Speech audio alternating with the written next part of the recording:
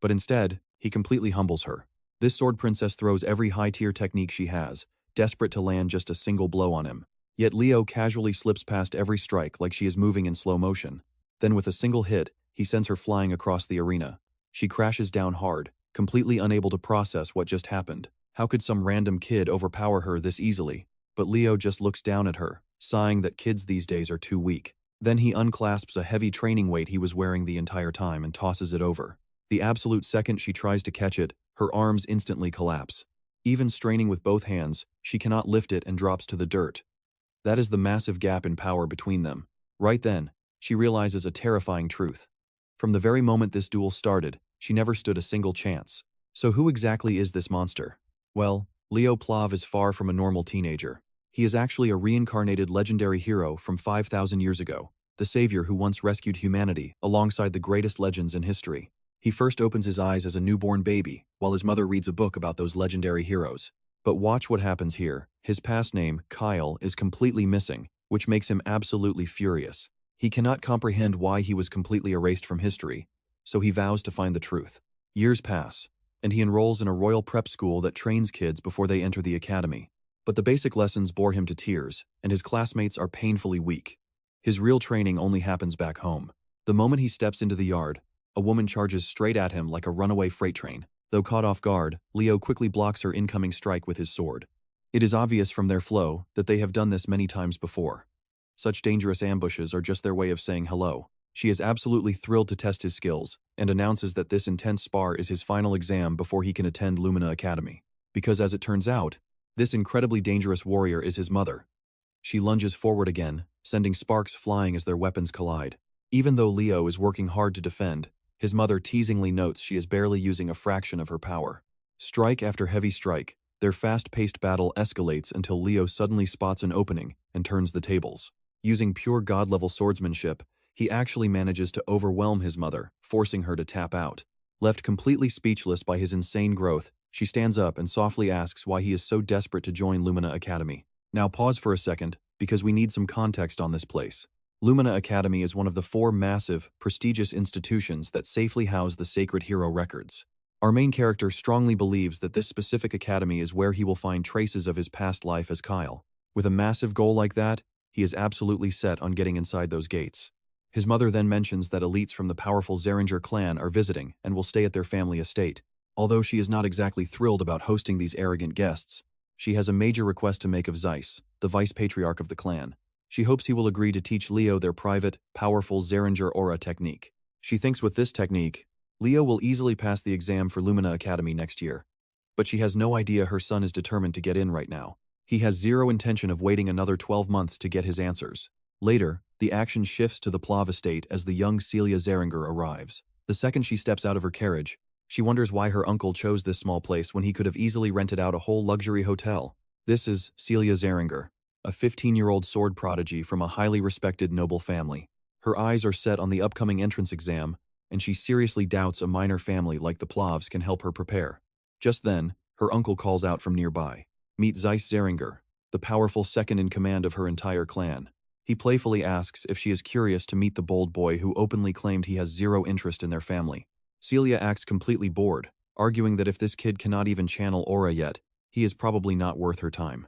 But trust me, you and I know better, and her uncle can already see the massive potential hidden inside him. Alright, you and I are heading inside the mansion as Zeiss greets the heads of the Plav family. He shares polite greetings with Dade, the head of the house, and his wife, Reina. The hosts show equal respect, welcoming the Zeringers warmly. Then, Zeiss formally introduces young Celia to Rhea and Dade. She immediately returns the favor with a polite, respectful introduction of her own. Celia says thank you for their incredible hospitality. Right after, Rhea steps up and closely studies the girl. She instantly notices that Celia acts and looks just like her father and uncle. Meanwhile, Celia notices Reina's pitch-black hair and crimson eyes. It clicks almost instantly, Reina is actually a Zeringer, which means she is looking at her own aunt. Later on, the two siblings, Zeiss and Reina, finally sit down together to catch up on everything. As they talk, Zeiss talks about their recent trip to the Royal School of Dawn, hoping to see Leo. But they were let down because the boy already left, completely uninterested in meeting guests.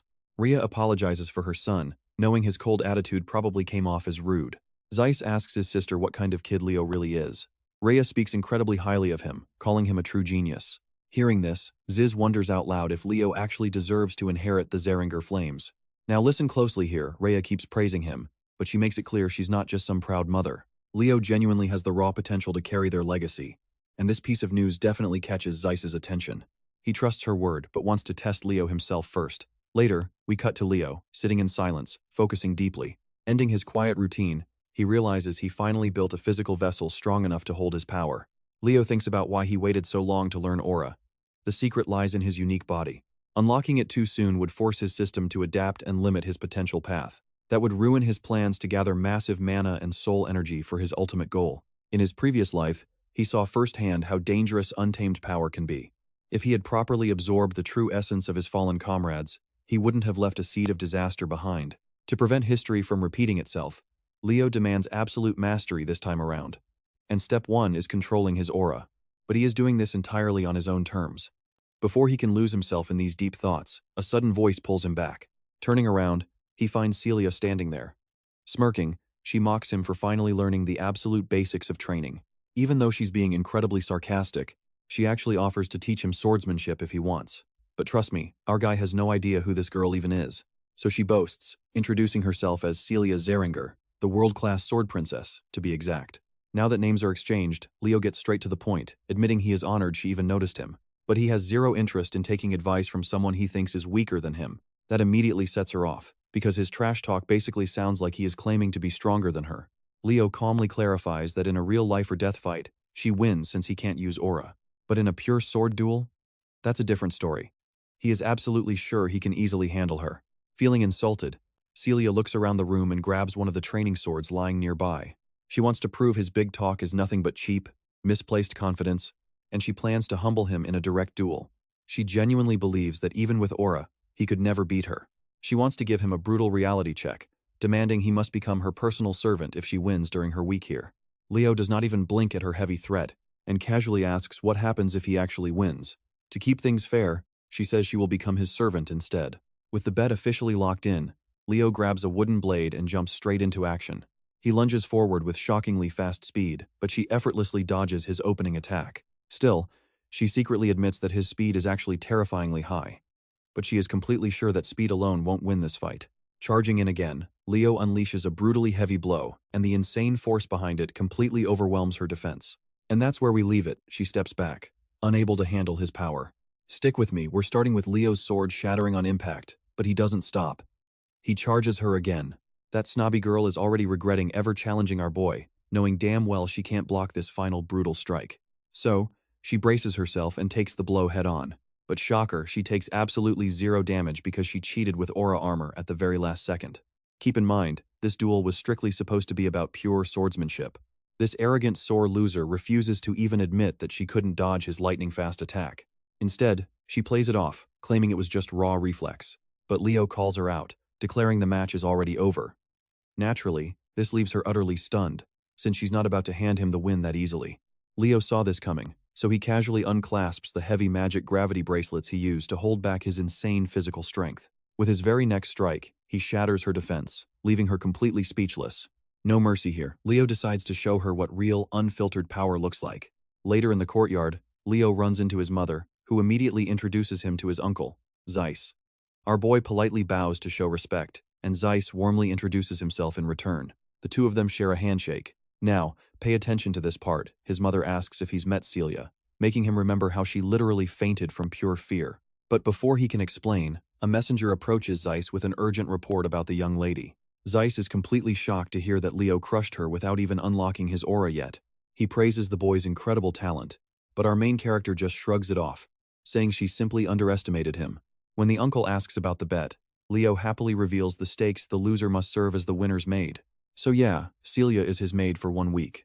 Zeiss hates the idea, but he knows a bet is a bet. Still, he points out that Celia is from the noble Zeringer house, so making her do manual labor is totally out of the question. He begs Leo to cancel the deal, offering an incredibly valuable reward in exchange, but our boy shuts him down without a single second thought. He tells his uncle this was a fair wager, and as a noble Zeringer, she needs to take responsibility for her actions. The uncle pushes further, asking if he's really willing to pass up the legendary family breathing technique. Leo fires back with a sassy reply. He claims a sacred technique offered just to save a spoiled niece from embarrassment is completely worthless to him. You and I both know the uncle is cornered here, so watch him get a little defensive. He calls out the kid, asking if he realizes he just called their legendary technique worthless and turned a noble bloodline heir into a common maid. But Leo is completely unfazed, not caring about the trouble he might be causing, and simply nods, confirming that every word is true. But suddenly, the uncle's tense attitude softens as he politely asks if Leo thinks his bold statements are a bit rude. Leo calmly explains that he never meant to insult the family name. He explains that if the technique was a genuine reward for his victory, he would have taken it with pride. But he won't take it as a cheap bribe just to let her wiggle out of her loss. Essentially, if his uncle refuses to accept her loss, it implies they think she is superior and only lost by some fluke. But Leo clarifies that even if she fought seriously, he still would have won. Hearing this, his mother practically glows with pride. Her brother is also deeply impressed by the kid's massive confidence. Rejecting a priceless training technique just because he disliked the sneaky offer proves how outstanding this kid truly is. His uncle can't help but wish the boy were a real Zeringer.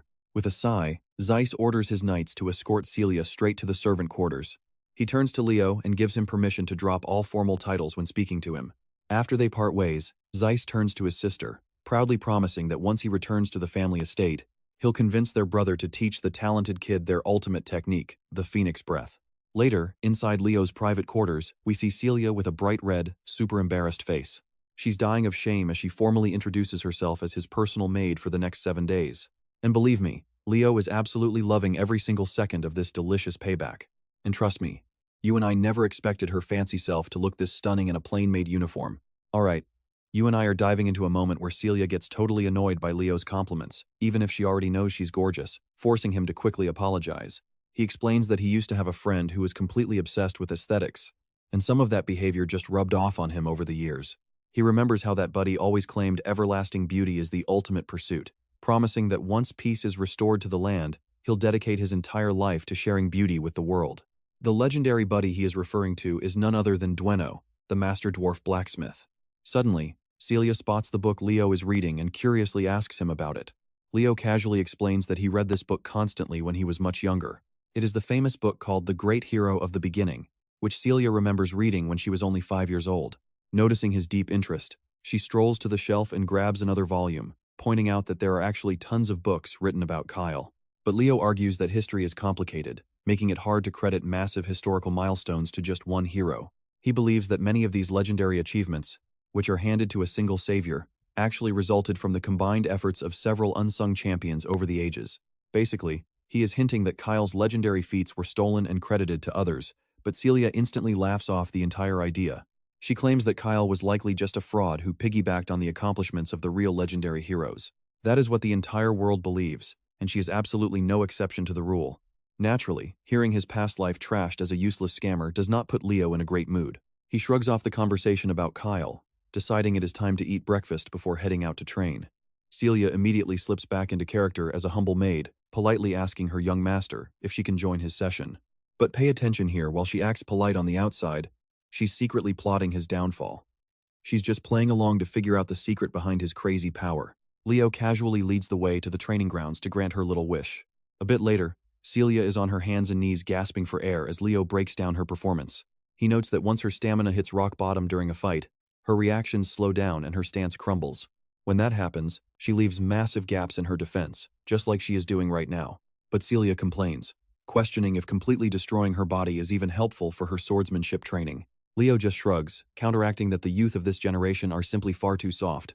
With modern aura techniques advancing so much, people have completely abandoned the grueling basics of raw physical training. But if you push your body to its absolute limit, your internal energy will naturally explode to new heights. Hating to be called weak, she grits her teeth and drags herself back up for another round. Before charging forward, she warns him that he is going to regret looking down on her.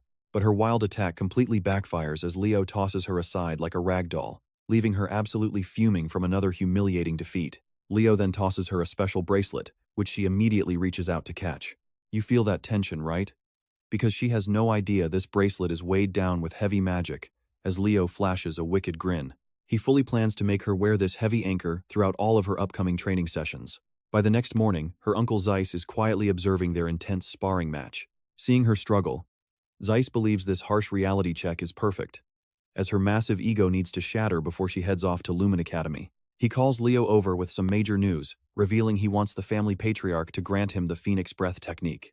This completely shocks Leo, knowing that the Phoenix Breath is the legendary foundational aura art of the entire Zeringer family. From what he knows, only elite members proven worthy to the clan can ever learn it. Celia pipes up, arguing her father would never agree to that, but Zeiss has already planned for this obstacle. He lays down a strict condition. If Leo manages to pass the grueling Lumen entrance exam, the legendary technique is his. This proposal infuriates Celia because, in her mind, Leo is just a little kid who cannot even manifest aura. Since the upcoming tests involve brutal live combat, it could end terribly for him, but Leo calmly admits he lacks real combat experience. Of course, that is only true if we ignore his past life as the absolute strongest hero. Zeiss waits for his answer, and our protagonist quickly agrees, assuming his parents have no issues with the arrangement. 1 week later, trust me, you and I are not ready for this crazy exam day. Alright, you and I are about to watch the ultimate power couple crush this academy's entrance exam, starting with Celia Zeringer mocking Leo for being nervous. Honestly, it looks like spending so much time acting as his personal maid has made Celia lose herself in the role, since she's still calling Leo master. Suddenly, Gullivan's annoying voice interrupts their little chat. This guy actually came to find Celia, so seeing Leo right next to her comes as a total shock.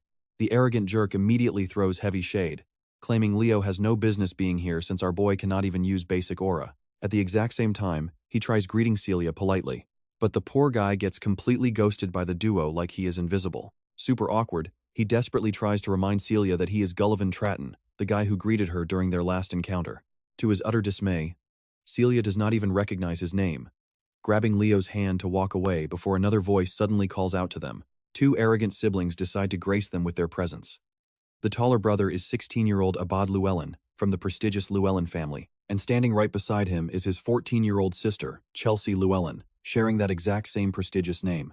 While Celia recognizes them instantly, Leo has absolutely no clue. She quickly whispers that they are the elite Llewellyn siblings, descending from a legendary, heroic lineage of the Lordran Empire as the direct heirs of House Llewellyn. Celia is visibly fired up, clearly not thrilled to see these rivals. She warns Leo that since the Llewellyn siblings are taking the exam too, losing to them is absolutely out of the question. She refuses to let House Zeringer look weak against House Llewellyn, though Leo couldn't care less. He is a Plav, not a Zeringer. Still, when they greet her, Celia has no reason to be rude, and politely returns the gesture. She also introduces Leo as a member of House Plav, a noble family from the Kingdom of Dade. Hearing that Leo has no fancy title to his name, Abad Llewellyn instantly dismisses him as a total nobody. The siblings arrogantly spin around and walk away, leaving them with a warning that they will easily claim the top spot. Obviously, Celia absolutely hates the Llewellyn siblings' guts, and cannot wait to utterly crush them in the upcoming trials. Suddenly, a representative from Lumina Academy steps onto the podium, instantly drawing the eyes of every student in the hall. He introduces himself as Albi Zeron, a prestigious professor at Lumina Academy. While Celia is visibly shocked to see such a high-profile figure standing there, Leo is totally unimpressed, having no clue who he is. Now, watch how annoyed Celia gets because he doesn't recognize this legendary figure. She immediately schools him, explaining that Albi Zeron is officially listed in the hero record, a legendary roster of the greatest heroes of their era. Leo takes a closer look at the professor and spots something highly unusual. A massive concentration of mana in Albi's left eye. Professor Albi addresses the crowd, starting to lay down the rules and format for this year's entrance exam. According to him, the trials consist of 2 parts, a single combat duel and monster hunting. Normally, students would take turns finishing these tasks, but Albi quickly announces that he finds that method incredibly tedious. Wasting absolutely no time, he literally burns the exam guide right in front of them, completely throwing the old rules out the window. Instead, he pulls out a massive, highly ancient-looking book.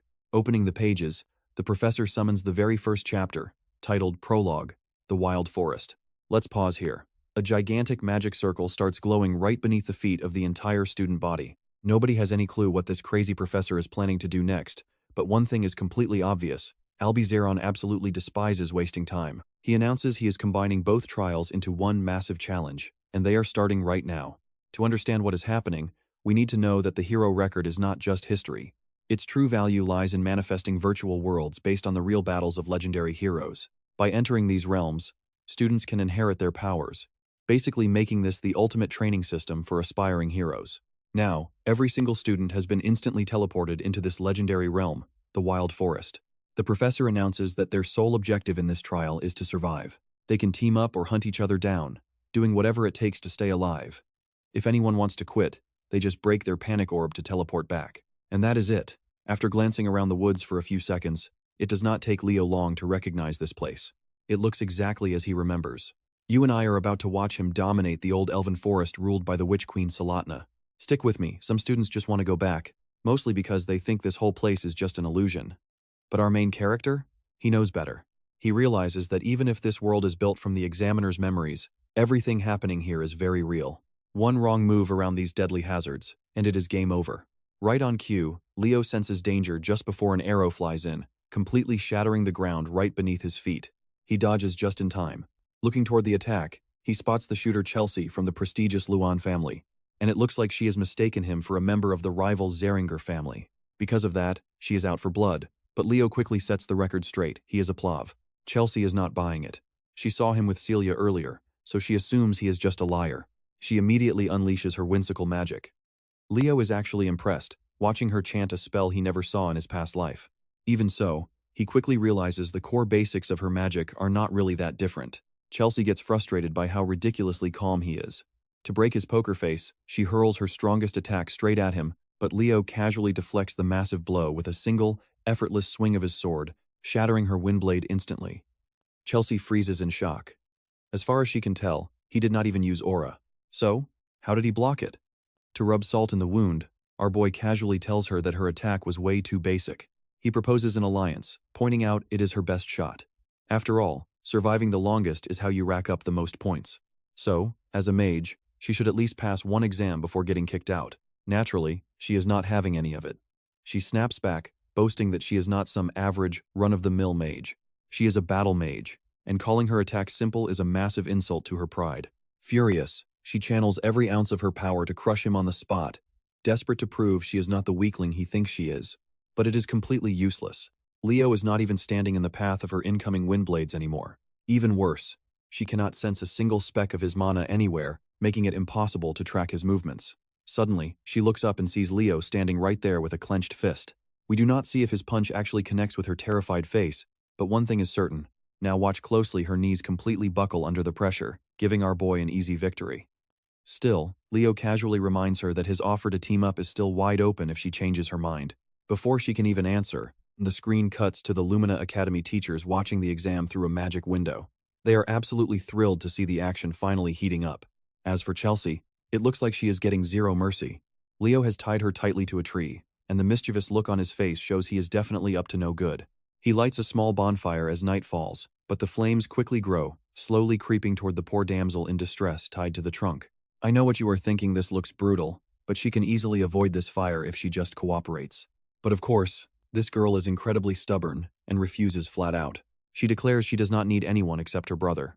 She tries to break free using wind magic, but her efforts are completely useless since Leo has already placed a magic sealing skill. In reality though, he knows he does not have enough mana to keep this magic sealing skill up for much longer. She tries to stay strong, believing she can escape even without magic. But Leo is way ahead of her. He is more than ready to watch her every move to ensure she does not try anything sneaky. Without blinking, he feeds the fire, and soon the heat gets too close for comfort, even singeing her clothes. Okay, that is finally the last straw. She finally surrenders and agrees to the alliance, but a simple verbal promise is not going to satisfy Leo. He demands she swear on her family honor, so she quickly swears by the Luluan name that she will cooperate. With that, Leo finally cuts the ropes holding her captive, but before she can tumble into the scorching flames, he catches her gently in his arms. Meanwhile, the teachers continue watching the exam. So far, the headmaster Ali Zeron has not seen a single student who meets his incredibly high standards. Watching most of the students mindlessly turn on each other instead of cooperating seems completely foolish and ridiculous. The only standouts working together are Celia Zeringer and Abad Llewellyn, and trust me, you and I will want to see what happens next. Alright, you and I are starting to see a glimmer of hope for these academy kids. Next, his gaze shifts over to Leo and Chelsea working together.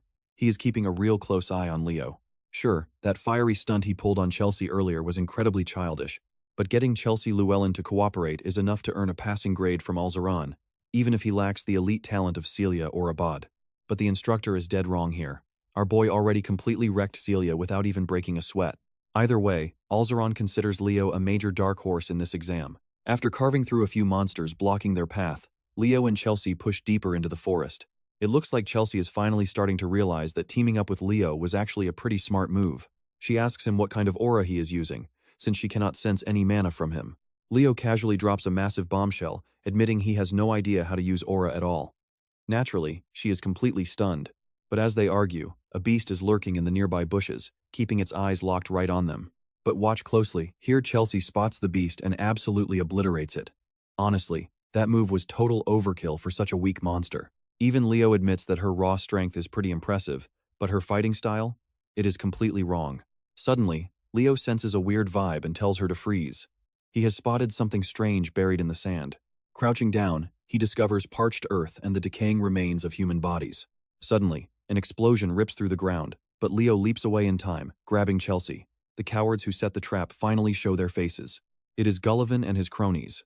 We already know he holds a massive grudge against Leo, so of course he is targeting him directly. He orders one of his lackeys to charge in, and the idiot actually listens. Too bad for him, Leo greets him with a brutal punch to the face, sending him straight to the dirt. Leo stands tall, radiating total dominance, and calmly tells Chelsea to just guard his back.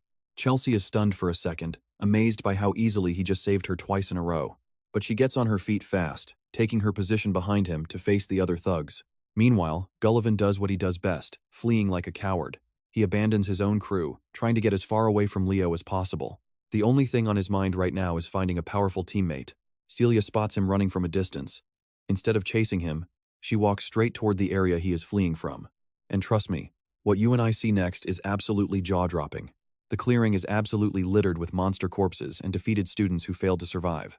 Naturally, Chelsea is thrilled to finally reunite with her brother, Abad. Meanwhile, Celia confronts Leo directly, demanding to know what he is doing hanging out with Chelsea. Leo proudly boasts that they decided to team up, but Celia finds that incredibly hard to believe.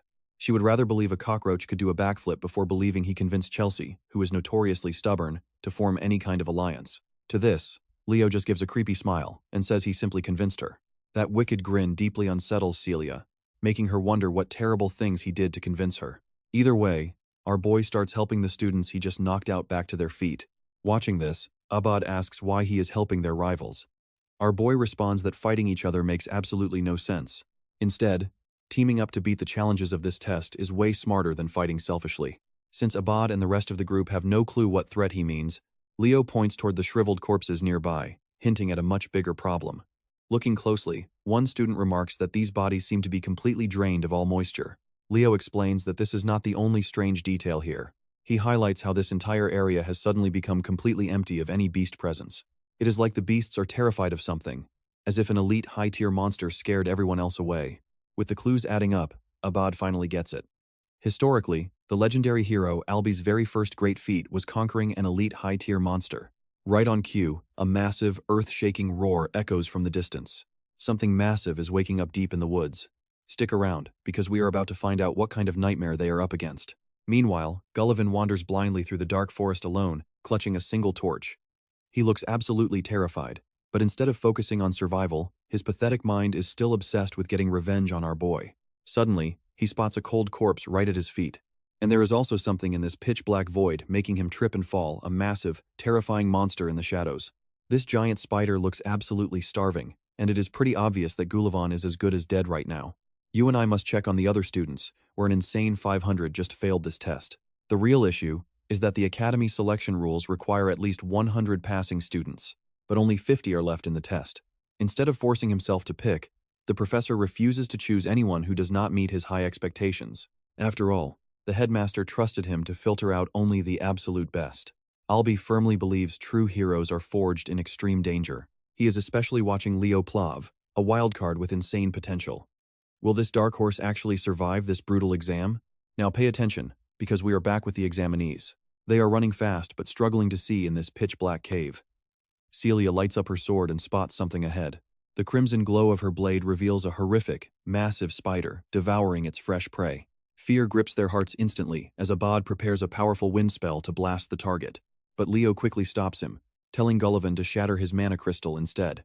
Honestly, Gullivan is currently being chewed on, so moving is incredibly tough. Still, he crushes the blue crystal, releasing a surge of electricity right inside its mouth. Seizing the moment, Abad unleashes his charged Windfang spell straight at the beast.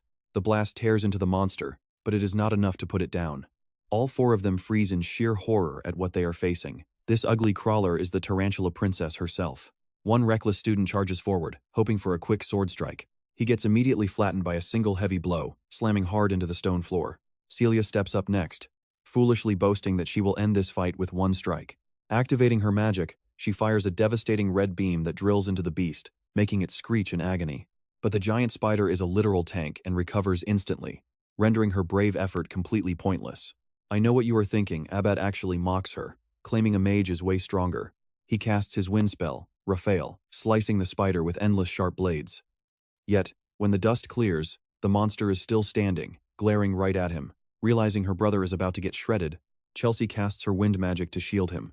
Still, Abad gets slashed by a claw, though his sister's spell luckily softens the impact. She rushes to his side, relieved he kept his arm after that close call. They have thrown everything at this beast, but its insane regeneration makes their efforts totally useless. Pure despair fills the room as the massive Spider Queen closes in to execute them. Leo steps in, explaining that this creature is the daughter of Salatna, a high-tier demon from Arabos's army that burned down the ancient elf forest. He also realizes the mana in Professor Alby's left eye carries traces of the Fairy King's energy. This tarantula once ruled over the cursed wild forest. She did not just burn the elven lands. She actually ate the Fairy King's closest ally when they tried to rebel. Back then, Leo thought Luna had finished her off. But the reality is far worse. The beast only survived because she devoured the Fairy King's top guardian, who carried an infinite life source in the form of a legendary artifact, the Ring of Life. Still, Abad is stubborn as a mule, insisting they must slay this thing if it is part of their test. He and Celia launch a coordinated, non-stop assault, hoping they can overpower the monster alone.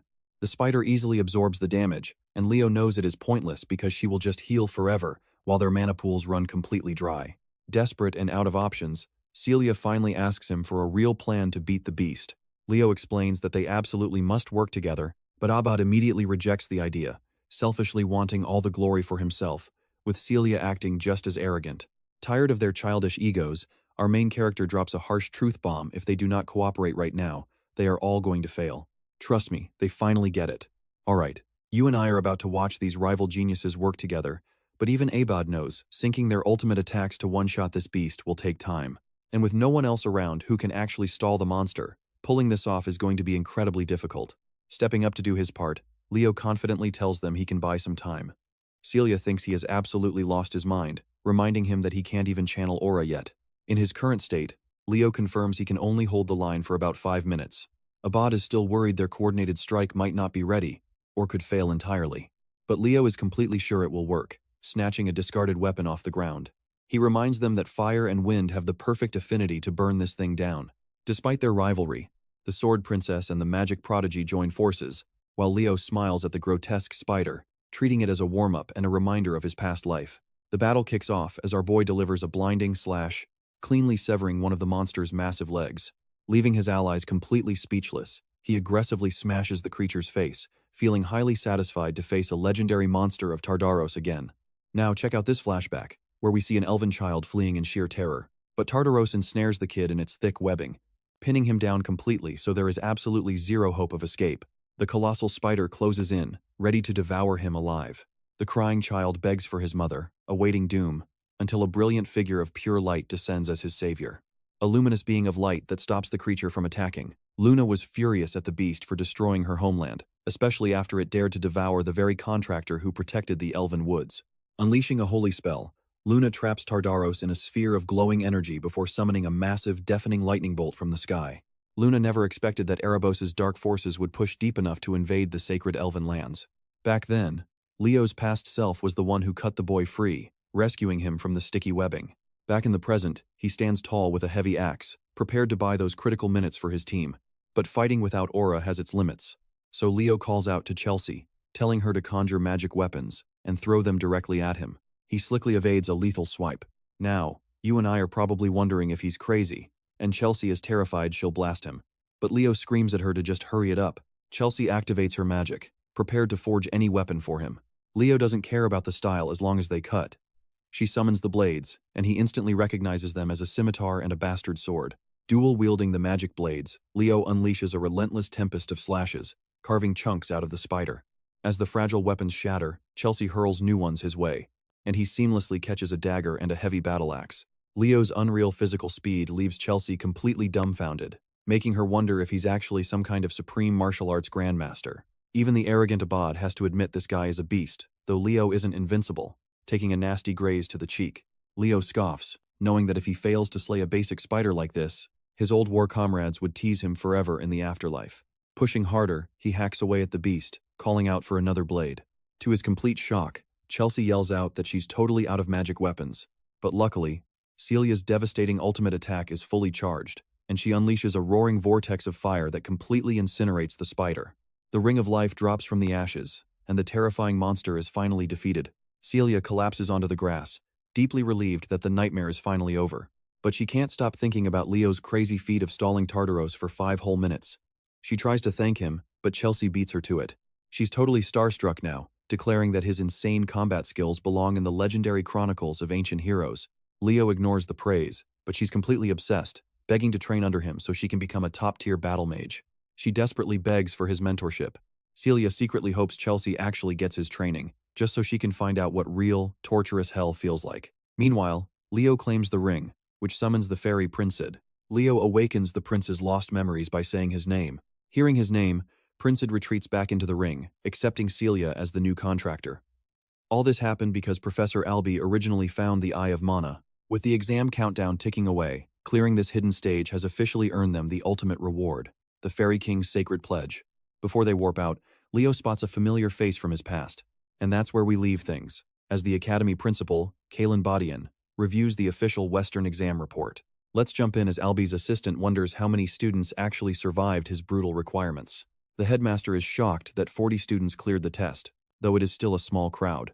Honestly, he only expected 10 survivors at most, so this outcome is actually an absolute win in his book. While Celia and Abad were the obvious top favorites, the headmaster hears whispers of a mystery student recommended as their class representative. It is absolutely mind-blowing that the hyper-strict Albie recommended anyone at all. They assume it has to be either the Zeringer or Leland Eyre, but this mystery student is a complete nobody that no one has ever heard of. A genius whose sheer performance completely crushes both Celia and Abad. Meanwhile, Professor Albie is closely evaluating our main character's massive potential, having personally nominated Leo Plav as the prestigious Night Division representative. The headmaster is utterly stunned to hear the critical professor praise this brilliant kid. He specifically claims this rookie possesses the legendary talent of a true hero. With the brutal exams finally over, our boy is relaxing in a hot sauna all to himself, loving every second of it. His ultimate reward for passing? A powerful contract called the Fairy King's Pledge. Now pay attention, because clearing a hero's living world normally grants 0 rewards, but he gets a massive, strange exception. Before Leo can figure it out, his mother appears, demanding to know if he understands why she was cast out from the house of Zeringer. To save a comrade, she completely lost control and unleashed the forbidden, roaring flames of Zeringer. Yet, she doesn't regret her choice at all. Looking closely at her only son, she just wants his monstrous talent to be guided along the right path. More than anything, she is incredibly proud to congratulate him on entering the academy. Arriving at the glorious city of Lumeria, the students are told to grab their gear before heading past the main gates. Lumeria is the absolute center of the world, housing its most legendary magic school, the Lumina Academy. As soon as Leo steps foot inside, his uncle greets him with a warm smile, congratulating him on passing. Leo is highly confused by his presence, learning that the House of Zeringer is currently locked in a massive family feud that has dragged on for over a month. His uncle tests him, asking if he knows the source of the conflict, and Leo guesses it is about who inherits the legendary Phoenix Breath.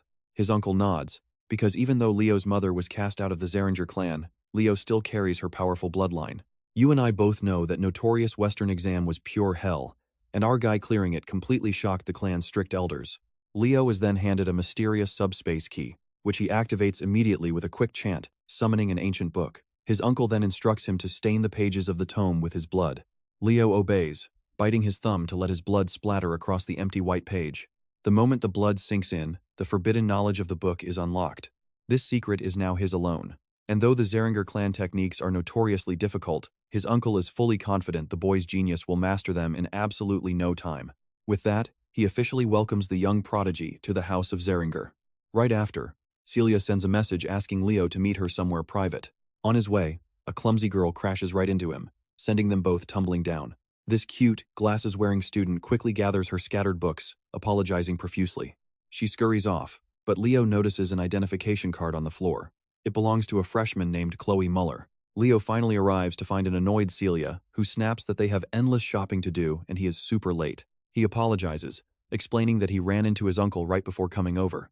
Excited, Celia asks what they talked about.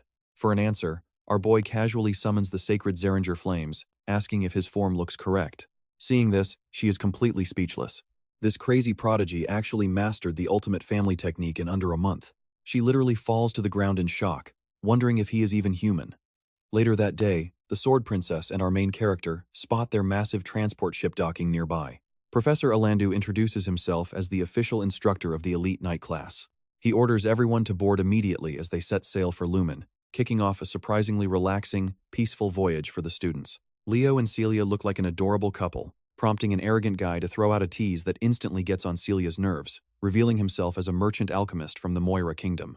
And that's where we leave things, with this pushy merchant trying to sell them academy gear. Alright, you and I are starting off with Leo introducing himself as a student from the Kingdom of Deland. Thomas is totally shocked to hear that, especially since they had to clear the brutal Western exam. But Leo quickly points out the elephant in the room, finding this incredibly quiet setting way too peaceful to be real. While Celia believes this is just standard treatment for passing the exam, our boy turns his focus straight toward their instructor. Thomas agrees with her logic, but right as he starts to relax, the ship violently shakes as a massive tentacle erupts from the water, nearly crushing Thomas. Panicked students immediately beg their instructor to save them, but casually sipping his wine, the teacher just laughs and mocks them for even asking. He cold-heartedly reminds them that elite academy students must shine in moments of danger, meaning they have to overcome this wild trial completely on their own, and they are up against one ugly beast. A colossal kraken rises, glaring down at everyone. Despite the absolute chaos, our forgotten hero remains calm, slicing a massive tentacle with one swift strike, while Celia dominates her side of the deck.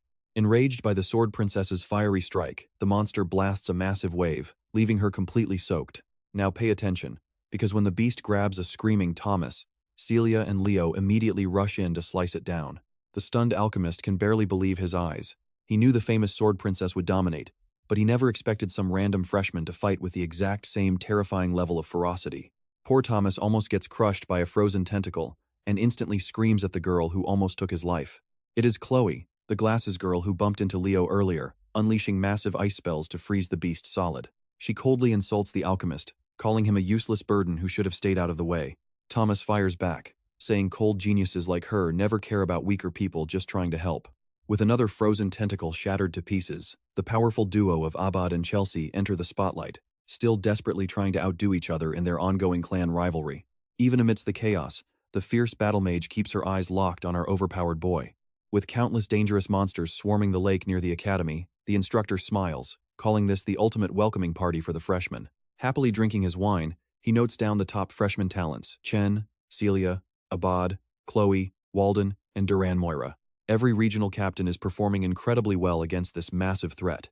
But one mysterious student is completely overshadowing them all, an unknown freshman who never stood out in any region. You and I can clearly see his swordsmanship is perfect, as if he is predicting every single attack. The teacher grins, absolutely thrilled to push this boy to his absolute limits during class. Meanwhile, our panicking alchemist burns through all his potions right as they finally pull up to the academy. Stepping off the ship, the instructor tells them to get used to beast attacks, because this is their new daily life. Stepping inside, the academy's grand entrance hall and epic training grounds leave everyone completely speechless. Countless spectators gather, eager to see what these elites can do as the entrance ceremony is about to begin. The division instructor gathers the students, demanding that all the top regional captains step to the very front. Watching from above, the legendary headmaster expects historic achievements from this new generation of hero candidates. Kalon heavily emphasizes to the crowd that if they ever want to become true heroes, they must risk their lives and constantly surpass their limits. Slamming his fist into the floor, the headmaster declares that anyone unable to handle this bare minimum does not deserve to stand in this prestigious academy. But a second later, he instantly melts into a sweet old grandpa, acting like he didn't just terrify everyone. Kellyan laughingly asks why everyone went dead silent, showing how his grand reputation as a fearsome, legendary swordmaster is slowly slipping away by the day. Next up is the speech from the freshman representative, a highly anticipated announcement all the first years are waiting for. It isn't Celia, Abad, or Chloe. Leo Plav's name rings out through the hall, leaving even our main character completely stunned. He quickly glances at the professor, instantly realizing the man must have recommended him behind his back.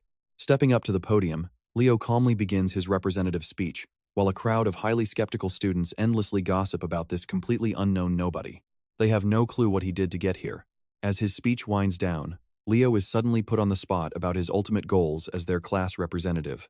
And that's where we leave it, as our main character politely and calmly handles this obvious trap, leaving the instructors watching him in absolute awe.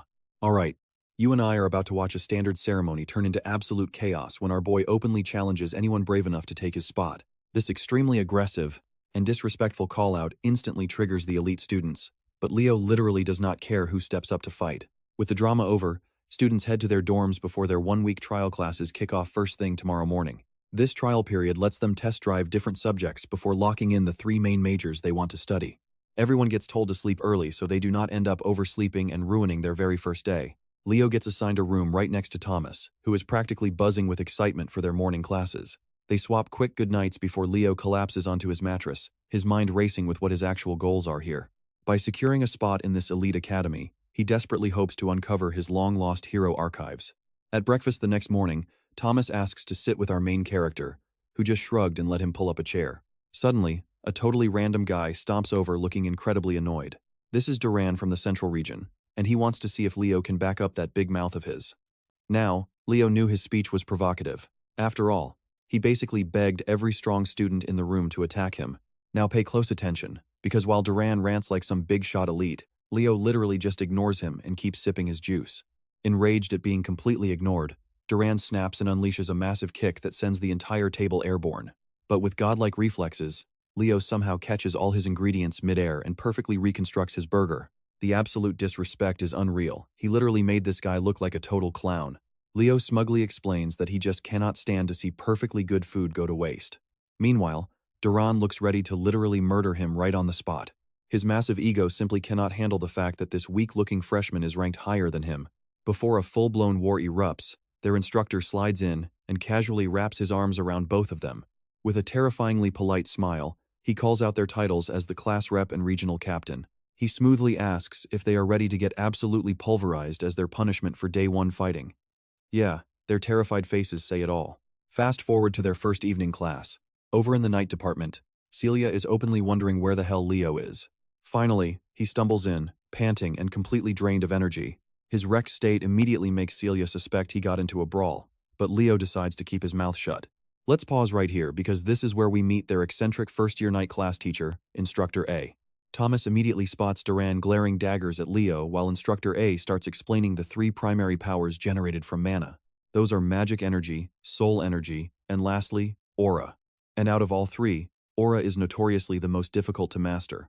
Celia chimed in, noting that you have to completely freeze the flow of mana during the conversion phase. She's spot on. See, magic and soul energy allow mana to stay in its raw, natural form, but aura absorbs and completely reshapes that energy to bind to your physical body. He summons a glowing blade of energy, asking if anyone actually knows how to channel this power from within. Celia racks her brain, but she cannot quite find a solid explanation. That is when our main character speaks up, explaining that activating aura requires literally burning your own mana. The instructor enthusiastically confirms his answer is absolutely spot on, and immediately quizzes him on the most vital requirement for burning that fuel. Without skipping a single beat, Leo answers, stamina. Incredibly impressed by this deep insight, Instructor A asks if he has studied aura applications before. When Leo says no, the teacher is completely stunned. How does someone with 0 training already understand the core truth of high-tier combat? Deciding they have had enough boring textbook talk, Instructor A announces it is time for some hands-on practice. With a sudden burst of energy, he manifests a glowing, floating platform called the Aura Step. This basic technique requires compressing raw aura directly beneath your feet. Dropping back down, he excited tells them the possibilities are completely limitless. While the rest of the class starts practicing and testing their skills, Celia decides to tease Leo. She offers to show him how to float, but only if he calls her big sister. Leo shrugs her off, totally fine just knowing the basic theory. But as Instructor A spots Duran brooding in the corner, he decides it is time to settle their chaotic lunchroom dispute once and for all. Other classmates, like Chelsea, have absolutely no clue what is going on, but Thomas hypes up the drama as both rivals are ordered to the front. Trust me, you and I are about to see an epic showdown. You and I are jumping in as Professor Ain confronts a furious Duran. Unbothered by Duran's arrogance, the instructor comes up with a brilliant way to settle it.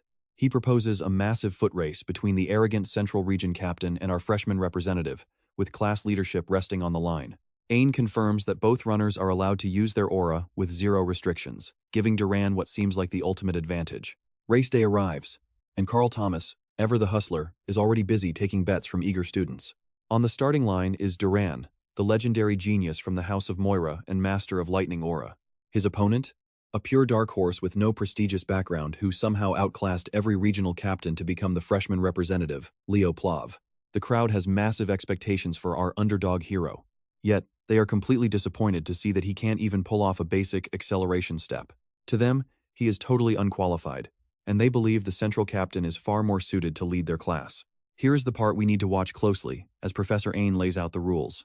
First one to cross the line wins, and the loser has to accept the results with absolutely no complaints. The tension builds as they line up. Honestly, even Celia thinks this is a massive stretch for Leo. Duran is a pure speed demon fueled by electric aura. Still, Celia desperately hopes that Leo can shock everyone by pulling off the absolute impossible. Boom! The race starts, and Duran instantly surges into the lead. As they launch off, Duran coats himself in a blazing lightning aura, fully convinced his raw speed is going to leave Leo eating his dust. With perfect running posture, our hero remains totally unfazed by the garbage trash talk at the start.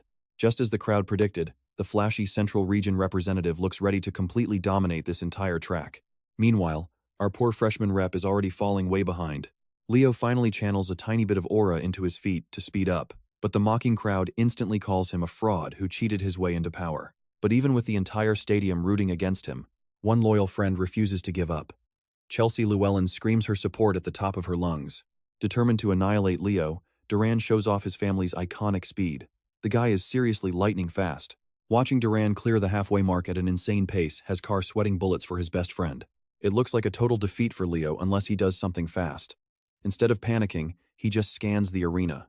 Now, you and I both expected him to sprint, but he actually slows down instead. With his momentum completely dead, Leo veers off course and starts heading straight for the walls.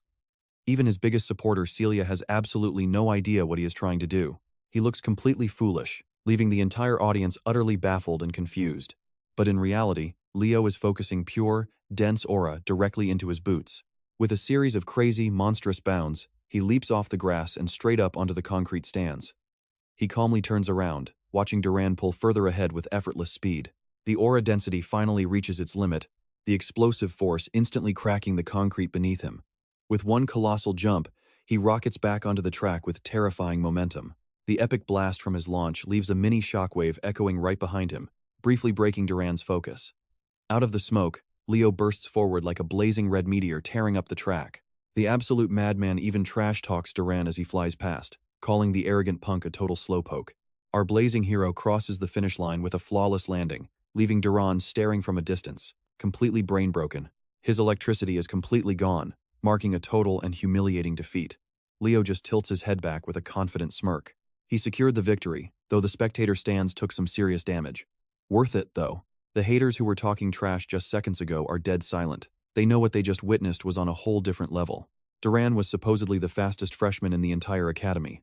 Believing that someone actually outran him is practically impossible, especially since he lost to a guy who hasn't even mastered basic aura yet.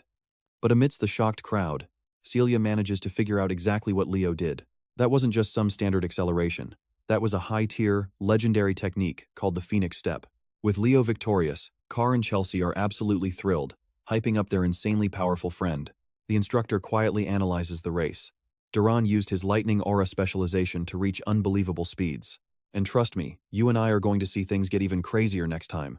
You and I are jumping right back into the action where Leo Plav, despite being slower, completely outclasses everyone in raw aura control. He channels his fire aura directly into his feet to blast off. In doing so, he literally created a solid step out of pure, condensed energy. It was a brilliant way to use a basic concept. Ever the good sport, Leo walked up to Duran and offered a handshake, praising their intense race.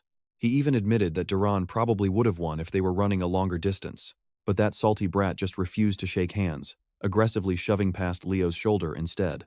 Watching this, the professor feels certain that among this current batch of young disciples, an absolute powerhouse of a hero is finally about to rise. Once Leo returned to his group, Chelsea showered him with hyped-up praise. He looked so incredibly cool that she begged to start training alongside him. Carr whines to Celia about why Chelsea is only into Leo, even though the answer is painfully obvious.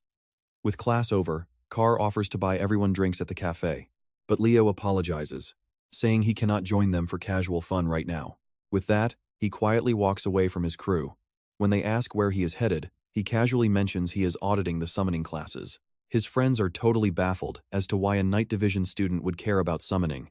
He says it is for research, but trust me, there is one giant mystery he still cannot wrap his head around. Why did the Fairy King hand him that pledge as a reward?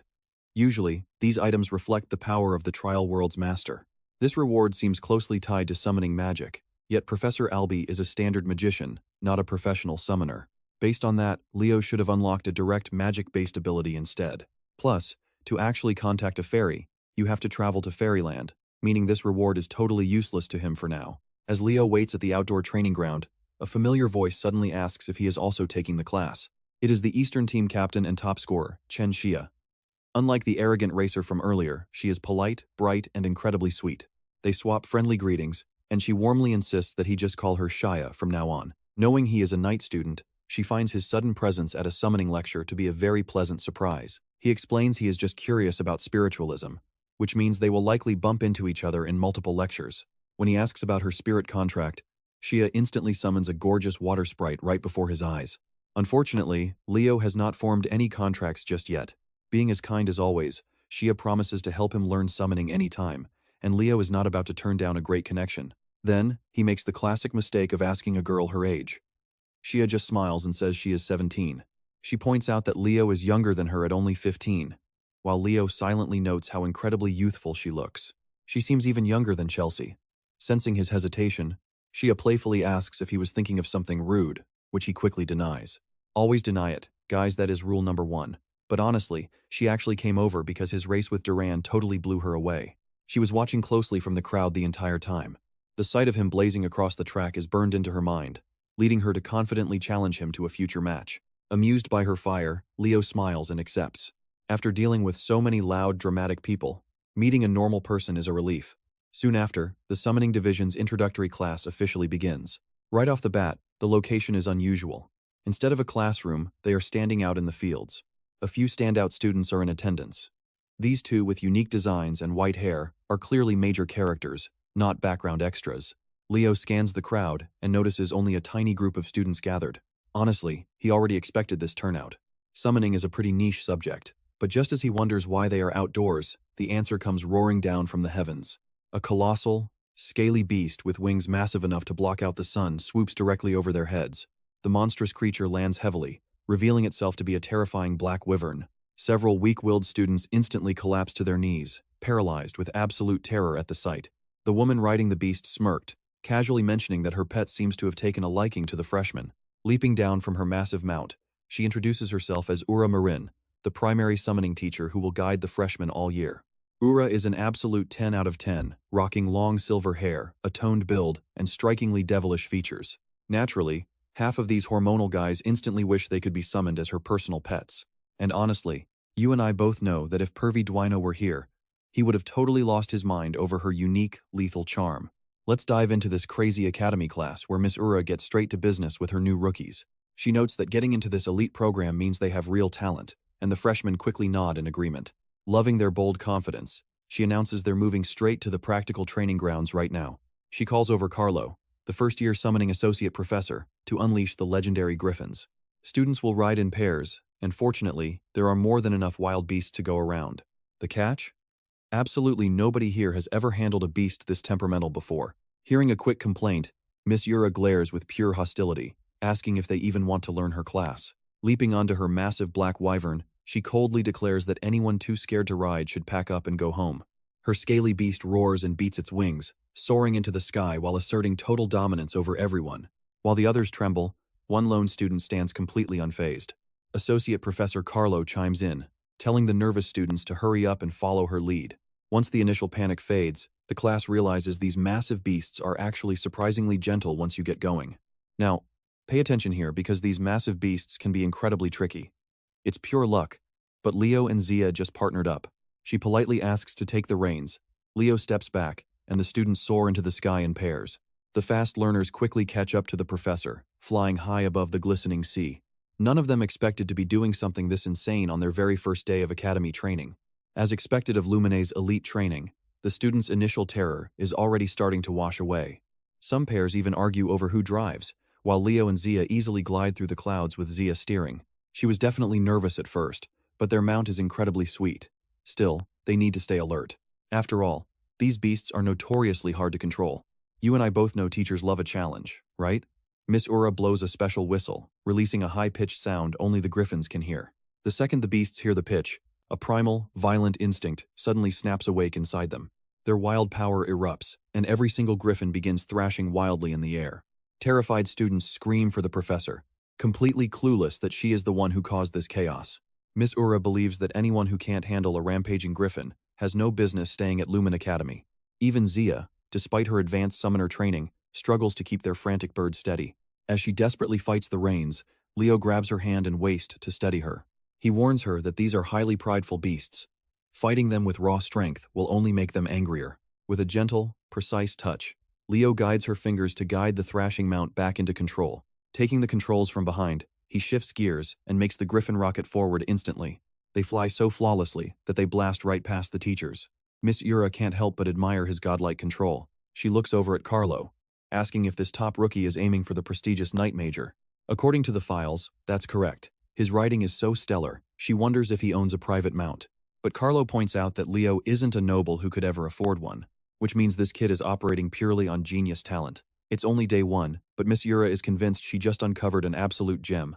After that crazy mid-air chaos, the students finally touch down on Summoning Island. This is their official training ground. Right now, half the class is throwing up on the beach from motion sickness.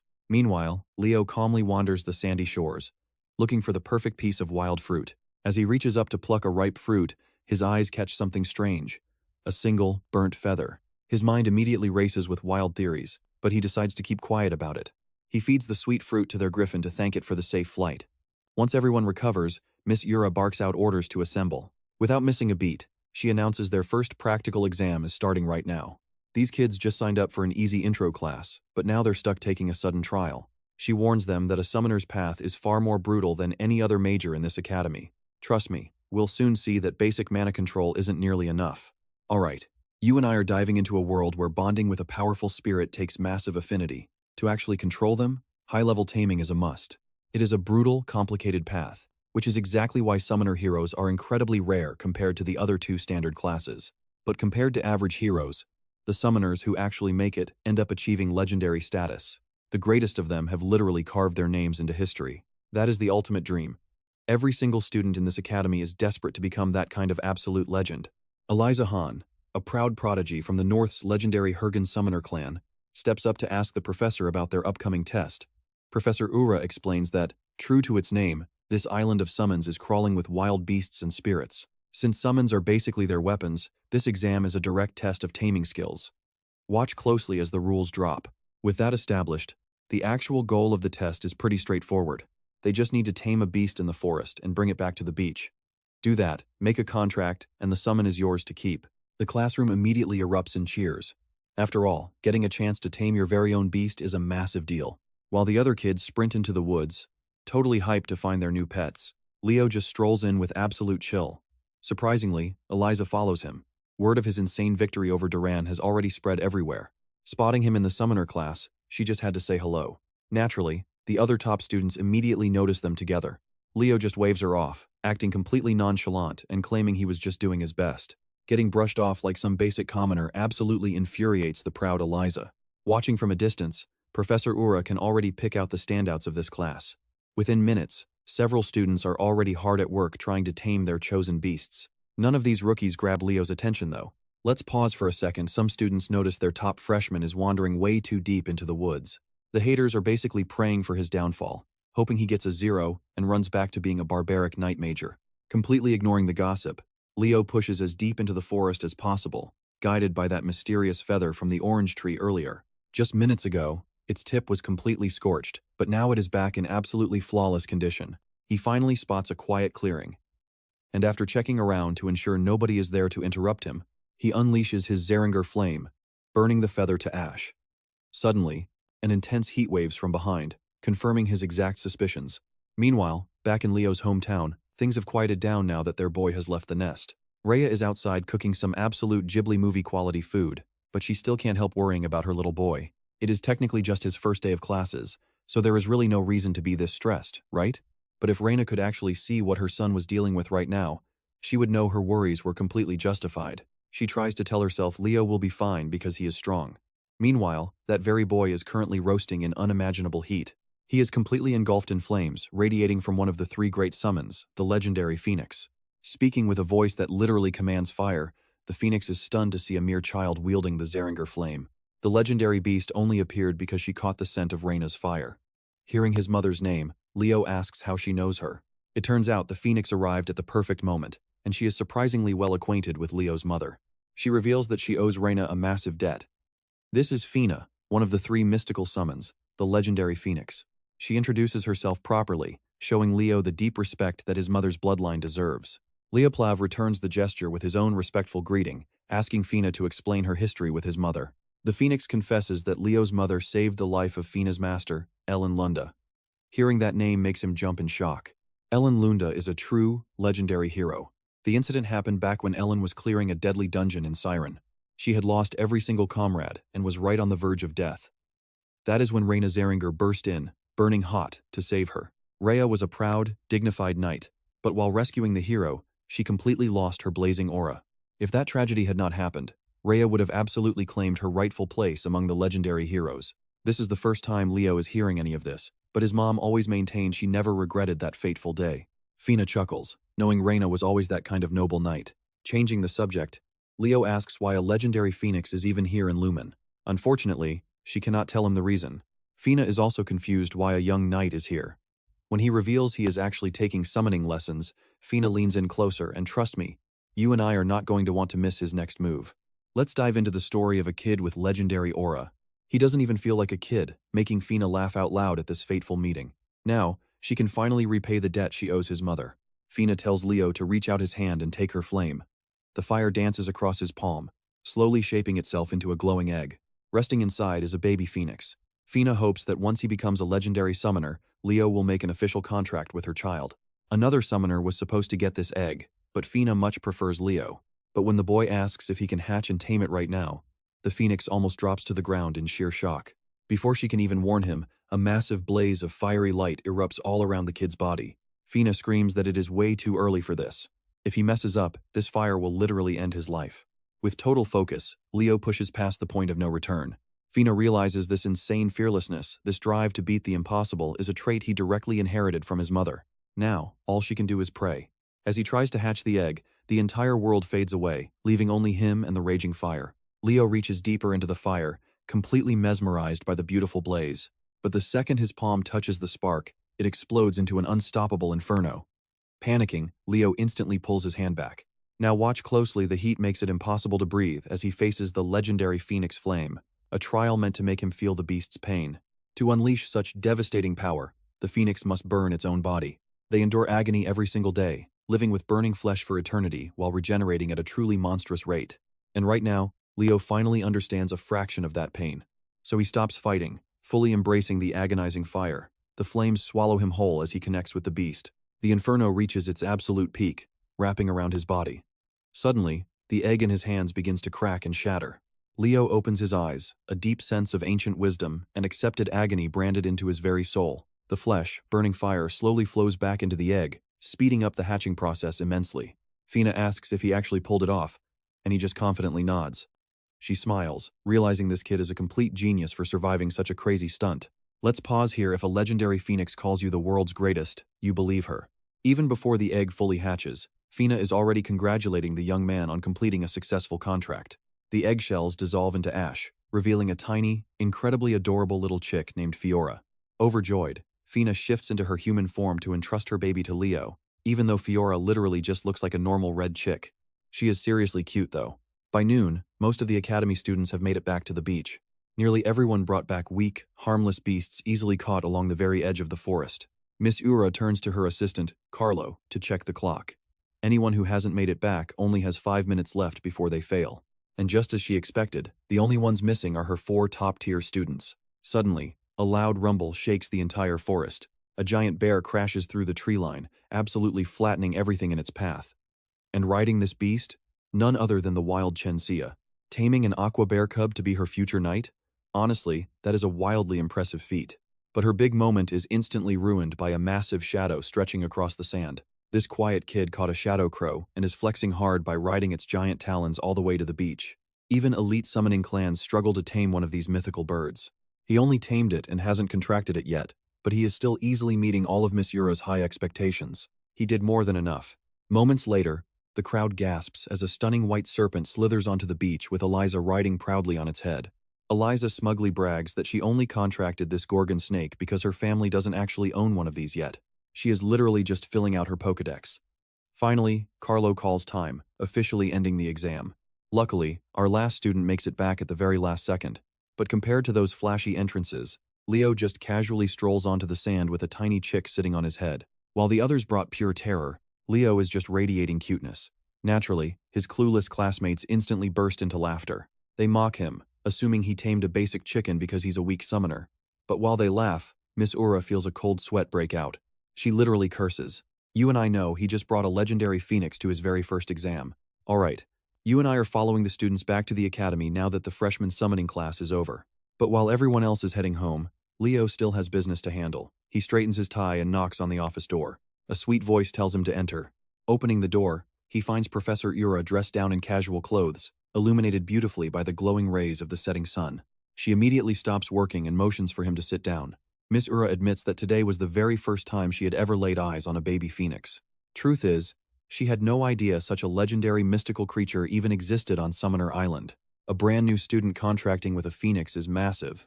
It is a legendary feat that has never happened in the school's entire history. Suddenly, Miss Ura leans in close, trapping the young guy in his chair. Staring right at him, she says she knows his secret. Watch closely here, Leo gulps, terrified that showing off his power just blew his entire cover. But his panic melts away when she pulls him into a tight hug, calling him a once-in-a-lifetime summoning prodigy. Even though she wants to celebrate his legendary achievement, the professor warns that they must keep his Phoenix contract a complete secret for now. If word of this crazy contract gets out, the entire academy is going to erupt into pure chaos. For now, she wants him to officially select summoning as his main major the second these introductory classes are over. To her, this kid has the raw, unmatched potential to become a legendary summoning hero remembered for generations. By the way, I know what you are dreaming of, but let's face reality. There is no way she is ever summoning you. The next morning, Lumina Academy wakes up to a beautiful, bright new day. Chloe stumbles down the hallway, completely exhausted and yawning from a major lack of sleep. Carr spots her and jokingly warns that her jaw might fall off if she keeps yawning. She is completely drained from pulling all-nighters with her magic books. Recognizing the girl he crashed into earlier, Leo pulls Chloe's lost student ID card out of his pocket and hands it back. She thanks the top freshman for saving her the massive headache of ordering a replacement, but she finds it pretty strange that a summoner like Leo is attending magic classes. He explains that since it is still the trial week, he wants to check out as many different subjects as possible. Chloe, however, only cares about one thing, magic, meaning she will not waste time on any other courses. Carr whispers to his buddy that this Ice Queen Chloe is aiming to completely dominate the magic division. But you and I both know Carr has zero volume control, so Chloe hears every single word. He immediately feels the temperature plunge the second she glares at him. He tries to slip away to the back of the room, but a massive pillar of ice blocks his escape. The perfectly formed block of solid ice almost freezes Carr right inside it. With no escape, Chloe drags him straight to the front row so she can keep an eye on him. Moments later, more familiar faces walk into the hall. Two very important ones, actually. To no one's surprise, Abad and Chelsea Luan from the elite magic family are sitting ready. Suddenly, the door flies open and the entire room goes dead silent. The second this man steps inside, he effortlessly commands the attention of every single student. As he heads up to the podium, the girls start whispering and blushing over how ridiculously handsome their new teacher is. Sporting a slick haircut, a perfectly tied tie, and an absolutely flawless style, Lenhorst introduces himself as the first-year Magic Division professor, carrying a dangerously thick stack of papers. But before his trial lesson even begins, he plans on doing something absolutely ruthless. With a simple flick of his finger, the massive stack of papers flies across the room and lands perfectly on top of every single student's desk. As a little introduction, everyone is taking a magic theory exam right now. The entire class panics, completely shocked to be tested on advanced theory before a single lecture has even started. Professor Lenhorst makes it clear anyone who fails to pass this test is getting kicked out of his class immediately. Since they go to Lumina now, this is the bare minimum standard. Once finished, they must turn their papers in to his assistant, Anna. Unlike the terrifyingly intense Professor Lenhorst, Assistant Professor Anna is like a pure ray of sunshine. Now, you and I both know who is getting completely destroyed by this surprise test, our main character Leo. He takes one look at the very first question and immediately realizes he is cooked. When it comes to modern magic, he is completely clueless. The complicated formulas filling the page look like complete gibberish to him. As the grains of sand slip to the bottom of the hourglass, every student desperately tries to squeeze out the last drop of brainpower to solve these unbelievably difficult questions. Alright, you and I are diving into a make-or-break Magic Academy exam. Once time is up, the students brag about how incredibly easy it was, but even the top geniuses couldn't crack that final question. Meanwhile, Leo is sweating bullets. Despite trying his absolute hardest, he only managed to fill out a single answer. Hands trembling as he hands in his paper, he deeply regrets not studying modern magic before arriving. Convinced he failed, he bolts out of the lecture hall. Unable to bear the sheer embarrassment, he figures he's better off studying solo. After all, magic has evolved at an insane pace over the last 100 years. Spells that once demanded deep conceptual understanding are now cast just by memorizing mind-numbing activation triggers. Professor Horse quickly grades the papers. The man doesn't even need any tools. He is raw, dogging it with his fingers. Meanwhile, Leo realizes that relying on memorization has actually ruined the skills of modern magicians. Once he's finished grading, the professor decides to show off his magical might to the class. He conjures a blinding orb of light, filling the entire hall with swirling runes and complex otherworldly formulas. This is the absolute peak of the magic he handcrafted. Now, watch closely. He built this entire epic magical algorithm brick by brick. His goal for this class is to train mages who can invent their very own unique spells. That is exactly why he threw a surprise test on their very first day. It featured 49 questions, worth 1 point each, based entirely on rote memorization of increasingly difficult magical theories. But the final question, worth 51 points, analyzes the raw essence of magic. The professor dreams of molding students who can actually solve a complex problem like that last one. Chelsea lets out a relieved sigh, confident that nobody else in class solved that insane final question. She had no clue how to even start. Looking over, she notices Leo's empty seat and his neat paper, assuming he just gave up and quit. That really bums her out, since she was genuinely looking forward to taking this class with him. Just as his epic speech ends, his assistant rushes over to whisper some urgent news. Anna quietly reveals that a student successfully solved the 50th question, completely shocking the stern professor. His usual stoic, stern face completely melts away. He bursts into hearty laughter right in front of the stunned class. He demands to know who just made history by solving the 50th question on their very first try to secure a perfect score. I know what you're thinking. Professor Horse is completely losing his mind over this genius. But Anna quickly cuts in, clarifying that the student didn't actually get a perfect score. Still, he doesn't mind. He figures the kid just missed a few easy questions because they spent all their time on that brutal final part. But then Anna whispers an absolute bombshell. The student who got it right only answered that final question, leaving the other 49 completely blank. Demanding to know their identity, the professor is handed a student file with the name Leopold. Professor Horse roars Leo's name, commanding him to stand up. But his target is already long gone. Not even his closest friends noticed him slipping out of the room after his embarrassing paper submission. To break the awkward silence, Chelsea sheepishly raises her hand, explaining that Leo walked out immediately after handing it in. His score is a complete anomaly, technically ranking him first in class just by solving the hardest part alone. Meanwhile, the kid causing all this chaos is chillin' in the cafeteria with Celia. He explains what happened, and she bursts out laughing, teasing him for completely bombing the test. First, he summons a cute baby bird in class, and now he crashes out on his magic exam. Celia tells him he seriously needs to rethink how he's living his academy life. She insists he should stick to his swordsmanship, reminding him that he is a knight major, after all. But when he asks if she wants to join him for stamina training, she immediately changes the subject. Their chat is suddenly cut short by a terrifying presence looming right behind Leo. Professor Horse is absolutely furious. Convinced this knight major was mocking his class, the angry professor demands to know why he walked out after answering only one question. He asks if the test was too easy to be worth his time. Leo quickly stands up to respectfully clear things up. He admits that he honestly believed there was zero chance of him passing the exam. To him, every single question besides the final one was impossibly hard, leaving him with absolutely no clue where to begin. He explains that he only learned magic by reading ancient books, meaning he has no idea how modern, simplified magic actually works. Well, what do you and I make of this? The professor literally picks him up like a stray cat. Stick around for what's next. Come along with me, because poor Leo has never been this confused in his life. Meanwhile, the professor's eyes gleam with absolute joy as he begs Leo to follow him. Leo does not even get a split second to refuse. Professor Horace grabs his collar and drags him out of the cafeteria like a child who just found a new toy. Celia is left frozen in her seat. It's her first time seeing the Academy's magic theory professor, and he makes a totally eccentric impression. Poor assistant Anna misses her boss by mere seconds, completely failing her one job of stopping the crazy Len Horace from doing something unhinged. The poor woman does not even have time to catch her breath as she sprints after the madman. The professor drags Leo straight to his office, instantly scribbling complex magical equations on his chalkboard and demanding the young man solve them. He figures if the kid didn't solve that last question by pure luck, he must already have his own unique magic system. Now, Professor Horace waits eagerly on the sidelines, anticipating a mind-blowing reveal through these brand new solutions. But watch closely, in under 10 seconds, Leo writes the final answer on the board. Completely stunned and slightly terrified, he asks if Leo solved all those equations in his head. And yes, he did. The professor just hit the ultimate jackpot. After years of dealing with absolute mediocrity, he finally found a genius worthy of reaching the peak of heroism. Meanwhile, Professor Albee is right outside, peacefully walking down the quiet hallways and minding his own business. Little does he know, his peaceful afternoon is about to be ruined by his hyperactive colleague. Professor Horace charges toward him with a massive beaming smile. But Albee is absolutely not having it. Knowing that whatever his crazy coworker is smiling about will ruin his calm day, he immediately turns around to walk away. But Len Horace grabs his feet, repeatedly thanking him like an overexcited dog. Professor Albee has to cast magic just to push him away, annoyed that Horace is taking his usual weirdness way too far. But Professor Horace doesn't care even if he's floating midair. He just wants to thank Albee for finding the genius Leo Plav, leaving Albee totally confused. I know what you're thinking. Why call a night trainee a magic genius? Mentioning those two things together makes Professor Horace absolutely irate.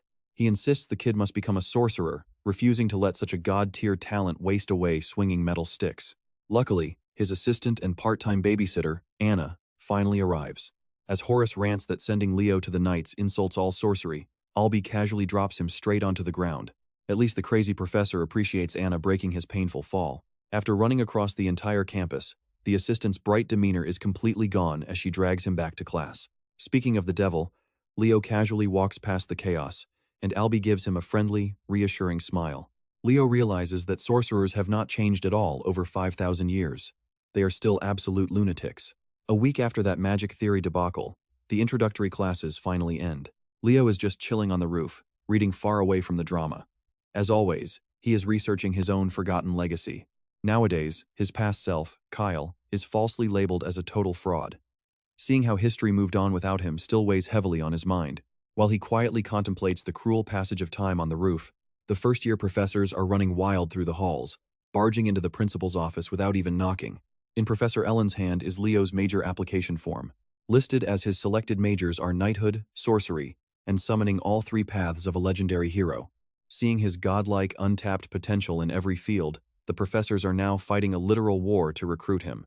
Besides, a student taking every major discipline is completely unheard of in this prestigious military academy.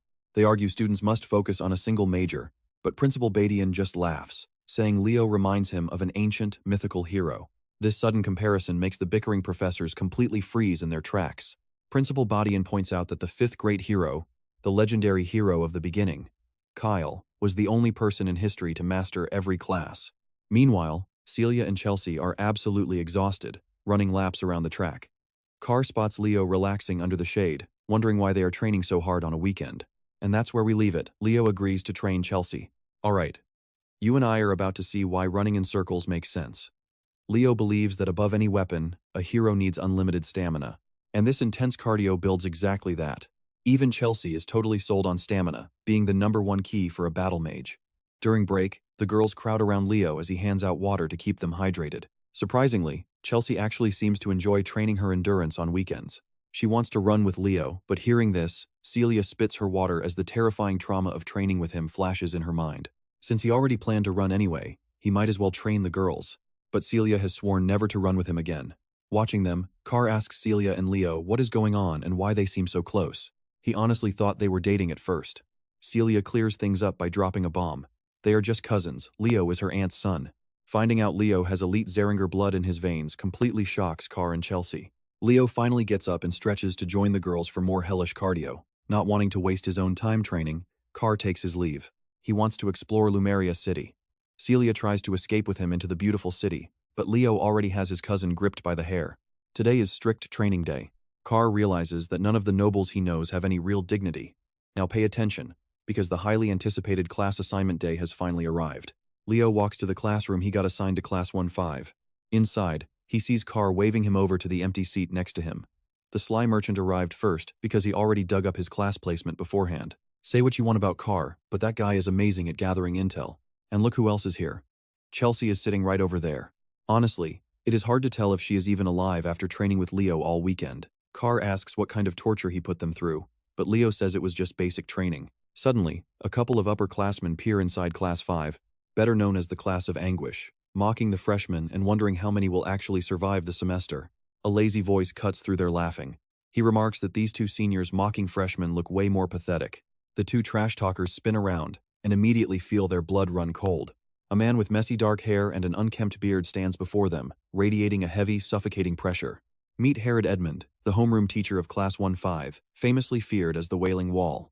Okay, let's pause for a second. This absolute beast makes those bullies act as his chair, then calls his class worthless garbage. Class 5 is strictly for the rejects who scored the absolute lowest on the entrance exam. And Professor Edmund is well aware that these kids have heard the terrifying rumors. He asks the room if anyone knows why he decided to become the advisor for this cursed class. Carr nervously raises his hand, guessing the Wailing Wall stepped up to help them boost their grades. The professor already knows Carr Thomas by name, a pretty basic answer from the guy ranked dead last in school. So Edmund switches it up, asking if any of these underachieving kids know the real duty of a Lumina student. Chelsea bravely speaks up, saying their duty is to conquer the hero world during training missions. That is indeed the right answer. But all the teacher sees are weaklings who would die within 5 minutes of stepping into that world. So, wouldn't it be easier to just expel these useless bugs before they get their teammates killed? This is exactly why he took over Class 5, earning him the terrifying title of the Wailing Wall. But while he scares everyone else out of their minds, Leo sits there completely unfazed. The professor silently notes that this particular kid would survive if thrown into the hero world this very second. He then orders everyone to change into training gear and meet him out on the massive drilling grounds. First day of school means immediate combat class. The students of Class 5 follow his orders and assemble on the track. But while the students bake under the blazing sun, the teacher sets up a giant umbrella and lawn chair, sipping cold drinks while relaxing on the sideline. He wants to break the spoiled attitude these kids brought to this elite academy. He throws out another question, asking what would actually save their fragile lives when things go south in the real world. Nila Carvin, a shy knight with a rare healing aura, meekly answers that her trusted comrades will save her. But trust me, that is dead wrong. Let's dive in as Professor Edmund drops a harsh truth on these students. He warns that only by sharpening their skills in real danger can they ever protect their allies. Then, he throws out a sudden question asking if anyone here actually has the confidence to save their friends. Right on cue, a bright and confident voice rings out from the crowd, proudly claiming she has what it takes. Testing her resolve, the professor demands she cast a fireball to prove her worth. Meet the upbeat and spunky Aleliana Laden, a rare dual-class magical knight who is more than ready to show off. But even after she summons her flame, the professor remains completely unimpressed. He mocks its pathetic size and heat, scoffing that it would struggle to even kill an ant. Furious and pushed to her limit, Aleliana pumps massive amounts of mana into her magic, summoning 2 massive blazes that turn the whole area into a raging inferno. She did not just add another fireball, she doubled their size as well. Edmund just sips his juice box, calling the flashy show mildly impressive with pure sarcasm. Then, he summons a tiny orb of wind and dares her to hit the little guy with her awesome magic. Suddenly, that little breeze transforms into a playful wind spirit, zipping through the air with a mind of its own. It darts right up to Aleliana, booping her nose and laughing at her flames. Naturally, our hot-headed magic knight is absolutely furious. She begins firing off chaotic fireballs in every direction, desperately trying to singe the annoying spirit. But after she completely drains her mana without landing a single hit, the professor finally steps in. What good is doubling your power and range if you cannot actually land a blow on your target? Now, pay attention here. He wants his students to feel exactly what they lack, which is real practical combat skill. True heroes must refine their techniques and constantly shatter their own limits. With a wicked smile, the terrifying teacher declares that nobody leaves until someone catches his wind spirit, Sylph. Meanwhile, Leo just listens in total silence. The professor's words might be brutal, but Leo knows he is absolutely right. Maybe it is time to join the fun and see if he can catch the slippery spirit. As the entire class frantically chases the spirit, Edmund keeps his eyes locked directly on Leo Plav. With all the crazy rumors surrounding this boy, he wants to see if Leo is a fraud or a real legend. Unfortunately, even with the entire class working together, the wind spirit easily runs literal circles around them. Watching from the sidelines, Leo begins channeling his aura, focusing every ounce of energy directly into his feet. With a sudden explosion, he launches forward like a scarlet cannonball, tearing up the ground as his speed surges past all limits. His focus is razor sharp. Could this kid truly be the legendary all-class hero the world has been waiting for? You and I can see Carr and Chelsea are already completely exhausted. But look at our boy approaching, his body absolutely draped in a blazing aura. Using an advanced aura step technique, he leaps high into the sky, targeting the blind spot of the chaotic spirit. Combining gravity with his massive momentum, he launches himself straight down toward his prey, leaving absolutely zero room for the spirit to escape. But even with that insane speed, he misses by a mere millisecond. It seems like he completely blew his chance, but that confident smirk on his face tells a different story. With insane control, he spins his remaining aura into a thin thread, wrapping it tightly around the wind spirit's ankle to lock it in place. But unfortunately, none of the Class 5 students are quick enough to grab the trapped spirit. Instead, the arrogant brat Duran swoops in and snatches it. His speed is undeniably impressive, but he only caught the creature because Leo had already completely paralyzed its movements. Still, seeing that smug grin on his face is enough to make anyone want to punch him. Just then, another figure steps onto the training grounds, clapping his hands cheerfully. Meet the arrogant Professor Sidon, the homeroom teacher of Class 1, who currently ranks second in the Academy popularity votes. He immediately uses this moment to brag about his elite students, even offering to give Class 5 some pity lessons. Meanwhile, Edmund is completely ignoring him, looking cozy in his chair while lazily draining yet another juice box. He casually tells his rival to just go ahead and run the class for the day. See, while Sidon sits at number 2, this lazy juice box sipping professor takes first place every single year. The students, especially Carr, are excited to watch these two legendary pillars of the Academy face off. Both have worked here for over 20 years. Professors A, Yura, and Len were actually once their apprentices. Hearing him ramble, the cute Nella Carvin asks Carr how he knows so much. Trust me, this boy has zero riz and only knows how to scare girls away. Professor Sadin haughtily laughed. You and I are diving into a wild match as Sidon takes charge of the worst freshman class, eager to see what his rival is scheming. So he demands a match between Class 1 and Class 5, choosing the historic Lummin ball sport called Basta. Professor Edmund jumps up, calling Herod's son a genius, shaking his hand while praising hands-on experience as the absolute best way to learn. After taking the bet, Edmund slumps back into his comfy chair, leaving all the refereeing and supervising duties to Sadon. Professor Sidon cannot understand how he keeps losing the student votes to this lazy slacker, all while his own class looks at him with pure pity.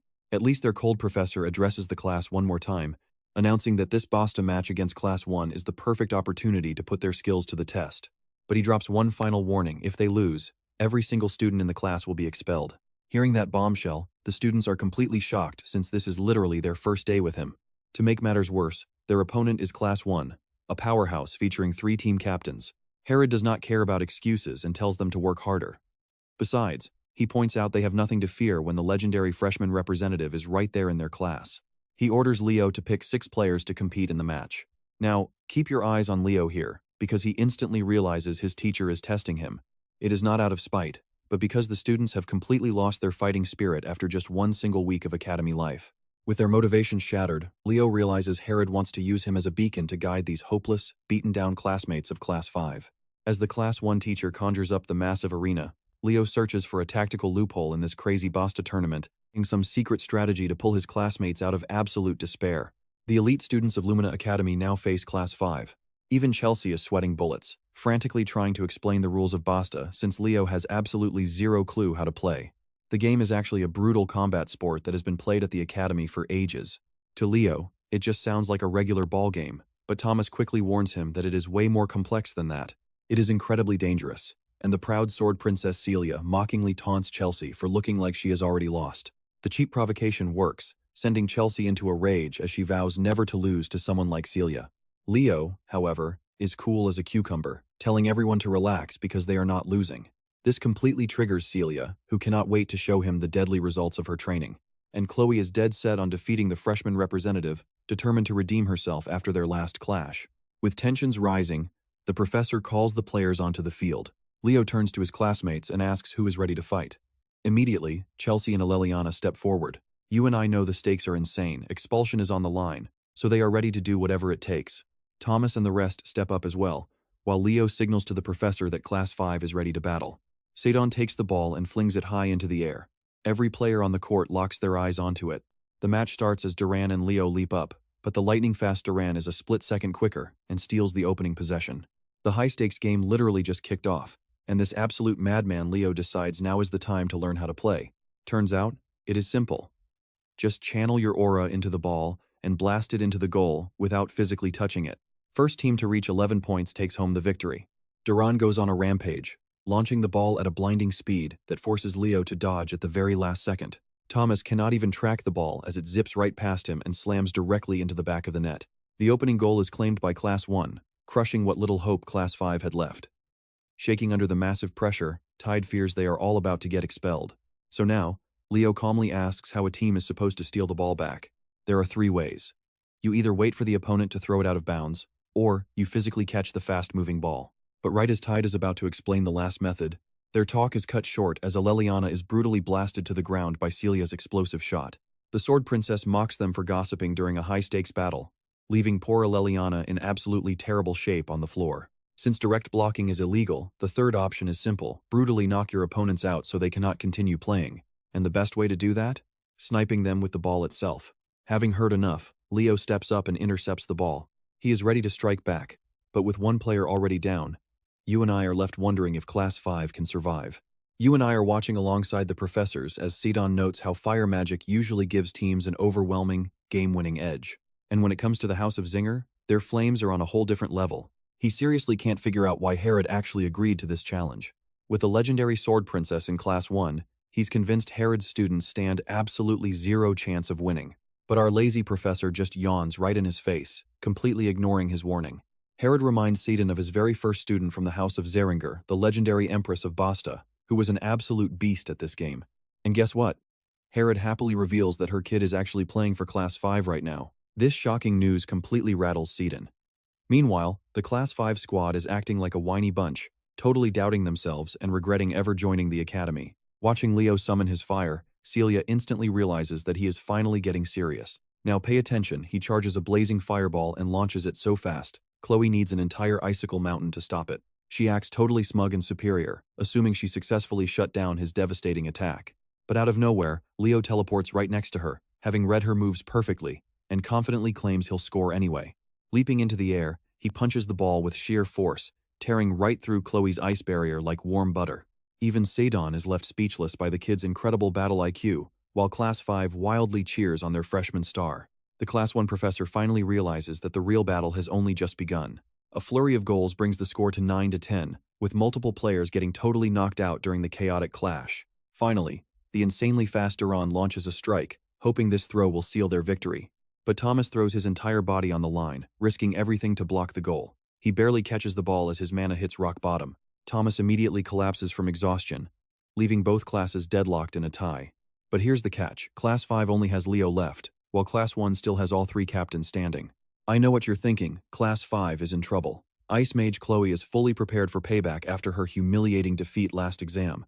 She summons dozens of clones to lock down their defense. Leo prepares for one last showdown against Celia and Duran. Launching himself forward, he blitzes with such insane speed that he literally vanishes before the shocked captain's eyes.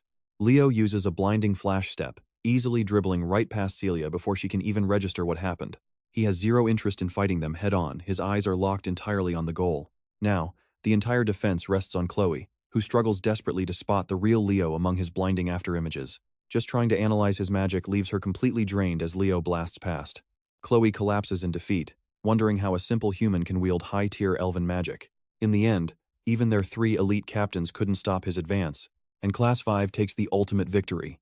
The crowd chants Leo's name as his classmates celebrate, knowing they barely escaped getting expelled. Sedin is shocked to discover that Herod pushed his students to the absolute brink just to win this match. Meanwhile, the 3 captains are completely crushed by their defeat. Realizing he needs to handle this, Sidon approaches Chloe and asks if she's frustrated. He gently reminds her that even in defeat, they must honor tradition and salute their rivals. He still praises their hard work to secure Class 1's victory. Sidon is genuinely proud of everyone who gave their all, including the fans. His inspiring words completely win over the entire crowd. But Herod doesn't do poetic speeches. He straight up calls them losers, immediately getting on everyone's nerves. Still, both classes played their absolute hearts out. Class 1 showed off incredible raw talent, while Class 5 proved their sheer grit by fighting to the very end. Sedin notes that breaking their own limits is what secured them the win. He hopes both classes will learn from this experience, as they share a respectful handshake. Celia immediately annoys Chelsea, who quickly fires back with her own insults. Meanwhile, Thomas is way too energetic, shaking hands with a pale, ghost-like Duran. Poor Chloe is left on the verge of tears from sheer humiliation. Leo kindly extends his hand, praising her great performance. He tells her that with just a bit more training and experience, she could truly become an incredible, top-tier mage. She assumes he's mocking her at first, but seeing his genuine expression, she softens up. Chloe promises to surpass him next time as she accepts the handshake. A whole month passes. Our main trio is grabbing some food when Thomas asks which academy clubs they plan to join. And trust me, you and I are going to love this. Leo wants to start his own club, driving Thomas absolutely insane. Alright, you and I are diving into a world where Chelsea is so supportive, she immediately signs up for Leo's new club, the Hero Research Society.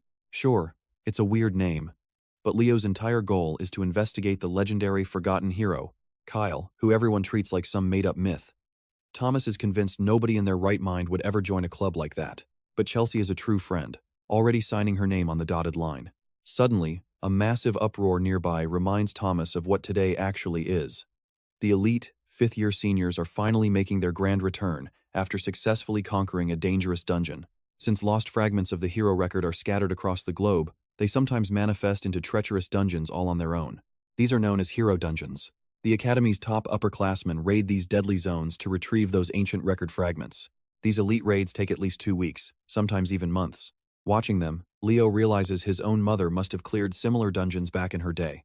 Chelsea stares at the returning seniors, instantly recognizing them as the Academy's ultimate powerhouses. First is the massive Easter, and right next to him is the Southern Beauty, Toru Yan. And finally, the loose clothing enthusiast, Ulta. But even with these three, someone important is missing. The strongest student at the Academy, Student Council President Ree. Thomas is about to explain his legendary status, but suddenly, Leo vanishes into thin air. Don't worry, he wasn't arrested for being overpowered. Celia just quickly dragged him away from the crowd. Now, check this out because President Ree himself actually requested a private, one-on-one meeting with Leo. Leo is totally confused, wondering why the top student wants to see him. Celia just sighs, knowing he's completely clueless about Academy politics. She tells him he'll understand once they arrive, leading him to a meeting spot that seems incredibly strange to her. But the mystery clears up when the famous sword princess leaps forward to hug her brother. Yeah, you heard right. Reese is indeed her older brother, and he's excited to meet the legendary student taking on every department.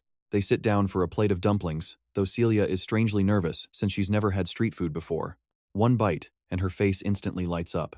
Her brother explains he's been wanting to bring her to this cozy spot ever since she first enrolled here. More than that, he's eager to chat with Leo, whose mother held a legendary reputation within their noble family. He vividly recalls how famous Leo's mother was back in her academy days, a wildcard student who went to extreme lengths to make history. Like the time she confidently demanded better desserts from the academy staff. She actually rallied the entire student body to storm the headmaster's office. Celia is completely stunned to hear her family was linked to that myth. While the siblings catch up happily, Leo silently observes Reese, deeply impressed. He quickly realizes this guy truly deserves his title as the Academy's absolute finest. Without a doubt, this guy is destined to become a legendary hero. Deciding it's time for something sweet, Reese tells them to head outside while he settles the bill. But let's pause here, watch closely as Reese reaches into his pocket and finds a mysterious item he has never seen before. Back in the classroom, Aleliana is desperate to ask Professor Herod a question. But this savage teacher calls it pathetic before she can even speak. Aleliana simply wants to know why Class 5 hasn't picked a representative yet, especially since all the other classes already finished their votes. Herod just shrugs it off, lazily admitting that he completely forgot about the whole selection process. Too lazy to care, he literally just orders Leo to take the position. Eliana and Tai immediately have to remind this absolute clown how actual elections work, but they quickly realize they should have kept their mouths shut. Herod only wants a representative to handle his paperwork so he can sleep in. Suddenly, an announcement rings out, instructing everyone to gather for a joint hero studies class. All first-year students are ordered to report to the main auditorium immediately. Leo asks if they should head out, and the teacher lazily waves them off. Once inside the auditorium, Leo and Thomas run directly into a completely exhausted Chloe. Looking like a total zombie, she's desperately begging the local alchemist to sell her some high-grade recovery potions. She hands over the cash and quickly grabs the very last potions in stock. Leo warns her that she's pushing way too hard this early in the term, but Chloe just downs the liquid, completely ignoring his warnings. As the reigning #1 in magic theory, she is absolutely terrified of losing her rank. After all, She knows it's only a matter of time before Leo learns modern magic and completely crushes her on the next exam. Thomas, being a total idiot, doesn't understand why second place is a big deal. Chelsea has to remind him of Chloe's pride as a tower magician. While others don't care for her, it's everything. Trust me, you and I do not want to miss what comes next. Alright, you and I are diving into a world where magical research is everything, and Chelsea's pride is on the line. She is seriously annoyed, questioning if this alchemist even deserves to be called a real mage at this point. Meanwhile, Chloe still looks rough despite taking potions when she spots something. At that moment, Headmaster Callian notices the damaged hero page reacting strangely.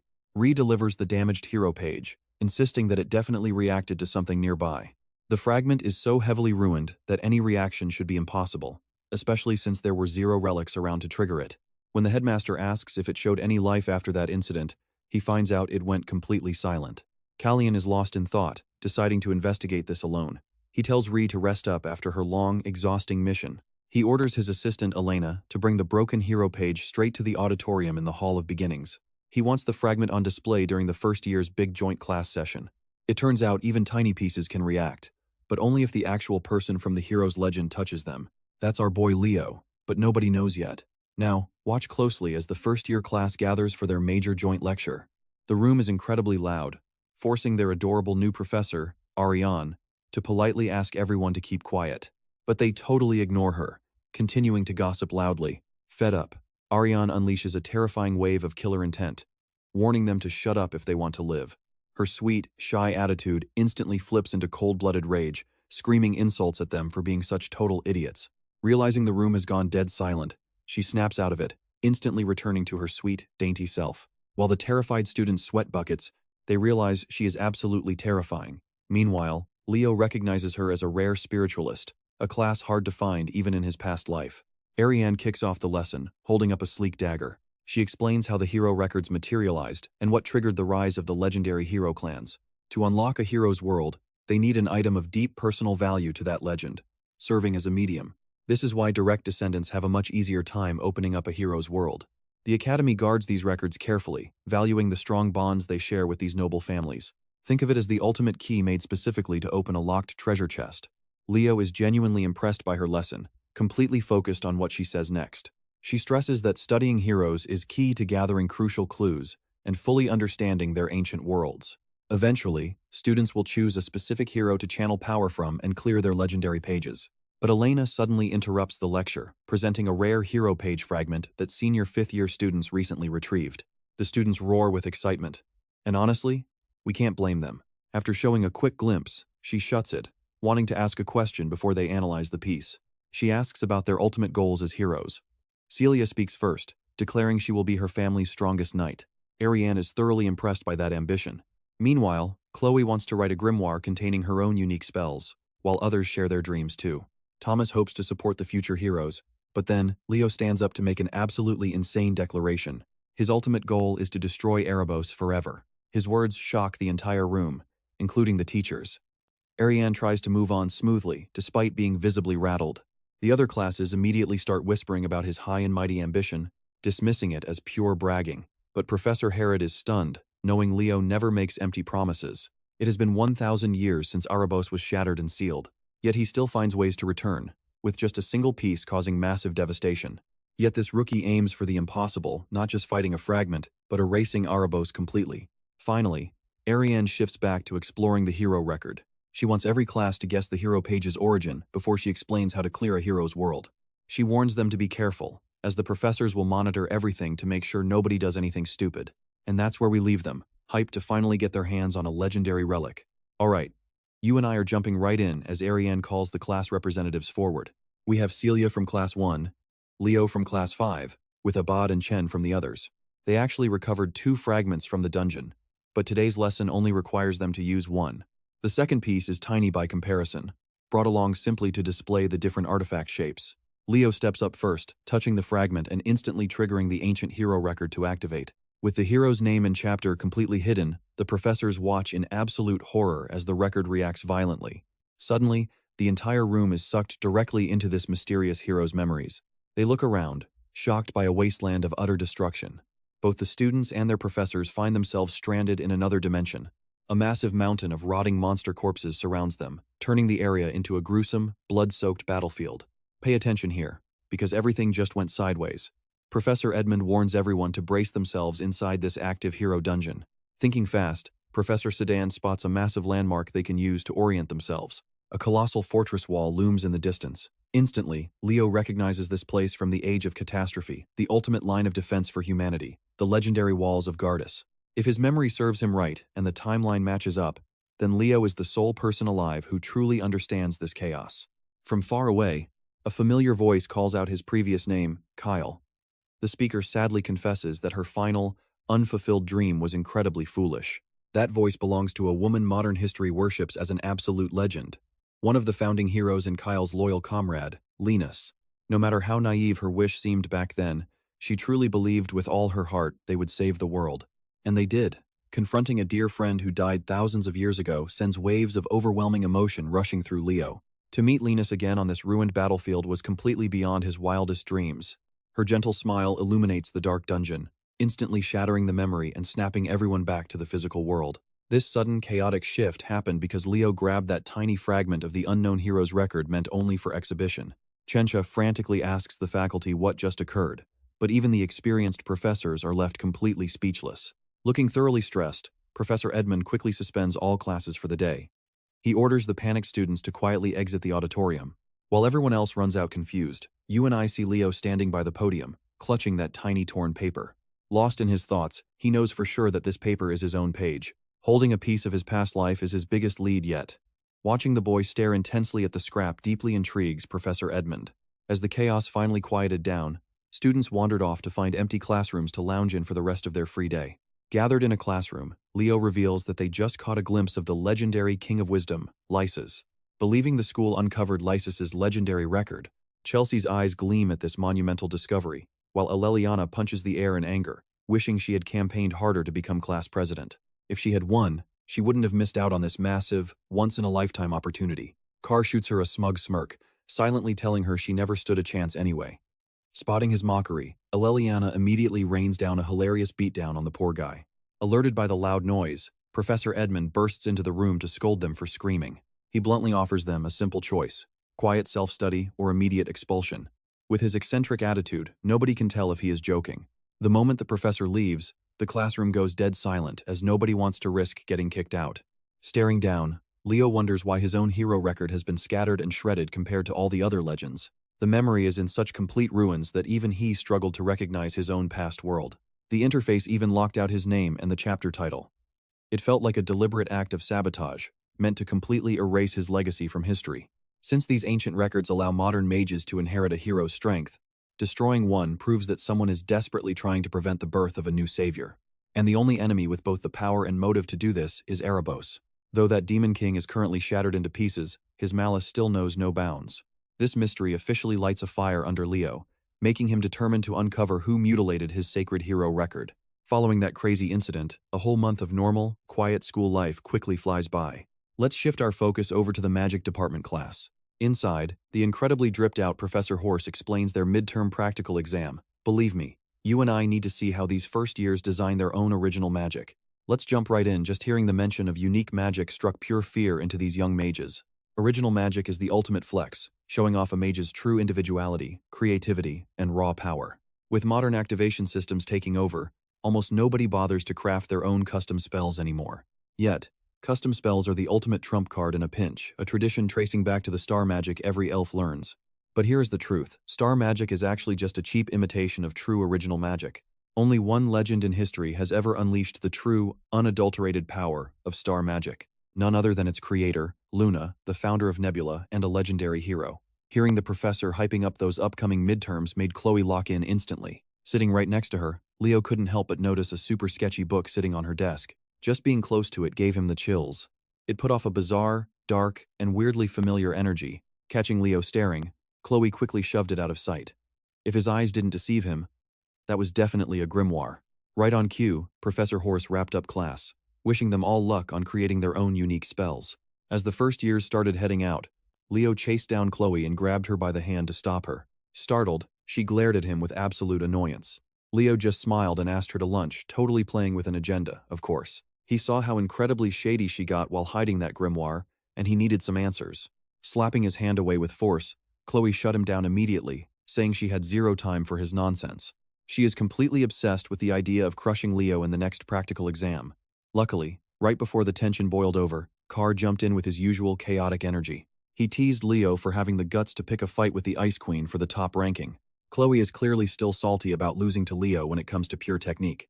But when it comes to raw magical power, no way she lets anyone beat her. Clenching her fists with fiery determination, she swore to dominate the midterms. Leo realized that if he held back now, it would be a total insult to her resolve. So, playing the perfect rival, Leo reached out his hand and accepted her challenge, promising to bring his best game. Chloe shook his hand with a cold stare. Let's pause here. I don't think we've ever seen this girl more locked in. Carr was just watching from the sidelines, completely blown away by his boy's smooth move to sneakily hold her hand. Before sunset, Leo found himself standing inside the colossal, monolithic Tower of Heroes. He heard rumors that hidden somewhere inside this massive structure lies Lumina Academy's forbidden library. Sneaking inside might finally give him clues about his missing hero record. As he walked up the grand staircase, his natural charm easily caught the eyes of passing upperclassmen. Halfway up to the top, a voice suddenly called out his full name. It was a gorgeous senior with tan skin, curly hair, and round glasses, basically a total stunner. Blowing a bubble with her gum, she mentioned she's heard tons of hype about this star freshman from Professor Horse. Meet Toru Ayan, a fifth-year student in the magical department. Leo offered a polite bow and greeted her, not thinking much of this brief encounter with an upperclassman. He tried to keep moving, but Toru suddenly extended her long legs, stopping him in his tracks to ask what business a mere freshman has inside the Tower of Heroes. Leo gave an honest answer, saying he was just visiting the student council president. Seeing how calm he was, Toru was instantly intrigued. Now pay attention here, she insisted that if he joined the magic department, he'd get crazy opportunities inside this tower. She was incredibly aggressive about it, even though he was already taking magic classes. Finally, Toru stopped teasing and pulled her leg back. Leo kept moving, politely thanking her for letting him through. With a subtle, threatening edge, she warned him to make magic his official major before this semester comes to a close. She made her message crystal clear, leaving it up to him to process. Leo just flashed his signature, polite smile. Reaching the top floor, he ran into a group of seniors waiting to ride the elevator even higher up. He stepped inside with them and pressed the 9th floor button, but to his utter embarrassment, nothing happened no matter how hard he mashed it. He kept hitting it repeatedly, as this stubborn elevator pushed his patience to the absolute limit. Leo would have been stuck there forever if a friendly voice hadn't chimed in, explaining that these buttons only activate when you channel mana into them. That deep voice belonged to another upperclassman who immediately recognized who Leo was. He sounded way more upbeat and polite than Toru. This giant, friendly guy is Lisa Zamua, a fifth-year student from the night department. Watch closely as he flashes our top rookie a giant, toothy grin. Welcome back. You and I are with Leo as he bows politely to his senior. Just like Terua, Lee wants to know why he came to the tower. With a calm smile, Leo explains that he is here to talk business with the student council president. That immediately piques Lee's interest. It is incredibly rare to find a freshman in this entire academy who is not absolutely terrified of him, let alone a first-year bold enough to walk right into the student council president's office completely alone. Impressed by Leo's absolute nerves of steel, Lee suggests he should seriously consider joining the night department as his main branch. Tired of hearing the exact same pitch over and over, Leo just offers a dry laugh. Finally, after surviving all these draining side quests before his main objective even started, Leo reaches his destination. Knocking on the door, he introduces himself and asks President Reese for permission to enter. A warm, incredibly welcoming voice invites him right in. Even though the sun is already setting, it looks like President Reese is still absolutely buried in paperwork. Still, he greets Leo with a bright smile. Knowing he has already taken up too much time, Leo gets straight to business. He requests direct access to the Academy's heavily guarded forbidden library. Hearing this immediately turns Reese's mood deadly serious. He knows Leo is not the type to play games, so he calmly explains how heavy this request actually is. Now pay attention here, because there are only 2 ways for any regular student to enter that library. First, you can conquer a hero dungeon. But honestly, that is way easier said than done. If you actually clear one, you get to personally return the recovered pages to the hero records kept inside the vault. Realizing he is still pretty far from pulling off a stunt like that, Leo asks for the second option. Reese leans forward with a sly grin, promising to spill the secret of this second method once Leo finally joins the student council. A few days after getting cornered by all those top-tier seniors, the day of the night department's practical exam finally arrives. For day 1 of this massive exam held out in the Academy's open-track stadium, a huge crowd of students and faculty has gathered. Always the ultimate businessman, Carr actually rolls out a whole popcorn cart to peddle his snacks to the hyped-up crowd. His sales pitch is simple. I mean, you can't watch these upcoming matches without having something to munch on, right? Watching their friend hustle like this, Chelsea is not sure whether to be deeply impressed or totally embarrassed. Aleliana, however, thinks Carr would probably be filthy rich by now if he were not stuck here in Lumini. Leo lines up with the other night department freshmen and scans the crowd. As expected, Chloe is nowhere to be found. Professor A stands on the track, staring down his students to make sure they know how serious this test is. Without wasting a single second, he calls out the first pair, set to clash in the opening match. First up is Class 1's Hall Sniff, a seriously snake-like guy with a shady smile you definitely should not trust. And his opponent? Yep, you guessed it, our boy, Leo Plav from Class 5. Watch how he steps up and instantly hypes the crowd. Up in the stands, Carr is still hunting for customers, and his eyes lock right onto Professor Sedan. He happily jogs over to the famously grumpy professor, determined to make a quick sale. Holding out some free samples, he cheerfully asks Professor Sedone if he wants a popcorn and drink combo to enjoy during the fight. But the proud professor just huffs, acting like eating popcorn is completely beneath someone of his high status. In his mind, only total slobs like Professor Edmund Harland would buy junk food. Realizing this tough nut won't crack easily, Carr looks over to Class 1 for a quick assist. Luckily, Celia is on it, catching his vibe with just a single glance. Unleashing her ultimate weapon, she turns her cute charm up to 11 and asks if the professor is treating the entire class. With the trap fully set, Carr easily gets the rest of Class 1 chanting and cheering for their incredibly generous teacher. Hearing his students shout his name with such passion, Professor Sedan's defenses completely melt away. Sure, he is a bit of a snob, but deep down he just craves his students' love and respect. The defeated professor finally caves, ordering Carr to give every student a combo, but strictly limiting it to one each. While Carr is making absolute bank on his snacks, the fighters for the opening duel take their positions. Standing there with a very smug, cocky grin, Leo tells his opponent he is lucky to be the first victim. Hall can clearly feel that this first-year rep does not view him as a threat whatsoever. He is determined to make Leo pay for that disrespect, especially since this snake-like fighter comes from the legendary Snave bloodline. Before the fight starts, let us hear the exam rules from our favorite vendor. Trust me, you will want to see this. Alright, you and I are jumping right into the night department's ruthless midterm practical exams. 5 sparring victories gets you a passing grade, but tension is already building in the stands. While everyone knows Leo is the first-year representative, barely anyone has actually seen him fight. And since he is majoring in 3 different departments, they assume he has got a huge gap compared to single-focus students.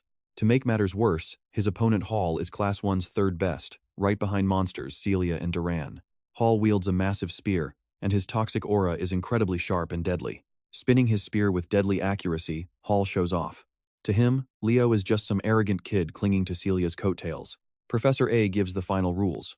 The first one to completely disable their opponent wins, and they must treat this sparring match like a real life-or-death battle. But the second the starting bell rings, Leo freezes. He senses a dark, sinister energy he has not felt in ages. Even crazier, that wicked energy is not coming from his opponent, but from the direction of the Lumina's campus instead. Now pay attention here, because this sickening dark vibe leaves our boy with a terrifying premonition. Deep in the campus library, Chloe is burying herself under mountains of spellbooks, desperately studying for her own magic department midterm exam. Every formula she scribbles down ends up ripped apart, joining a mountain of her failed ideas. The massive pressure is finally cracking the Ice Queen. No matter how hard she struggles, she cannot invent a unique, winning spell with her current skill level alone. Snapping, she throws her books across the desk. The ghost of Leo's genius is living rent-free in her head, and it is slowly eating Chloe alive from the inside out. Her pride refuses to let her lose to the boy wonder, pushing her past her limits. Glancing down at the mess on the library floor, she notices one old book practically calling out to her. It is the mysterious grimoire she has been keeping. With no options left, she truly believes this forbidden book is her only ticket to victory. Desperate to keep her rank as number 1, her mind becomes vulnerable, leaving her wide open to dark, corrupting forces. I know what you're thinking, and yes, that dark energy is so intense it literally disrupts Leo's focus mid-fight. Spotting Leo's sudden distraction, Hall lunges forward, determined to punish his opponent for letting his guard down. He thrusts his spear straight at Leo's head. Luckily, our boy snaps out of it and dodges just in the nick of time. Backing off, Hall unleashes his family's secret art, wrapping his spear in a deadly, toxic venom. That snake spear moves in a totally unpredictable pattern, slithering closer and closer to Leo's chest. Staying completely calm, Leo literally catches the blade with his bare hand without even blinking. Hall's jaw drops. The sheer strength needed to catch a moving spear like that is absolutely insane. Caught completely off guard, Hall loses his grip as Leo simply tears the weapon right out of his hands. Stubbornly holding on, Hall gets dragged across the floor like a total amateur who has no idea what he is doing. Once Hall is pulled close enough, Leo delivers the ultimate embarrassment, kissing his cheek with a rock-hard fist. The blow sends the poor snake boy flying across the dirt like a broken ragdoll. He might have lost focus for a brief second, but a seasoned veteran like Leo is never going to throw away a fight. Furious from the humiliating exchange, Hall pushes his aura to the absolute limit, filling the field with toxic gas.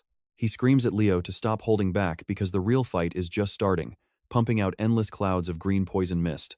Hall assumes that since the rumors say Leo cannot even utilize his aura yet, he can easily overpower him.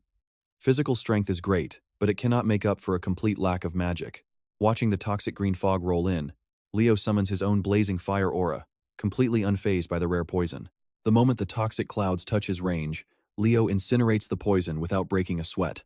Fully confident in his deadly technique, Hall increases his toxic output, believing that unless those flames match Celia's, he will easily win. While this arrogant snake boy is busy stroking his own massive ego mid-fight, Leo has already closed the distance completely unharmed. It is time to teach this loudmouth a serious lesson. Leo strides forward with insane main character energy, his overwhelming blazing fire aura completely devouring the weak toxic poison. And trust me, you and I are going to want to stay tuned to see how this fight ends. You and I are about to watch Class 1's Duran scowl at the arena, while Celia's speechless and Chelsea cheers for her man. Literally everything Leo does looks cool to her. Celia never imagined Leo's flame aura could grow this incredibly terrifying, and as poor Hall Snave gets closer, he begins to feel the overwhelming, unexpected heat of those flames. By his own estimate, Leo's intense blaze is already on par with Celia, their absolute top knight. Who expected a guy majoring in literally everything at the academy to be this good as a pure knight? Still, Hall steels his resolve, preparing to unleash a secret move he saved specifically to defeat Celia when the time was right. He never thought he'd have to waste it on Leo Plav in the very first match of midterms. He shapes his aura into a deadly poisonous serpent, summoning a massive snake prison and launching it straight at his opponent. Genuinely curious about the technique, Leo just lets himself get caught in the snake prison, standing completely still to analyze the serpent's design with interest. Hall actually thinks he's done something amazing, even casting a blushing glance towards Celia up in the stands. The poor guy worked so hard to match Celia's flames, feeling incredibly confident about this debut. But watch closely here, Celia simply sighs and points to the other side of the arena. That brief moment of arrogance blinds Hall to the fact that Leo is already boiling the snake prison alive, sizzling the serpent's body. With one final surge, Leo completely obliterates the weak aura spell without breaking a sweat. Hall's eyes go wide. His hard-earned signature technique was instantly incinerated like a piece of cheap trash. Furious, he completely ditches his aura and charges ahead with a spear attack. Meanwhile, Leo hasn't even drawn his sword once. But when Leo finally unsheathes his blade, he parries the spear so hard it flies right out of Hall's hands. Pressing the cold steel against the kid's neck, Leo calmly warns him to never look away from a fire or risk getting burned. As the arrogant kid drops to his knees in defeat, Professor A finally declares the winner. With a fiery display of sheer dominance, Leo Plav takes the win, leaving his biggest fan, Chelsea, completely swooning as she cheers.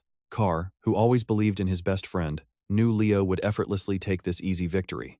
And yeah, I know what you're thinking. Hall finally accepts that Leo is just built different. No wonder he gets to stay by Celia's side. To his complete shock, a very familiar voice praises his effort despite the absolute thrashing he just took. Looking up, he sees Celia smiling down from the stands, genuinely complimenting his unique technique. Even though he lost, Hall just got a sweet compliment from the girl he's desperately chasing. So yeah, maybe it wasn't all bad. He'll hold on to those words forever. Moving to the second match, the professor calls Class 5's Eliana Laden up to the stage. Stepping up with a burst of fiery energy, Eliana demands to know who her opponent is right away. But when Professor A calls Chen Xia of Class 10, Eliana's excited hype completely evaporates. She was so incredibly hyped to whoop some ass, but she drew the short end of the stick against one of the night department's top 3. Both girls take their battle stances, facing each other while waiting for the starting signal. Smiling, Chen Xia offers a polite wish of good luck with a calm bow. Even her gentleness radiates immense power. But Eliana isn't the type to back down against bad odds, returning the polite greeting with a sharp, determined smile. The moment the start signal sounds, Chen Xia gracefully raises her hand to summon water aura, making waves dance around her like a calm ocean. In complete contrast, Eliana grips her rapier as her fiery fighting spirit erupts like a wild forest fire. Pouring everything into her blade, Eliana pushes her speed to the absolute limit, launching a lightning-fast thrust. Chen Xia prepares for the strike, shielding her body in a thick water sphere. Watching from the stands, Leo knows that tanking that rapier head-on would hurt, but crashing full speed into a hard shield of water aura is just as brutal. Eliana was simply too impatient, trying to finish the fight in a single blow, and she gets punished heavily for it. Chen Xia's water sphere isn't just for defense either, it can easily boil an opponent alive. And just like that, her calm power secures an easy win. Eliana picks herself up, wiping away the pain of getting wrecked so fast. Despite the quick loss, she still feels she put up a decent fight, though Leo completely saw this outcome coming. It was an awful matchup from the start.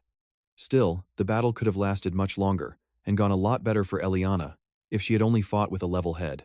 Now, moving on to the third match of the day, Professor A calls the star of Class 1, Celia Zerdinger, and trust me, things are getting wild. Alright, you and I are about to watch a massive blockbuster match that absolutely nobody saw coming so early. Celia's opponent is Duran Moira, the guy forever stuck in second place in Class 1. She just looks at him and smiles. She knows this fight is going to be a blast, but Duran is not playing around. He looks dead serious. Up in the stands, Carr somehow grabbed 3D glasses while eating his own stash of popcorn. He shoves the bucket over to share with Leo. Everyone is staring at the stage. This is a clash of titans. The hype is real. The stage starts heating up and the entire arena is electric. Both of their battle-heavy auras roar to life. With both swords drawn, the fight to decide the actual top student of night studies is on. At the signal, Duran strikes first with blinding speed. His entire body and sword move together, looking like a literal bolt of lightning. But Celia is an incredibly talented swordmaster in her own right. She easily parries his opening strikes. For most first years, this is their first time seeing the top scorer actually fight.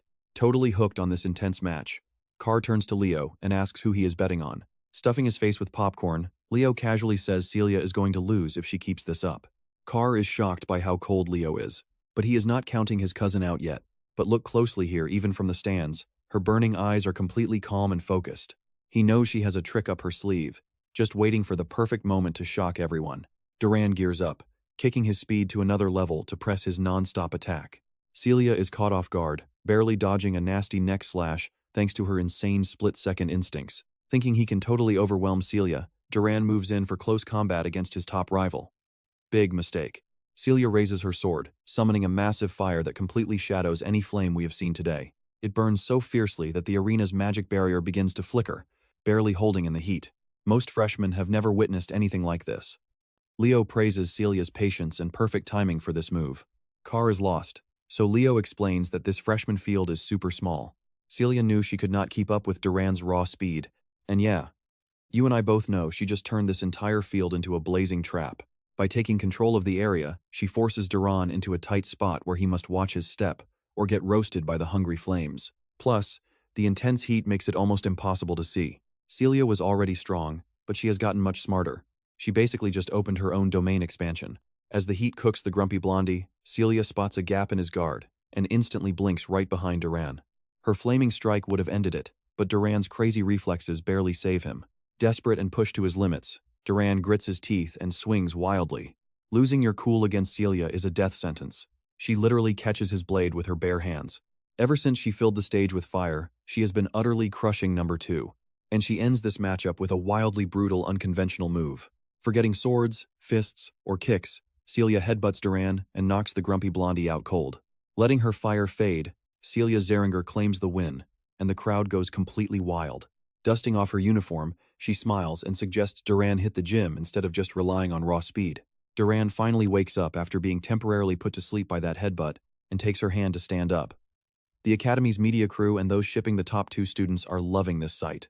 Leo is happy to see his cousin's brutal training finally pay off. Suddenly, Professor Edmund spawns right behind them, snacking on some of their popcorn. Turns out, he has been listening to their commentary this whole time and actually found Leo's analysis insightful. By sunset, all the matches for the night studies practical exam wrap up smoothly. Celia finishes the day with 4 wins and 1 loss. Duran ends up with the same record, alongside Chenia. Each of them has only 1 defeat. But trust me, you and I just watched Leo Plav sweep 5-0 to officially take the crown as number 1. Alright, you and I are back right after that wild practical exam, and the written test for linguistics is finally over. Professor Edmund, looking messy as ever, actually praises the class for their hard work. But as he waves goodbye and heads out, he drops a warning that some might still fail if their scores are bad. The moment the door shuts, Class 5 erupts into absolute chaos. The fiery Eleliana is terrified of getting expelled.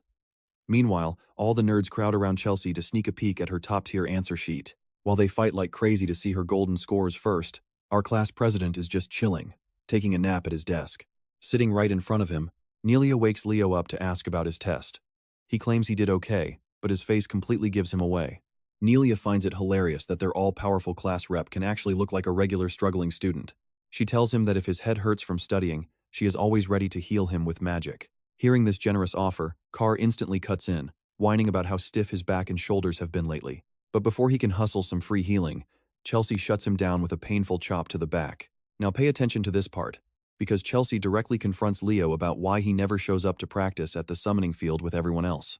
Well, that is only because Leo prefers practicing hard where nobody can see him. Knowing him, that is totally on brand. Chelsea excitedly asks what rank he is aiming for in the upcoming exam. Honestly, that is a silly question. If it is Leo, he is taking first place. When the summoning exam day arrives, a massive crowd of seniors and faculty gathers to watch the traditional event. And the biggest event of the entire first semester for freshmen is the legendary Beast Race. Today, Rumbates, a skilled third-year student from Lumina, is going to commentate live. Seeing how massive the setup is, Celia asks if this is actually just an exam, but learns this race is a legendary school tradition.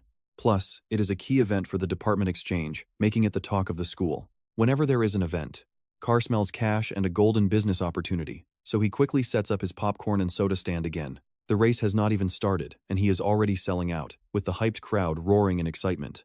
This wild energy is a stark contrast to the heavy silence among the competitors.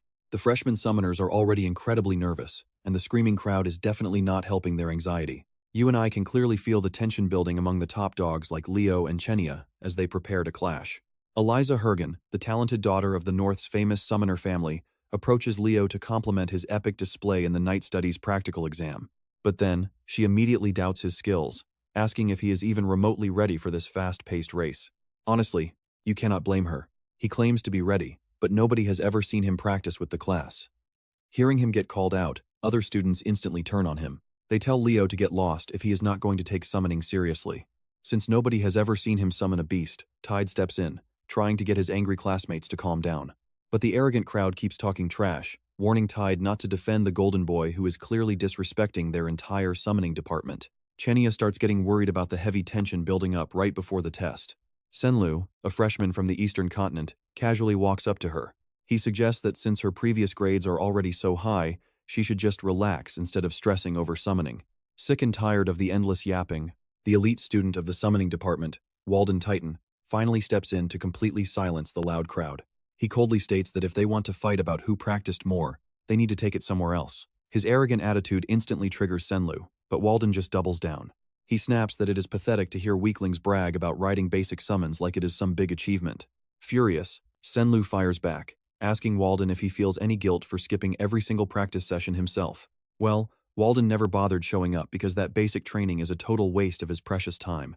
Trust me, you and I are about to see if his massive ego matches his power. Alright, you and I are about to witness some wild academy drama, starting with that fool Senlu trying to punch Walden, only for Leo to step in. Leo warns him that any pre-exam fighting means instant disqualification, not just a penalty. Hearing that is finally enough to make the idiot back down. Tide approaches Leo apologetically, clearly uncomfortable with the heavy tension hanging over the freshman. He explains that the summoning department naturally has a massive power gap between majors and minor students. Since Chen Xia and Leo do not even major solely in summoning, yet still rank at the absolute top, the second years showed up to scold the freshmen for letting it happen. Plus, they never even bother showing up to practice. They treat Leo like some lazy, privileged prodigy, even though he fully plans to give this race his absolute all. But from the shadows, some sketchy figures are watching closely. A sinister, dark aura slowly wraps around a hooded man. He is way too focused on this race, especially on one specific student. That target? Senlu. Now pay attention here, that idiot is harboring a dark, dangerous power, and he plans to kill anyone in his way just to win. Before things kick off, Professor Rumbust steps up to lay down the official race rules. First, the freshmen can only use summoning magic. That means even dual-class students are strictly banned from using aura or other spells. Once the clock starts, they must immediately tame a random griffin inside the stables. Then, they fly up and race across the massive island of summons. They must loop around the silent lake as their turning point before heading back to school. So, who will seize the spotlight in this first semester midterm? Will the South or East captain take it? Can Eliza live up to her legendary family name? Or will Senlu's secret trump card ruin everything? Or maybe our boy Leo Plav will pull off another legendary performance to secure his spot as the undisputed top dog. All the competitors line up at the gate, anxiously waiting for the starting bell to ring. Miss Ura addresses her students with fiery passion, telling them to shake off the nerves and trust their training, but warning them that anyone who panics will be left in the dust only makes the nervous students even more anxious. Miss Ura then commands everyone to get on their marks and prepare. With an epic shout echoing through the arena, she officially starts the annual summoner race. Watch closely here while most students rush the Griffin stables. A hostile group starts the race by casting elemental summon spells. Without a single second of warning, they launch their attacks straight at Walden and Leo. Even the commentator is completely stunned. The summoning class is openly targeting the two crowd favorites. Leo yells over to Tide, telling him to stop worrying and just focus on his own exam. Hearing this, Tide mounts his tamed griffin and flies off, leaving the class rep behind as the crowd starts jeering. They think it is incredibly unfair for the summoning majors to target the top contenders like this.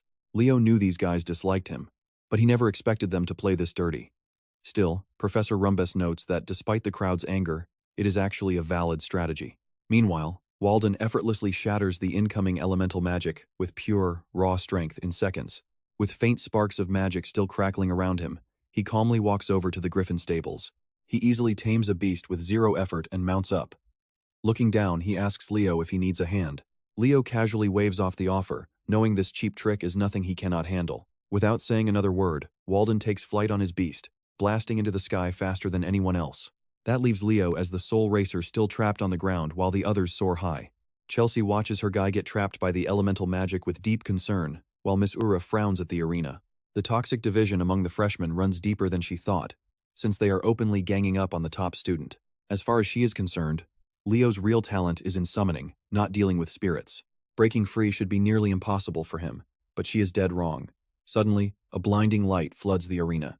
Leo closes his eyes, calmly chanting an ancient rhythmic spell to summon high spirits to shatter his chains. Right on cue, sylphs of all different elemental forces answer his call.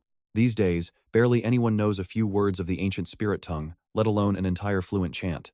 This absolute box of surprises named Leo Plav just keeps on delivering. Miss Ura sees his determined gaze and sighs in relief. She was worried over absolutely nothing. Now, she has one goal in mind: she must lock this genius into her department.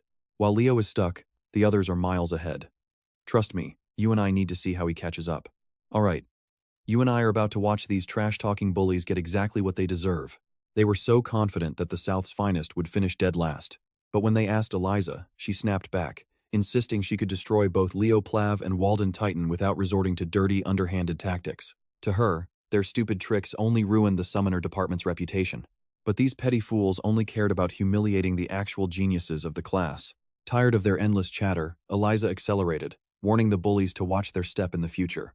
Hearing her self-righteous tone, Senlu felt his temper flare up instantly. At this rate, capturing second place right behind Eliza seemed like a breeze for Senlu. After all, besides her, he was unmatched at controlling aerial beasts. But as he confidently coasted along, a speeding griffin suddenly sliced right through their formation. Balancing on the saddle was Chen Xia. Honestly, surfing on a griffin describes her style much better. And whatever she was doing, it worked flawlessly. Her speed was unmatched, even without using soul energy to buff her mount. Threatened by Chen Xia's sudden arrival, the bullies, rallied by Senlu, locked their sights on the eastern representative. One girl summoned a light spirit, launching it directly at Chen Xia. Now pay attention here, watch how this crazy aerial acrobat reacts to the incoming threat. As the glowing blast drew near, Chen Xia leaped off her mount, executing a breathtaking flip in midair. The amateurs watched in absolute awe as she easily dodged. Landing back on the saddle, Chen Xia loaded power into her legs like a coiled spring, launching herself forward. Her target was the very girl who had dared to attack her first. Utilizing her full momentum, she slammed a heavy kick straight into her attacker. The girl tumbled off her griffin, hysterically screaming that Chen Xia was cheating. What a sore loser. Chen Xia did not use a single drop of aura. She struck using pure martial arts. With that nuisance cleared, she focused on the race and accelerated. Cruising past, she casually greeted Senlu, since they were old acquaintances from the same region. But he glared back with pure venom, warning her that making him an enemy was a fatal mistake. While Chen Xia was slightly disadvantaged in actual aerial combat, Senlu had much bigger threats to worry about. She could feel a furious powerhouse, enraged by the starting line trap, closing in fast. Suddenly, a massive fiery explosion painted the sky crimson. You and I are watching Walden fry these griffins in midair, collecting his payback in full with interest. He systematically blasted the idiots who thought their childish little trap would actually slow him down. This aerial beatdown was his personal thank you gift. Seeing their allies fall, the remaining goons scattered in absolute panic. But Walden was relentless and insanely skilled. Every spell he cast brought down another griffin, instantly disqualifying its rider as the clouds burned. Meanwhile, back at the starting zone, the commentator focused entirely on Leo Plav as he struggled to catch up. The first-year representative was facing a total disaster of a race. After finally shattering the spirit lock, he had to tame the very last griffin left in the stables. One slip up here, and it is game over. Examining the beast, Leo noticed a deep, painful wound on its left wing. It was a fresh, deliberate cut. Clearly, those same cowards who trapped him had sabotaged this poor creature as well. For future heroes to play, such a sickening trick is absolutely pathetic. The moment Leo grabbed the reins, the panicked griffin went completely wild. Forcing your way onto a terrified, guarded beast without building trust first is usually a death sentence. Up in the stands, the Zeringer siblings watched intently. While she was anxious, her brother was fascinated to see how Leo would handle this. It seemed like the young man was simply going to brute force the taming process. Although he understood the beast's immense rage and terror, Leo had to speed things up immediately. Locking eyes with the rampaging bird, he paralyzed it with a cold, terrifying glare. He commanded the griffin to kneel, and sensing overwhelming danger, the creature stopped fighting back. The beast quickly submitted, allowing them to finally form the crucial bond required for this race. Reaching toward the injured wing, Leo pulled out the sharp shard embedded in the flesh. With one swift motion, he leaped into the saddle, ready to ride. Guiding the massive beast with expert precision, they soared out of the stables. As the camera zoomed in on the final racer, the entire crowd noticed the griffin's crippled wing. The commentator even predicted that the first-year representative would finish dead last. But Leo simply empathized with his wounded partner. You and I know Leo would never let his partner suffer, so he summons his legendary contracted beast to turn the tide.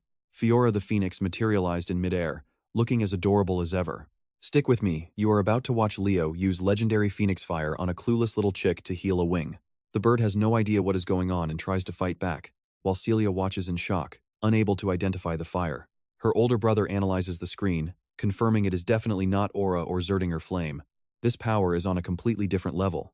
Meanwhile, the battered competitors up front are desperately trying to accelerate and steer clear of crazy Walden. At this stage, they are just struggling to avoid finishing in dead last. But unfortunately for them, the true main event has just begun, and he is absolutely unstoppable. Wrapped in roaring Phoenix fire, Leo's griffin takes off like a rocket. Spying the racers ahead, he decides it is time to push this beast to its absolute limits.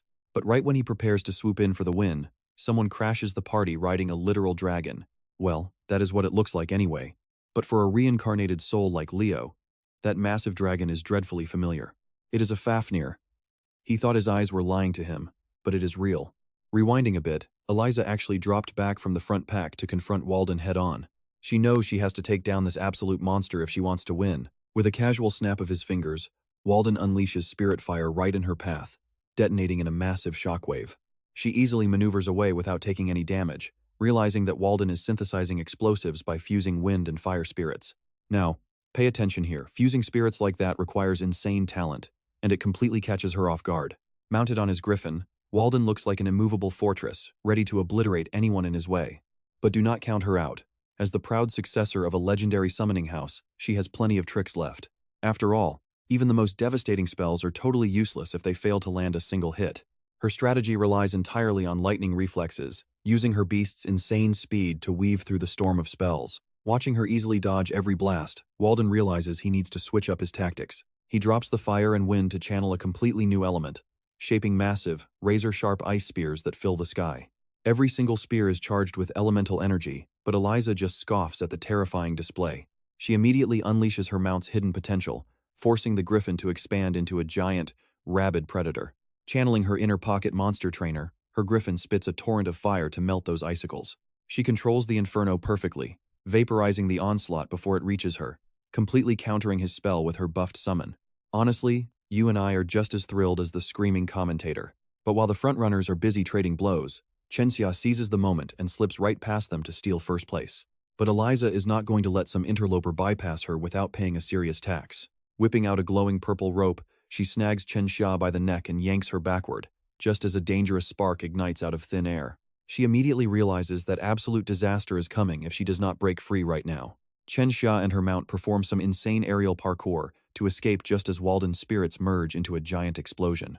Suspended in midair, she shatters the binding magic rope, Whistle calls her beast, and takes the lead again with some crafty moves.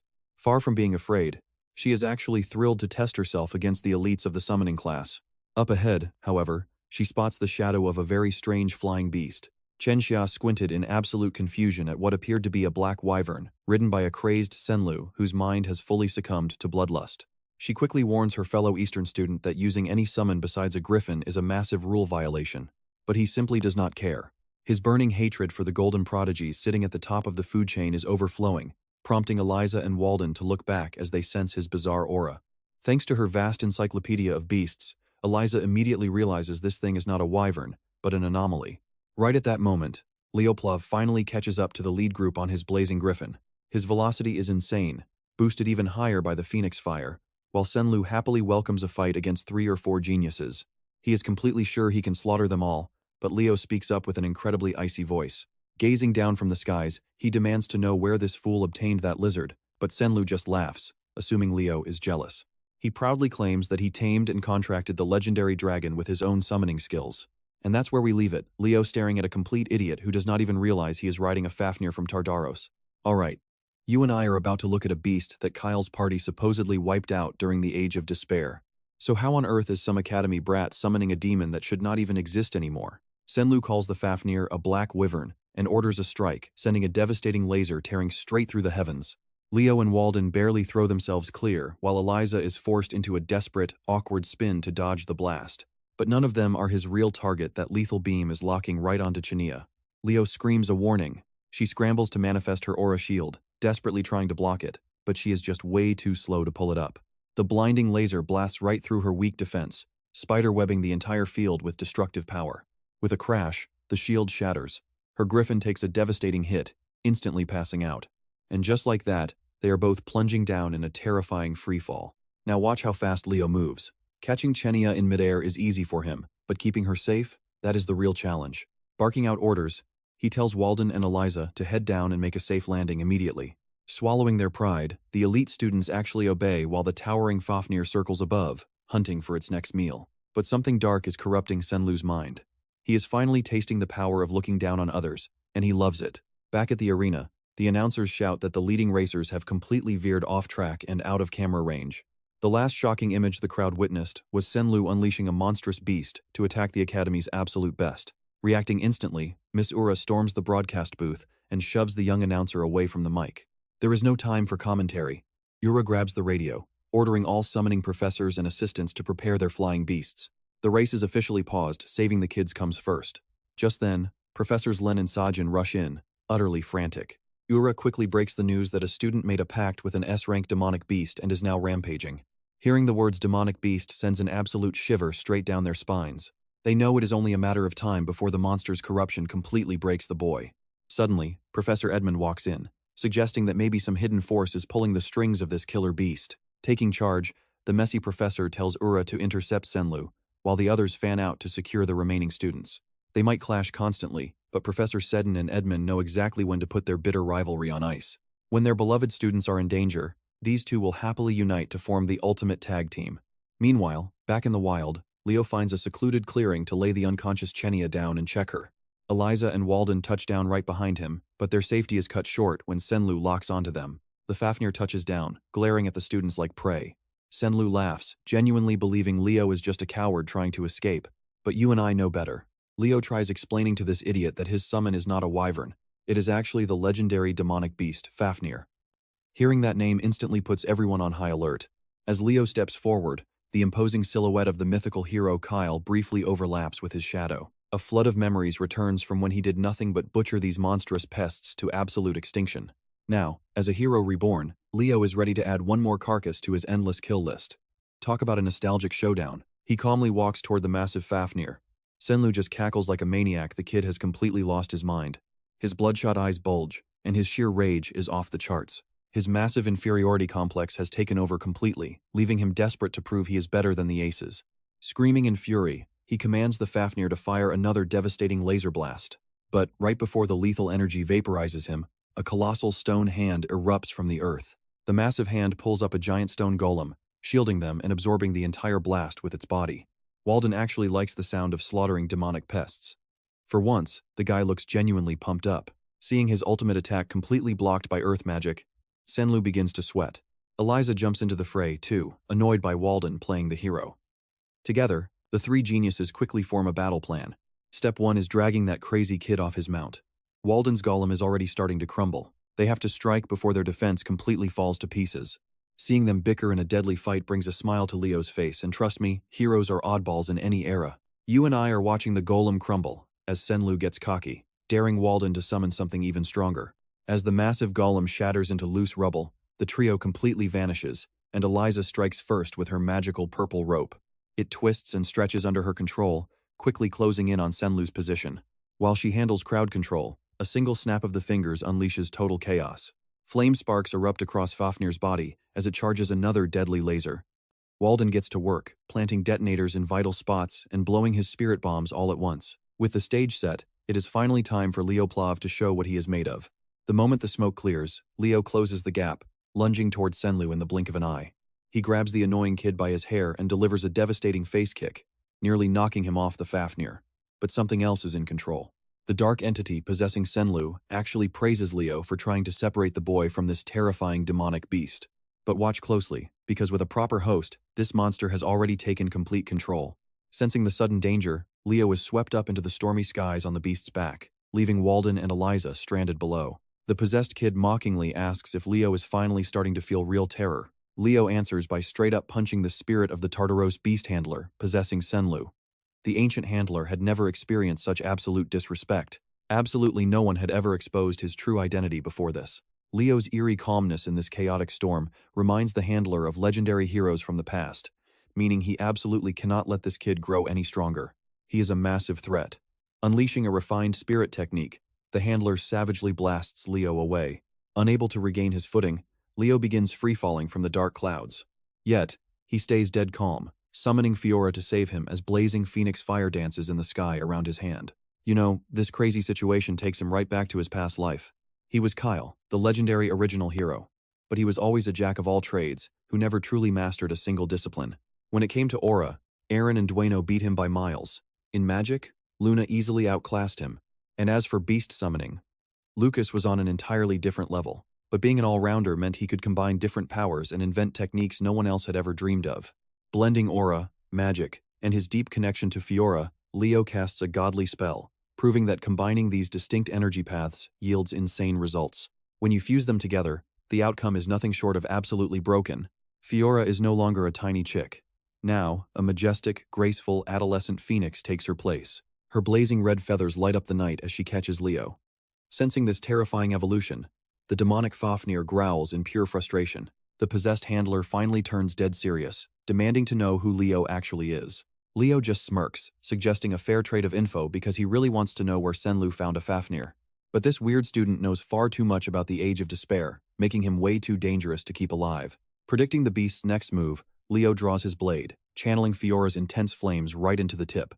Lucky for him, Zordinger's legendary secret sword art is designed specifically for Phoenix Fire. With it, his prominence technique reaches a godlike tier. Suddenly, the Fafnir's destructive laser and Leo's mythical flames collide. It is an absolute anime showdown, and Leo holds his ground without flinching. Meanwhile, Senlu's brain seems completely fried from the intense possession. Fafnir stumbles midair, groaning in pain and throwing the handler completely off balance.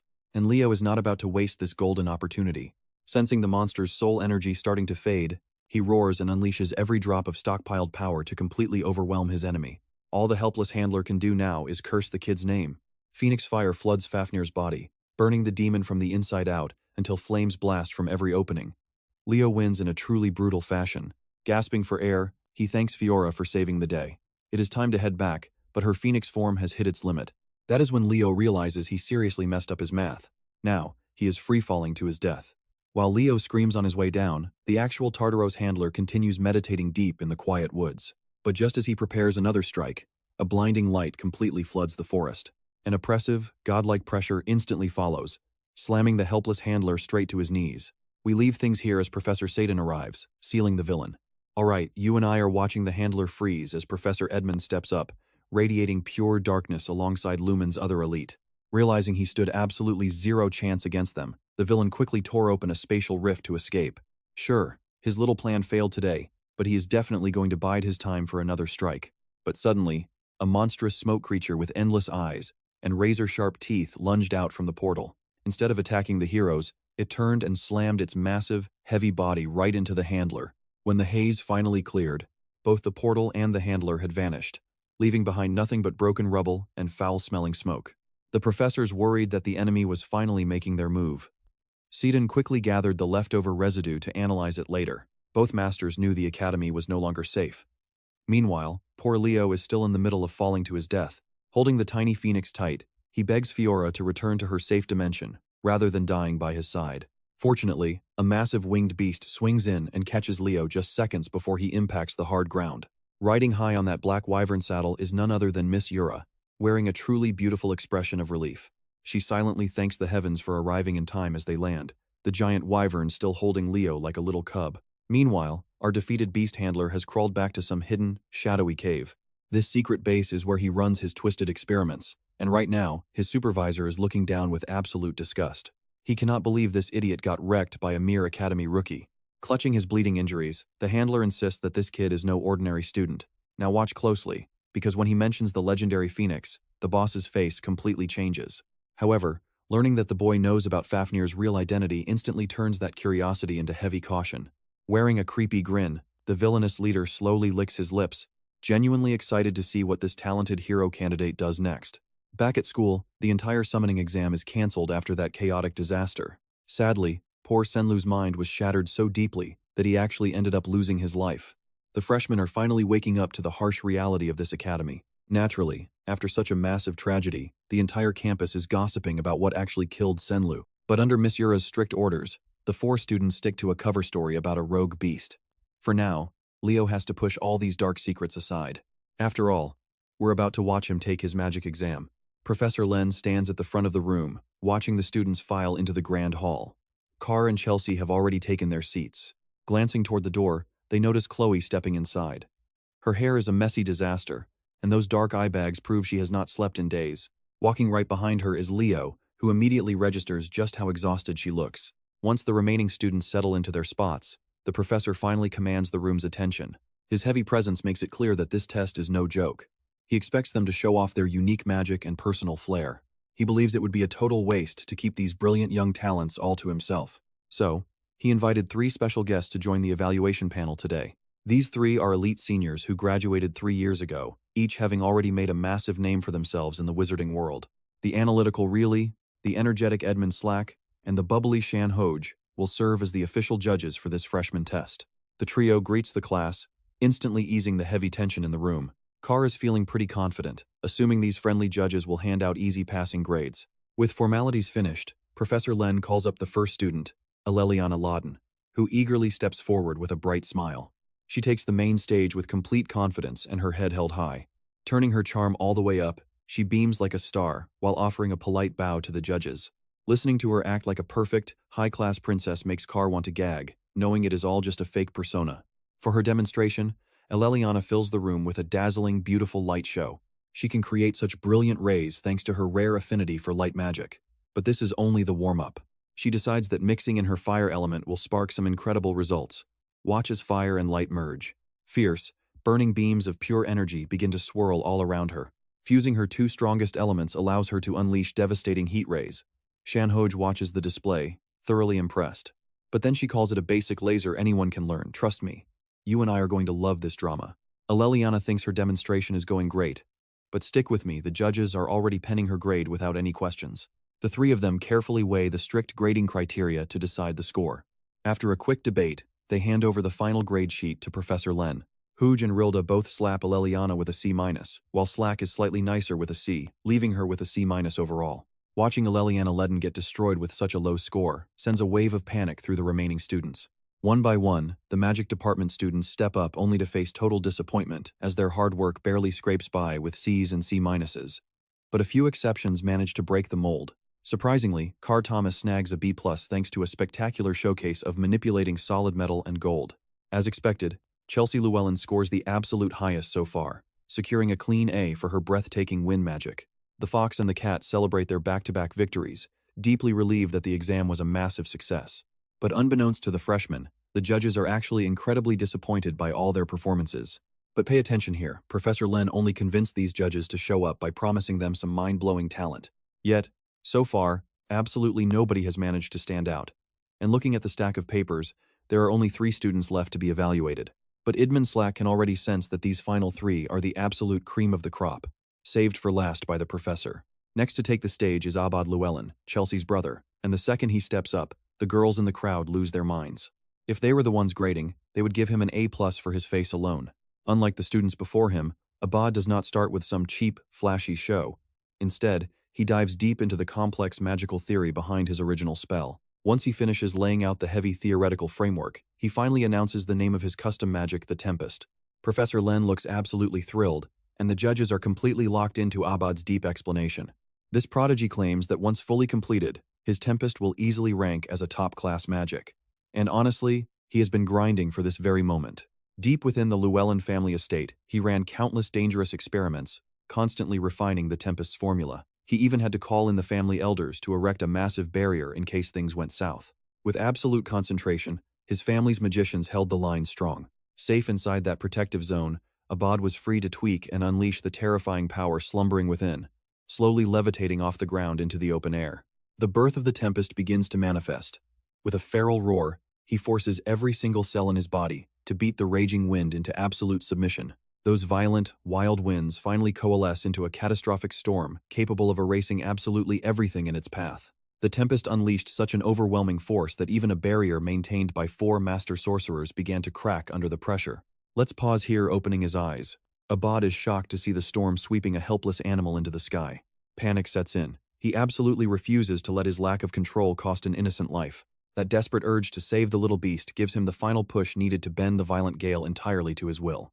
Abad is a genuinely good guy, maybe even the perfect hero candidate, well, except for our main character. Back in the present, he presents a heavily downscaled version of the Tempest. After all, summoning its true power would easily blow away half of the Academy building. A magic that scales wind pressure to the absolute limit. It sounds incredibly basic, but the judges immediately recognize the complex, high-tier sorcery system required to actually pull it off. Consequently, Abad Llewellyn walks back to his seat, boasting the very first unanimous A+ of the day, setting the new record. Chelsea proudly whispers to herself, knowing her brother is just built entirely different.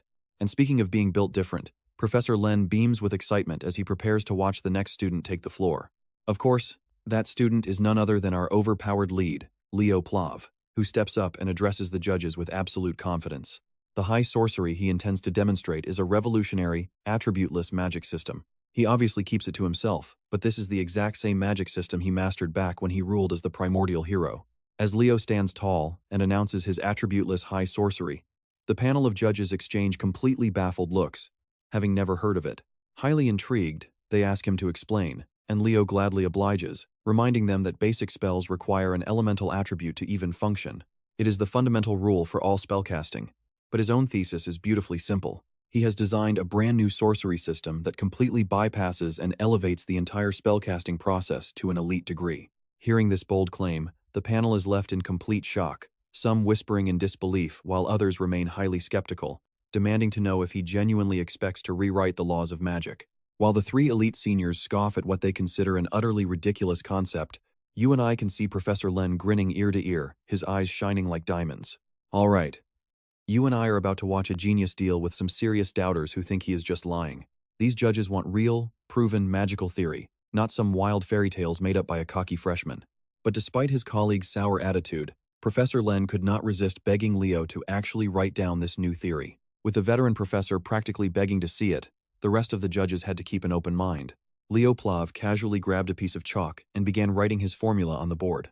For a moment, the entire room fell dead silent, save for the rhythmic tapping of chalk on slate. Real Deepy spoke up, pointing out that only one legendary mage in all of history had ever pulled off a completely unique casting system. Leo just shrugged. He knew that already. Only the famous poet of the stars, Luna, had ever accomplished that impossible feat. Judge Sean Hodge glared at him, clearly annoyed that a mere freshman was acting like he belonged on the same level as a legendary historical hero. But Leo quickly waved it off. No way. He was not planning on doing that at all. He could never compare to Luna's magical talent, but he added that you do not need to be a once-in-a-lifetime genius to create a new system. All the judges had to do was look at the board to see exactly how it works. And pay attention here, because every single line he wrote was absolutely flawless. This kid was not bluffing. The spell structure proved his system could actually channel any magical element without a single drop in power. Chelsea, despite her massive brain, she could not make heads or tails of it. Meanwhile, Carr had completely given up reading it after line 1. The entire time, Chloe stared at her rival with deep, intense eyes, never looking away. Realizing the sheer scale of his genius, the judges finally asked him why he even bothered creating a system this crazy. His answer was simple. He just wanted to use every single type of magic without limits. Idmund's doubt instantly turned into fascination. Now he understood why the professor said this year's class was on a whole different level. When they asked for the system's name, Leo grinned and raised his hand. He conjured a glowing thread of mana that lit up the hall, swirling together into a massive, blinding orb of raw energy. Leo named it the Bible. Hearing that, Sean Hodge gasped in absolute shock. In all her studies, only one person in history had ever used that word. The legendary, supposedly fictional hero, Kyle. Now, she was eager to see what he would do next. Maybe this kid would prove Kyle was real. After the quickest discussion of the day, the judges handed over their scores to the professor. As soon as Professor Len saw the numbers, he smiled. Of course, Leo Plav easily scored an A+. Walking back, Leo remembered failing to finish this system in his past life as Kyle. This time, things would be different. He would make absolutely sure of it. Meanwhile, the very last student stood up to present her magic.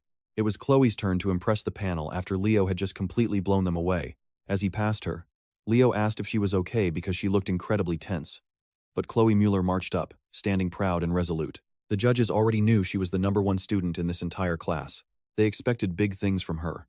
And the moment she stepped up, her entire vibe shifted. Now watch closely, she just created an eternal flame. A wild, blood-red fire blazed in her hand, leaving her classmates totally confused. Everyone knew Chloe was an ice mage.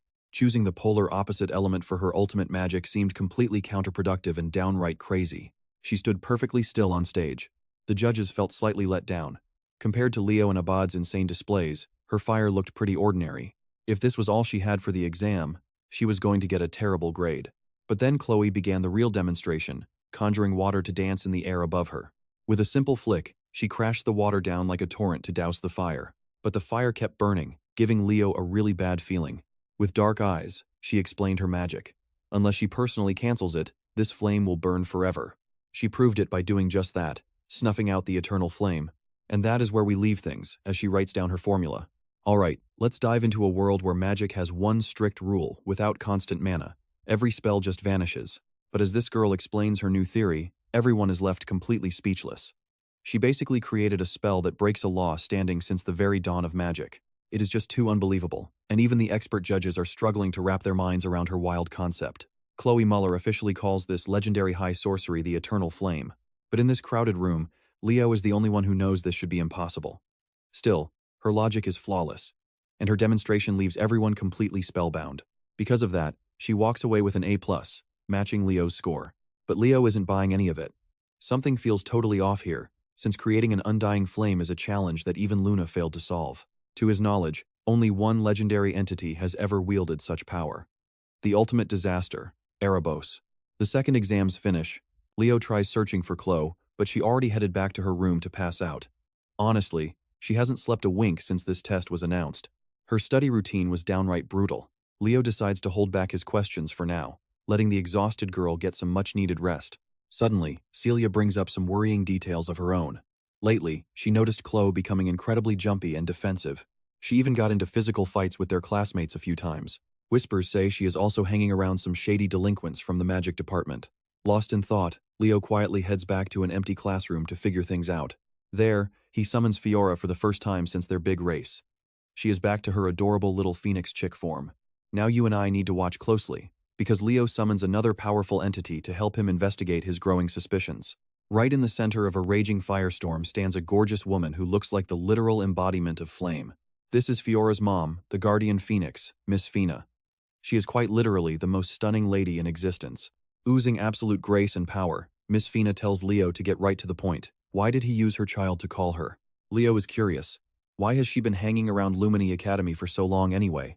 Since the legendary phoenix is the absolute polar opposite of dark demonic beasts, there has to be a serious reason she is still lingering here. Miss Fina admits the truth. 5 years ago, a devastating terror attack struck the heart of Lumini.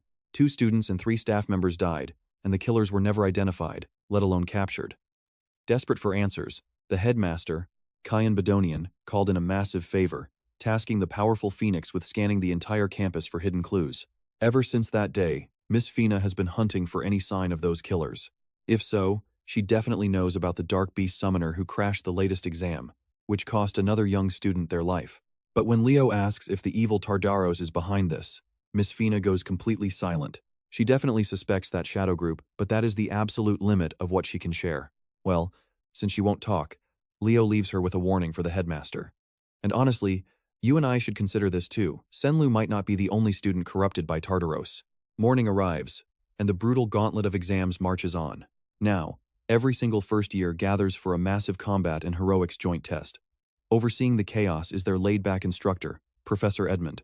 Since everyone is present and accounted for, the lazy teacher completely dumps the job of explaining the rules onto their class representative, Leo.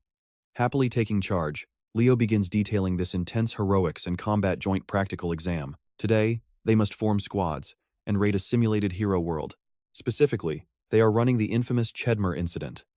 The moment that name drops, the entire class instantly freezes in absolute terror. The only clueless student who has never heard of Chedmer is Aleliana, even though it was literally covered in their written test. As the classroom starts buzzing with panic, Professor Edmund lets out a booming shout. He demands they shut up, show some respect, and listen to what Leo has to say. Leo goes on, explaining the core test. Everyone will be thrown into a virtual world from exactly 30 years ago. A tragedy where a group of first-year academy students went on a routine mission deep into the central Chedmer forest. Out of nowhere, Tardaros ambushed them. Professor Albie, who was just a second-year student back then, was sent in with an elite rescue squad. Thanks to his heroic efforts, they barely avoided a complete massacre. The main objective here is to save wounded students, wipe out hostile beasts, and support the simulated projection of a young Professor Albie. But Professor Edmund warns them that this is no ordinary midterm exam.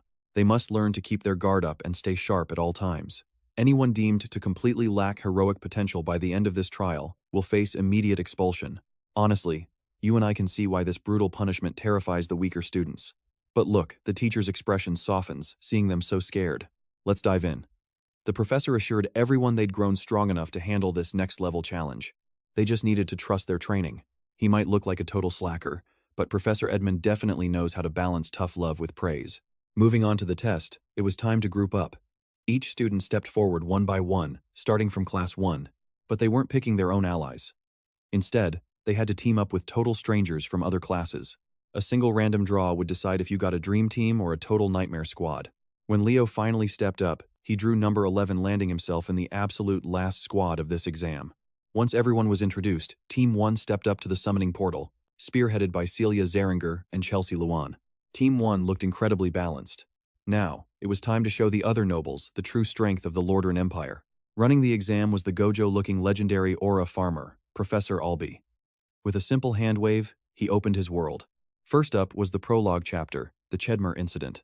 Blinding magic swallowed Team 1 whole, pulling them straight into the past. Now watch closely, a giant magic screen was set up to broadcast the team's every move for all of us to see. Everyone was absolutely stunned. Despite just entering, Team 1 was already absolutely blasting through this simulation of the hero's past.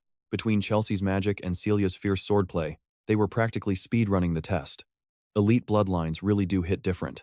Watching from the sidelines beside Professor Edmund was his annoying rival, Professor Seddon. Since Celia was Seddon's top student, he bragged about her carrying Team 1. Edmund argued Chelsea was doing all the real work. These two legendary powerhouses of Lumen just couldn't resist trading blows whenever they got the chance. Cutting through their petty bickering, the headmaster arrived, praising Team 1's incredible clearing speed. They were truly worthy of being called rising stars. The headmaster knew his two main pillars would fight like children, so he sat right between them. He just wanted to see how much these fresh first years had grown. Turning to Professor Albie, the old headmaster apologized for dragging up such a dark, painful memory for this annual exam. But Albie shook his head. He vowed never to forget the incident, needing this harsh annual reminder to keep himself on track. Moments later, Team 1's run ended in a brutal victory as Chelsea and Celia tag-teamed the final monster. The headmaster was highly impressed by the Zeringer and Llewellyn girls. You and I both know they usually fight, but they worked flawlessly. They're the pride of their country. Team 2? Not so impressive. Meanwhile, Team 3 absolutely dominated the simulation, blasting through with overwhelming force. They let their strongest frontline fighters, Abad and Duran, lead the charge while the rest played support roles. The headmaster highly approved of their fast and deadly tactics. Surprisingly, Team 4 also climbed straight to the top tier. While Nella Carvin's healing aura was impressive, it was Chania's bizarre, supernatural movement that carried them. The headmaster made a mental note of the mysterious Eastern girl. Meanwhile, Team 7, led by 2 genius summoners, easily crushed the trial too. Headmaster Callion and his staff literally couldn't take their eyes off the magical broadcast.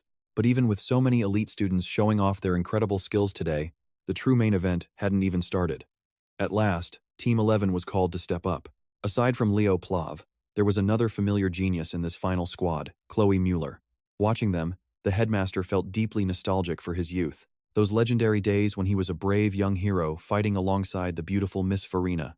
As Team 11 stood atop the magic circle, Leo and Chloe locked eyes with complete focus. Professor Albie flipped open his ancient tome, activating the trial for the 11th and final time. Chedmer incident, loading. But as the world initialized, no one noticed a speck of pitch-black energy, corrupting the glowing magic circle below. Just as the light engulfed Team 11, Leo's hyper-sharp instincts screamed that something was terribly off. Unlike all the earlier gates, this wild, chaotic magic was thrashing around far too violently. To everyone's absolute shock, only 2 of them actually vanished. While Leo and Chloe were teleported away, the rest of Team 11 was left completely stranded on the field. Professor Sedone bolted upright from his seat, his eyes wide with sudden panic. Headmaster Kalian demanded answers from Albie, desperate to know what had just happened. And that's where we leave it. With sheer panic in his voice, Albie called off the exam because their reality had just been hacked by dark forces. You and I are witnessing a total nightmare. An unprompted hero dungeon just spawned. Leo stands there frozen as a bizarre glitch screen pops up instead of their normal quest window, realizing they are trapped in a hero dungeon. Chloe looks around completely bewildered. There were no missing archive pages, and a record glitching out like this is literally unheard of. Leo tries calling the academy professors, but got zero response.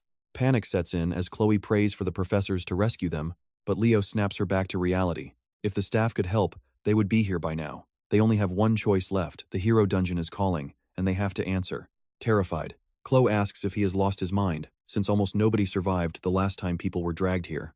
They are practically walking into Tartarus's deadly trap with a massive death wish. Her knees buckle, and she completely breaks down as her final hope shatters to pieces.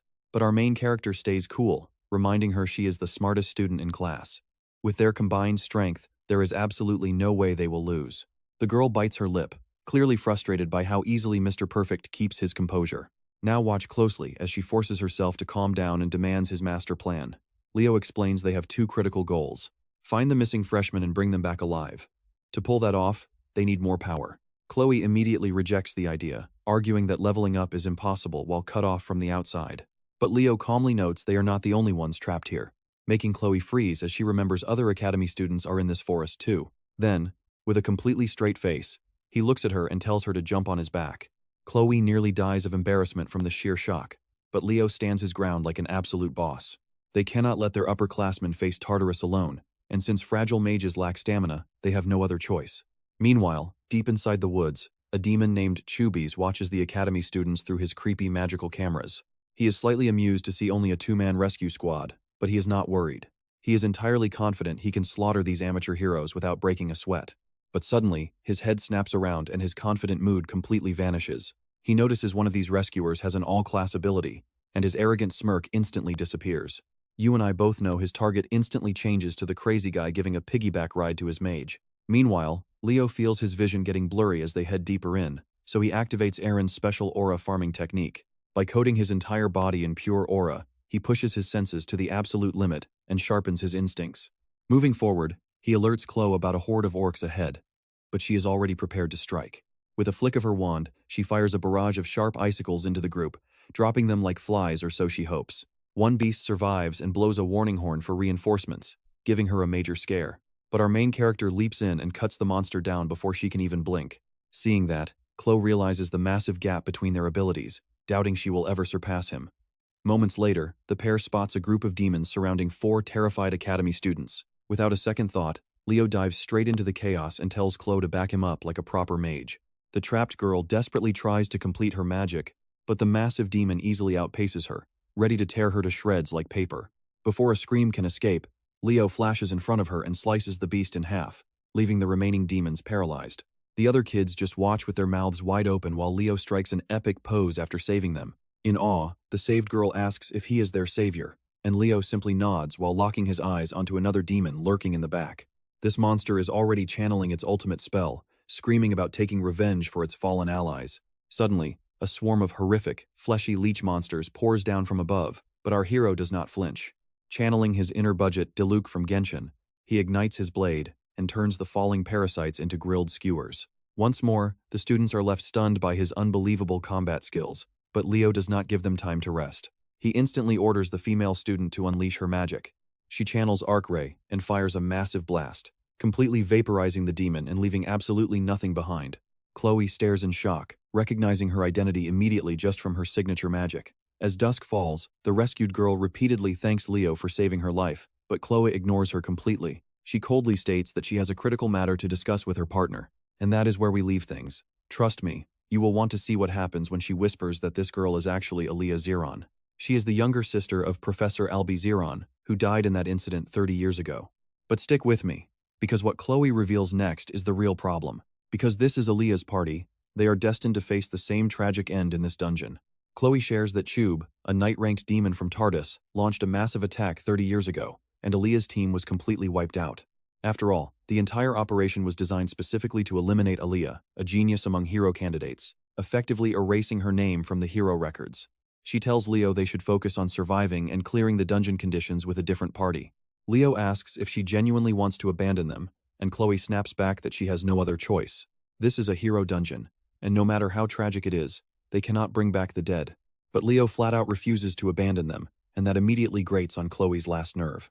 She yells at him with so much fury that Aaliyah's group just watches silently, looking like kids caught in a massive parental fight. Now watch this tension explode.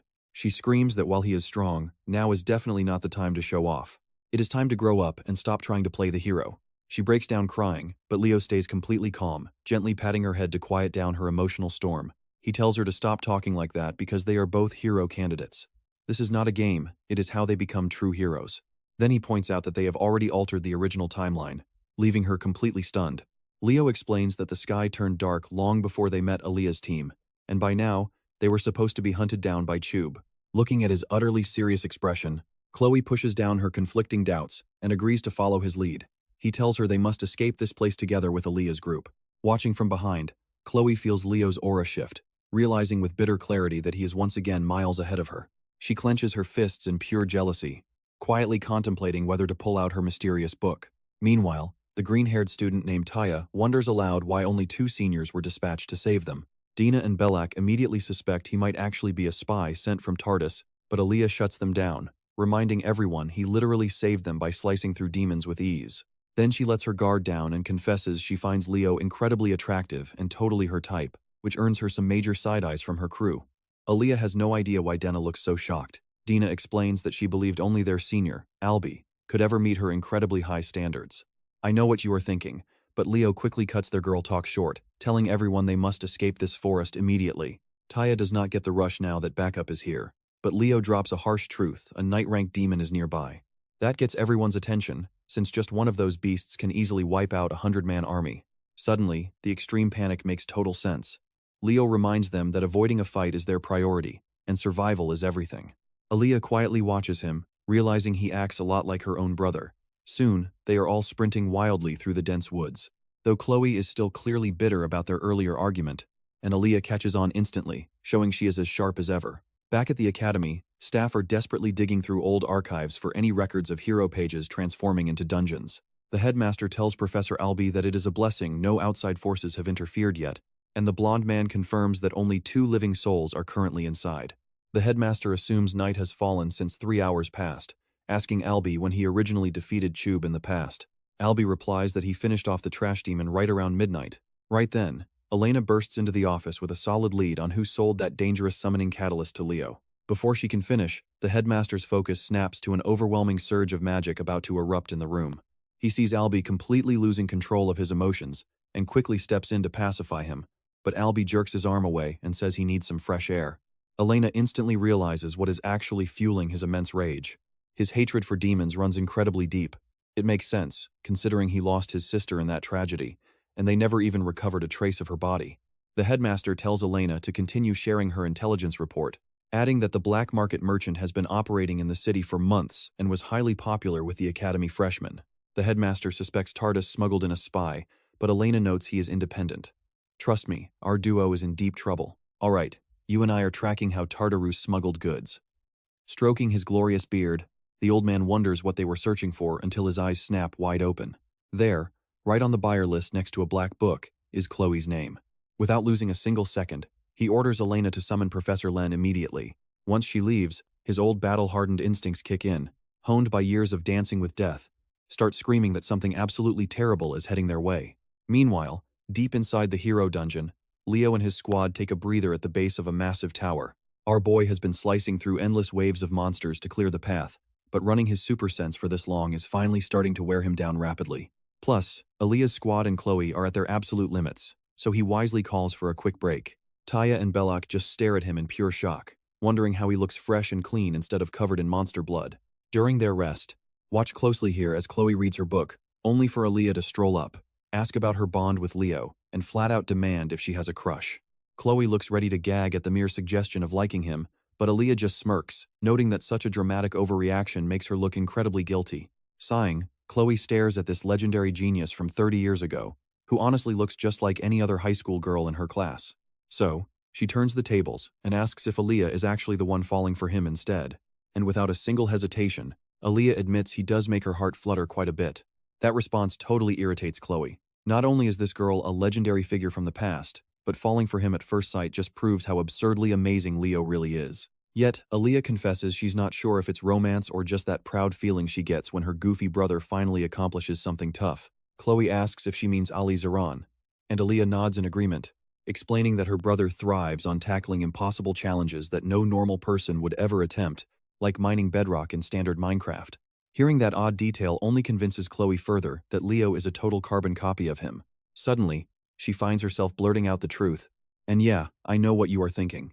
But after Chloe confesses how her jealousy ruined their friendship, Aaliyah reveals they are shockingly similar. The prodigy reveals she was always deeply jealous of her own brother because he acted like a clown, yet still stumbled his way into making massive scientific breakthroughs. She admits her signature magic is just a modified version of her brother's system, since she's actually pretty terrible at inventing original concepts. She shocks Chloe by laughing about failing her own entrance exam twice, which only fueled her massive complex and made her resent him. Over time, that toxic envy transformed into pure admiration, and Chloe realizes she went through the exact same thing. Before she can process it, Leo suddenly springs up and warns everyone that their exit route has been completely blocked. The panicked students instantly draw their weapons and brace for impact, but our hero reminds them they are future protectors, and fear is not on the syllabus. Yet, everyone starts sweating bullets as a massive demon emerges, declaring he has finally located the seed of a future legendary hero. He fires a devastating blast of magic straight at Leo. While dodging, Leo remembers this monster is known for wiping out young talents before they can grow. But hearing this beast call him a great hero really rubs our protagonist the wrong way. Still, he calls out to Chloe, who already has her spell circle prepped, and she conjures a giant glacier to block Chube's blast. Meanwhile, our hero coats his blade in energy and slips right behind the knight-rank demon, delivering a massive, satisfying slice right to the beast's thick neck, which looks built like a Formula One car. The girls hold their breath, hoping the battle is won, but their relief vanishes as Chube's gross flesh regenerates, stitching itself back together like a pile of cursed jelly. Spotting this, Leo orders a retreat as the demon unleashes a void spell that swallows all incoming attacks like a black hole. Taya and Aaliyah start panicking, wondering how to defeat such a broken ability, but our main guy remains completely focused. He knows this void is not invincible and that every cheat skill has its limits. Chube taunts him, laughing at the idea that leftover hero trash could defeat him, but our boy snaps back that if the demon is so strong, why is he so terrified of a mere rookie?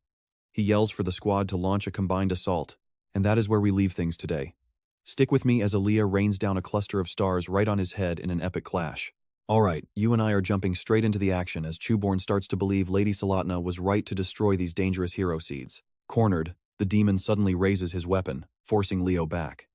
The second our guy spots the danger, he screams for everyone to hit the dirt, but one of the spikes still tears right through Belloc's side, forcing Leo to grab him and retreat behind a thick wall of ice. Leo quickly jumps up, checking on the group. He reassures them he can stop the bleeding with his aura, then tells Chloe to prep a finishing blow. With that, he charges back into the fray to buy her enough time to charge an attack that can break past the limits of the void. Chloe quickly flips open the mysterious black book she has been clutching this entire time. Scanning the pages, she finds the perfect, devastating spell to roast this ugly demon alive and erase his entire existence for good.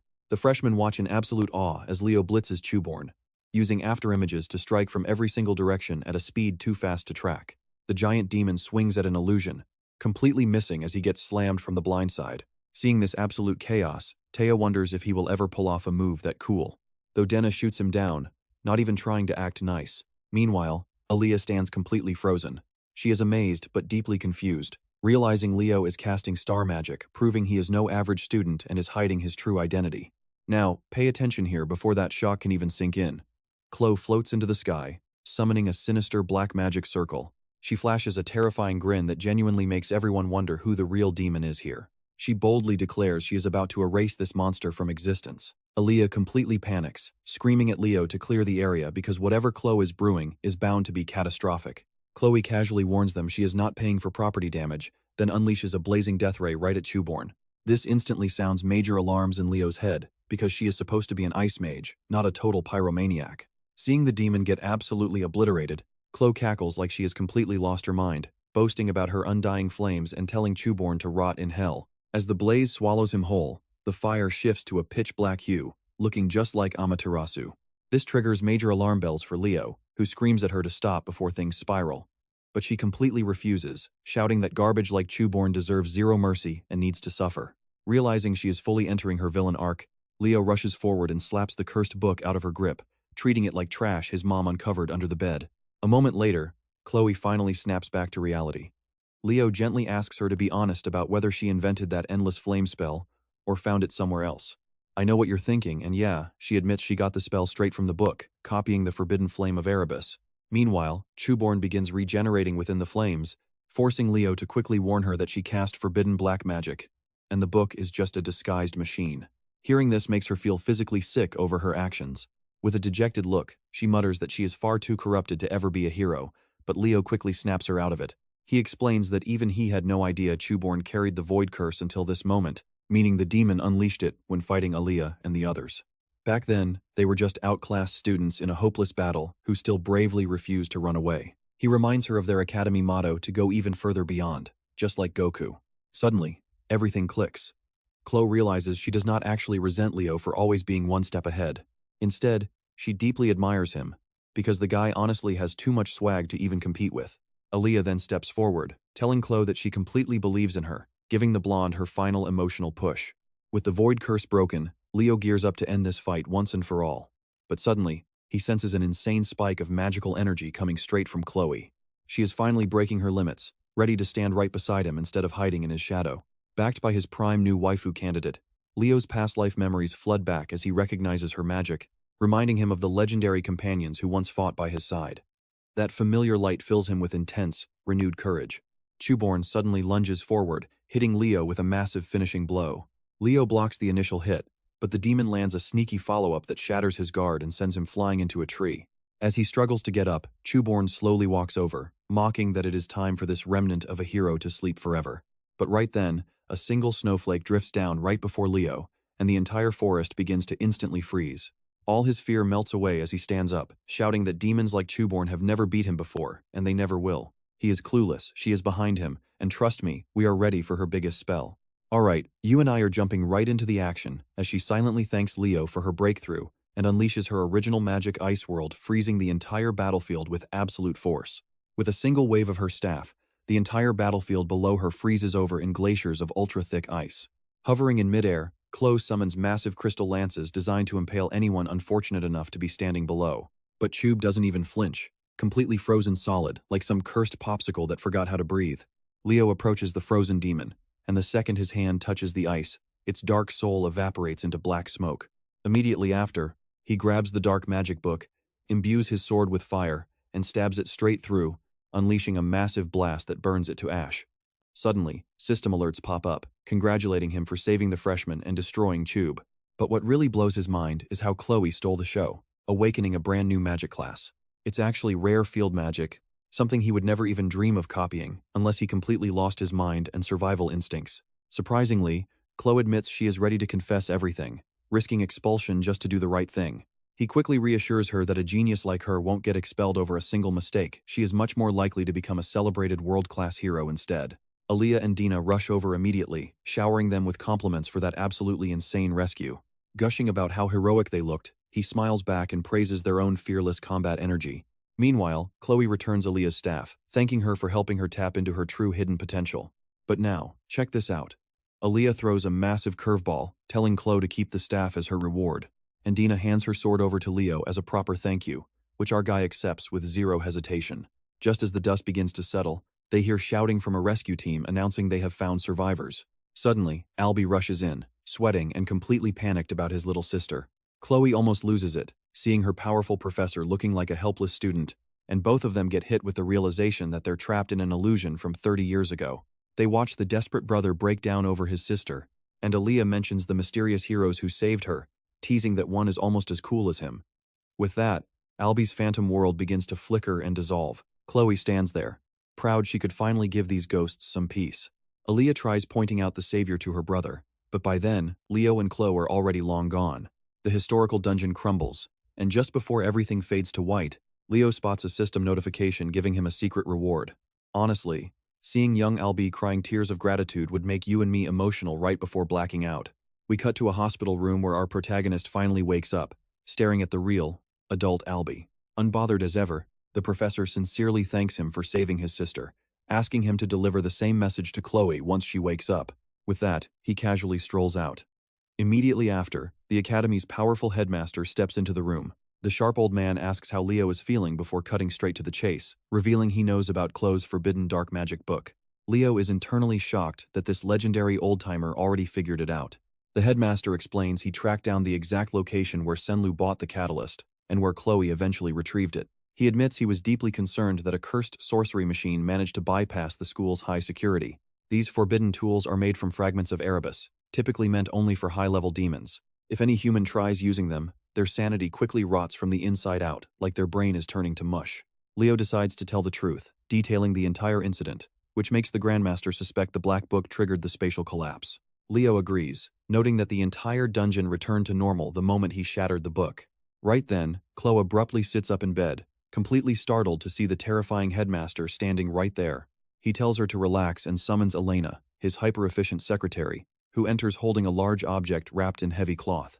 Unwrapping it reveals the very sword and crystal Dina gifted them, along with Alia's legendary staff. Chloe's eyes widen as she witnesses a phantom weapon actually materialize in the real world. The headmaster glares at Leo with pure suspicion, demanding to know how he brought back a reward from an illusion. Observing Chloe's shock, Leo realizes he's the sole recipient of this glitch. And trust me, you and I are definitely in for a wild ride, as he recalls his broken entrance exam exploits. Normally, you and I both know it's supposed to be impossible to grab rewards from a living hero's world, a rule unbroken since the dawn of time. Leo wonders if this connects to the Fairy King's pledge, especially since he openly admits that it was indeed an attack reward, but the old man presses him again, demanding to know if he's completely sure it originated from Alb's world. So, our main character cooks up an excuse that sounds just believable enough to slide by, blaming the whole anomaly on black magic, warping that hero's world into a dungeon. That excuse works for a moment, until the headmaster fires back, asking why Leo scored a reward while Chloe got absolutely nothing. Thankfully, our new best girl candidate steps in, suggesting the system recognized Leo as the most valuable player, and gave him all the loot. The headmaster buys it for now, announcing that he'll launch a quiet investigation behind the scenes to dig deeper. He lets them keep the special rewards in their hands for now, but adds they'll return them to the proper families later, solely to keep this magical device a closely guarded secret.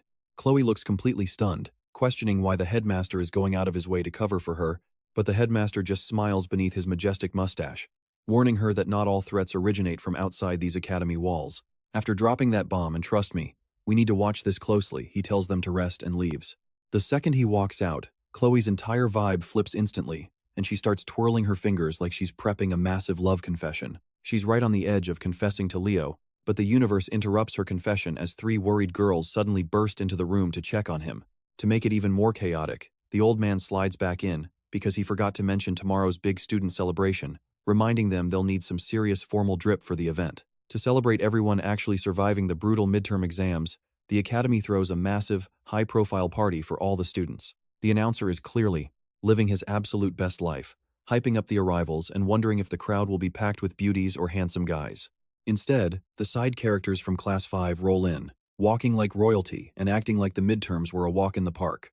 As the venue fills up, waves of hungry students pour inside to demolish the buffet. And right on cue, juicy gossip starts spreading like wildfire across the room. Our duo is absolutely destroying the buffet like starving beasts, until Carr pauses to wonder where the rest of their class is. Just then, the announcer's voice booms over the speakers. Now watch closely, because the next pair making their grand entrance catches both of them completely off guard. Nella and Aleliana step inside, looking like they just walked right off a runway, stunning everyone in gorgeous dresses that instantly turn the nearby guys into absolute drooling messes. Meanwhile, the girls waste zero time roasting the guys, asking if they borrowed those suits from their dads. The announcer keeps building the hype, introducing the famous Luan siblings who walk in looking unbelievably sharp as the entire crowd goes wild. Carr points out how fast they're surrounded, but Aleliana just shrugs, saying it's expected for major school celebrities. The host cuts back in to tease the next couple, and right on cue, Celia and Leo walk in radiating major power couple energy. Celia looks incredibly stiff walking beside him, while our class representative flashes a blinding smile that could easily cure darkness. Nella jumps up in pure shock, while Carr and Aleliana can't help but cheer for their stylish class leader. Suddenly, the mic ends up back with that spirit-possessed girl, who loudly asks everyone how they're enjoying the massive celebration. Carr turns pale the second he sees her, but thankfully, a few students cheer back, keeping her from losing her mind. She stays surprisingly chill and says she's glad, but then casually drops a massive bomb she's about to reveal the midterm exam results right here, right now. All the hype in the room instantly dies, and Carr sighs that dinner is officially ruined. She laughs off the reaction and explains that the professors decided to only show the top 3 students from each major tonight, while the rest of the academy will get their scores from homeroom teachers tomorrow. The crowd sighs in relief, letting out a cheer when she adds that the head professors themselves will announce the rankings. Ain steps onto the main stage next, prompting Aleliana to whisper that he looks incredibly handsome tonight. The Swordmaster wastes zero time, praising their hard work before pulling up the top ranks for the night major. And that's where we leave it with Celia on top, followed by Duran and Chen. Alright, you and I can see Celia looking super confused here, totally expecting Leo to be number 1. The magic department professor steps up next, calling out Abad, Chelsea, and Emio as the top 3 scorers. Chelsea looks uneasy since Leo is nowhere to be found, but he tells her not to sweat it, things like this happen. Carr points out how weird it is that Leo hasn't placed at all, and notices Chloe's name is missing too. Chloe tenses up before forcing a smile. The professor admits that even though she had to fail her for using a spellbook, her magical passion and raw skill were still seriously impressive. Sadine completely agrees with that, standing straight up like a proud, doting father. But Herod just smirks and tells him to sit down while Celia gently comforts Chloe. Next up, the real star of the night, Yura, takes the stage to announce the summoning major results, and the simps immediately go wild, begging to be her summoned pet. But as she calls the names, Leo is still completely missing. Celia starts getting anxious, and the other students whisper about how bizarre it is that Leo hasn't ranked even once. The microphone ends up back with that chaotic announcer girl, who loudly asks the crowd if they are still having fun. And now pay attention, because she's about to reveal the absolute top scorer who will represent the academy next year. She lets the tension build for dramatic effect before dropping the name Leo Plav. Instantly, his classmates go wild, celebrating and hyping him up. Their celebration is cut short though, as one student suddenly stands up and objects. Emio demands to know how Leo could possibly be the overall top scorer when he didn't rank in a single major, calling it highly suspicious. Even Leo admits he is totally surprised, turning to the announcer who starts fumbling her words, desperately trying to piece together some sort of valid explanation. Then she suddenly snaps as her angry split personality takes over, yelling at the students with harsh insults that would normally get her expelled instantly. She growls that she is only explaining this once, so they better shut up and listen carefully. Herod watches with amusement, wondering if she's being possessed again, and Sadine nods in agreement, finding this highly entertaining as well. She rants that dual major students do not get placed in specific class rankings because their overall stats are divided between categories, giving a clear example, explaining that a magic knight possesses weaker aura than a pure knight and weaker magic than a dedicated wizard, but their combined combat strength is far more lethal than either alone. Plus, Leo's joint practical exam scores absolutely crushed everyone else's. Even so, Emio still grumbles under his breath about other students having better theoretical marks. She roasts him, and trust me, we both felt that shock when she reveals Leo cleared the hero's world and killed Shoebarn, silencing the room. Meanwhile, Leo just tries his best to stay chill, aura farming like it is absolutely nothing. The entire class stares in utter disbelief while Eleliana and Carr both blurt out, demanding to know how he cleared a dungeon like that with only one partner. Leo remains completely unbothered and does not even reply as the chaotic announcer girl suddenly reverts back to her incredibly timid, stuttering self. Though Sin casually mutters that her job is pretty much over anyway. She wraps up by telling everyone to enjoy the party, instantly shifting the atmosphere as wild gossip fills the hall. Yura pauses while eating her food and turns to Len, asking what the rankings would look like if dual-class students were included in the scores. Len answers without hesitation that the scoreboard would have faced a massive, chaotic shakeup. He calmly explains that everyone else's rank would have dropped by 1. And when Yura asks if that means Leo placed first, the magic professor confirms it was indeed our boy. Yura is visibly shocked, noting it would have been the same for the summoning major, while another professor confirms that applies to his department too. As Yura tries to process this, the professor mentions that Leo's all-class goals suddenly seem far more realistic. Len cuts in, firmly declaring that regardless of anything else, Leo's future path will definitely be in sorcery. Yura doesn't take that lying down, insisting she wants Leo in the summoning major instead. Meanwhile, the Glacial Knight listens to them argue and calmly declares that Leo is a natural-born swordsman, triggering a wave of yelling while the assistant professors exchange incredibly worried glances in the background. The next morning, Carr is completely destroyed from overdrinking, and Chelsea mentions she has never seen anyone chug 2 entire liters of orange juice before. Professor Herod steps into the classroom and commands everyone to quiet down. And that's where we leave it, as he pulls up a map to reveal their upcoming class trip.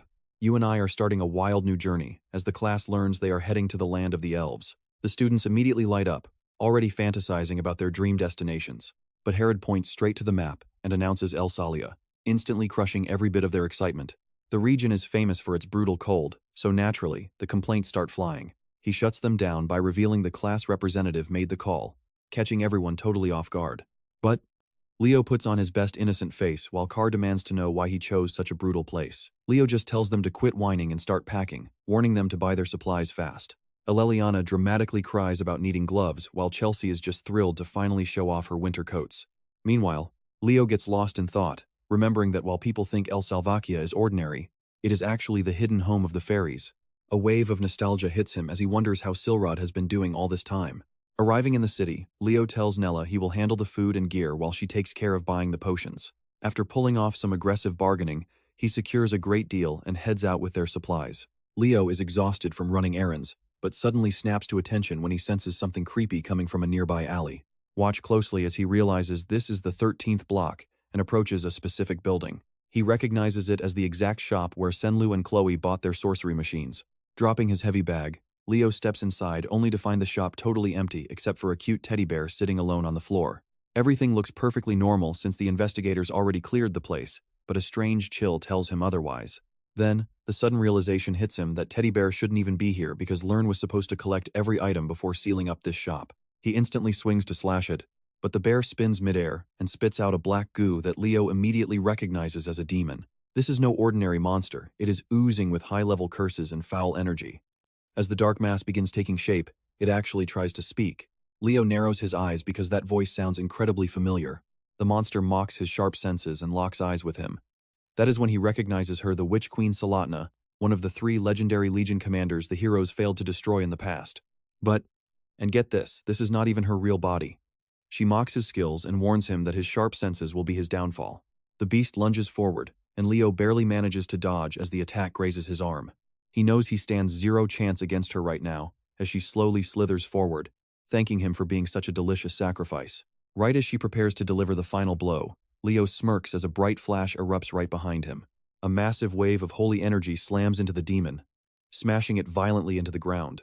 Trying to crawl away, the monster shrieks out the name of the magic eye sorcerer, while Professor Albie just stands at the entrance looking like an absolute anime protagonist.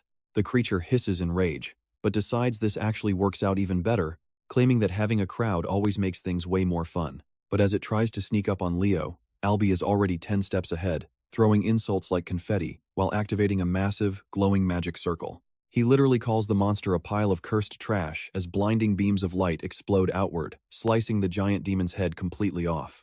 The headless beast still lunges at our golden boy, hissing about how it will devour those sweet fairy eyes. But he snaps back that he has no interest in cheap knockoff clones, screaming for her to die already while unleashing a massive energy beam. The entire creature gets absolutely vaporized into nothing but scattered teddy bear stuffing.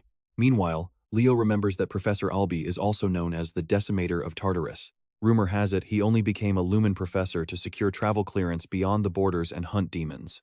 Leo breathes a sigh of relief, feeling grateful to this era's hero, but Albie just glares and asks what the hell happened here. Leo explains that the demon ambushed him during his search, hiding inside the toy using a high-level curse. Albie grabs the teddy's head and snaps that the investigators will take the blame for this. He turns back, letting Leo's solo mission slide just this once, but tells him to call for help next time, since Albie still owes him a major favor. That catches Leo completely off guard. Picking up his gear, he silently notes that House Xeron is one of the 3 great families. Trust me, you and I know he will use Albie to reach the Forbidden Library. Alright, you and I are jumping right back in as he spots Nella, whose pure joy turns to instant panic over his injuries. Rushing over, she immediately casts healing magic while demanding to know what happened. But Leo's mind is elsewhere. This attack basically proves Salathna is behind both the demon beast and that cursed book of sorcery, though he still hasn't figured out what their ultimate plan is. A week later, the students crowd around a massive gateway portal, while Leo runs through a final checklist to ensure they have every single essential. Celia strolls over, questioning why they're going to El Salvea, and he jokes it's just a summer getaway to escape the burning heat. She laughs, admitting she absolutely hates freezing temperatures, before wishing him fun and walking away with her own students. Waving her off, he turns to his class and says it's time to move. Chelsea looks pumped, while Carr groans about hating the freezing cold. Leo does one last quick head count before stepping straight through the glowing gateway and into the majestic elven territory. Back at Siren Academy, we see 2 arrogant elves cornering a defenseless student, jeering at his cheap clothes, and sneering that someone like him doesn't belong at their prestigious school. Calling him a half-blood makes the boy hang his head in utter shame until a girl steps in, telling them to stop bullying and behave. Now, pay attention to this part. These bullies try to defend themselves, but she's already totally done and begins screaming curses at them. She literally yells that if they hate his outfit so much, they should strip naked and hand over theirs. Shocked by her foul mouth, they tell her to act dignified, but she snaps back, asking if they feel zero shame ganging up on a kid. She barks at them to scram, leaving them to mutter about her acting like a rabid dog. Turning to the boy, she wonders why he's dressed so lightly. Shivering, he explains someone stole his clothes and introduces himself as Luca Anaris. Runa immediately fumes at those jerks while a shy Luca tries to hand back her scarf, feeling incredibly flustered, but she waves it off and tells him not to sweat it. He notices her cheerful mood, and she reveals her beast contractor finally hatched. Luca lights up, congratulating her, as she flashes a bright grin and heads off. Runa bursts straight into her father's office, who quickly reminds her to keep their relationship professional while at school. Sweating nervously, her dad confirms that Fernia's child has indeed hatched, making her face light up with pure, childish joy. But then he drops the bad news. A contract has already been forged, instantly draining all the excitement from her face. I know what you're thinking. Who did it? Well, she slams her desk and demands to know who stole her contractor. Meanwhile, Class 5 makes it to the Elven Academy safely, though everyone immediately starts complaining about freezing to death. But Leo tells them to toughen up. Professor Herod orders them into a line and asks if anyone knows the history of this place, prompting Chelsea to raise her hand. She explains that their capital, Velkia, was named after a famous fairy knight who studied under Luna, the poet of the stars. Leo remembers it a bit differently, thinking of Velia as more of a bratty disciple to both Luna and Aaron, joking about his massive attitude. Yet somehow, that brat still managed to earn the title of fairy knight. Professor Herod confirms she's absolutely correct, adding that House Ezra rules this land since they are direct descendants of those legendary fairy knights. Just then, a group begins emerging from the thick fog, catching Herod's attention as they slowly step into view. Carr instantly panics, asking if they are thieves. The professor warns him that criminals are everywhere, but even he's surprised when a very familiar voice calls out a friendly greeting. A squad of elven guards emerges from the mist, led by a remarkably sharp-looking man with striking white hair. Immediately, the girls start fangirling like they just spotted a massive celebrity. He steps forward, warmly stating he's been expecting them. This man is none other than Lon Ezra, a powerful chair member of the High Council. Herod nods, noting he hasn't changed a bit, while the girls practically melt, claiming they've found their soulmate as their excitement levels hit the roof. Leo instantly breaks their fantasy, asking if age really doesn't matter to them anymore. Aleliana nudges him playfully, asking if he's jealous, but he stays completely unfazed, noting that elves simply live longer and don't age. He turns the question back on her, asking how old she thinks Lon actually is. Hearing the chatter, the 2 older men chuckle, noting this group is exceptionally lively compared to the strict, disciplined students of the past. Herod laughs it off as first-year students enjoying their trip. Aleliana boldly steps forward to ask Lon his name and age, but he politely apologizes before casually dropping the bomb that he's 97. Aleliana's romantic fantasy shatters instantly. Car casually pushes the frozen girl out of the way, asking if Lon is going to be their guide. Lon extends a polite hand, introducing himself properly as the High Council's chair member. Car awkwardly shakes it, dying inside, while Herod mutters they must talk. Trust me, you and I are in for a ride. Alright, you and I are diving into a dusty old place where right on cue, a mouse scurries by. Naturally, the students completely lose it, demanding to know if they are seriously staying in this dump. Leo just shrugs, offering a backup spot to crash, and Aleliana immediately starts buttering him up as their respected leader. He offers the tent he set up outside, but Carr instantly changes his mind, announcing they have plenty of unpacking to do. Once they tidy up the place a bit, a few boys creep toward the stairs. Carr gets a wicked grin, whispering that sneaking peeks at girls is the best part of school trips. But at the top, they completely freeze because Chelsea is already standing there, looking absolutely furious. Without wasting a single second, she blasts them with wind magic, blowing them right off their feet as they scream for mercy. Leo watches the chaos in amusement, figuring everyone is enjoying the trip, so he decides to explore the place himself. Before he gets far, a voice calls him Lord Leo. He turns to find a uniformed elf who informs him that the head of the house wants a quick word. Moments later, Leo steps inside Lon's office. The elder barely even looks up from his mountain of paperwork, casually telling him to come in. He apologizes for making him wait and asks for a few more minutes, but instead of waiting, Leo asks if he can browse around since the office holds some pretty interesting relics, which Lon is more than happy to allow. Leo browses the weapons on the wall, noting their age. Now, pay attention here, because his eyes suddenly narrow at one specific sword. Irquent. That name instantly sparks a major reaction. Lon looks shocked, asking how Leo could possibly know that name since its history is only passed down to the heads of House Ezra.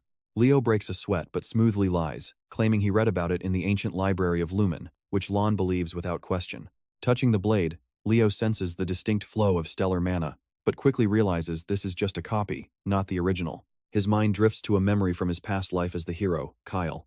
Back then, his companions kept hyping up a new weapon, and Luna proudly showed it to him, asking for his thoughts, but he just roasted her, saying she looked like a goblin thief, which instantly set off her temper. The genuine Irquent originally belonged to Luna, but was eventually passed down to her student, Berkia.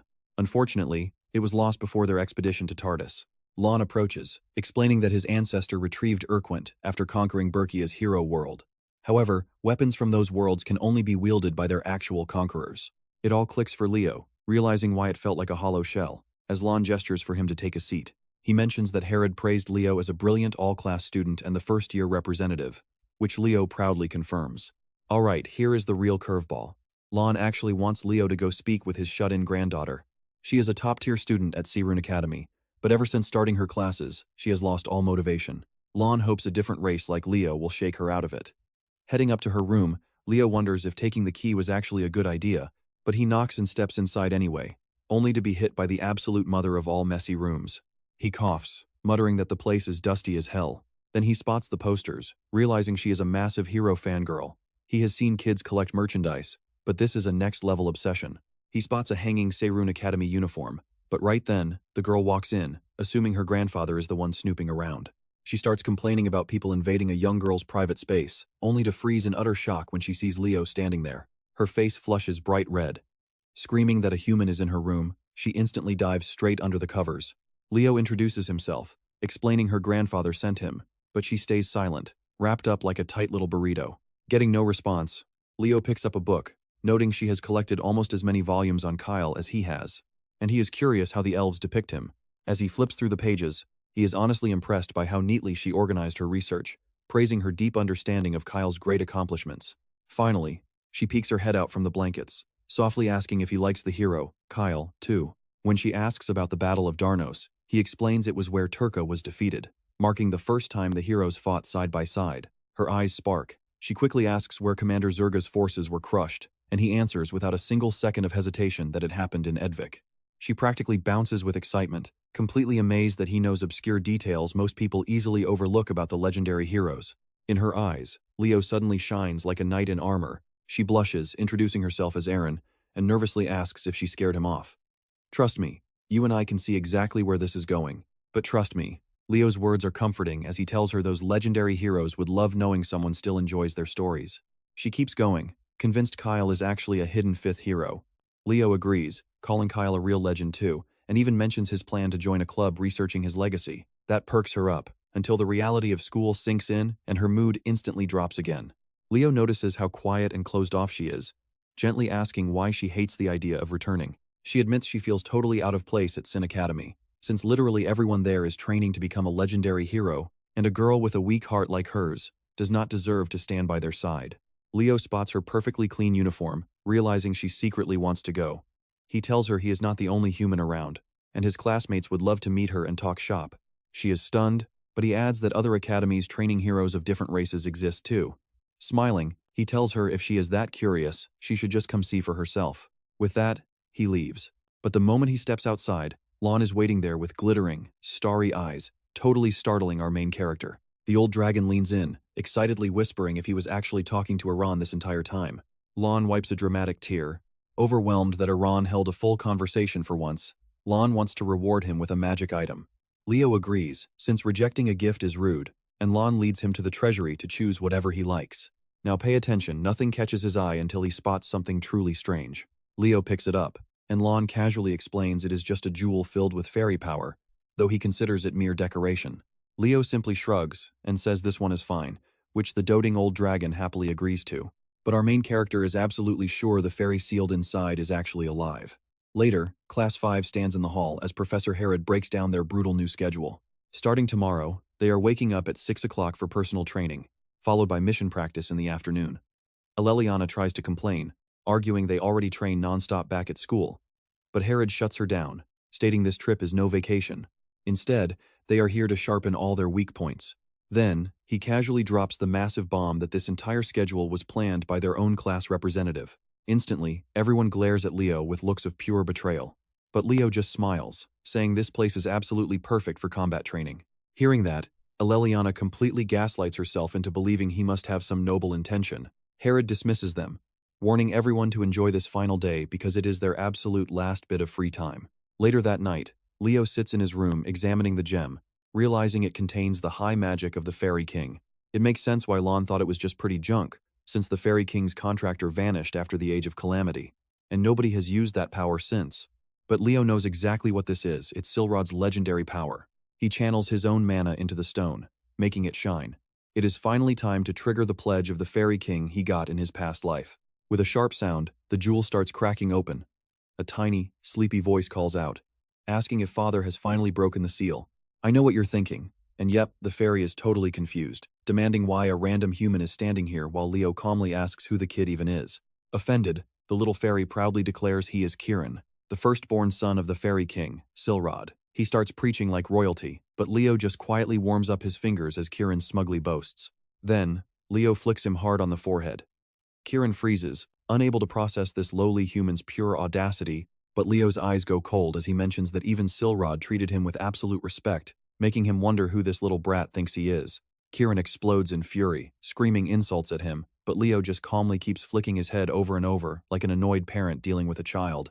Eventually, Kirin finally finds some manners, staring at Leo in shock as he realizes this human must be the sworn contractor his father mentioned. Leo leans closer, warning him that if he has any complaints, he should say them now.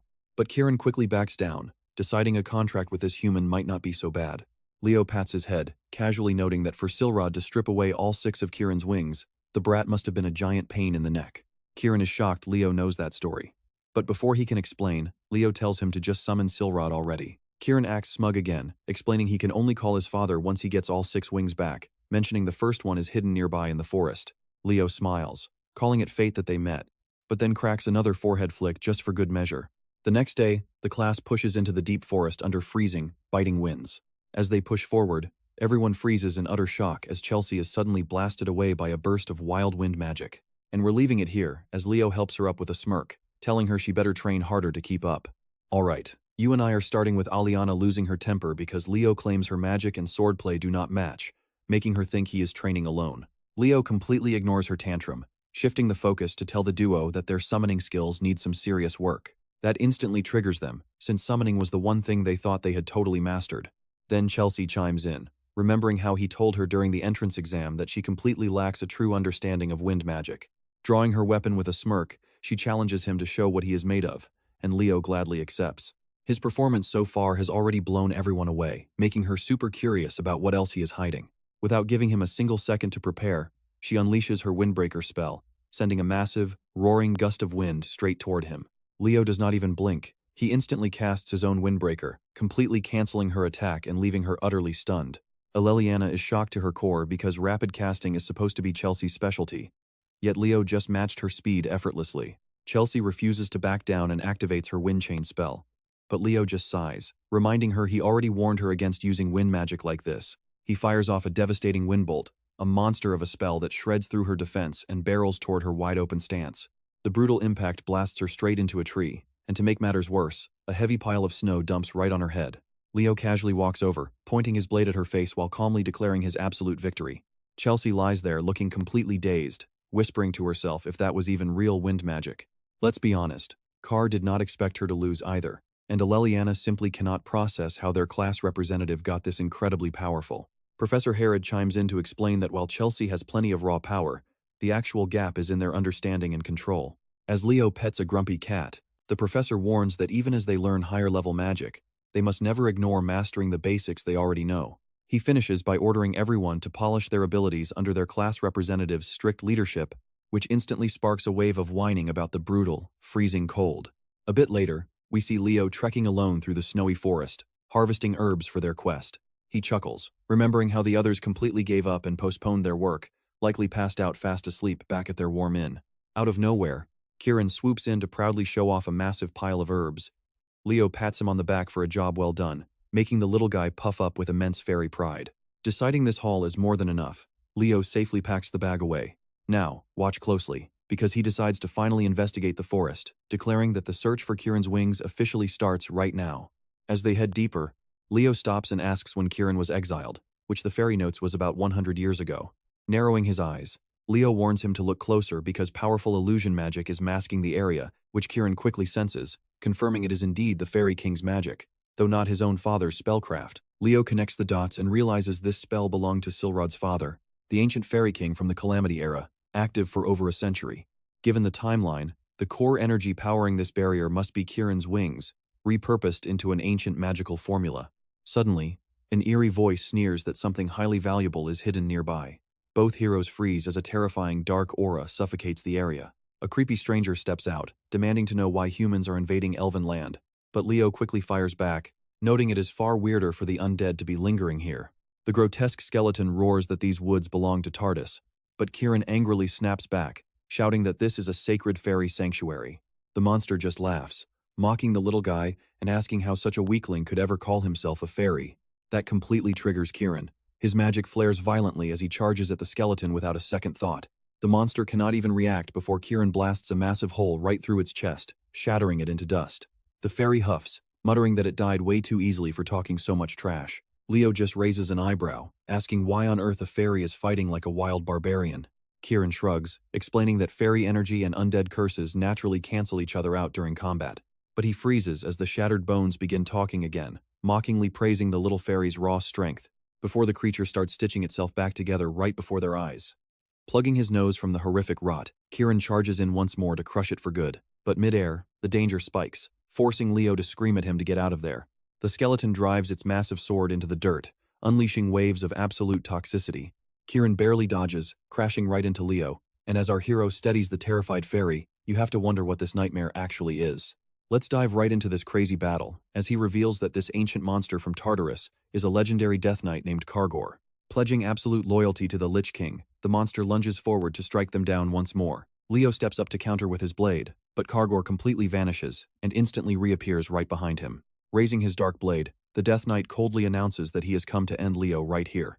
Thinking fast, Leo activates his spectral form, raising a solid barrier just in time to block the lethal blow.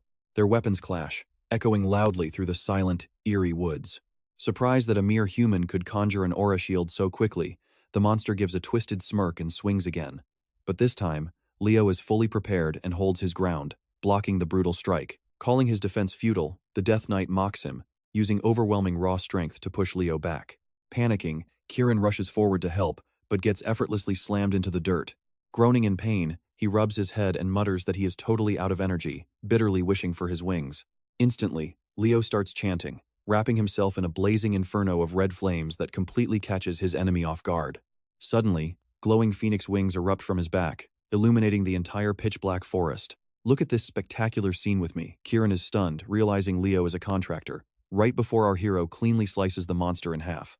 The cute, tiny phoenix lands proudly on Leo's shoulder as Kieran approaches. Kieran tries to shoo the bird away, making the fiery fluffball puff up in anger.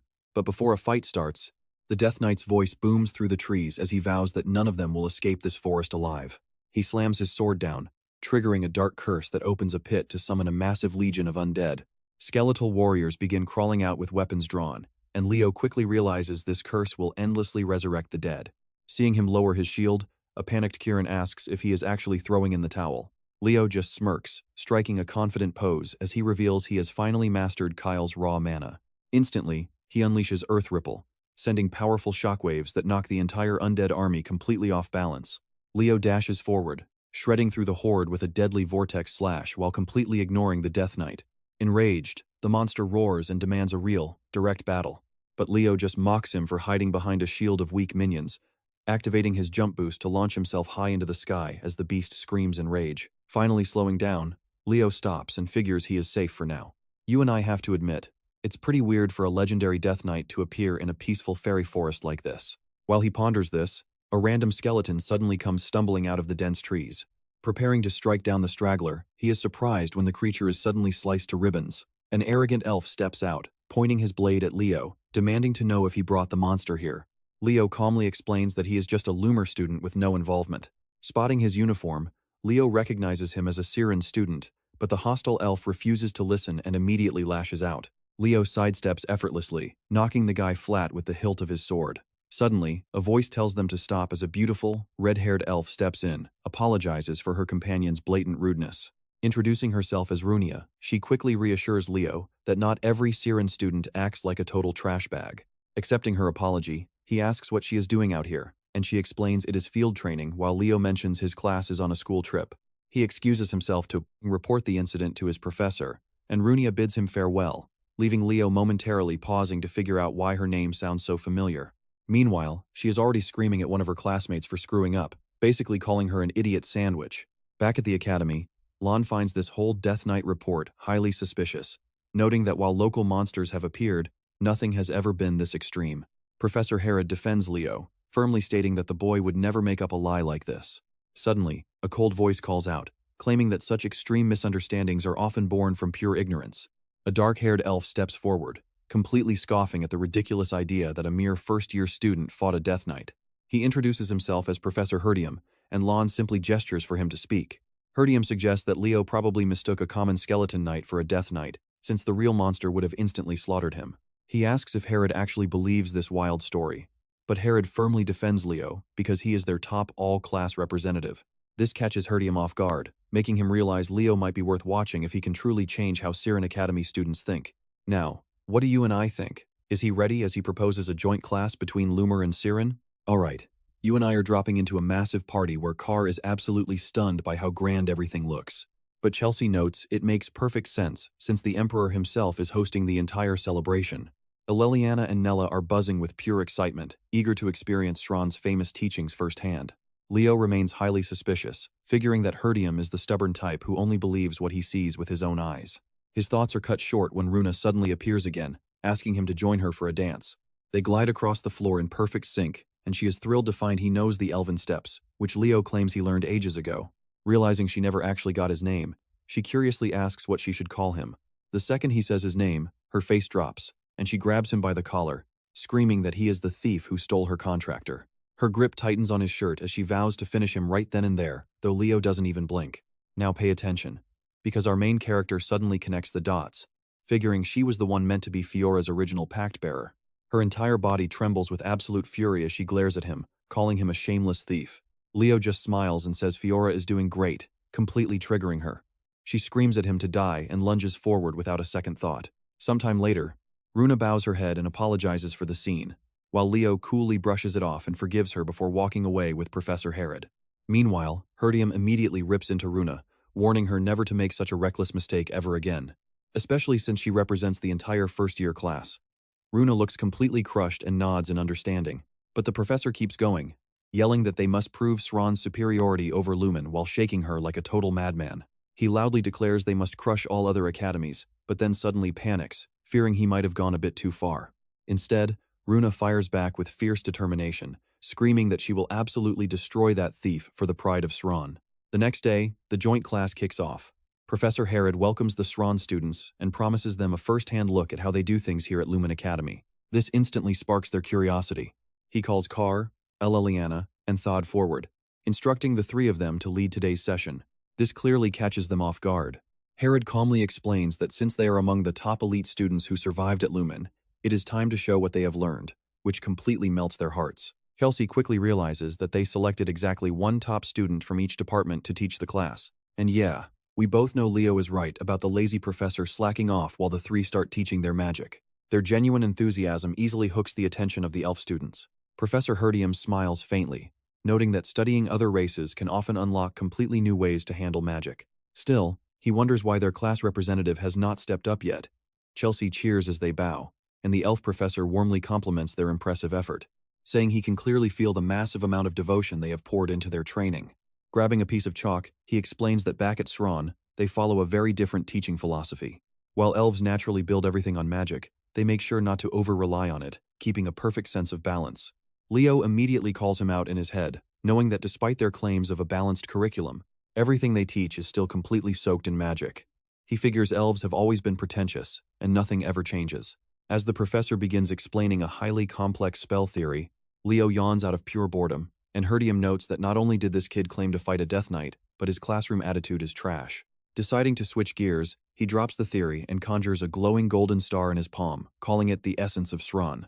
And even Leo finally shows some real interest. He explains that elves are a race born directly from magic, tossing the star skyward where it bursts into a shower of light, scattering down on the amazed students. Chelsea's eyes sparkle as she calls out that this has to be star magic, the legendary spell system created by the elves. The professor nods proudly, confirming it is the absolute core of their magic as he begins drawing on the board. This spell comes directly from the legendary Luna's legacy, forming the foundation for all star magic and its countless variations. He smiles warmly, asking the class if they find it beautiful. But he pauses when a hand suddenly shoots up, prompting him to let the class representative speak. He honestly couldn't care less about star magic, but calmly calling the spell wrong freezes the room, and trust me, things are about to get wild. You and I are starting as this professor nearly pops a vein when Leo claims the magic won't activate. Everyone stares like he just kicked a sacred relic, while the professor tries to save face by arguing the spell is clearly incomplete. He insists their ancestors deciphered ancient records, slowly piecing together the current version of the magic over several generations. Leo immediately recognizes this as one of Luna's lost arts, realizing nobody else would know since she originally designed this unique spell specifically for Kyle when she built the star magic system. The professor takes total offense and instantly throws down a massive challenge, daring Leo to show exactly where their formula went wrong. Professor Herod tries to step in and de-escalate, but freezes when Leo actually steps up to the board. Meanwhile, Leo knows the spell the elves are using is just a watered-down replica, mainly because he received the flawless, original formula directly from Luna before his sudden death cut things short. Staring at the board, he wonders if destiny brought them back together like this. Herod starts sweating buckets because star magic is sacred to the elves, and messing with the founder's ancient legacy could spark a total disaster. But Leo steps forward without a hint of hesitation, rewriting the complex formula with his own mana, while the confused elf students whisper in total shock. Now pay attention, because as soon as Leo declares it ready, the new formula begins glowing with blinding intensity. The professor gazes at the glowing magic circle with tearful eyes, quietly asking what this spell is and if Leo has cast it before. Suddenly, Leo is pulled back into memories of a windy cliffside, where Luna calls out to him and proudly declares that she has completed her masterpiece. She smiles, warmly, and tells Kyle that she will teach him this unique spell to make flowers bloom, while a glowing golden blossom rests in his hands. Leo channels the exact magic Luna once taught him, unleashing a wave of luminous flowers that floods the lecture hall and drives the class into a frenzy.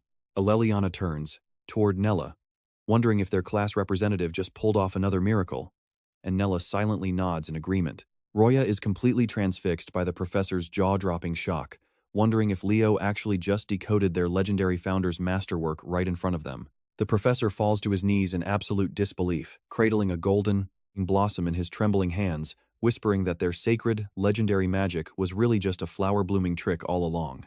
Leo calmly corrects him and says it is not that simple. He explains how flowers almost completely vanished during the Age of Calamity, suggesting they held incredibly deep meaning to the nebula's founder back then. Let's look back with him. Kyle once told Luna that such useless spells would never keep them alive in a real battle. But she had smiled, telling him that flowers were beautiful, and one day she wanted to see the entire world blooming with them. The professor quietly agrees, realizing the founder must have hidden a profound truth within this simple spell. As the glowing petals begin to fade away, the awestruck students whisper among themselves, desperately trying to figure out his true identity. Leo quietly tells the professor he self-taught the magic through ancient texts, explaining that he is a dual-class natural-born mage with no elf blood. Professor Herod quickly steps forward to apologize for Leo's actions, offering to bring the joint lecture to an early end. He argues it's too soon to make a formal decision, but before he can finish his sentence, Professor Harium interrupts and grabs his hands dramatically. He begs on the spot to transfer Leo over to Siren Academy, completely blindsiding Herod while the entire classroom descends into absolute chaos, before they head back to their lodgings where Chelsea proudly serves up a toxic-looking soup that looks like a one-way ticket to the afterlife, while Aleliana presents a risotto that looks just as lethal.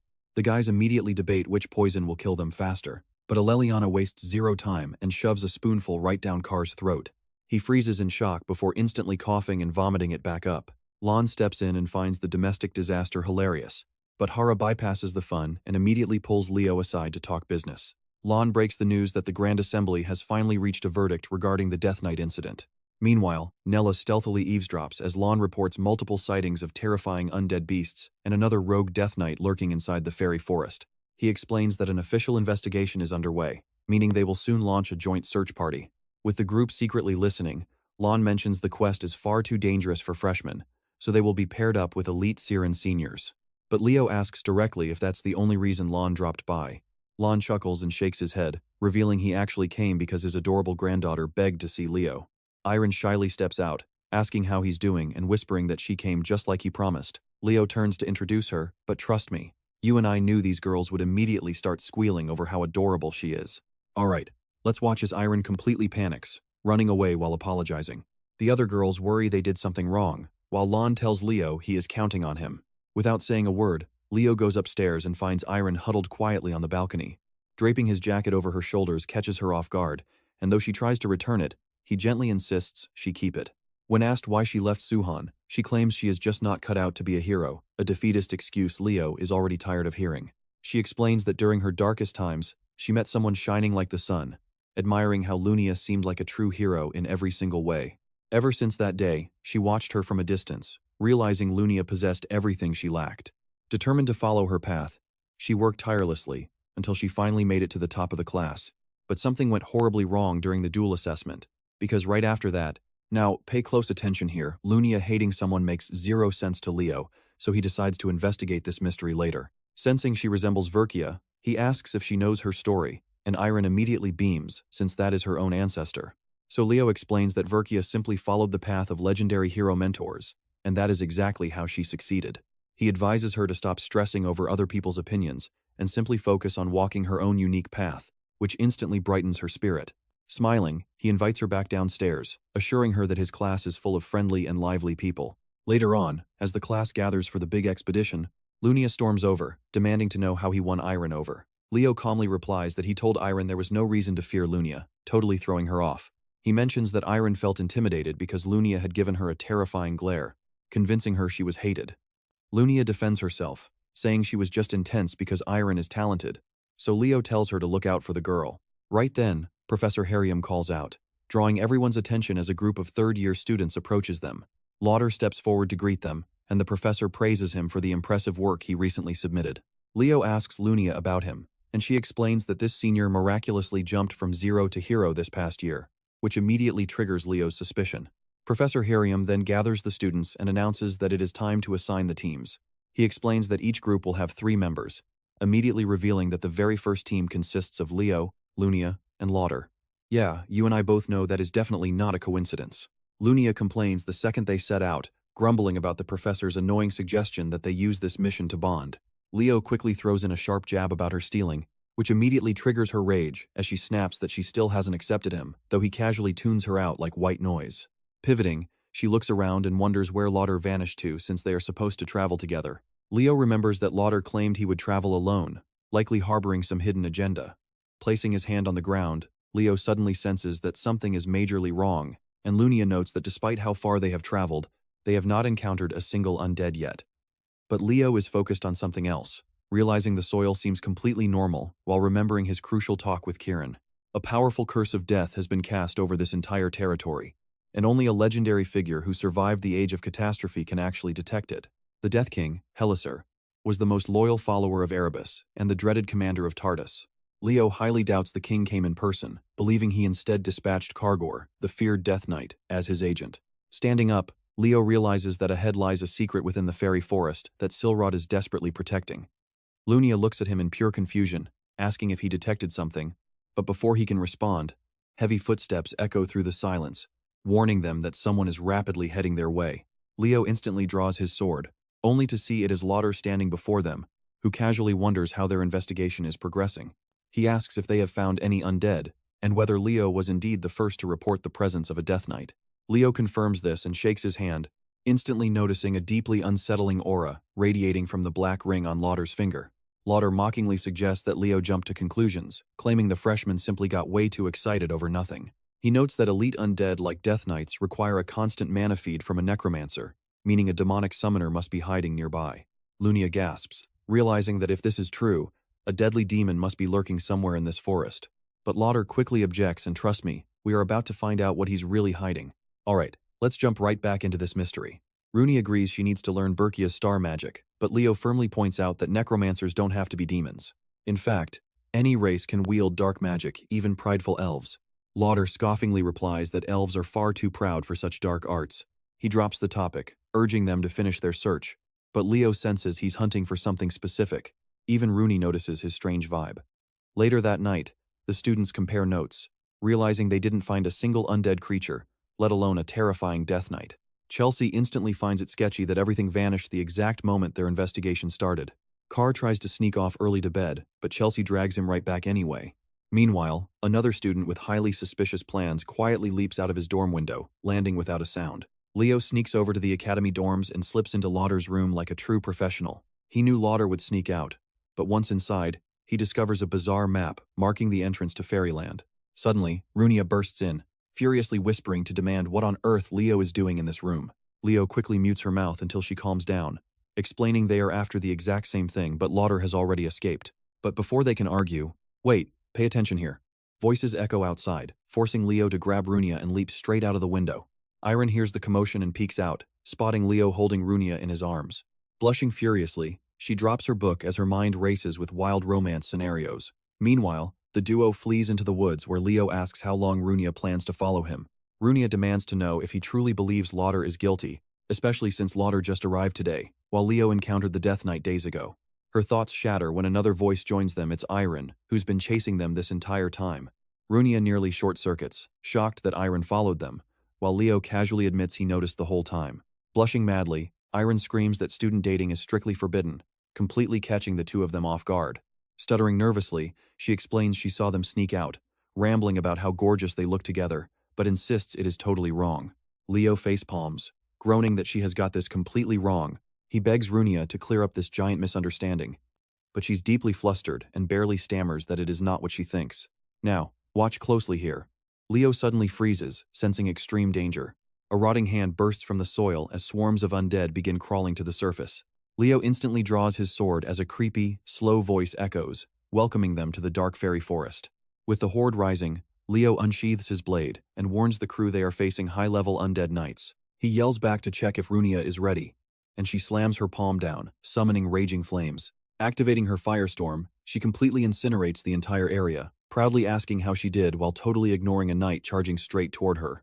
Leo notices too late to stop the blow, but Iron suddenly leaps in and shields her like a warrior, wearing what Leo realizes is Animus armor. Without wasting a single second, she slices straight through the skeleton, instantly leaving it headless on the battlefield. Rooney cheers for the shy elf, who blushes madly as Leo compares her fierce combat style to Berkia. This completely sends her to Cloud 9, but she quickly recovers, asking what they're even doing out here alone. Rooney finally speaks up, admitting they were sneaking around the third-year dorms to investigate some leads. She immediately gets flustered again, arguing that romance would only distract from her academic studies, leading to a major facepalm moment from Leo. Iron stands firm, declaring that Rooney will always be number one because she is destined to be a hero. This strikes a chord with Rooney, realizing Iron has always admired her like that. She remembers their past duel, where Iron barely managed to block her strike with a mana shield. Rooney had smirked in response, realizing only Iron was strong enough to be her rival, so she decided to channel a devastating fire spell. However, Runia's intense expression terrified Iron, making her drop her guard. But it was too late. The devastating fire spell exploded directly on her, and now Rooney finally understands what Iron's expression actually meant. She sighs softly, realizing it's her fault that Iron stopped coming to class altogether. Iron looks unsure, but trust me, Runia hits her with pure, unshakable confidence. Trust me on this one, she insists they are rivals, not just close friends. Immediately after, Aaron hesitates and asks if Run and her are really a couple, making Leo look totally dead inside. Run turns bright red and instantly shuts him down. Meanwhile, Leo acts like a tired old grandpa, calling them kids. But in the shadows, a Death Knight growls that their mage has hit his limit as intruders swarm the area. The hooded mage snaps back, telling him that is his problem, not theirs. As the hood drops, we see none other than Lauder, whom the skeleton quickly dismisses as a mere brat. Frustrated, the skeleton steps up, demanding to know why a proud Death Knight of the Great Lich is treated like a common servant. Lauder does not flinch, flashing his ring and mockingly boasting that the Great Lich chose him instead. Turning to leave, he casually notes that once the summoning circle is ready, Tartarus will be useless, so he is counting on him until then.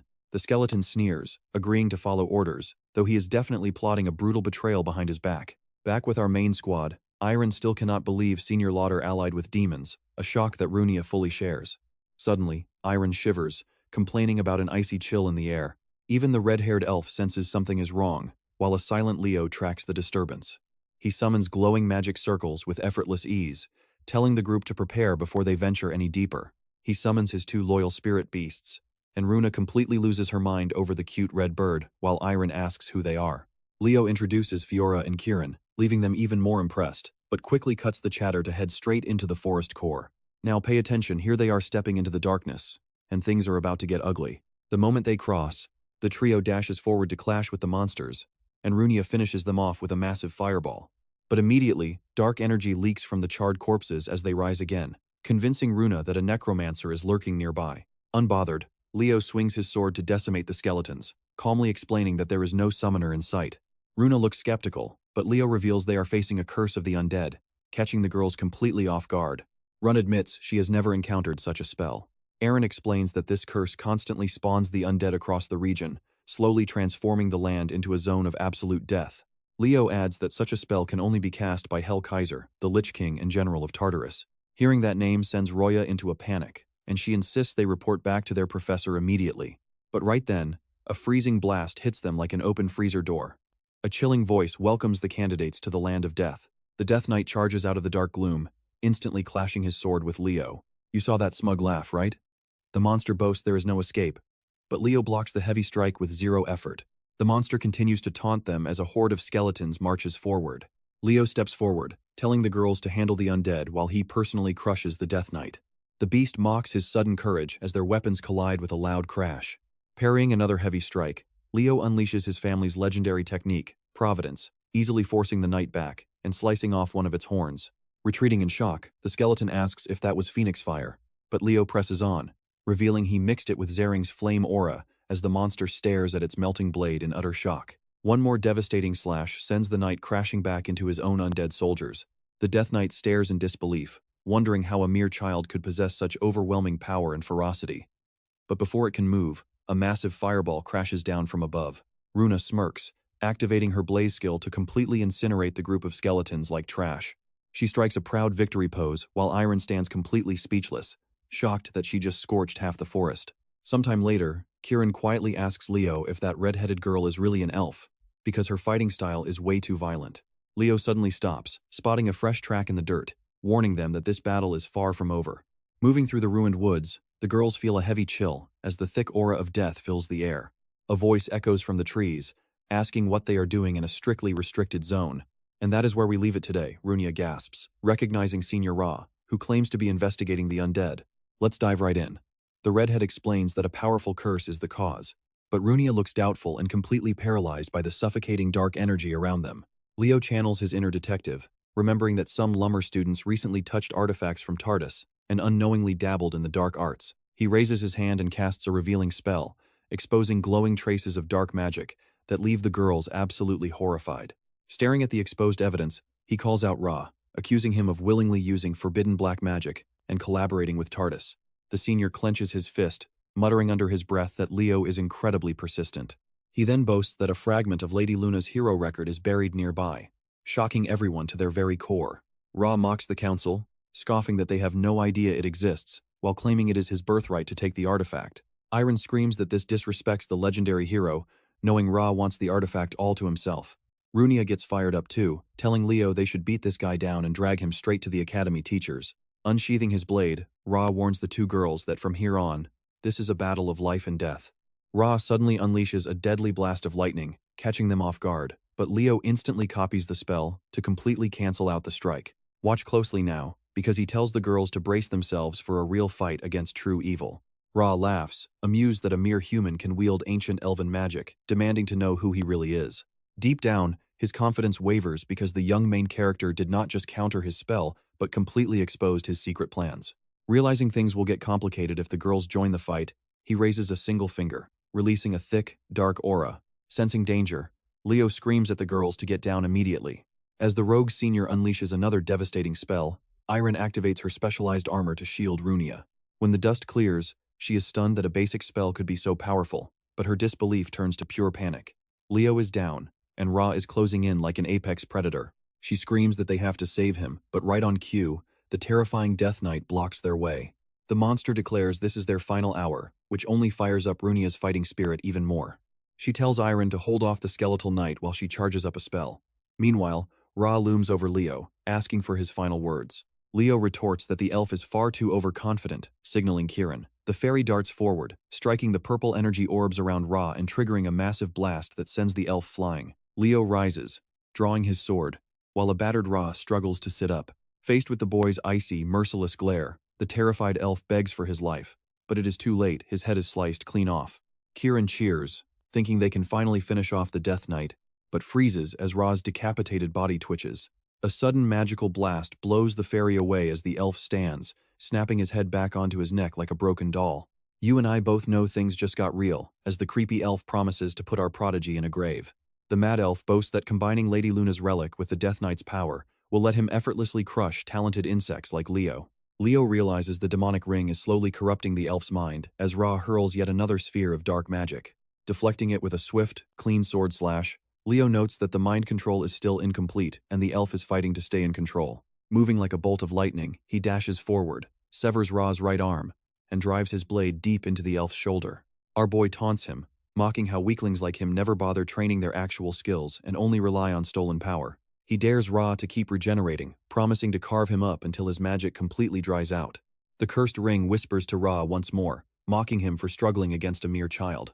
Even though this boy is not their primary target, it urges him to complete the magic circle instead of wasting time. While Leo stays focused on the fight, the severed hand crawls silently across the dirt. Glancing sideways, Leo checks on the girls and is relieved to see they are holding their own against the knight. He refocuses on Ra, but instantly grows suspicious when he notices the severed arm still has not regenerated yet. Suddenly, Kieran points down in sheer panic as the severed hand completes the magic circle. Coughing up blood, Ra laughs that it is already too late as his entire body glows a crimson red. The girls freeze as the array blazes to life, drawing even the Death Knight's gaze. Leo leaps backward, sensing an incredibly terrifying presence rising from deep below. The earth violently trembles and cracks open as a colossal skeletal hand claws its way out. Kieran screams, asking what this nightmare is, and Leo grimly replies that a Skeleton King has arrived, the toughest opponent yet. Ra cackles like a madman, feeling boundless energy surging through him, wondering if this power belonged to Lady Luna. Realizing the senior is completely lost to corruption, Leo charges ahead. He leaps up, screaming that this vile power could never belong to the founder, and that's where we leave it.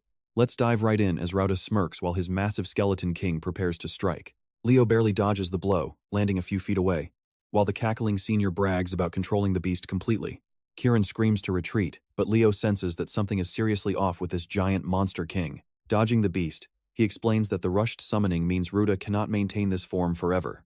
He knows the ultimate rule of summoning: you need enough mana to keep the creature alive.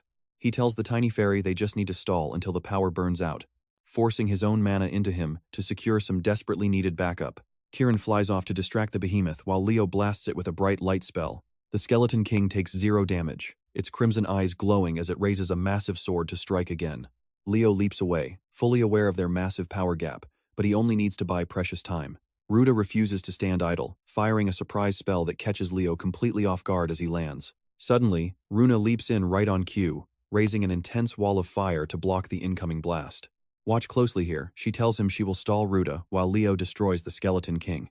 He asks if Aeon can defeat the Death Knight alone, but she scoffs that Aeon is no fragile girl. We cut to the shy elf as she blocks the knight's heavy sword with her shield, the impact sending her sliding backward across the dirt. The beast mocks her foolish choice to fight alone, Kargor swinging wildly as she approaches, but she quickly ducks to avoid the lethal blow. She tells herself she has to win.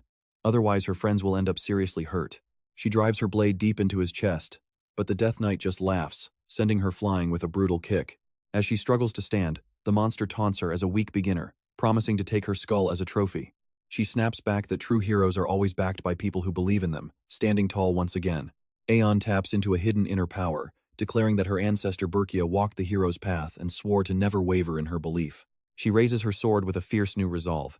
Sensing the overwhelming fairy magic, the Death Knight breaks into a sweat and rushes forward to end her. Feeling confident, she reveals this is a secret technique passed down to fairy knights. As the enemy closes in, she triggers her evergreen skill and slices through the skeleton with absolute determination. After taking the full Gojo treatment, the shattered Death Knight begins to fade away. He vanishes, completely unable to accept that some random kid just defeated him. I know what you're thinking, but Aeon tries to stay up to help the others before her vision blurs and she collapses. Back at the main fight, Ruta sneers at Runa, asking if she wants more before unleashing a deadly lightning dragon spell to end her. Runa summons her flame turtle at the very last second, using its reinforced shell to deflect the deadly attack. The senior's eyes widen in pure horror as his own lightning barks back, drilling right through his chest. Runa mocks him, asking if he expected her to just stand there, before engulfing him in an explosive blazing strike. Ruta crashes to the ground smelling like burnt charcoal while the confident redhead turns her back. Suddenly, she gasps in pain as Ruta fires a needle attack right through her body. Hearing her scream, Leo loses focus, allowing the Skeleton King to charge straight at him. The beast delivers a crushing slap, blasting Leo away in a massive explosion of dirt. Miles away from the battle, Leo slowly crawls out of a shattered tree trunk, clutching his arm while Kieran panics. The frantic fairy points at his bleeding injury, but Leo tells him to relax since he is still breathing, turning to walk back. He freezes mid-step as the Skeleton King casts a dark curse, making the entire battlefield spin around them. To counter the illusion, Leo summons Fiora, ordering her to make some noise. The baby phoenix lets out a beautiful cry that shatters the curse and heals both Runa and Aeon. With Fiora by his side, Leo lights up like an absolute Super Saiyan and locks his eyes on the boss. The Skeleton King swings with another world-ending strike, but Leo successfully slides back just in time. Watching him fight, Runa realizes the boy has absolutely zero fear of death, moving like a true legendary hero. She recalls her flame turtle and gently praises its hard work. She unleashes another blazing strike, wrapping tightly around Ruta's scorched arm. He sneers that her flames are totally useless, but she reveals her family's ancient bond with the Phoenix, whose ancestors swore to reduce the entire demon realm of Tartaros to nothing but ashes. Ruta tells her to shut up, but his smug smile quickly fades as he senses danger. The persistent fire on his hand refuses to extinguish, putting the cocky senior completely on edge. Runa vows that the sacred oath lives through her. Since his left eye is infused with demonic power, these flames will never stop burning until he is reduced to a pile of ash. She tightens her grip, making the flames rise, and trust me, you and I won't want to miss what comes next. Alright, you and I are jumping right into a suicide play. She reveals her technique, burns her too, but she is taking Ra down with her. But out of nowhere, the flames vanish instantly, letting him lower his guard for a single heartbeat. He vows to return the favor, but suddenly, his ring goes completely berserk. A dark vortex tears open and drags him inside as he screams. The ring swallows him whole as he vanishes, leaving Luna collapsing to the ground in sheer disbelief. She can only wonder why the giant Skeleton King is still standing when its summoner has already vanished. Suddenly, the ring begins pulsing with a dark new aura, and Leo freezes as he senses a familiar, terrifying presence. The Demon King commands the skeleton giant to finish the mission, and the massive beast raises its sword once more. Leo readies himself, realizing this overwhelming pressure belongs to none other than Hellkaiser, who is now using that ring as a vessel. The Demon King definitely wants to shatter the protective barrier. Leo charges forward instantly and yells for Kieran to cover him. The Skeleton King crashes its blade down, and Leo blocks the heavy strike with all his strength, but he is losing ground fast as the shield cracks. The beast hurls him away, sending him crashing straight through the collapsing protective shield.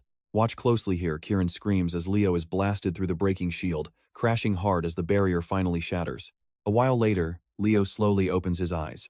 His two loyal familiars rush over, but they have shrunk into tiny, powerless orbs. Staring down at his trembling hands, he quickly realizes his spiritual energy is completely depleted. Dragging himself up, he looks at the devastated ruins around him with a heavy heart. This beautiful fairyland has truly been reduced to a miserable, barren wasteland. But right then, something catches his attention. He spots a mysterious knife resting on a stone slab. His eyes widen as he recognizes the weapon. A sudden wave of memories from his past life floods back, returning him to the day he gave that dagger to Berkia. She fired back immediately, asking if he was just trying to get rid of it. She threw a massive tantrum, complaining that the weapon looked completely cheap and useless. He teased her that this exact blade had carried him through endless battles, but his old party called for him, signaling it was finally time to leave. Berkia looked absolutely devastated, but he just gently patted her head before stepping into the portal, while she watched him leave with sad eyes. Shaking off the memory, our hero picks up the ancient dagger and chuckles, calling Berkia a little gremlin. He remembers her saying she never needed this dumb weapon, but trust me, what happens next catches him completely off guard. An insane wave of magical energy erupts from the blade, responding instantly to its true master, Leo, as raw power surges through his veins. He calmly wonders which powerful spell he should unleash on the Skeleton King. A fiery spell slams the monster right in the face, making him realize the girls are still struggling. Luna and Anne can barely stand as the giant targets them. Irene's eyes widen as she senses a massive surge of magic rising directly behind them. A blinding golden light erupts from a ruined building, forcing them to shield their eyes from the blast. Roya mutters that if he truly formed a pact with the legendary Phoenix, then a crazy stunt like this might actually be possible. As a brilliant transformation envelops him, Leo admits this spell is far weaker than his original version, but it will still get the job done. Deciding to give the girls a beautiful show, he literally makes a rain of burning stars fall from the sky. They watch in absolute shock, while Irene immediately rattles off lore like a textbook, explaining she read about this in ancient records. This is Finale, the strongest spell in history. The falling stars slam directly into the Skeleton King, completely vaporizing the monstrous giant from existence. Leo casually walks out of the smoke and summons Kieran. The little fairy pops up eager for a fight, only for Leo to calmly explain the battle is already finished. He tells Kieran to go grab his lost wings, and the fairy zooms off instantly. The girls call out to him, and he casually asks if they are doing all right. Luna starts yelling that he is supposed to be the injured one, while Irene is just relieved he is standing. When Luna asks about the spell, Leo explains it was only possible because of the dagger. Irene marvels at the legendary hero's artifact, while Luna wonders if Tardis was actually plotting to steal this weapon the entire time. Kieran suddenly returns, proudly announcing that he successfully recovered the hidden wings his father stashed away. He begs Leo to help him unwrap the bandages, while Luna just stares blankly, as if her brain completely short-circuited. She suddenly blurts out to ask if that glowing object is actually a legendary hero fragment. The hero record suddenly unfolds, pulling the entire group into an unfamiliar realm. Luna spins around with wide eyes, as a voice asks if they truly intend to defeat Erebos. The voice calls them completely foolish for even attempting such a crazy thing, but she casually agrees to tag along anyway because she loves the idea. Leo turns around slowly, watching as she introduces herself as Luna, the poet who lights up the night sky. And that's where we leave it with Leo, finally realizing this legendary hero fragment belonged to him in his past life. Alright, let's jump right back in as two worried teachers rush to the scene. Rooney calls out to Professor Harriam, showing off the recovered hero fragment. He stares in absolute disbelief, while Professor Herod praises Leo and asks if anyone else is missing. Leo grimly reveals there was one more, while Irene delivers the heartbreaking news about Senior Ra to her grandfather. As they walk away, Leo looks back one last time, remembering Luna. Soon, the final day arrives, and everyone gathers at the portal. The professors exchange warm goodbyes and shake hands before parting ways. Runa promises our hero she will get stronger, demanding a rematch the next time they meet. Suddenly, Irene rushes toward him at full speed, announcing she is returning to classes, which brings a smile to his face. He ruffles her hair, promises they will meet again, and steps through the portal. Back at Lumina Academy, Kieran is absolutely thrilled to finally have his wings back. He treats the baby phoenix like moving target practice, but she dodges every single strike with a perfectly timed glare. Now watch closely, she gives him a bombastic side-eye while he plans round two. He corners her as she lands, whispering menacingly that he will show her true fairy magic. Suddenly, Leo grabs the fairy, warning him that his wings are gone if he keeps acting up. Just then, Fiora starts to transform. She turns into a young girl and introduces herself, leaving Leo to assume Kieran's magic caused the transformation. He crouches down, gently telling her there is no need to be so formal.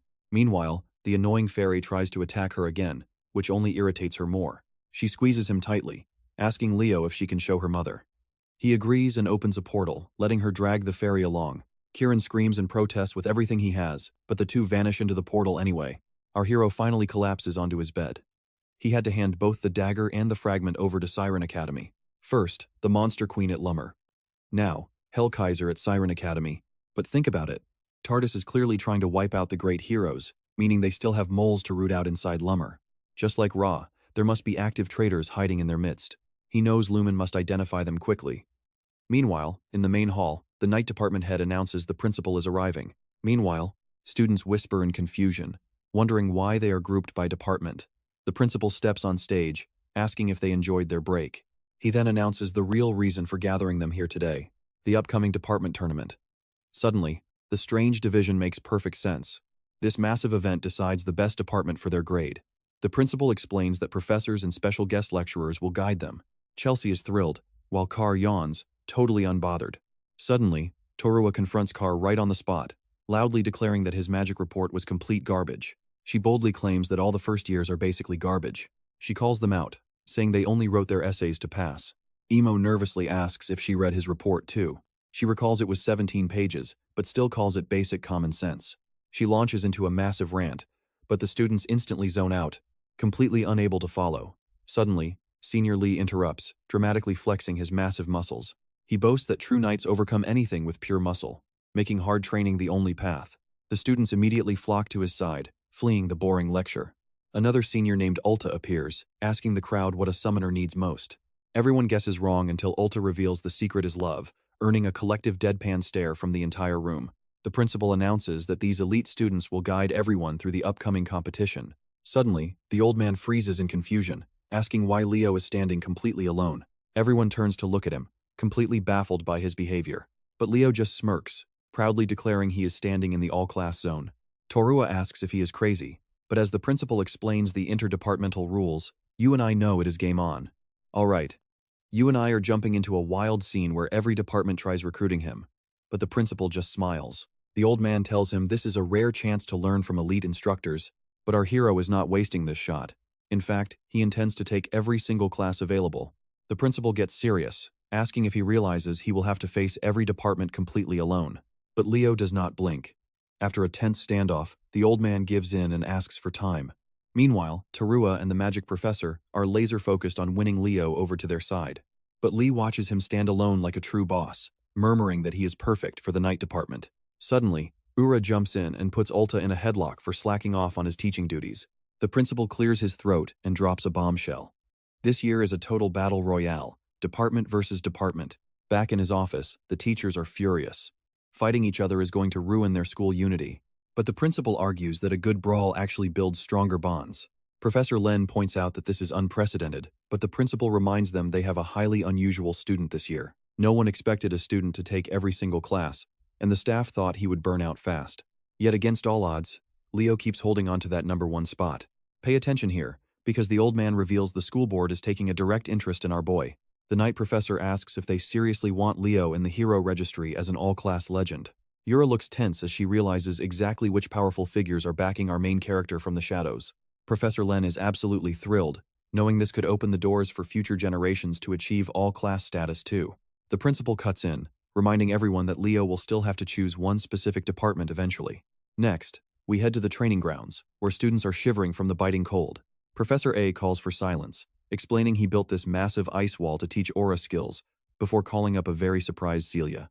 He dares her to melt this wall with her fiery aura, and she instantly gets pumped up. Feeling totally confident, she triggers a massive fire skill, unleashing a blinding explosion while Leo strikes a JoJo-style pose in the back. But look closely, because there is not even a single scratch on that ice. Professor A announces that he will be teaching a legendary aura technique called Hero's Breath. Stepping up to the wall, he explains this technique originally came from Beastkin, but was modified for human use. Celia is stunned when the ice specialist suddenly summons a raging flame aura, launching an incredibly destructive blast. The students sweat as the ice shatters, wondering if this legendary breathing style is the secret to his overwhelming power.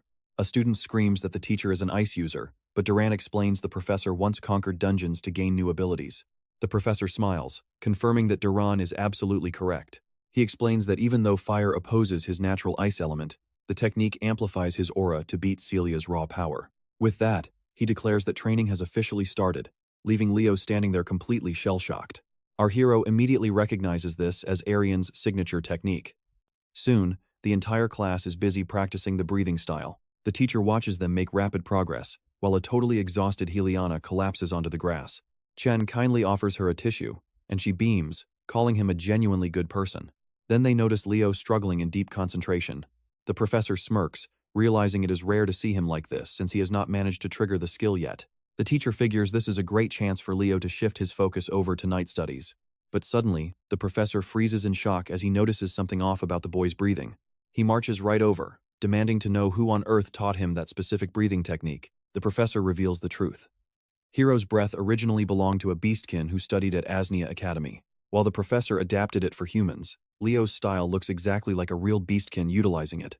Our hero nods and confirms his suspicion. The professor asks if Leo can shift his aura output point and charge up his mana directly from there. Following the teacher's guidance, Leo ignites his aura into a massive, roaring flame that shoots sky high. Duran is completely blown away by this raw power, while the other students whisper in disbelief at what just happened. The teacher smiles and compliments him. As Leo humbly thanks him, "You and I know we just witnessed a legendary level of talent. Alright, let's jump right back into the hallway where Chloe is carrying a heavy pile of books." Seeing her struggle, Leo steps in to help, offering to walk together since they are both heading to the magic class presentation anyway.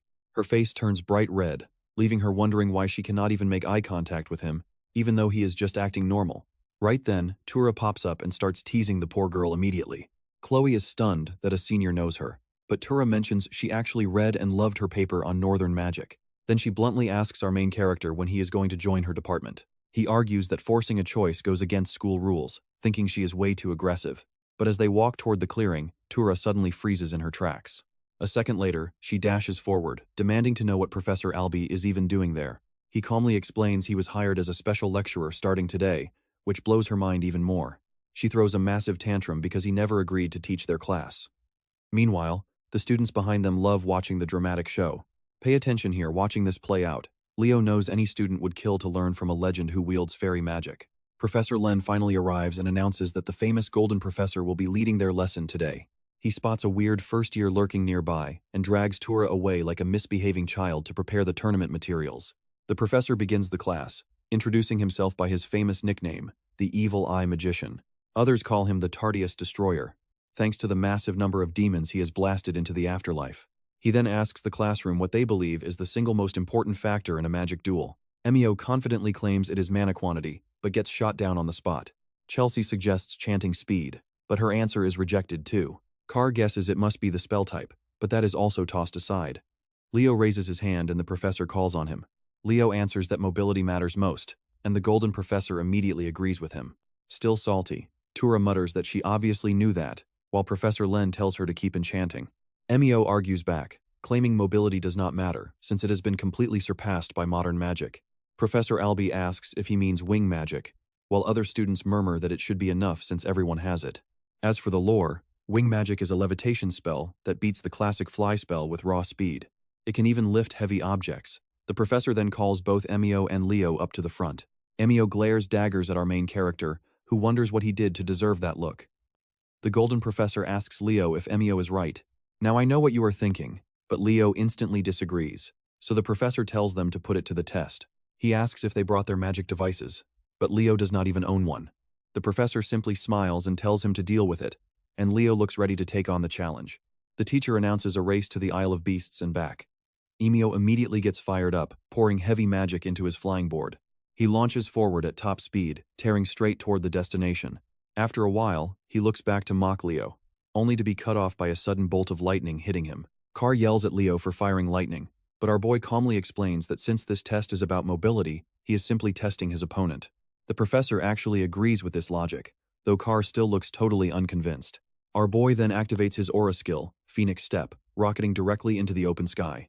Carr protests loudly that Leo is using physical aura in a magic class, but the professor explains they will face physical departments in the tournament that absolutely use aura, so this is completely normal. Meanwhile, Emio barely keeps his balance on his wobbling board, furiously vowing to make Leo pay for this humiliating attack. However, his anger turns to pure shock when he sees our boy already catching up from behind. He watches his doom approach helplessly as Leo slams right into him, knocking him off his board. The gray-haired kid screams as he plummets, but gets caught just before splashing into the water. Back in class, Emio snaps awake while the professor explains that wing magic is actually inferior. The original fly spell is superior, and wing magic was just derived from it. Unfortunately, the newer spell lacks control. Professor Albie tells them to master the fly spell first. This awesome demonstration hypes everyone up, and they immediately begin to practice. And that is where we leave it, as Leo directly asks to enter the Forbidden Archives. Alright, you and I are starting with Professor Albie warning Leo it is forbidden, but Leo calmly says he is asking a Giron family member, not a lecturer. Staring at the class, the evil eye magician asks why he wants access. Leo reveals he is searching for records of an unknown hero, prompting the professor to promise him a recommendation letter. He tells our boy that to actually enter, Leo must get permission from the school head, his brother Altek. Leo recalls Altek is known as the Infinity Mage, famous for memorizing endless spells. The blonde teacher then explains that since the head is currently away on a mission, Leo must deal with his representative. Leo asks who that is, and Albie reveals it is his senior, Elena Giron. Suddenly, we transition to the Summoning Island. Leo overhears whispers that other departments have already launched their special sessions, and even Professor Albie helped with the magic class. He then remembers a recent conversation he had with his friends about Elena. Chelsea explains that she is absolute campus royalty and serves as the third-year representative. At only 18, she already sits at the absolute top of the magic department as the current rank 2. Carr jumps in, calling her insanely gorgeous, which is why everyone calls her the Queen. She commands crowds of followers and will easily be one of the strongest candidates for next year's Student Council president. Our boy sinks deep into thought, wondering how he can even approach someone who has that kind of reputation. He is snapped out of his thoughts when Professor Ura starts yelling, demanding to know where Ulta ran off to. Watch closely as the students get excited, realizing their special summoner training is finally starting. Right then, Ulta barges into the room with a dramatic apology and a pile of strange equipment. He marches forward looking incredibly proud, but the entire class freezes when they spot what he is holding. Professor Ura nearly explodes, demanding to know why he brought so many butterfly nets. Ulta calmly answers in pure awe that a fairy was spotted, shocking everyone in the room. Leo immediately recalls that tiny little menace Kieran, wondering if this is actually his doing. The professor looks ready to blow up, asking if this is truly what he planned for their training. Her patience completely snaps as she tries to attack him, but the associate professor quickly steps in to calm them down. Ulta calmly turns to the students, asking if they have ever dreamed of capturing one of the 3 legendary beasts. He asks if they want to find a fairy, getting everyone excited. Ura lowers her voice to ask for the actual plan, but Ulta reassures her this is about more than just fairy hunting. He then asks the students what he told them earlier regarding the absolute most important quality for any summoner. Eliza answers with tolerance, but he corrects her, repeating that the true secret is simply love. He explains that real summoners must love all of nature, not just their contracted beasts, learning how to move together alongside them. Now, you and I can agree that sounds pretty deep, but Leo still sighs and thinks the guy is just incredibly weird. Professor Ura adds that they must also learn how to connect with beasts that do not belong to them. She warns them that they will be staying here for 3 full days for these special lessons. Ulta adds with a creepy smile that he already submitted their dorm papers, so they have zero excuse to leave. The students panic at the thought of surviving in the wild, complaining that they had actual plans. Eliza is not bothered by this, but Ulta quietly slips a butterfly net into her hands, surprising her. Then comes the real twist. They are banned from using any summons, aura, or magic. They must survive the dangerous forest with their raw strength alone, throwing the entire class into complete panic. Ulta leaves them behind, but the students start shouting that this forest is loaded with extreme danger. One student tries to reason with the professor, but she tells him that summoners are built differently from other departments. They are humans who form deep bonds with other beings, which is why they must adapt and understand nature on its own terms. She explains this is why Ulta focused on love, then asks how many of them have witnessed a true summoning. She notes that many of them rely entirely on family mediums, instead of ever witnessing a beast's true form. She smiles, telling them she will return in 3 nights, and wishes everyone the best of luck. Days pass as the students master survival basics and sharpen their instincts. Soon, we find Leo out in the woods quietly gathering berries. He admits to himself that these summoning classes are far more challenging than his others, in a great way. Suddenly, someone screams they found a fairy, but Leo turns to see a poor student swallowed halfway by a giant plant, and instead of rushing to help, his classmates just stand there staring. Instead, they mock him for blindly charging forward without checking his surroundings first. Leo spots the tiny troublemaker in a tree and decides he needs a lesson, but Kieran flies off and trust me, you and I know he is already hunting his next victim. Alright, You and I are watching him get totally blindsided when a basic butterfly net trap snaps shut. He is in absolute denial over getting snagged by trash tier gear. Leo grabs him, reminding the tiny fairy that he warned him to behave. Kieran insists he was not trying to stir up trouble. Apparently, he is just looking into the bizarre changes spreading through this forest. Leo does not buy it for a second, but the fairy swears things are getting weird. Later, sitting by a crackling campfire, Leo asks for details. Kieran explains that the local island beasts have suddenly started acting hyper-violent. While searching around, he stumbled onto the Academy students, which instantly made him a viral sensation. Leo points out this is Phoenix Purina territory. If things were actually going south, she definitely would have stepped in by now. But then, Kieran drops a massive bombshell. Purina is not even on the island, catching Leo completely off guard. The fairy explains that when they first got here, Fiora found a note saying her mom left to visit the Oathbearer. Naturally, the baby Phoenix got super depressed about missing her mom. Soon after, they noticed the local wildlife acting crazy and started investigating. Fiora charged straight into the deep woods, leaving Kieran scrambling to keep up. This gets Leo thinking. Fiora is easily the second most powerful beast around. She should have detected if a major threat was near. Is it just a coincidence that this chaos started right when Purina left?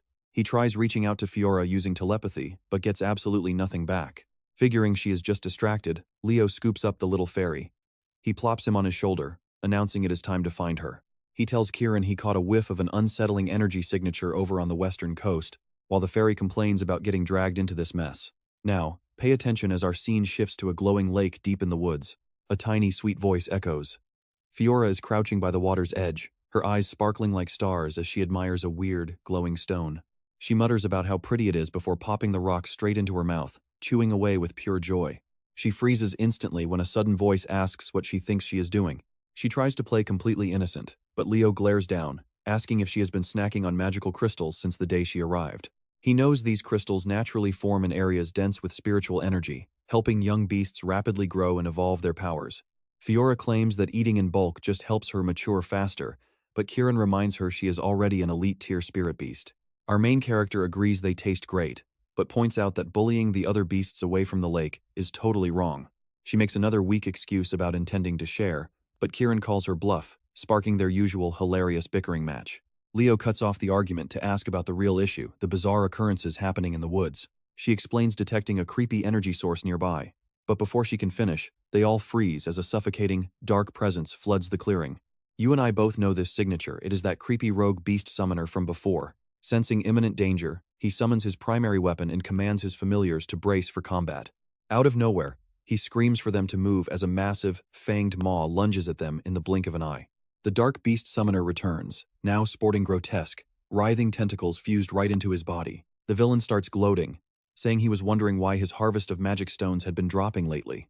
Cackling like a lunatic, he claims fate must have brought them together again. Leo just smirks, noting their grudge actually goes back to their previous lives while readying his blade. The corrupt summoner whips a massive tentacle straight at him, aiming for an instant kill, but Leo ducks just in time. The appendage rips up a massive tree behind him as the villain declares it is over. Suddenly, a secondary tentacle erupts from the dirt, wrapping around his leg and pinning him to the spot. He realizes the bastard buried several limbs beneath the soil. It caught him completely off guard because he failed to detect any hidden aura. The summoner hurls the massive, uprooted tree right at his face. Closing his eyes, Leo unleashes a fierce roar, exploding with a blazing wave of phoenix fire. The thermal blast severs the binding limb, but the grotesque thing regenerates in milliseconds. Staring down the madman, he calmly tells him he has one simple question. He demands to know if those lower limbs belong to a gorgon, making him a chimera hybrid. The villain smirks, asking Leo who he truly is to identify that so fast. Our main character smiles back, calling himself a simple first-year hero candidate. He orders Fiora to strike. She rockets forward like a missile, crashing into the summoner and causing a massive explosion. Kieran praises the baby bird's insane firepower, but Leo warns everyone that this battle is just getting started. The villain throws a massive fit over his precious creature getting wrecked, but quickly vows to return the favor. And that's where we leave it, as he summons a giant death slime like some twisted monster trainer. Alright, you and I are about to watch our boy face one of the strongest slime monsters around, even as Kieran complains about the sewer smell. The rogue summoner just smirks, boasting that this battle is already over. Suddenly, a booming voice demands to know what he is doing to his junior. A massive bolt of lightning blasts down from the sky, making the villain scream in agony. Ulta makes a grand entrance on his majestic Pegasus, leaving the enemy smelling like burnt brisket. The rogue cannot believe his powerful beast armor was shattered so easily. But hey, that is expected from the strongest summoner around. Kieran ignores him, focusing on what the winged horse is saying instead. Leo explains that the creature is a Pegasus, a mythical, legendary beast, just like they are. Ulta remarks that these monsters look as hideous as ever, telling his winged partner it is time to sweep them away. Realizing he needs time to heal, the Dark Summoner orders his massive death slime to attack immediately. Another massive lightning strike zaps the slime before it can move. Kieran wonders if they are really on the same level, but Leo says it is not just Pegasus power. He explains that the attack is so overwhelming because the summoner is combining it with his own domain ability. The villain tries to act tough, quickly activating another bright summoning circle on the ground. Pay attention here, because someone steps in front of Leo, asking if the rogue will keep that same confidence when facing death. Professor Ura makes her appearance, scolding the villain for using sacred spirit beasts to create twisted chimeras. She triggers her own summoning circle, making the surrounding air ripple with heavy energy. The rogue summons a massive, towering Cyclops. He mocks her, laughing that her creatures will be useless no matter what she brings out. Instead, she summons a tiny rat, completely throwing Kieran off. But Leo warns him not to judge a book by its cover. These devour rats are highly lethal. The tiny rodent starts multiplying rapidly until a massive swarm surrounds everything. Professor Ura commands her swarm to charge ahead and have a complete feast on the Cyclops. The giant screams in absolute agony as the swarm devours him alive, making the rogue break into a cold sweat. Realizing he is done for, he pulls a teleportation scroll from a portal, but Ulta fires another lightning bolt to stop him. Despite taking a direct hit, the Dark Summoner tears the scroll and vanishes into a cloud of black smoke. The senior watches the fading smoke, wondering if his strike was too late. As things quiet down, Professor Ura starts lecturing Leo for entering a restricted area. He explains he was just following Fiora, who was busy eating the magic stones down by the lake. That calms her down, while Ulta literally cries tears of joy seeing how much Leo loves his familiars. Now let that sink in for a second, because she warns they were actually trying to corrupt these magic stones. She mounts her black wyvern, promising to report this strange incident to the headmaster immediately. Before flying off, she tells Ulta to keep training safely. The senior then turns to Leo, mentioning he knows he is the Phoenix contractor. He even spots the invisible Kieran nearby, but decides to keep quiet about it. Our hero changes the subject, asking if the small Pegasus belongs to him as the creature politely approaches. Leo pats her head, and she completely melts, surprising Ulta since these creatures usually hate being touched. He asks if our boy has ever handled a Pegasus before, which Leo quickly denies. But internally, Leo remembers doing exactly that in his past life, bringing back warm memories. The senior tells him to resume training, adding he will overlook their unauthorized magic use. Leo agrees without any complaints. He silently realizes that if the beast summoner was this powerful, the spy inside Lummer must be a professor. A few days later, the whole class finally gathers. Carr asks his friend about the brutal training, but Leo is far too exhausted to answer. Aleliana wonders where the class president went, but Carr reminds her that all class representatives were called separately. Meanwhile, Leo enters a massive tent, where Ree immediately greets him. Luce, the second-year representative, is totally crushing on him, while the fourth-year rep, Hark, sleeps soundly nearby. Leo looks around when a sudden hand gently touches his cheek, calling him adorable. He instantly recognizes her voice as she asks if he is the brilliant first-year representative. It is Elena, the girl with archive access, and she straight up asks him to be her boyfriend. Leo rejects her instantly, while Luce happily eats popcorn. The senior leans in close, whispering that big sister will take great care of him. A true man of culture, he tells her she is way too young. The savage reply stuns her. And trust me, you and I can tell this is going to be highly entertaining. You and I are jumping right into a wild academy clash where Luce is amazed by Leo's fearlessness against Elena, while Ree asks the third-year representative about her mission only to get a boring shrug. Next, he walks over to the fourth-year representative and shakes him awake. Hart instantly wakes up and challenges Ree to a duel, but Ree just smiles, promising they will settle it later. Elena starts trash-talking him for wanting to scrap right out of bed, but the fourth-year representative fires back, calling her a useless faction mascot who knows nothing about real combat. The two bicker back and forth until Luce steps in, warning that they will definitely get in trouble. Reese asks Leo for his thoughts on the representatives, and he nervously replies they seem like great friends. Flash forward to the main gathering, where the principal enters, greets the crowd, and explains why they were summoned. He drops a massive announcement that today, everyone in the academy will be completely cut off from the outside world. They are going into an absolute, immediate lockdown until the tournament is over. Leo tenses up, instantly realizing the principal is setting a trap to flush out the traitor. Cut to the classroom, where Aleliana and Chelsea are whining about being completely isolated from the city. Now pay attention. because a student suddenly reveals the battlefield has been chosen, and it is a cursed, forbidden zone called Negron. Carr flips through a book and finds the details, reading that a massive monster stampede from the hero dungeon completely wiped out this southeastern city. Even though they conquered that dungeon, the entire area became so cursed that nobody could survive there. Nella is terrified of going to such a creepy place, but Chelsea quickly reassures her the danger is overhyped. She shrugs, claiming there are only low to mid-tier monsters roaming around the ruins, but the other students are still terrified. Meanwhile, Leo looks closely at the pictures and freezes with recognition. A cold sweat breaks out, as he remembers that this is the exact spot where he and Lycinus first took down a terrifying Legion commander. Sprinting to the library, Leo tears through dusty documents like a man possessed. He discovers 5 massive lakes inside the Forbidden Zone, wondering which one is Urdia. He has to find the legendary lost Oathkeeper of Lucas, the radiant spirit Luminous. Just like that, we skip straight to the highly anticipated tournament day. The announcer gives an incredibly dramatic introduction for the first years, while anxious parents watch from the crowded stands. Meanwhile, the principal and Ura watch over the arena, quietly discussing the massive risks of inviting such a huge crowd. The professor wonders if they should have kept the lockdown active, but the principal reassures her that their elite defenses are ready. As Purina unleashes her dazzling flames in the back, Ura silently fangirls over the majestic phoenix, desperate to say hello. Just then, Sedan steps onto the stage, and let me tell you, his announcement that he will oversee this brutal battle royale hypes up the entire arena. Every student must risk it all, fighting until one final winner secures total victory for their entire department. He then reveals a twist, handing out specialized bracelets that monitor each student's vitals. If a student is on the verge of death, the device instantly teleports them to safety. Shun then drops an absolute bombshell, announcing this tournament is actually their high-stakes final exam. Simply hiding and surviving won't save them. Cowardly campers will receive failing marks, as the bracelets record and evaluate every single action from the very start to the end. An aggressive fighter who gets taken out early can easily score much higher than someone who hides in a bush the whole game. With that, he wishes them luck. Leo smirks, realizing that if a student sacrifices themselves for the squad, their personal exam grade is basically trash. The announcer roars that the tournament has officially begun as a brilliant golden light envelops every competitor. Carr opens his eyes, shocked to find they have been thrown from the sky and are now in a terrifying freefall. While other students scream in pure terror, our main character is completely unfazed. He calmly scans the landscape, spotting erratic curses activating and fading across the entire field. Leo detects that the only safe zone completely free of curses is dead center. He knows everyone will blindly charge there, making it the perfect distraction for him to sneak off and find the hidden lake. The competitors quickly regain their footing mid-air, unleashing their magical powers. Suddenly, Prince Duran and Eliza spot each other, instantly locking eyes.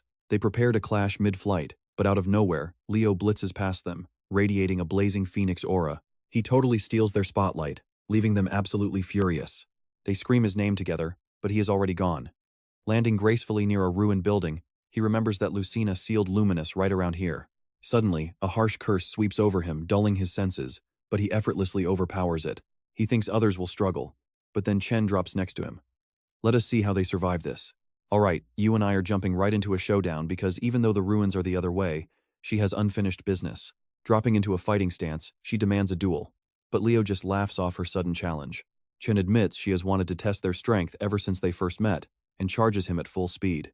She unleashes her water martial arts, but Leo barely flinches, effortlessly counter-melting her strike with his flame aura. As she shifts her stance, Leo instantly senses the power of a high-tier water spirit inside her. Chen strikes again, but Leo conjures a massive wall of fire that swallows her attack only to realize it was a total decoy. Sensing her movement, he turns just in time to block a sneak attack from behind. Chen skids backward, genuinely shocked that he anticipated her clever play. Even with her surprise attack ruined, she refuses to quit, prompting Leo to lecture her on the fluid nature of water. Advancing with his blazing blade, he calls her out for being way too stiff. Pay attention here, Chen knows one hit is game over. She throws up a water shield, but her eyes widen in shock. Suddenly, he is right beside her with a fireball, repeating his critique. As the smoke clears, his blade is at her throat. Match over. She yields, admitting he fights like a battle-hardened war veteran. But instead of eliminating her, he tells her to go. He claims it is simply his decision. Walking away, he tells her to handle the 2 incoming troublemakers. Chen hesitates, but then she spots those 2 massive heavy hitters charging toward them at full speed. Duran and Eliza charge past, bickering like absolute toddlers over who gets to take down Leo. As they crash in, Chen stares at them in disbelief, asking why they are here when the ruins are literally the other way. The prince guesses she lost and asks where Leo went. She admits she failed, but claims she is too hurt to fight, so they should head back. Duran immediately gets fired up, but she shuts him down, pointing out they are in the same department so he has to help. He goes quiet instantly. Chen asks Eliza for a ride next, but the white-haired girl quickly snaps that they belong to rival departments. Chen plays the victim, dramatically bringing up all those times she helped Eliza study for exams. Guilt-tripped, the white-haired girl insists she always repays her debts. I know what you are thinking, but Chen uses her ultimate puppy eyes, and yeah, they totally fold and agree to carry her. Eliza warns her this alliance ends the second they reach the center, while Duran just stands there looking awkward. Glancing back, the water girl silently hopes that Leo gets what he wants and finishes things quickly. Meanwhile, a red-haired summoner named Jaredin is sprinting as fast as his legs can carry him toward the central castle. He mutters to himself that he is finally going to break free from this curse, but a massive fireball explodes right in front of him, and a voice warns him not to get cocky. Celia stands tall, readying another burning spell after effortlessly locking down the entire northern gate with zero hesitation. Panicked students scatter toward the next entrance to try their luck, only to find Chloe completely blocking the path with her ice magic. The red-haired boy gulps, realizing only 2 gates are left unguarded. He remembers Eliza is hunting Leo and prays Walden secured at least 1 gate, but before anyone can take another step, a colossal shadow blankets the sky. A student shrieks in pure panic, spotting a massive black wyvern, but Duran immediately corrects him this is the cursed beast from their summoning exam. Total chaos erupts as everyone screams, wondering why on earth this monster is here. Watching the battlefield, Zeiss Zerdinger notes that Celia is dominating, but wonders why Leo has not entered the ruins yet. Turning to Chelsea, her uncle proudly tells her she has finally become a worthy mage of their noble house. They share a brief, warm laugh about the cute underclassman, but Zeiss suddenly freezes as his senses scream that danger is near. Suddenly, an absolute behemoth materializes on the battlefield. Terrified teachers burst into the monitoring room, demanding to know what is happening. The operator screams that they lost contact with the other room. Herod demands that they evacuate the students immediately, while the white-haired professor channels raw mana into the control crystal to no avail. It is completely bricked, but trust me, you and I are about to watch Herod run straight into action, yelling for him to keep trying, while elsewhere, students are already fighting for survival.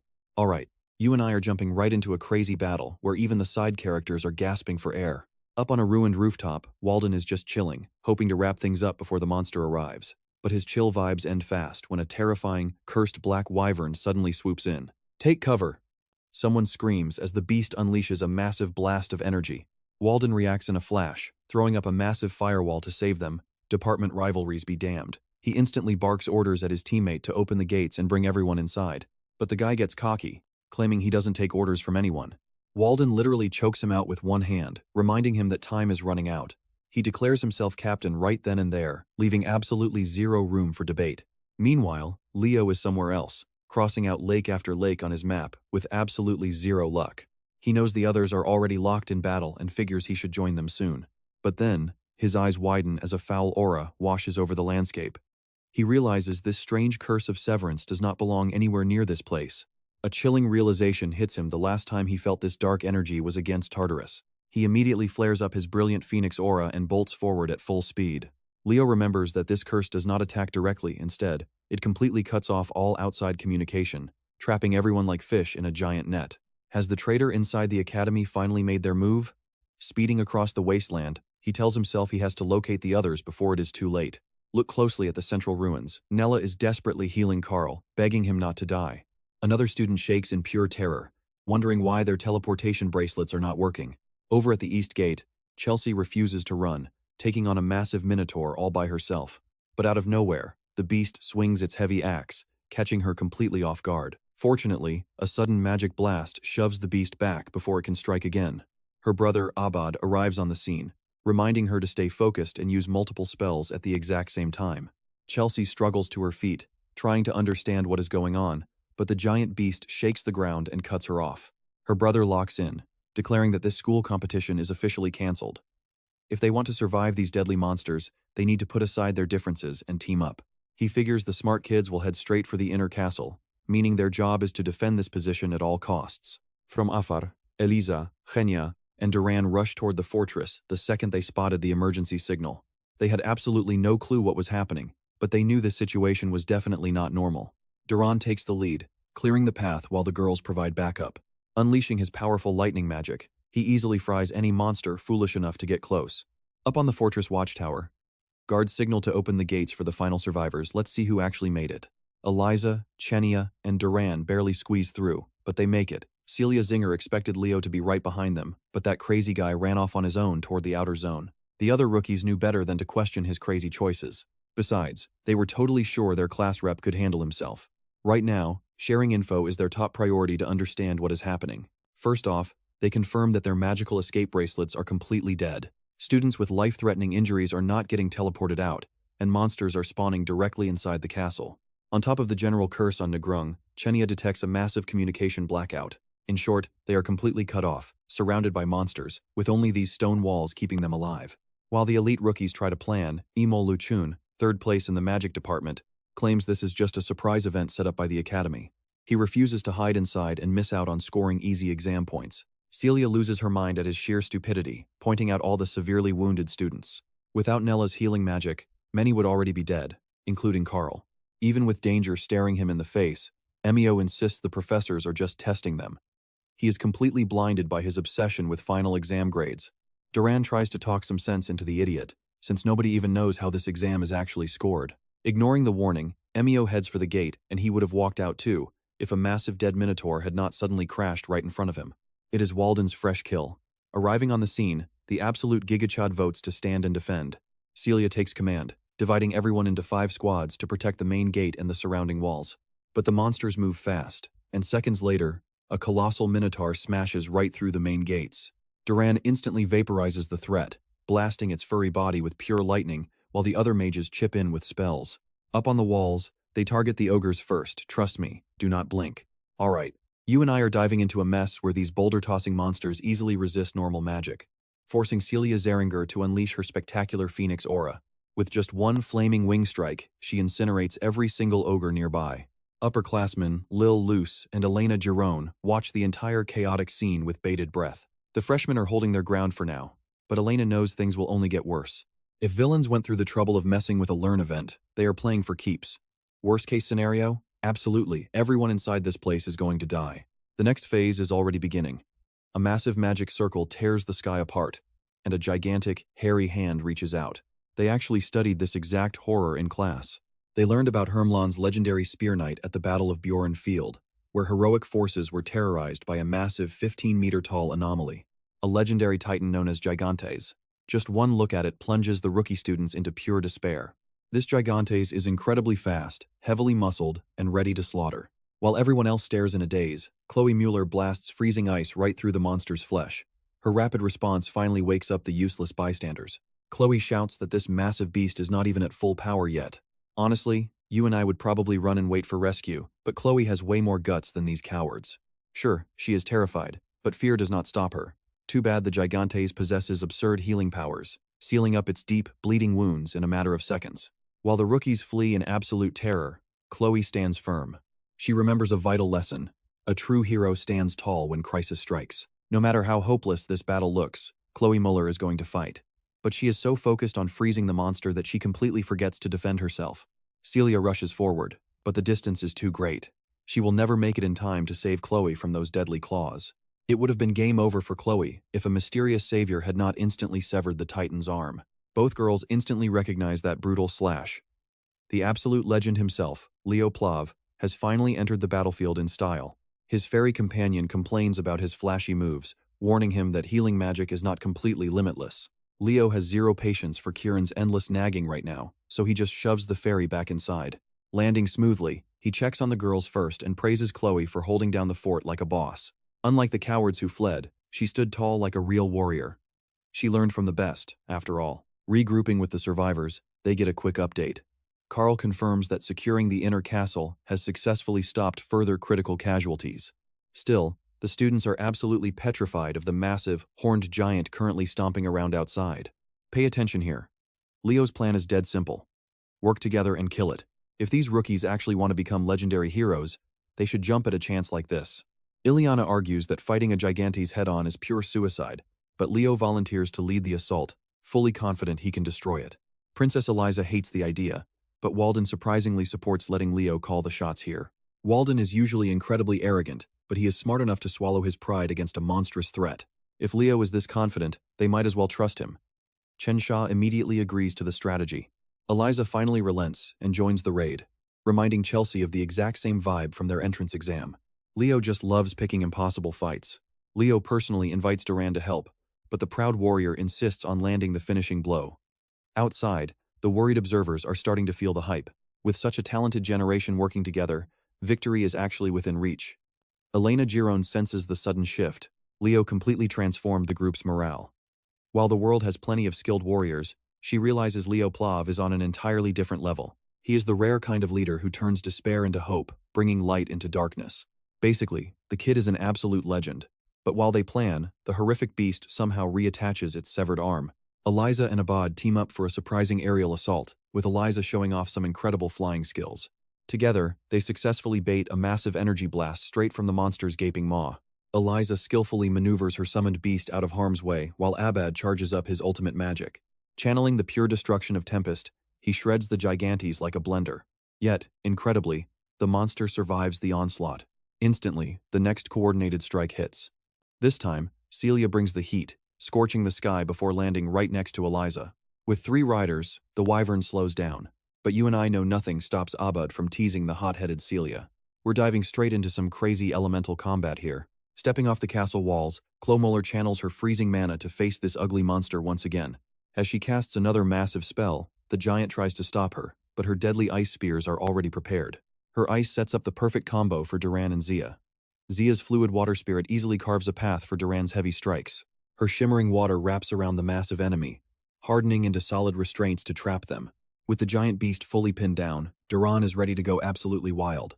His crackling lightning surges directly through Zia's water, unleashing a devastating, inescapable elemental combo attack. After leaving the beast paralyzed and heavily damaged, the next fighter joins the fray. Walden binds the giant with magical spirit chains, holding down the entire beast with pure muscle power. While the chains lock tight, Celia and Abad team up to chip away at the monster's defense. Now watch closely, because we're about to see the craziest tag team finisher of the battle. Trapped and desperate, the giant stands its ground and charges up a massive ranged blast. The explosion shatters the walls, but everyone dodges just in time as Chelsea unleashes a swirling tempest. Combining his classic Kyle Vortex with Phoenix Breath, unleashes an unbelievably devastating blast. Once the beast's flesh is completely scorched, Chloe freezes it solid with her Absolute Zero spell. The mission is a total success, even if the frozen giant looked completely ridiculous. Thankfully, it dissolves into dust the moment the ice shatters. This victory was an incredible team effort from the very best rookies across every department. The moment Chloe steps back inside the castle, Carl approaches her, totally amazed by her heroic performance out there. But while everyone else is busy celebrating their big win, our main character, Leo, completely vanishes. Immediately after destroying that giant monster, Leo Plav heads straight back to his actual mission. He locates the secret chamber where Lassus hid from the world, activating the hidden lock. Finally, he is about to face someone from his past life. With his past memories, breaking the seal is a breeze, instantly awakening the legendary light spirit. Luminous. I know what you're thinking. But yes, our main character just dropped his legendary past identity as Kyle to get his friend's attention. Luminous quickly accepts that his old friend has a brand new body, immediately asking where Lassus is. Unfortunately, Leo has to deliver the heartbreaking news that their old ally is gone. Looking up, Luminous notices a peaceful blue sky, realizing he slept through the entire age of ruin. 5,000 years have passed, and the spirit is only now beginning to mourn his lost allies. Though Kyle's group saved the world, Luminous senses a dark, lingering threat. To protect the peace they fought for, Leo knows he must prepare for battle once more. To aid him in his quest, Luminous hands over a legendary jewel kept hidden by the light spirits for generations. While it lacks raw offensive power, it forces any spirit of light to treat Leo with absolute respect. Leo is thrilled with the extra item, but his true prize is simply enjoying this beautiful sky with his ancient friend. Meanwhile, back at the academy, the faculty compiles a list of highly suspicious people hiding on campus. Shockingly, a massive number of suspects on that list were actually recommended by the school board. To stop all this madness before the next semester begins, Headmaster Kalon decides to reinstate the vice principal. While the teachers are stressing out, the students are busy celebrating. Despite all the chaos, Leo's class survived the semester. Professor Harland warns them not to cause any trouble during their upcoming vacation. Once the gloomy teacher leaves, the rookies discuss their plans. Most of them have no idea Leo is actually from the Kingdom of Dawn, a frontier territory. He has not been home in ages. Going back sounds amazing, until he actually steps foot inside. His mother and the entire staff greet him with massive banners, celebrating his grand achievements at school. Though completely embarrassing, Leo is truly glad to be back home. During dinner, his parents bombard him with an endless stream of questions about his life at the academy. His mom cannot wait to meet Professor Harland. But as they eat, an unexpected visitor arrives seeking the young master. Not wanting to annoy her son with noble bootlickers, she orders the maid to send the guest away immediately. And that's where we leave things. Looks like the vacation is already over. Alright, you and I are watching a spirit messenger visit Lady Reincarnated, delivering a fateful letter straight to Leo. It was a highly prestigious, direct recommendation to enroll at the famous Aeonia. As an elite military school for beastmen heroes located deep inside the city of Aztec, Aeonia does things differently, even hosting their brutal entrance exams in the dead of summer. Aeonia is widely feared as the hardest academy to enter. Years ago, Leo's mother did them a massive favor, and as a thank you, they promised her son a guaranteed spot. But she was signing things left and right. Since he already attends Lumer, this admission is basically just a fun field trip. He already knows about their infamous entrance exam, which is a deadly desert marathon. Of course, this academy values raw strength and animal instincts above all else. Eager to size up his competition, Leo puts on a slick disguise and heads out. His ally, Kieran, casts polymorph, turning him into a mixed-blood beastman on the outside. The letter directs him to Aztec's Grand Colosseum, and on his way inside, he spots a massive monument dedicated to Aaron, the legendary hero of indomitable courage. While the statue looked incredibly epic, the historical inscription was total nonsense. After all, Leo remembers Aaron as a massive coward who shook before every fight. Stepping inside, he finds crowds of beastmen eagerly awaiting the exam's start. Of course, it doesn't take long for a bunch of arrogant punks to crawl out and target the newcomer. Because of his mixed-blood disguise, these arrogant jerks claim he is completely unfit for their glorious academy. Now, watch closely. They keep calling him a mongrel rabbit, completely unfazed that these loudmouths are acting high and mighty before they even pass the exam. Once he points this out, the angry punks escalate things and grab Leo. But the second he feels a grip on his shoulder, he slams the leader hard onto the floor. By the time Leo walks away, the slammed bully is suddenly singing a completely different tune. 5,000 years later, and beastmen still only respect power. Meanwhile, a very bored cat girl watches him closely from up on the roof. Her interest is officially piqued. As the exam starts, the previous group finishes in 36 minutes, secure in the upper middle ranks. Instructor Berga is unimpressed with this year's recruits, especially after hearing rumors about Lumern's absolutely stellar freshman class. Even so, he can't complain too much since they have some elite talent of their own. Specifically, Berga's own daughter, R2, is joining the freshman class this year. He is certain his daughter will easily claim the class representative title. But while scanning the crowd, a familiar-looking black rabbit boy catches his eye. He asks his deputy for the kid's file, but the mysterious rabbit is nowhere on their watch list. All they know is his name is Kyle, and he entered through a special direct recommendation. Staring deeper, Berga notices the boy's eyes look exactly like his old friend, Raina Zeringer. Moments later, Leo is sorted into the final group for the Beast Carnival. Standing right beside him is the star recruit everyone is hyped for, R2. Since she's a rising powerhouse in a strength-based culture, Leo wonders if this cat girl is truly worthy of using Aaron's legendary techniques. To be honest, you and I would be totally confused by this carnival too.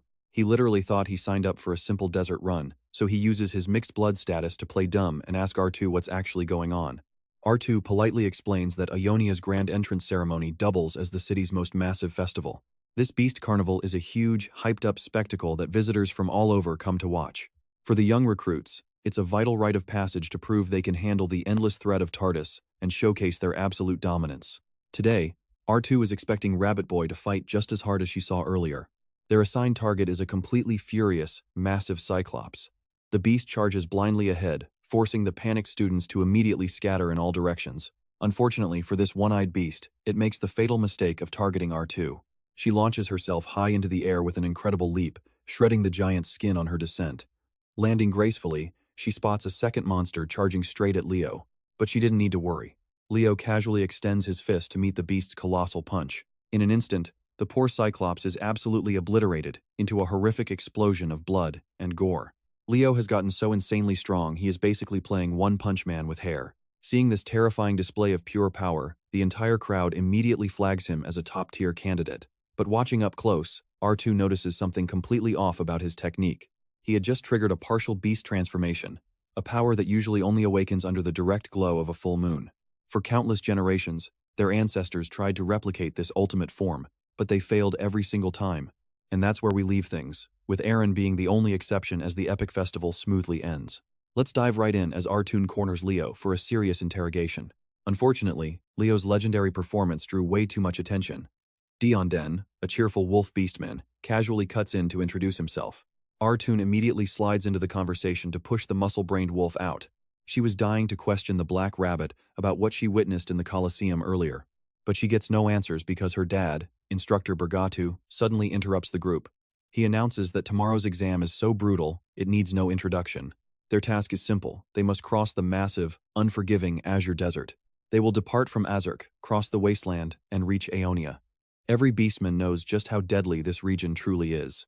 Bergatu's only piece of warning is simple: never confuse reckless stupidity with true courage. He then invites the recommended elite admits, who skip the standard lectures, to step forward and introduce themselves. Normally, regular candidates have to attend lectures just to earn a single recommendation letter. But these recommended elites are special cases with overwhelming power, and the first two are Artoon and the mysterious Black Rabbit, Kyle. Joining them are the Mage Street Rule, a spirit summoner named Vega, and Den. These five are the top elite freshmen. The deputy director directs them to check the bulletin board for their dorms before dismissing them. But as the room empties out, Leo is suddenly stopped by Instructor Bergatu for a private chat. Now watch closely as the instructor asks if he is Reina's son. Wait, is his disguise busted already? And yes, he was dead wrong. Bergatu beams with pure joy when Leo confirms he is indeed Reina's. It turns out they were old rivals, competing back in the day as representatives of Lumina and Aeonia. Bergatu figured Reina would have at least mentioned him to her son, but she never did. But Leo's mom never speaks of her school days, which Bergatu understands. If not for that fool Ellen, things would have been so different. Still, Leo knows for a fact that his mother never once regretted her choices. Bergatu is thrilled to hear that Reina Zerdinger, the legendary wildflower, remains just as magnificent as ever. After seeing the Rabbit Boy's legendary performance, Bergatu will definitely be watching him closely. Later, Leo heads to his assigned dorm, which is surprisingly luxurious compared to his old room. He just gets out of the shower when Artoon suddenly smashes through his window to talk. Seeing the Black Rabbit completely naked, she instantly regrets her timing. Leo quickly gets dressed and tells her to spit it out. I know what you're thinking. But yes, he casually transforms right then and there to prove her absolutely right. Strangely, while polymorphed into this beast form, he can actually tap into Hero's breath. The drawbacks are severe if he holds this state too long. But here is the thing, the only other beastman in history to master this technique was the legendary Lord Aaron. To Artoon's utter shock, the Rabbit Boy offers to teach her how to master it. He might as well choose Aaron's successor now, since they will need that raw power in the war against Tartaros. Maybe this was the entire purpose of his reincarnation into this current era. If Artoon can prove she is worthy of becoming a true hero, he will grant her Aaron's legacy. Naturally, she accepts. Still, her instincts scream that this mysterious boy is looking down on her from a massive height. The second day of the entrance ceremony kicks off as candidates line up for the brutal desert crossing test. Watching from the stands, Professors Ain and Yura from Lumen are busy scouting the competition. One name stands out in their report: Kyle.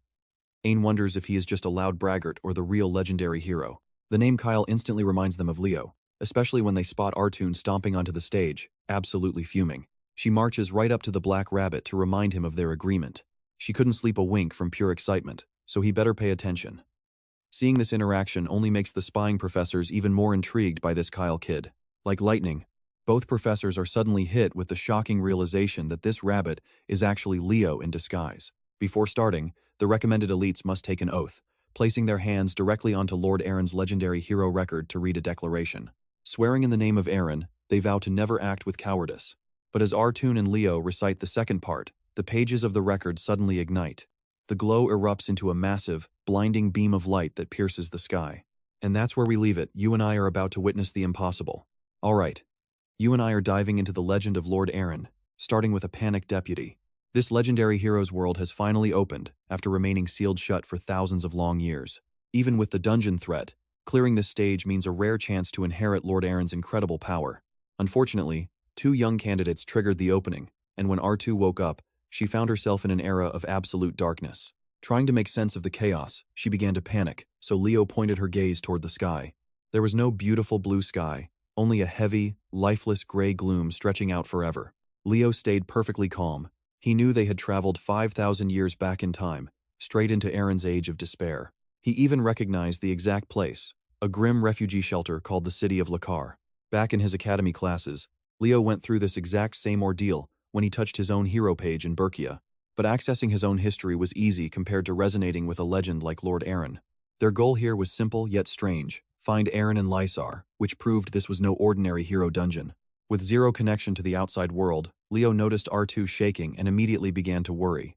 In reality, she was actually shaking with pure excitement, thrilled at the chance of meeting her idol in person.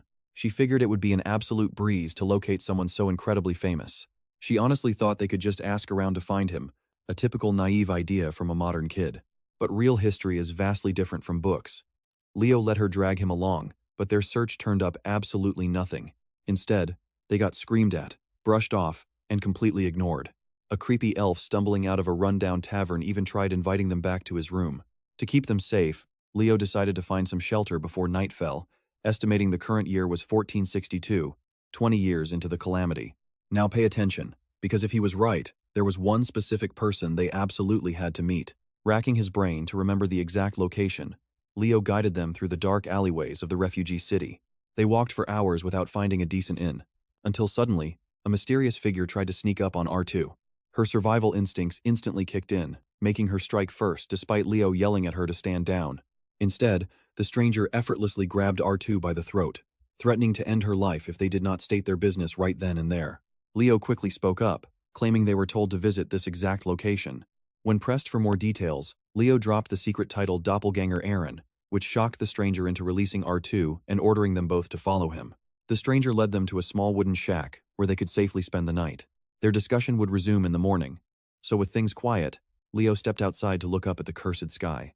Staring into that endless abyss still gave him chills, but judging by the blurry boundaries, this hero page likely restricted them to the city limit. During his midterm crisis, the real goal did not reveal itself until he finally defeated Chube. Since there was no rampage here, the key to unlocking this world had to be the hero, or a deeply connected object. However, Leo's past experiences pointed toward a different kind of key, someone who possessed incredibly deep ties with the featured hero. You and I both know it is just speculation. But if Aaron's world opened because of Leo, everything makes sense. He questioned if his reincarnation with intact memories was really just a fluke, because if these records existed to prepare the next hero, then fully conquering Erebus was finally possible. Thankfully, the night passed peacefully, until Leo was suddenly startled awake by his energetic catgirl roommate. She excitedly assured the Black Rabbit that her tough body suffered zero damage during last night's ambush. Leo quickly explained the misunderstanding and briefed her on the peaceful discussion that followed. Speaking of the devil, their nighttime attacker paid them an early morning visit, introducing himself as Aegon, a famous hero of the calamity. He was genuinely shocked by the girl's unbelievably fast recovery, and immediately offered a sincere apology for his actions.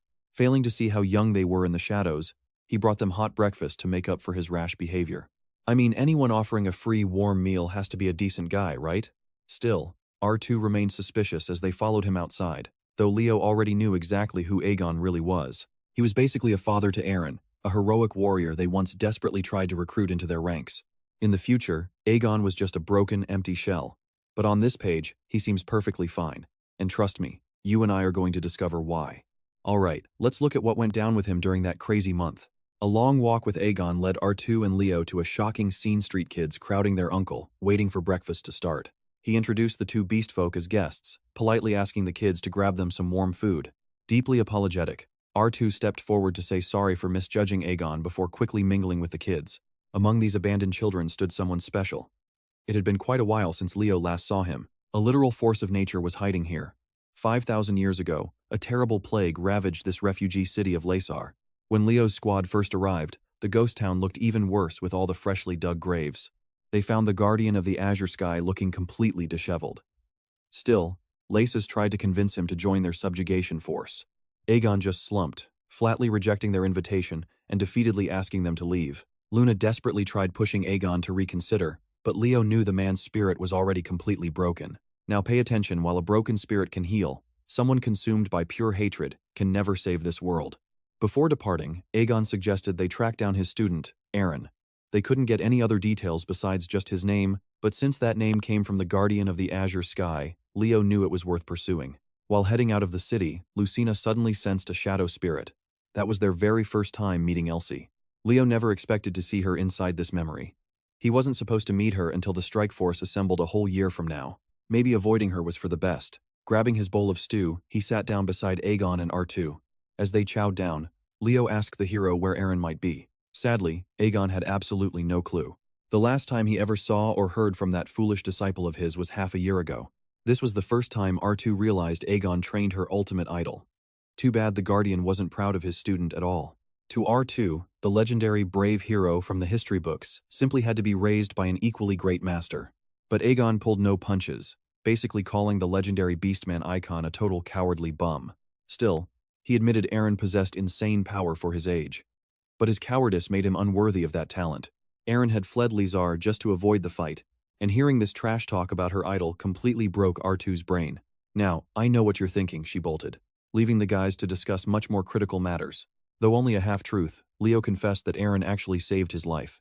He agreed the guy was a coward, but when it truly mattered, he saved countless lives. If Aegon could see how that coward would eventually grow into an honorable legend, he'd be incredibly proud of him. Leo's words were so genuine that Aegon truly wanted to believe. After giving the Guardian something to finally be proud of, Leo went to check on the traumatized R2. The only reason she couldn't accept Eren being called a coward was because he was the one who gave her courage. As a kid, R2 was incredibly timid and easily terrified. She almost quit her training entirely, but her father revealed she was named after the great hero, Eren. That changed everything.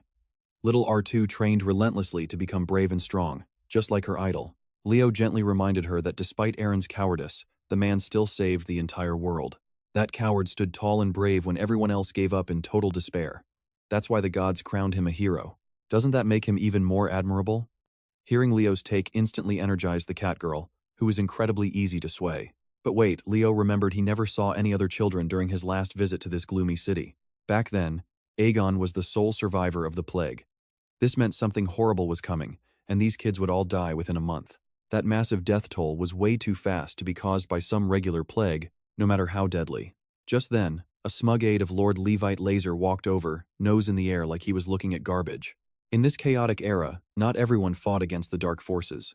This broken world was deeply divided. Often, enemies from within were far worse than any monster. The smug aide offered Aegon a totally fake greeting. Leo knew this exact type, absolute trash, chasing hollow fame while pretending to play the hero. This time, the aide arrived to demand Aegon stop wasting away in this cursed wasteland, begging him to end his long isolation and join the Hero Legion. And trust me, Aegon always gives them the exact same answer. If the Lord fully guarantees the safety of these children, he might consider it. The aide reluctantly promised to report this back to his superiors. However, he was under strict orders to reclaim the darkness, devouring sword Shaitan. Trust me, you and I are about to see a legendary blade. Leo recognized Shaitan, the weapon Eren's master secretly wielded. A masterwork like that was always meant to be passed down directly to the disciple. But Aegon sighed, claiming Shaitan shattered in battle 10 years ago. Mr. Aide saw this defiance as pure greed, quickly testing the Azure Sky Guardian's shrinking patience. Lying or not, Aegon dared the snake to act, releasing a tiny aura burst that terrified Mr. Aide. That was his cue to run with his tail tucked. But with Aegon still in Lizar, the Lord's torment won't stop. Once the uninvited pests cleared out, Aegon apologized to the children for making a scene. The kids did not mind. Rue was actually curious about that Hero Legion mention. Aegon explained it. Simply, the Legion is just an army preparing to fight Erebus. When asked why he refused to help them, Aegon's answer was easy. If he joins the war, who protects these children? Rue argued the state should care for orphans, but Lakar's greedy leaders would rather abandon kids than spend resources. They would gladly sacrifice a vulnerable few to save the many. Now pay attention, this cruel reality completely shattered Rue's idealistic views on true heroism. Aegon pointed out that she spoke like someone who never lived through the terrible calamity.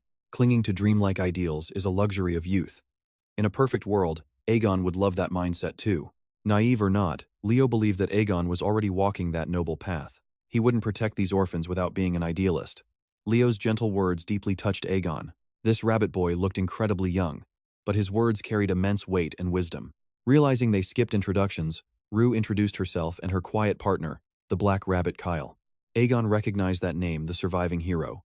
At that very moment, Rue realized that the legendary myth might actually be standing right in front of her. Before she could derail everything with endless questions, Leo yanked her tail and forced her to sit back down. He whispered that straying off course with useless chatter would completely ruin their master plan. Aegon had spent far too long living quietly in the shadows of righteousness. He invited the youngsters to stay until Eren returned. Though his disciple had been missing for months, Lizar was still his home. He would return. They had triggered the secret objective to meet Eren, who was set to arrive in 3 days. You and I both know Leo's clever shortcut was the right call. Unable to contain her excitement, Rue chased after the ancient hero to ask more questions. Unbeknownst to her, Leo received a secret quest to save the Azure Sky Guardian. He had to keep Aegon's fading will to live intact. Within those crucial 3 days, something terrible was bound to happen. While Leo brainstormed his strategy, one kid asked how he knew she wasn't human. It was the Great Spirit Elsie. Unlike the Elsie from his past, this version smiled warmly. She connected the dots in an instant. An incredible all-class spirit summoner, this boy had to be the surviving hero, Kyle. Elsie was not fooled. The biggest dead giveaway was the glowing orb of light he held.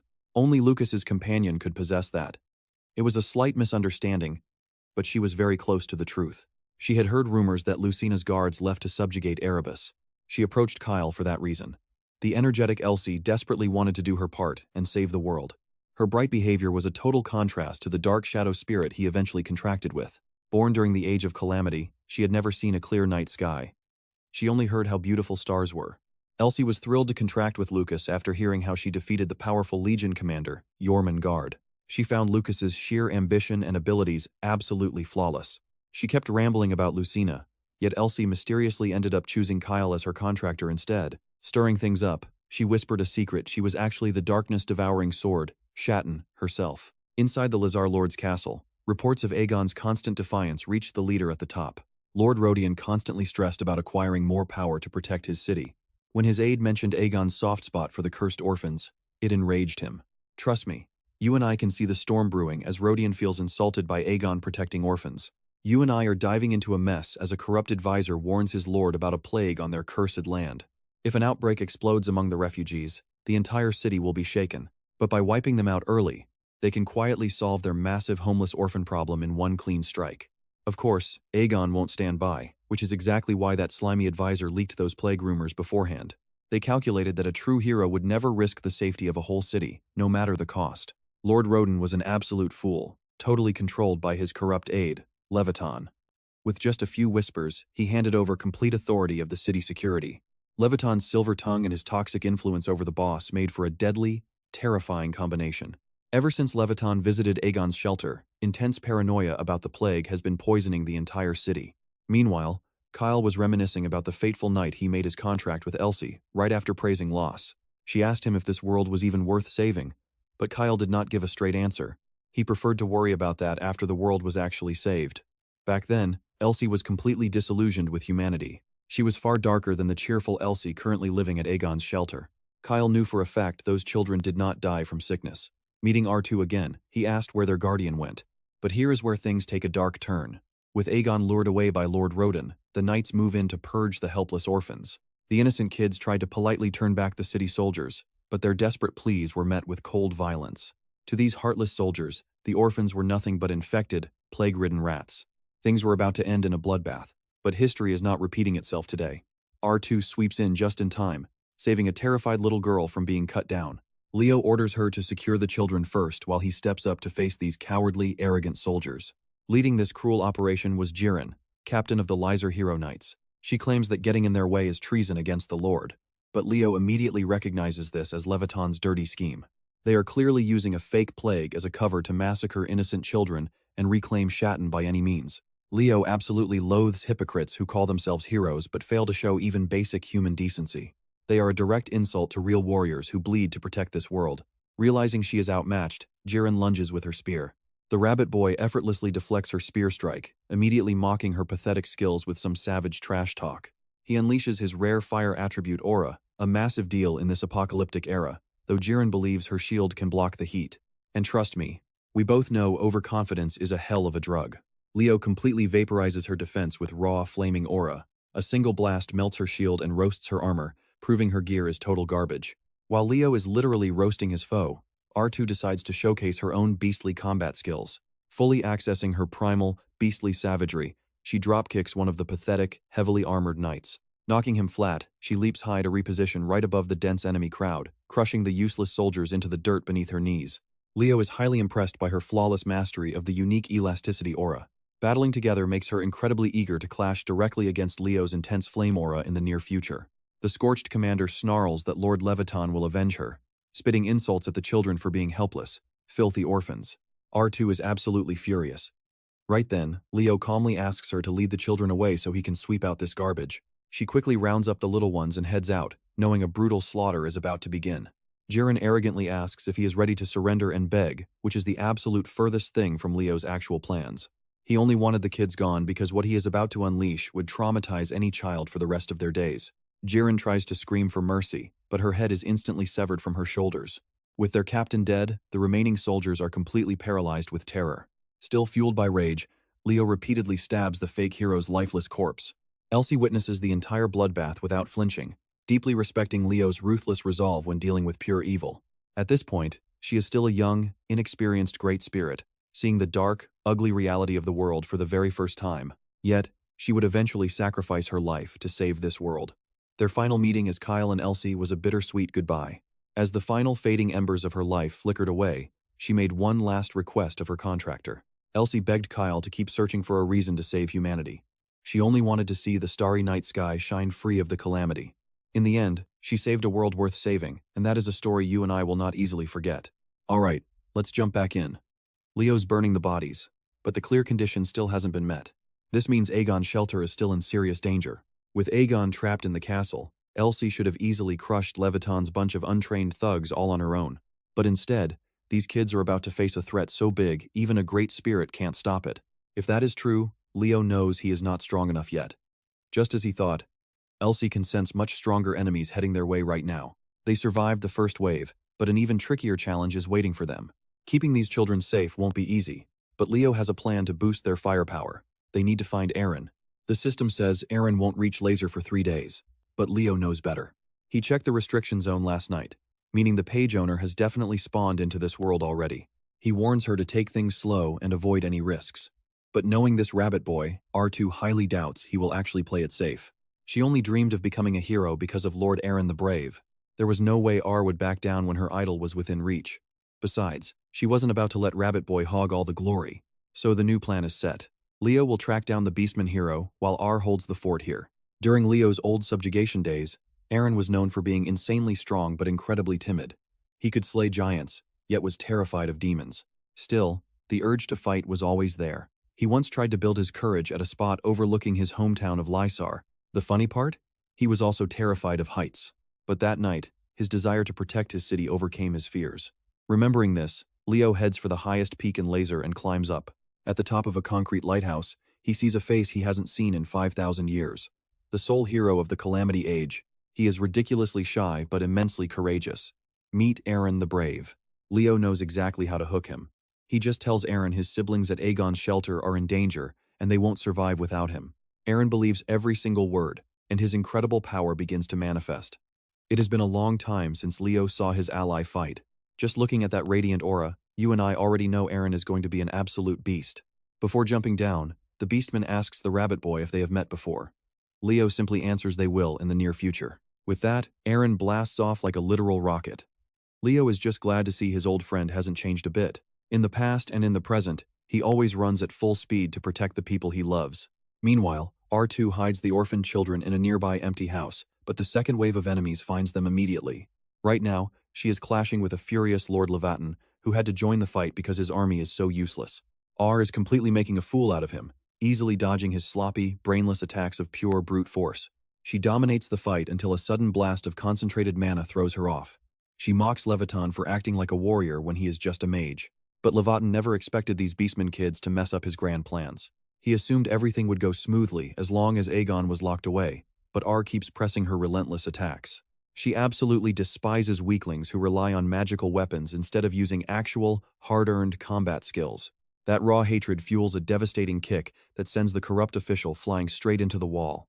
This battle is completely one-sided. Now, pay attention here, because knocking out a fraud was the easy part. Her victory just attracted a much bigger threat. Talitania, a deadly demon of Tardius and daughter of Monster Queen Silitana, enters the battlefield. Still riding high on her easy win, R2 fearlessly charges at this new opponent, fully intending to blow her away. Princess Talitania finds the Catgirl's charge adorable. Suddenly, her clothes begin to tear as her body undergoes a monstrous transformation. R2 failed to detect her demonic scent, and now she is in deep trouble. The demon is quite proud of this sneaky trait. She gained that ability by biting off the Fairy King's arm, and this giant spider demon did not come here to play with a catgirl. R's life means nothing to her. She attempts to impale her with giant spider legs, but a sudden intervention stops her cold. Shatton finally decides to step in. If Elsie hadn't blocked the blow, R would have been crushed into a bloody paste. Elsie quickly corrects the demon princess about her actual name, explaining that Shatten was merely the sword she used to wield. The princess does not care. All she wants is to get a taste of a legendary great shadow spirit. She desperately struggles to break free from Elsie's dark hold, but the spirit's grip is incredibly strong. With the giant demon completely bound, let's leave it here. Trust me, you and I must see what happens next. Alright, you and I are throwing back to 10 years ago when Elsie and Aegon first fought this princess. R2 had absolutely no idea that one of those kids was actually a great spirit in disguise, but Talatania learned from her past loss. She frees one of her razor-sharp legs and stabs Elsie straight through the body. The force of that blow sends R2 flying, letting Talatania break completely free from her tight restraints. As a great spirit, a single stab is not game over. Elsie still has plenty of shadow energy left to grind down this spider. Elsie went all out, but Talatania survived, completely mangled and beaten, but still very much alive. As her head fully grows back, the princess mocks Elsie, claiming an immature spirit without a contractor can never defeat the Monster Queen's daughter. Nothing stands in her way of biting straight into that spiritual flesh. But while the spider princess is focused on Elsie, R2 uses the opening to kick her head clean off. The blow does some damage, but it is not enough to take down a giant spider woman. It only makes her crave some catgirl meat. Now watch closely terrified of becoming monster food, R2 thinks back to the coward who saved the world. If she ever wants to catch up with Lord Aaron, this is her shot. She refuses to freeze in terror and chooses to fight. Rue thought she could scratch her way to defeating a named demon. She was dead wrong. To Talatania, she is just a furry, juicy dessert saved for later. Rue is left with brutal, severe injuries. She desperately wants to stand, praying for her legs to move, but her broken body just refuses to cooperate. She lies there in a miserable state, until a sudden, blinding light floods the dark night. Standing right in the epicenter of that glow is a younger version of the legendary man every single beastman worships. Meanwhile, Elsie is reaching her absolute limit, desperately swatting away the spider's attacks. Talatania only stops when Lord Aaron finally steps in to handle things himself. Right in front of R2, he unleashes Beast Transformation, a lost signature skill that immediately intrigues the Spider Princess. She had never heard of a beastman transforming without a full moon. Looking like a terrifying mix of man and wolf, Aaron menacingly walks straight toward the giant bug. Princess Talatania tries to swat him away with a single leg, but Aaron blocks and holds it with pure strength. Taking him seriously now, the princess throws more legs into the fight, but Aaron breezes through them like nothing. He easily closes the gap, locking the Monster Queen's daughter in a tight, inescapable chokehold. With one flashy slam, he makes that spider eat concrete. You and I just witnessed a complete beatdown as he saves Elsie. As she opens her eyes, he gently asks if she is hurt anywhere. Elsie is doing fine, but the Spider Princess is still breathing, and she is absolutely furious. The Shadow Spirit wants the final kill, but Talatania refuses to go down. Morphing into a terrifying demonic form that looks like venom, she lunges straight at the beastmen. But Aaron isn't about to just stand there and let her finish her deadly strike. His body glows with power once more, turning those swirling bright lights into deadly, explosive weapons. The light solidifies into massive columns covered in ancient engravings, crushing the monster and finally forcing her to shut the hell up. Meanwhile, the real mastermind behind all of this is desperately fleeing south toward Lysar. Lord Leviton did not realize his co-conspirator was actually a demon. Helping humanity's sworn enemy is a crime punishable by death, but in his frantic race to escape his crimes, he completely fails to account for one more person. Mid-stride, one of his hands suddenly slides right off. Blood sprays from the ugly stump, forcing him to halt in pure agony. Leo is here to personally pass judgment on this absolute parasite, and he has a very specific way of handling human traitors. Once more, he has to slice off heads and execute trash, even as Leviton pathetically begs, offering status and fame. But what value do those things have when the world is ending? Back at Aegon's shelter, the night sky glows bright from Aaron's luminous power, and with the Spider Princess gone, the Catgirl comes out to play. R2 is fangirling hard over this young, handsome version of Aaron. Meanwhile, Leo meets up with the group and checks on Elsie. Even though she had a giant hole blown through her stomach, she is already completely healed. More than anything, she is proud of her role in defeating the Spider Princess. She sees it as a total win, but Leo knows better. Talatania will not die so easily. She is a beast who destroyed entire kingdoms. It will take much more firepower to wipe her out. Elsie suggests they convince Aaron to join the hunt with Lucas and the others. Leo smiles, ruffling her hair and agreeing. Stick with me for more. Alright, you and I are about to watch the great shadow spirit completely change her mind. She dumps Lysis and wants a contract with Kyle instead. And why? Simply because she grew to really like the guy in such a short time. Even though Leo is honored, he admits he cannot sign a new contract right now. Plus, he confesses he is not actually the surviving hero. Elsie surprisingly accepts this wild excuse since he clearly lacks raw power, despite being an all-class fighter. But she still insists on partnering up. She is willing to bet her entire future on him, confident he has what it takes to crush Erebus. Leo stops arguing and finally gives in to her request. As their hands meet, Elsie begins the ritual. It is subtle, but her dark shadow seeps into his flesh, leaving a permanent mark on his soul. With this, she vows to be his ultimate sword and shield until the very end. Leo figures this bond will break once the hero world collapses, yet forming this contract feels strangely familiar to him. While he reminisces, R2 is shamelessly clinging to Eren like an obsessed fangirl. Eren is just too polite to push her away. But hold on, because a familiar face suddenly stops everyone cold. Aang has returned, face to face with his wayward student after 6 long months. Leo and R successfully met Eren and saved the Guardian of Azure Sky. Mission accomplished. Agon welcomes his foolish disciple with a bone-crushing hug. The Beast Boy did not even show proper respect, let alone greet his fellow siblings. With all threats finally cleared out, the exhausted kids rush straight into the comforting arms of Uncle Aegon. Leo feels totally at peace, simply watching this beautiful reunion from afar. Changing the past, even briefly, is a massive relief. Aegon and Eren personally thank our duo, while Elsie has already slipped away. Honestly, even the Guardian of Azure Sky finds the young girl's attachment to Eren unsettling. He figures she must have sustained a head injury. Aegon wants to reward Leo, but the only thing he can offer is a manual of his personal cultivation method. This is the very technique Eren mastered to trigger his powerful beast transformation at will. Leo is absolutely stunned by this tattered book. He is holding the legendary, original version of Hero's Breath. The moment he secures the prize, he tells R they need to leave immediately. If she wants to say goodbye to Eren, this is her last chance before this realm collapses. Naturally, she hates the idea of leaving. She desperately wishes to spend more time with Lord Eren, but she is willing to settle for a simple, encouraging head pat. Eren is baffled by this request, but Leo just nods, signaling him to do it. Totally clueless and awkward, he gives his biggest fan a gentle head pat and some sweet words. That day, Lady R2 swore she would never wash her hair again. As this world falls apart, we watch Leo spend his final moments speaking to his old friend. He warns young Eren that his journey will only get tougher. He will face overwhelming despair, endless trials, and people he simply cannot save. Still, he promises Eren he will survive. After all, he is far braver than anyone else. Nothing screams courage quite like sacrificing yourself for the world. Quietly, Leo vows to play his own part to the absolute best of his ability. Back in reality, Instructor Burga is growing increasingly frustrated by their failure to shut down the crumbling hero world. Thankfully, the high-ranking professors of Lumber step in to calm the furious Burga down. Dealing with hero worlds means sharing vital intel, especially since Lumber itself has faced quite a few disastrous incidents over the past semester. Professor A chimes in, noting that one of Lumber's own students is currently trapped inside. But before he can explain, a blinding light erupts from the ancient stone tablets.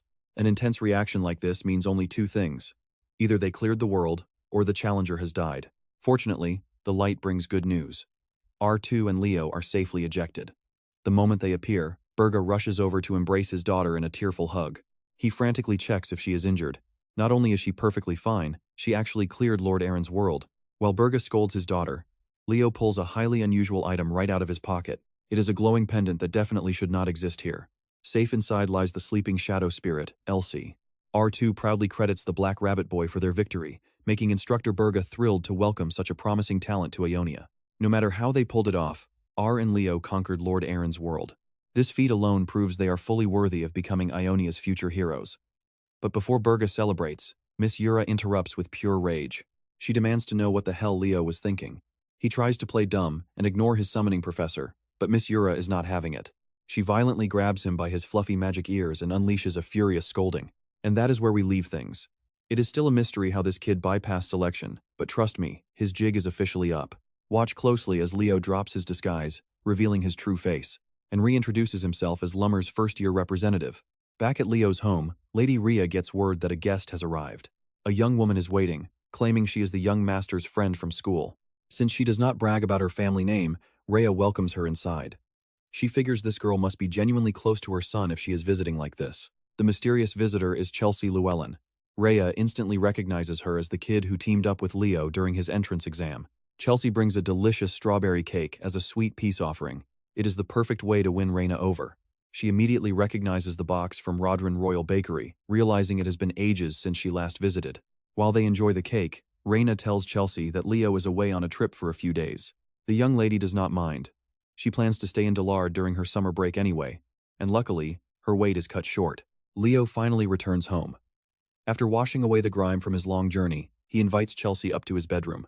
Her heart beats right out of her chest the moment she steps inside his room. All that nervous tension vanishes when she sees how completely plain and ordinary his space is. What she really wants to hear is how he snuck into the Aeonia entrance ceremony. He shares the wild story of how the legendary hero Aaron's record suddenly came to life. He even tells her about Miss Ura and Professor A's involvement. Hearing about his crazy adventures gets her so hyped that she demands a special training session. He says she can sleep over and do whatever she likes. Late that night, while everyone else sleeps, Leo stares at the pendant he received. It seems every hero's world rewards him with things he never could have imagined. But Elsie is a being from the deep past. She was never meant to cross from a book into the real world.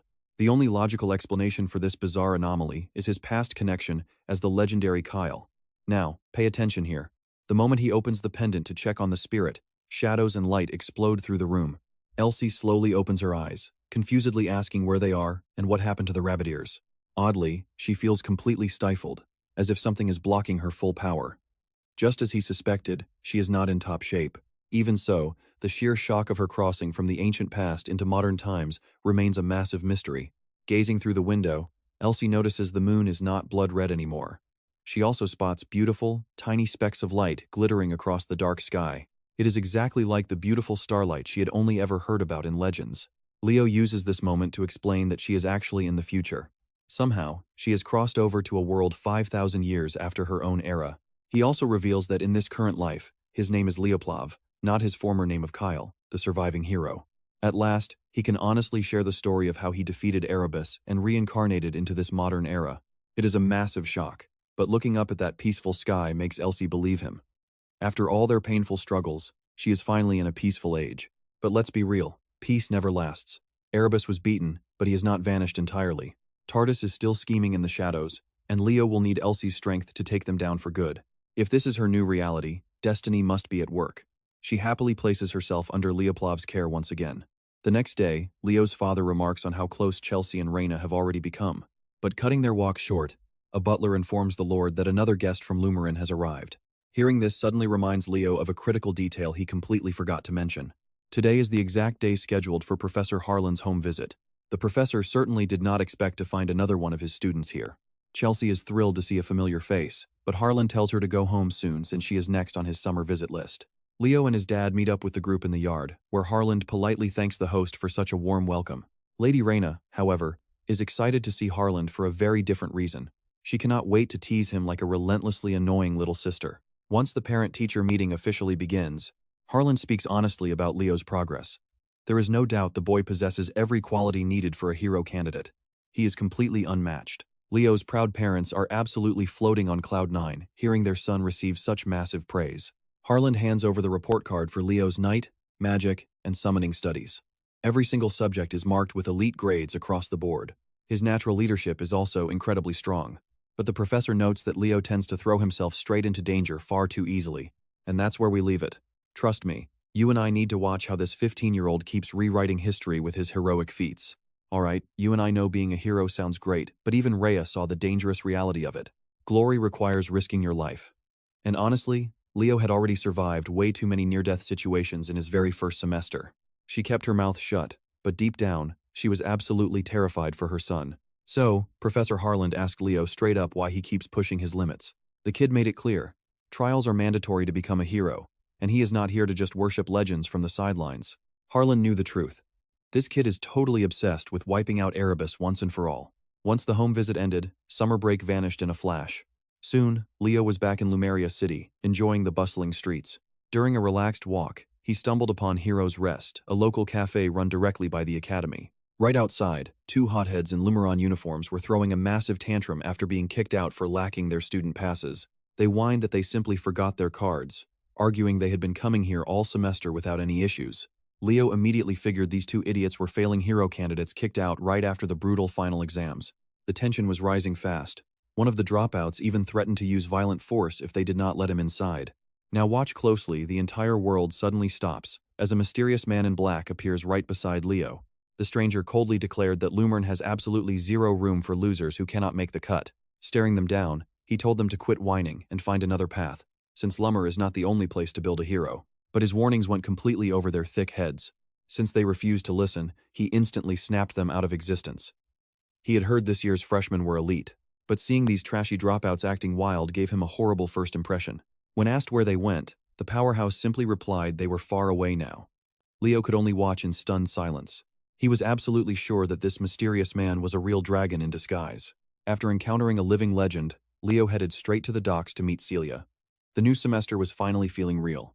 Chloe Muller found them and eagerly joined in to ask about their summer break. Celia admitted her break was rough, mostly filled with stressful family drama. Wait, I know what you're thinking, a normal vacation? Nope. Celia immediately exposes his secret trip before their best bro arrives. Always hunting for a quick buck, Carl showed up lugging a massive bag of goods to sell. Before long, Ilana and the rest of the gang arrived. Once everyone was together, that enigmatic powerhouse from the cafe suddenly materialized. Greeting the shocked students, he introduced himself simply as Riven, the vice principal of Lumina Academy. Nobody had seen the actual principal in 5 whole years. Getting straight to business, Riven noted that 346 of the original 440 students survived. He mentioned hearing whispers about this freshman class being crowned the golden generation, but he does not believe rumors without proof. Today, these survivors must prove their worth directly to him. And guess what? He already canceled the transport ship that was supposed to pick them up.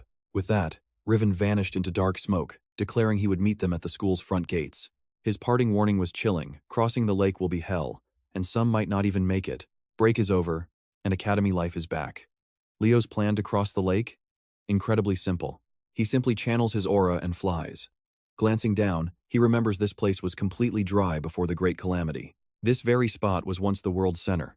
Though the academy stands here now, this was once the legendary land of dragons, and the first place Erebus destroyed. Leo's thoughts are suddenly shattered when a hostile bolt of lightning crackles right past him from behind. It was Duran, charging forward with one goal: crushing Leo Plav. But before Duran can strike, a massive wall of water erupts below them. It is Eliza, riding on her summoned pink dolphin. Just like Duran, she is desperate to settle their unfinished business from last semester. Watching the chaos unfold, Chinsa just laughs, thoroughly enjoying the wild show. Other students slow down to watch the spectacle as Eliza and her dolphin ride a massive wave straight toward Leo. With zero footing, he has to improvise. Trust me, this move is going to be absolutely legendary. Alright, you and I are about to see Eliza throw a wild card she knows Leo has never seen before. A pink dolphin firing energy beams from its mouth. This bright beam locked onto Leo and chased him down relentlessly. Dealing with that raw power was a massive headache, leaving Eliza looking extremely pleased with herself. For a second, it looked like she had him cornered. But Duran was still crackling with electricity nearby, and he is seriously territorial when it comes to his targets. Determined to play dirty, he blindsided Eliza Hergen with a strike from behind. This cheap shot freed Leo from immediate danger while Eliza and Duran argued over who got him first. To stop their bickering, Leo suggested a compromise. Like a tournament bracket, they should duel first. The winner gets the right to fight Leo fair and square. They were so incredibly competitive that both easily agreed.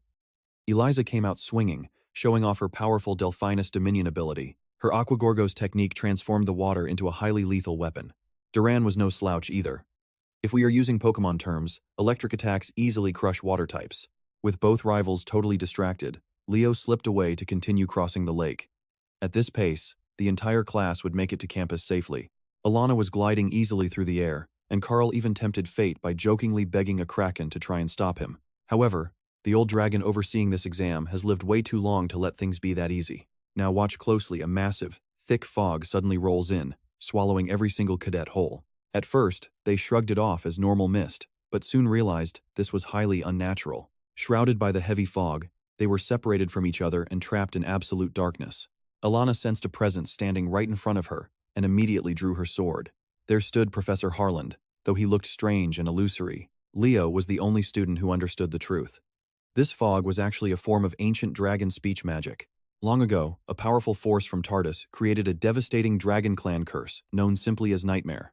This sinister curse forces its victim to face the absolute last person they ever want to fight. For Leo, his nightmare meant facing his beloved former comrade, Lassus herself. But while he was trapped in that dark illusion, most of his classmates were already wiped out across the lake. The academy quickly sent dive teams to pull the unconscious freshman out of the water.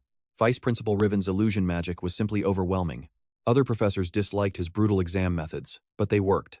Little did they know, one student was actually sharing a quiet, emotional moment with a legendary hero. Instead of tearing him to shreds, the illusion of Lucas let him escape freely. Honestly, we both know Leo expected this, and he was incredibly grateful. Meanwhile, Vice Principal Riven was waiting on the opposite shore of the lake, exactly as promised. As the old dragon stared at the water, Leo crossed the finish line, complaining about the ridiculous exam. Riven was genuinely stunned that a mere rookie survived. He invited Leo to sit down for a quick chat. Having served Lumina for centuries, Riven had seen countless students rise to become heroes. Yet, not a single one of them ever dreamed of anything beyond that title. The vice principal had simply grown tired of watching the world remain completely frozen in place. He admitted he underestimated Leo's potential and apologized. As they sat together on the bench overlooking the quiet water, the old dragon asked the boy about his ultimate dream. Unbending in his path, he calmly answered that he would totally destroy Erebus. Leo genuinely understood why Riven became so bitter after working at Lumen for so many decades. But he reminded the vice principal that the great king of wisdom saved humanity and never quit. Even through endless frustration, there was no excuse to throw in the towel. If Riven was truly the legendary king's descendant, Leo advised him to start acting like it. He basically confessed to the old dragon that he knew his real identity. In reality, Leo was actually excited to work alongside the legendary king of wisdom. Vice Principal Riven was left completely baffled about who Leo Plav truly was. But one thing was certain, he felt a familiar, ancient presence radiating from the boy. Legend has it that even to this very day, Eliza and Duran are still dueling in the lake. Once everyone was rescued and woken up, the Learn Academy opening ceremony began. Leo met the elite upperclassmen and was immediately ambushed by Leo Luce, the hyperactive second-year representative who happened to be his biggest fan. She complained about being stuck between legendary seniors and monster juniors, even though she is the absolute top-ranked student in her own class. Hating her Monster Girl nickname, Leo quickly snapped at Hark for feeding Leo such ridiculous rumors. And trust me, you and I should watch Hark Liard, whose power accumulation trait makes him a total beast in battle. Alright, you and I are back with Hark, whose rare trait keeps him perpetually sleepy while Leo begs Leo to use her cool Gale nickname. Suddenly, third-year representative Elena Jiren arrives, insisting that Monster Girl is a way better fit. She is finally ready to grant Leo that favor he has been wanting to ask, but she wants a favor in return down the line. Hearing her voice, Hark instantly wakes up angry from his nap. He low-key despises her. Luckily, the most senior representative arrives just in time to diffuse the tension with a smile. He guides the other representatives out of the tent, leaving Hark and Leo alone inside. Hark gives his junior a serious warning to watch out for Elena Jiren. Since childhood, she has treated everyone around her like literal toys. Leo already knows about her selfish attitude. Everyone does, but the real nightmare starts when she finds a toy she actually likes. Now, her eyes are locked on Leo. He sincerely appreciates the heads up. Our sleepy senior might be a bit rough, but he really looks out for his junior. Soon, Headmaster Kalon takes the podium to address the entire academy. Honestly, it is an incredibly boring speech. While he yaps, you and I need to focus on Leo, who is worrying about Tartarus now that he has caught their attention. The hidden academy traitor might even try to assassinate him directly. No matter what, he has to stay completely on guard. After an absolute eternity, the headmaster's welcome speech finally ends, and the cadets head off to their assigned classrooms. On day 1 of the second semester, Carl is already complaining. Their first class is taught by the terrifying professor who hides behind a sweet smile, bringing up a brand new crisis in hero studies. As the cadets know, for the first time ever, the prologue of Aaron the Brave was cleared during the Aeonia entrance ceremony. The survivors who cleared it are absolutely certain they saw a very specific name written in that scenario. For the very first time in their entire history, the legendary hero of the beginning, Kyle, is officially part of the record. Leo figures that R2 must have included this detail in her report today. Now they must debate if this mysterious man without a history was actually real, though they have to manage expectations. All they have is a single name. Hearing this, Chloe Muller raises her hand, asking what would happen if this ancient hero of the beginning was proven to be real. If that happens, the entire foundation of hero studies will be completely overturned. Out of the countless ownerless hero pages, some might actually belong to Kyle, giving humanity an ultimate hero to look up to.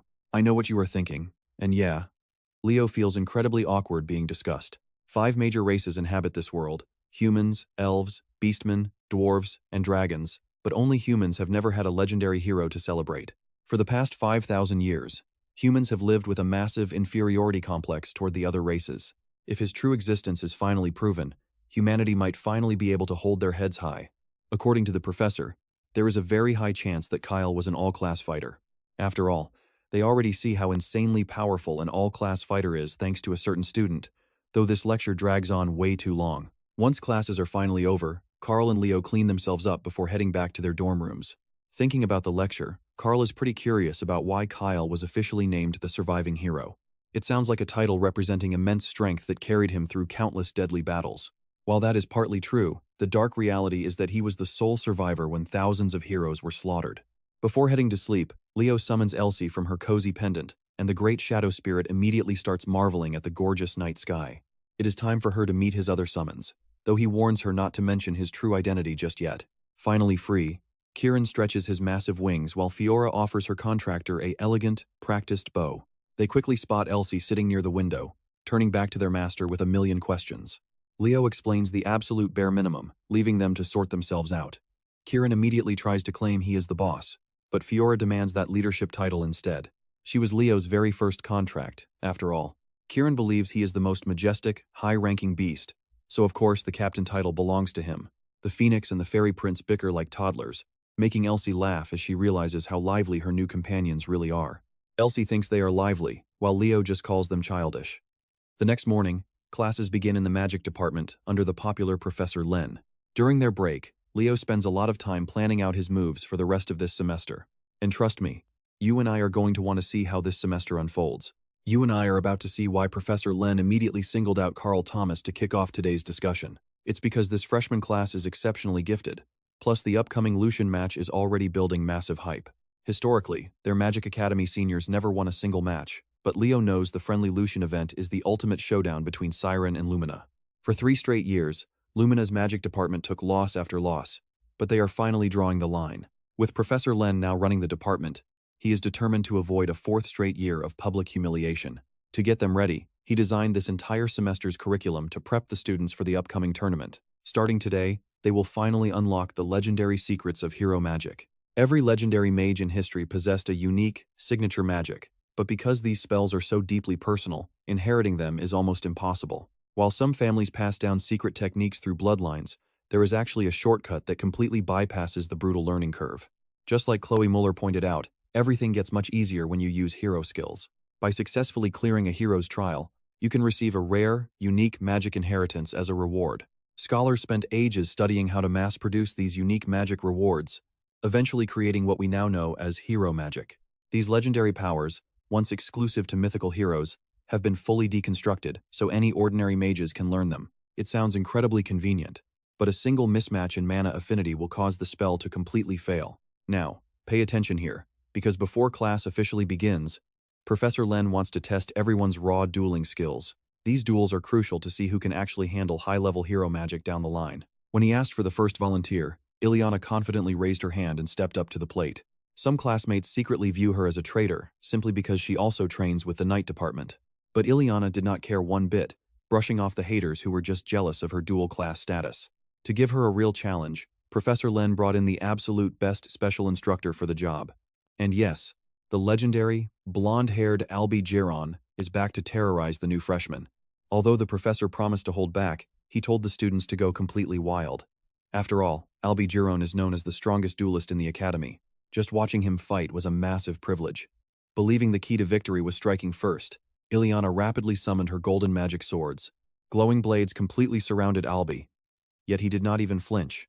He stood completely still, letting the sharp tips shatter against his invisible barrier until they ran out of power. Carl thinks her attack totally failed, but stick with me because Leo sees the real strategy here.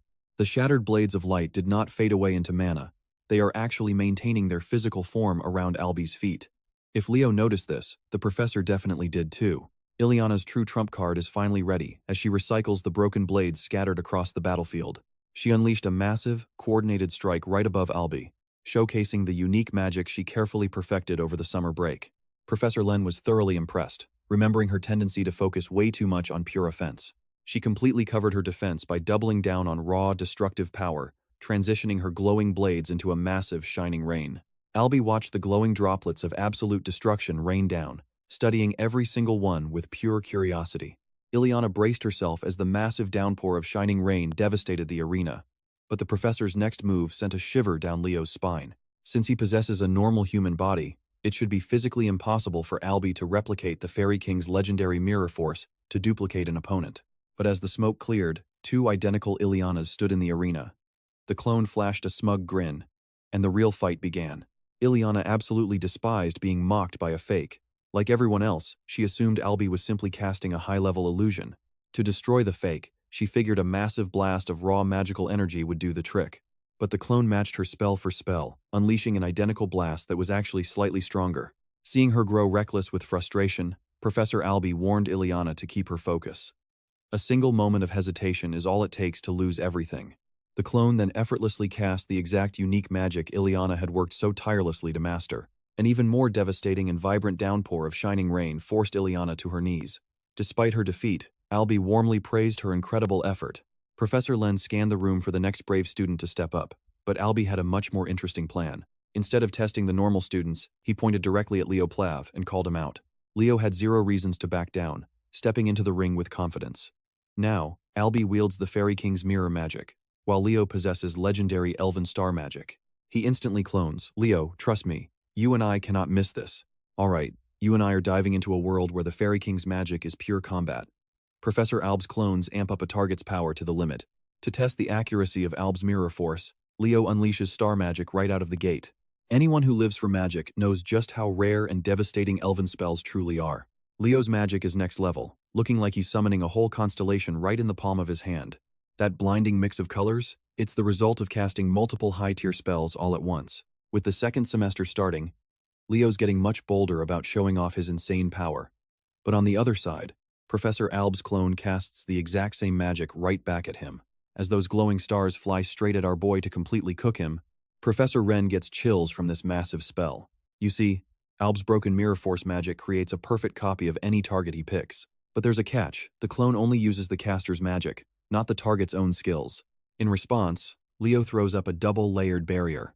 Everyone watches in awe as the massive magic explodes, lighting up the entire battlefield with destructive force. What shocks Professor Wren most is that Leo is matching his teacher.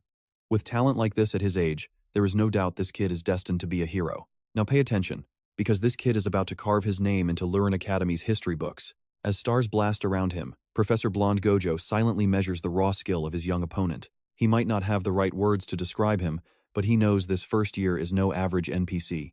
Meanwhile, Leo sets up a counterattack, throwing a barrage of fireballs to distract the clone for a split second. Naturally, his balls are anything but average. They are boosted with multiple layers of magic to pack a real punch. Seeing this, the professor thinks Leo is a total clown if he believes basic spells will do anything. But Leo quickly reminds him that the clone was never his real target. This epic duel was always between the two of them. Fired up by that cocky comment, Professor Albie decides it's time to give this smug freshman the beating of his life. Still, Leo knows the ultimate way to beat Mirror Force is to distract the caster and strike when they least expect it. While his fireballs keep the clone busy, he charges straight in, forcing the clone to defensively cast a firewall. But that's no problem, because our boy never skips leg day. He leaps right over the raging flames. Combining Cinder Explosion with Windstorm, he unleashes a devastating combo that his clone won't soon forget. Watching this unfold, Albie is totally stunned.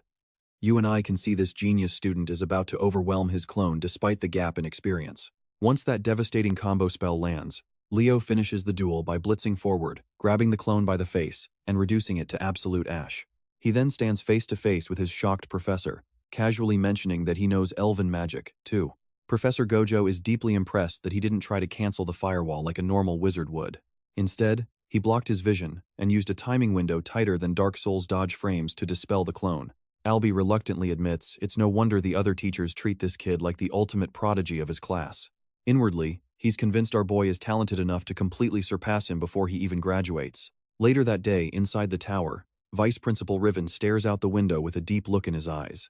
The headmaster asks if some baddie caught his attention, but the vice principal explains he is just watching the first years show off their skills. Curious about his thoughts, the headmaster asks what he honestly thinks of them. Turning from the shadows, the vice principal shares his high hopes. They aren't just good, they are the brightest batch the academy has seen in decades. Standing before the headmaster, he hands over a detailed report on everything he found about hero dungeons during his travels. He has spent the last 4 years searching across the entire globe for any clues about them. Riven admits he still isn't fully sure if they actually exist, but one thing is certain: revealing their existence would benefit the students greatly.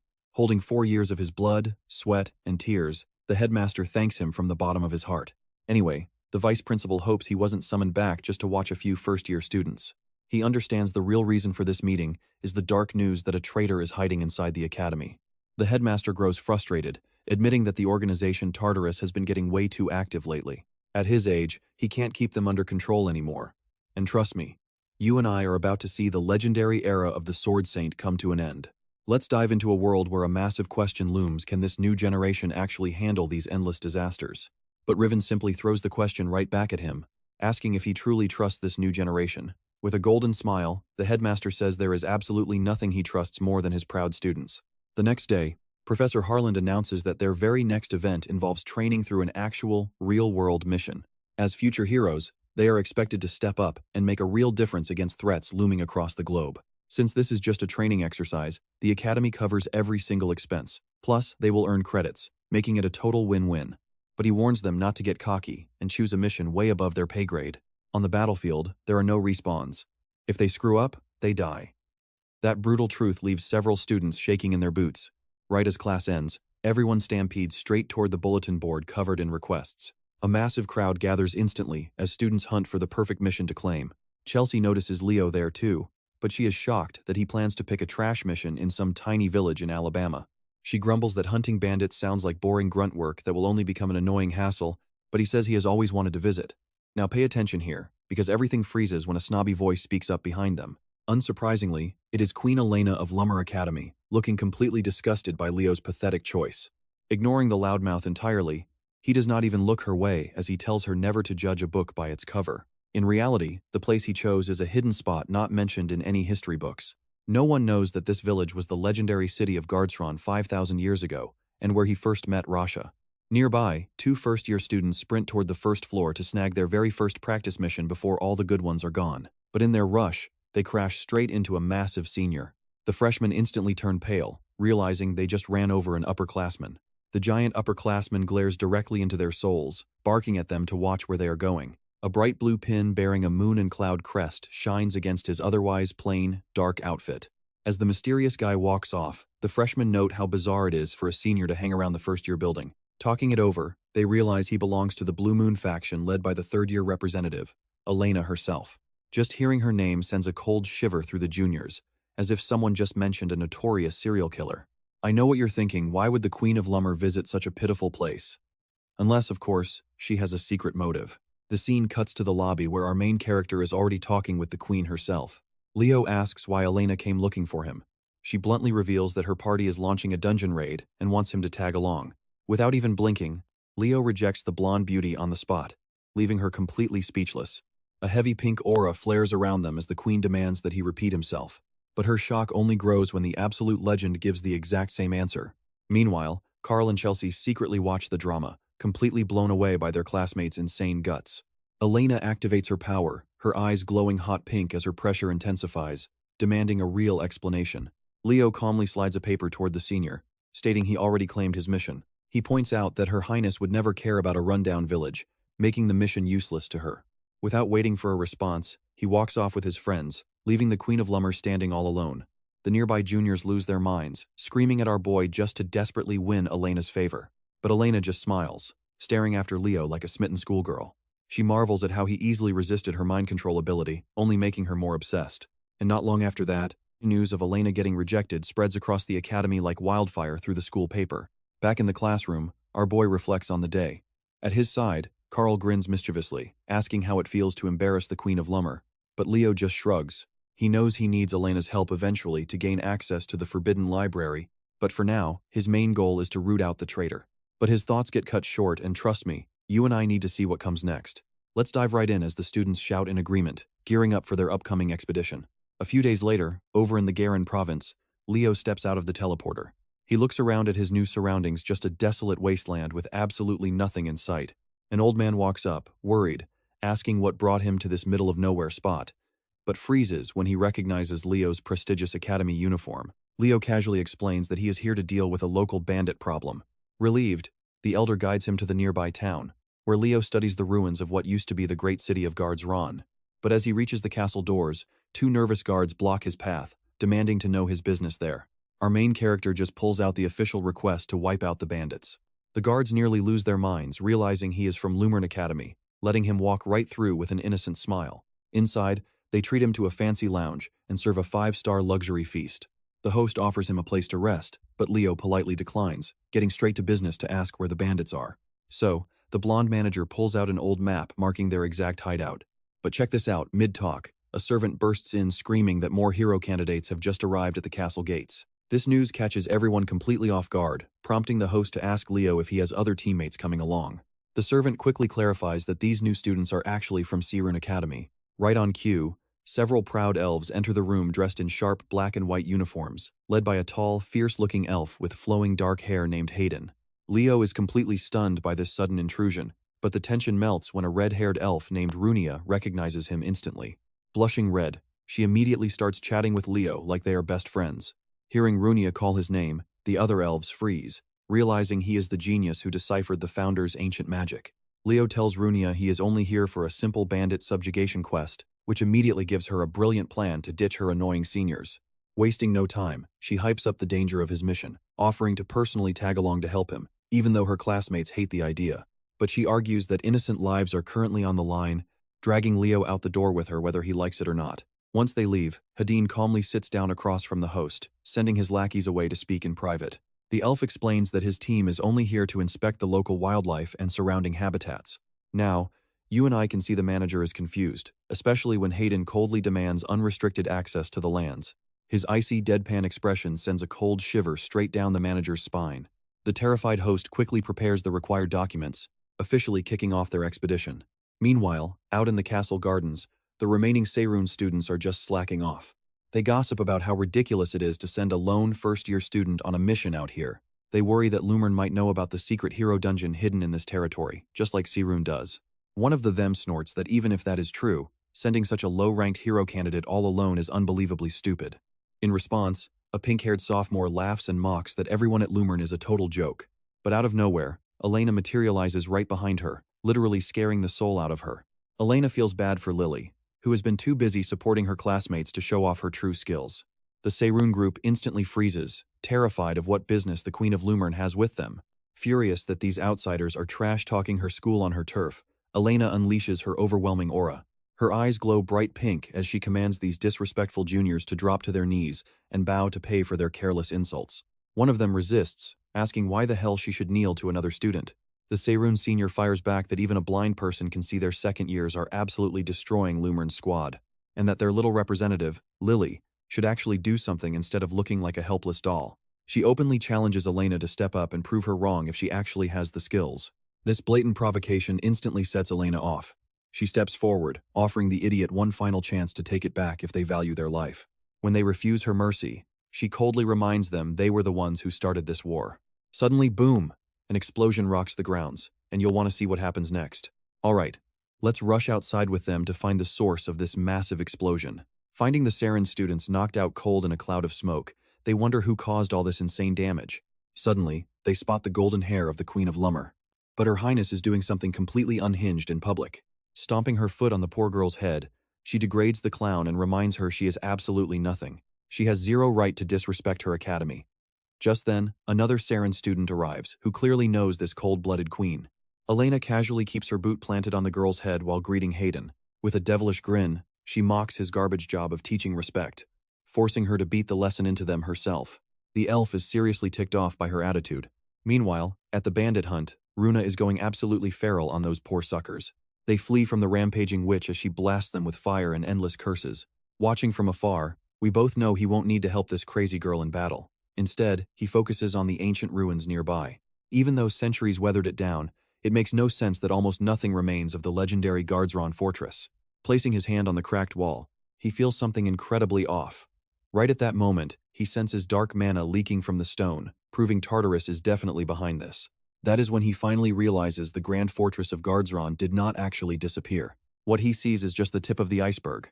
The rest is buried deep beneath his feet. At night, Runa builds a warm campfire so they can enjoy a cozy evening together.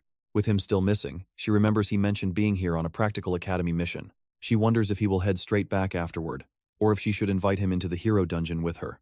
Finding him near the ruins, he explains he was just investigating some strange anomalies with the fortress. Lost in thought, he remembers the citizens of Gardron were forced to abandon their homes. This happened after Tartarus attacked the fortress and dragged the entire structure deep underground. Anyway, let's head back to camp with them. And trust me, you and I are not ready for the cursed couple sitting together right now. Hayden and Elena, inviting them over for a tense interrogation. The queen straight up asks if she just ruined their little private date. Hearing that, Runa immediately blushes like crazy, which definitely does not help her case. Elena then introduces herself as Leo's senior from Lummer. Confused, our boy asks what she is doing here instead of exploring her scheduled dungeon. She hated wandering around that boring place. Smiling, Elena admits she ditched them because spending quality time with him is way better than some dusty old dungeon. That gives Runa all sorts of dangerous ideas, prompting her to ask about the other seniors with Hayden, all while Elena breathes down his neck with a smug, haughty laugh. He explains a certain psycho sent them straight to the infirmary, making Leo realize some major drama went down. Switching topics, Runa asks Hayden what this means for their exploration. He explains it changes absolutely nothing. The two of them are more than enough for this job, but Queen Elena suddenly grabs his face, teasingly asking if he means a certain hero dungeon. That's when Hayden realizes the queen has eyes and spies everywhere. So, Lummer already had insider intel on this newly discovered hero dungeon. Grinning smugly, Elena reveals his own juniors leaked all the details about the newly discovered hero dungeon. She grabs our boy like a designer handbag and declares they will explore it together. The next morning, she completely ignores the fact he still has a bandit mission to finish. Elena is already 4 steps ahead, revealing she wiped them out herself. Instantly, a thick wave of competition fills the air. Runa glares at them, swearing she will find the hero dungeon first, no matter what. On a rainy morning, our boy shows off some abilities to Elena, who looks genuinely impressed by his performance. She is highly surprised that he completely outclasses most first years by a mile. Creeped out by her bubbly personality, he asks what happened to her usual stuck-up queen bee attitude. In return, she ambushes him with a sudden head pat. The queen just finds it adorable, and honestly, you and I can't even blame her. Alright, you and I are diving right back into this story. She asks Leo to describe her personality, and he instantly calls her dumb as bricks. Meanwhile, Runa is totally shocked to see the two of them actually hanging out and having a good time. Keeping his head in the game, Hayden warns her to stay alert. If they mess up the mana reading, they will get violently pulled right into the dungeon. Later on, Elena gets totally bored, waiting after wrapping up her side of the exploration first. She mocks Hayden for being incredibly slow despite acting like some genius.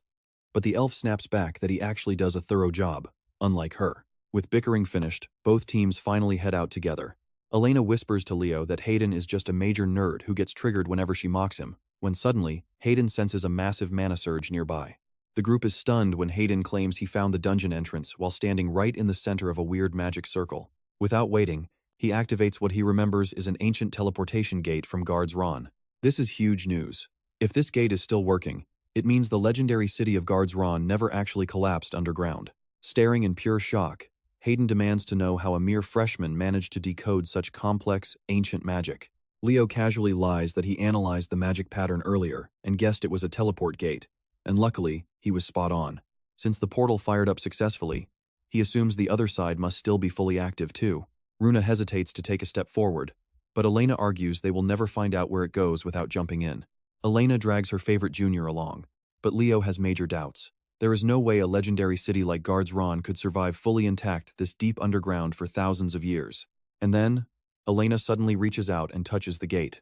She accidentally triggers an ancient system, which announces that a legendary hero world has officially been unlocked. A robotic voice declares they are playing the prologue of Varun, and a blinding light erupts from the newly opened portal. Now, watch closely here, because the squad instantly panics when they realize this is definitely not a normal dungeon. Instead, they are on a one-way trip straight into a hero world as a glitched system window pops up in front of them. Right below the glitchy text, the title Varharun Prologue appears, and the second Leo reads those words, cold sweat starts pouring down his face. He can only stare blankly into the blinding light of the portal before it swallows him completely. Waking up, Leo finds himself standing inside a luxurious hallway next to a massive window with warm sunlight pouring in. Our main character quickly checks the system screen for his mission objectives, but as expected, the display is completely blank due to the dungeon rules. Shaking it off, he decides his absolute first priority is to regroup with the other 3 right away. A second later, a petite girl carrying a massive, towering stack of books crashes directly into him. The poor elf girl falls to her knees in a total panic, scrambling to gather her books while repeatedly begging for forgiveness. But when he looks down at her face, he is absolutely stunned. You and I both know who that is. It is the legendary founder, Luna, who suddenly panics and screams an apology to Professor Archant.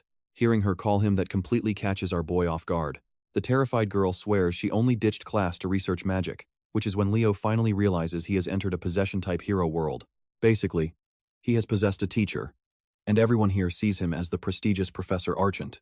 He recalls that Archant was a legendary figure who taught Luna magic and raised her like his own daughter. As he helps her pick up the books, our new professor asks the young elf where she is running off to. Startled by his chill reaction, Luna asks if he is going to punish her, but he just smiles and says this is definitely not the first or last time she has skipped class. With that, they begin walking over to the library together. Watching her happily skip along next to him, the professor realizes her outlook on life is incredibly simple. This sweet girl is literally beaming with happiness just because she did not get yelled at by her teacher. If modern-day elves saw their legendary founder acting this goofy, they would never believe she is the same goddess they worship today. Luna guides our boy to a nearby study table, where he sets the books down so she can start working. She clumsily plops down onto a wooden chair while thanking the professor, but she gets cut off when the chair leg snaps under her feather-light weight, sending her crashing straight onto the floor. Our main character can only laugh at Luna's complete lack of coordination before excusing himself, saying he would love to stay and chat but has some extremely urgent business to handle first. Staying focused, he must gather info and find his team. And trust me, you and I are about to see how he survives as he reviews the brutal rules of this hero dungeon. Let's dive into how a normal dungeon actually forms in this world. Reality distorts around it just enough to open up a portal, but if the rampage continues for too long, the record will permanently merge with reality. What terrifies him most is the threat of ancient monsters spilling into their world, causing unimaginable casualties. Next, his thoughts drift to Luna. He still cannot tell if this entire world revolves around the founder's story, and wonders about her age in this chapter. But something is disturbing him. He still has absolutely no clue what the ultimate goal of this hero world is. Suddenly, a student yells out, interrupting the professor's deep thoughts to demand why he is just wandering around there in the first place.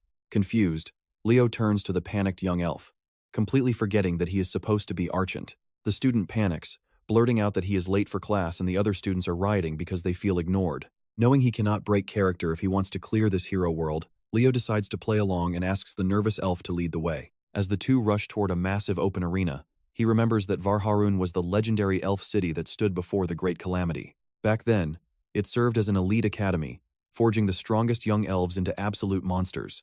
Now, pay attention here, because several hundred elf nobles are waiting in absolute, icy silence.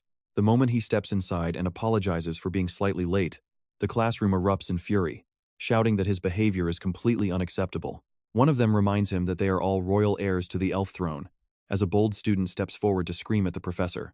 This particular elf has short, curly hair and a fierce, razor-sharp look in his eyes. The scrawny elf yells that a teacher like him cannot be trusted and must be replaced, while the angry crowd echoes his words like a loyal army. When Leo asks who the hell he is, the student reacts with shock, revealing that he is Hersion of the Vezron family. Hearing that name ignites pure rage inside Leo as he recalls every single crime this absolute scumbag committed.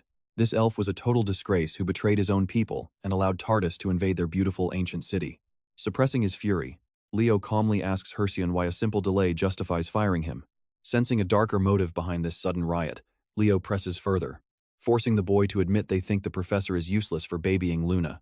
To them, she is just a shameful disgrace in elf society. Suddenly, another elf speaks up from behind, cutting Hersion off and calling him out for talking absolute garbage. This instantly strikes a nerve.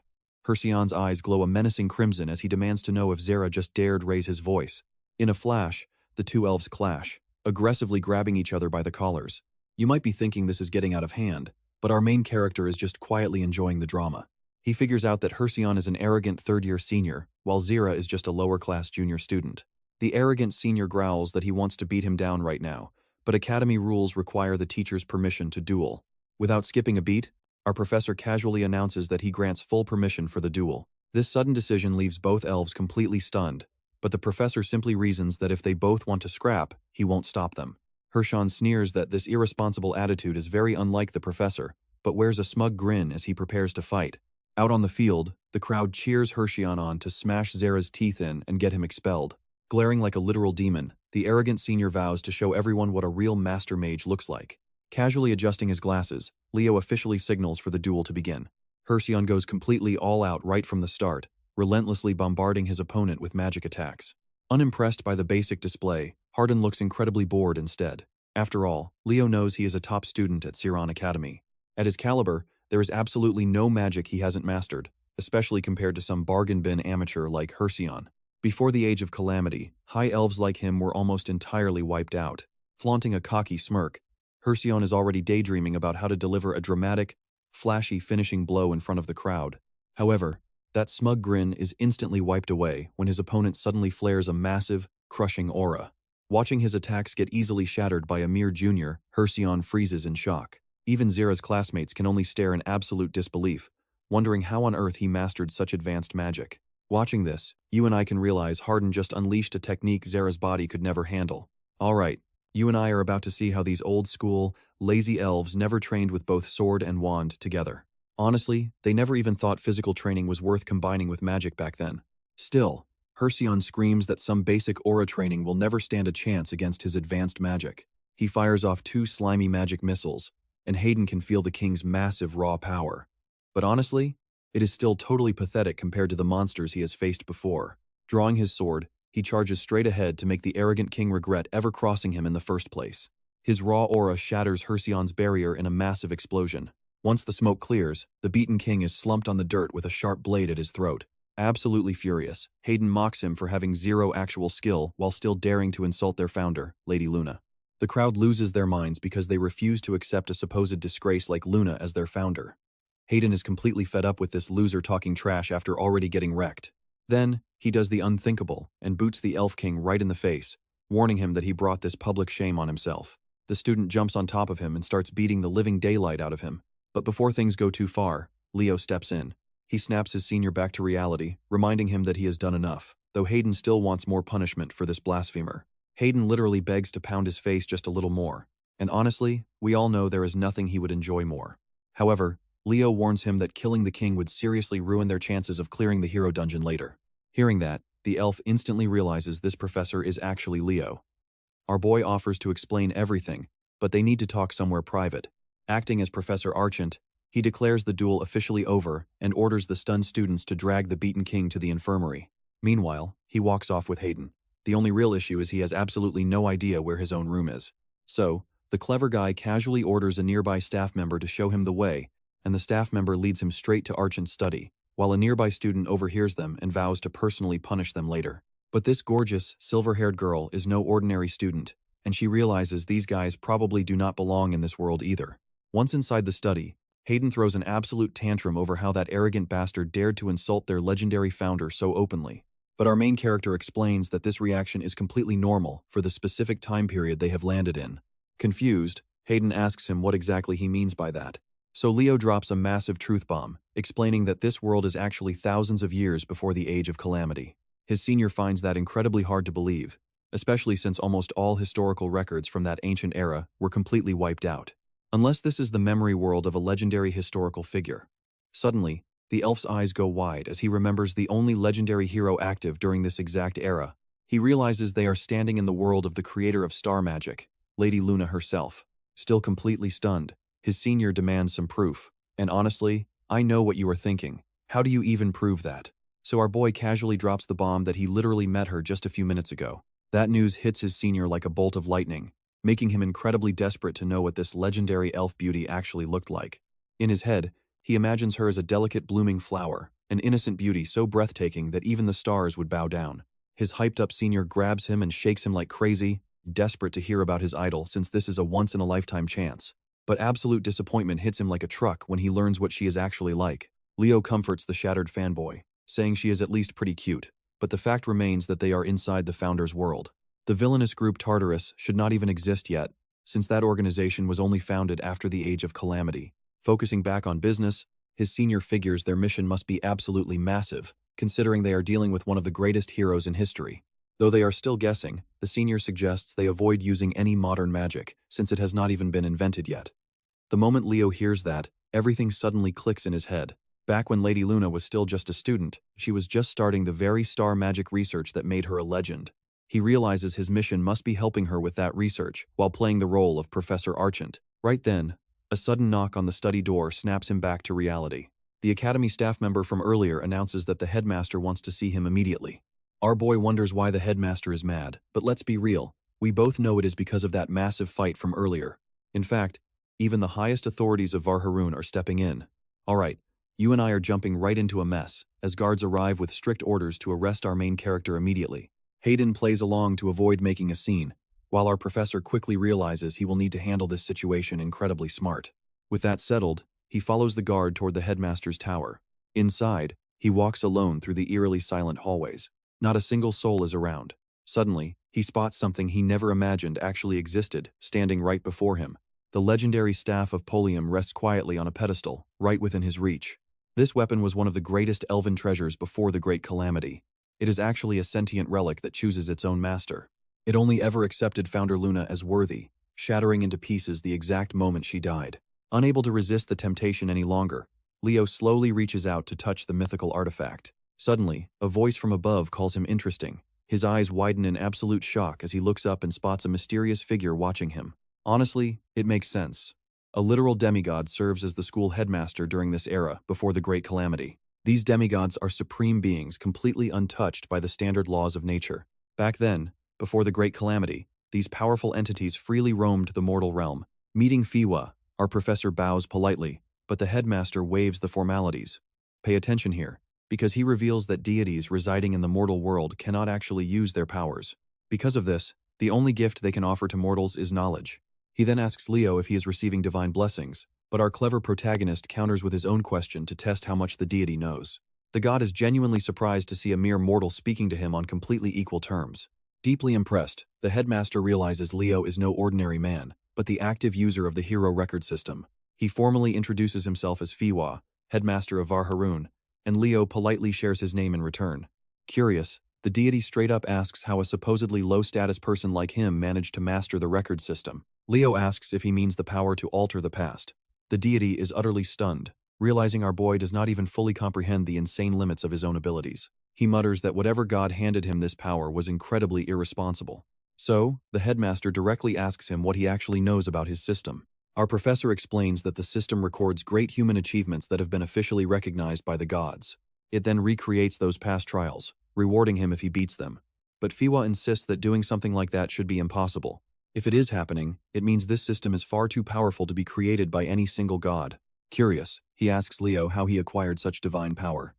To which our boy calmly replies that he saved the world by defeating Erebus. Hearing that name, the god refuses to believe a mere human could conquer such a terrifying beast. Let's pause here, because our boy asks a great question. Why did the gods not slay Erebus themselves? The headmaster explains that the beast possesses power matching the gods, meaning humans cannot harm it. However, because it represents the world's natural darkness, it can never truly be destroyed. Even gods cannot defeat it. But by aiding brave humans, they manage to banish it into the shadows to maintain the natural balance of light and dark. Yet, as light shines brighter, the dark grows stronger. Erebus is slowly recovering his immense strength, and eventually, neither god nor mortal will possess the power to stop him. Ultimately, that event marks the arrival of the Age of Calamity. Yet Leo accomplished what even supreme demigods failed to do. Our boy casually asks if it was really that big of a deal, since he only lost his memories in the process. The headmaster finds his memory loss deeply tragic, but Leo replies he is used to it. After all, he has a far more crucial mission ahead. Fiwa asks what he plans to do next, and Leo declares his ultimate goal is to completely destroy Erebus. The god knows Leo went through absolute hell to defeat that monster the first time around. Since his sudden rebirth was entirely unexpected by the heavens, he has every right to leave the burden to future generations and enjoy a quiet, peaceful life. Fiwa questions if he truly wants to endure all that agony and suffering a second time. Leo insists his mind is fully made up. Hearing this, the headmaster smiles, noting the gods gifted him this world for a very specific reason. Our hero points out that this world belongs to Luna, but Fiwa argues the gods gave the hero record to him, which means, in a sense, the record belongs to him as well. That is why he is the sole person who can claim rewards in this world. Fiwa reveals this staff contains the peak of his own knowledge, urging Leo to take it, since it will surely help his journey. Leo asks if taking this elven treasure is okay. Trust me, you'll want to see what's next. Alright, let's jump back in as the deity explains that the Polium chose him. He sends him off with a warning to stay alert. He can't explain why, but a terrible catastrophe is coming to this world, and he prays the young man's path is blessed. Elsewhere, sinister TARDIS demons are actively stealing human bodies. Venner recalls their commander saying this era's elves are already corrupt. No wonder this rotting, decayed city actually makes her feel right at home. This heavy darkness feels comforting rather than disturbing as they prepare for their dark mission. Sid warns them to stay alert. These ancient elves defeated multiple commanders and also played a massive role in sealing away their ultimate master. That's when Sid and Sarman demand to know why Venner suddenly called this urgent secret meeting. She reveals an outsider has infiltrated the dungeon. Sid just laughs it off, assuming it's some pathetic weakling from the academy. Sarman asks for details, and she reveals one target is a student named Zur, who is currently locked away in the underground prison cells. The moment an opportunity arises, he must eliminate him completely. Sarman suspects there are more of them. Unbothered, Venner smiles. To her, having more targets to hunt just means she gets to have twice as much fun. Now here is where it gets interesting. She can't wait to watch them despair as their legendary heroes page burns to ashes. Even though their conquest has faced a few annoying roadblocks, they will crush any obstacle in their path. Everything they do is to fulfill the ultimate will of their supreme master, Erebus Sodom. Ages ago, this world was born when a fragment of Erebus awakened. After suppressing his power, the ancient hero record was split into 5 separate pieces, creating the 5 Haramis we know today. But the real hidden motive behind splitting that record was to secure Kyle's legendary page. Still, the ultimate mystery remains. How did the TARDIS manage to corrupt a sacred world created by the god himself?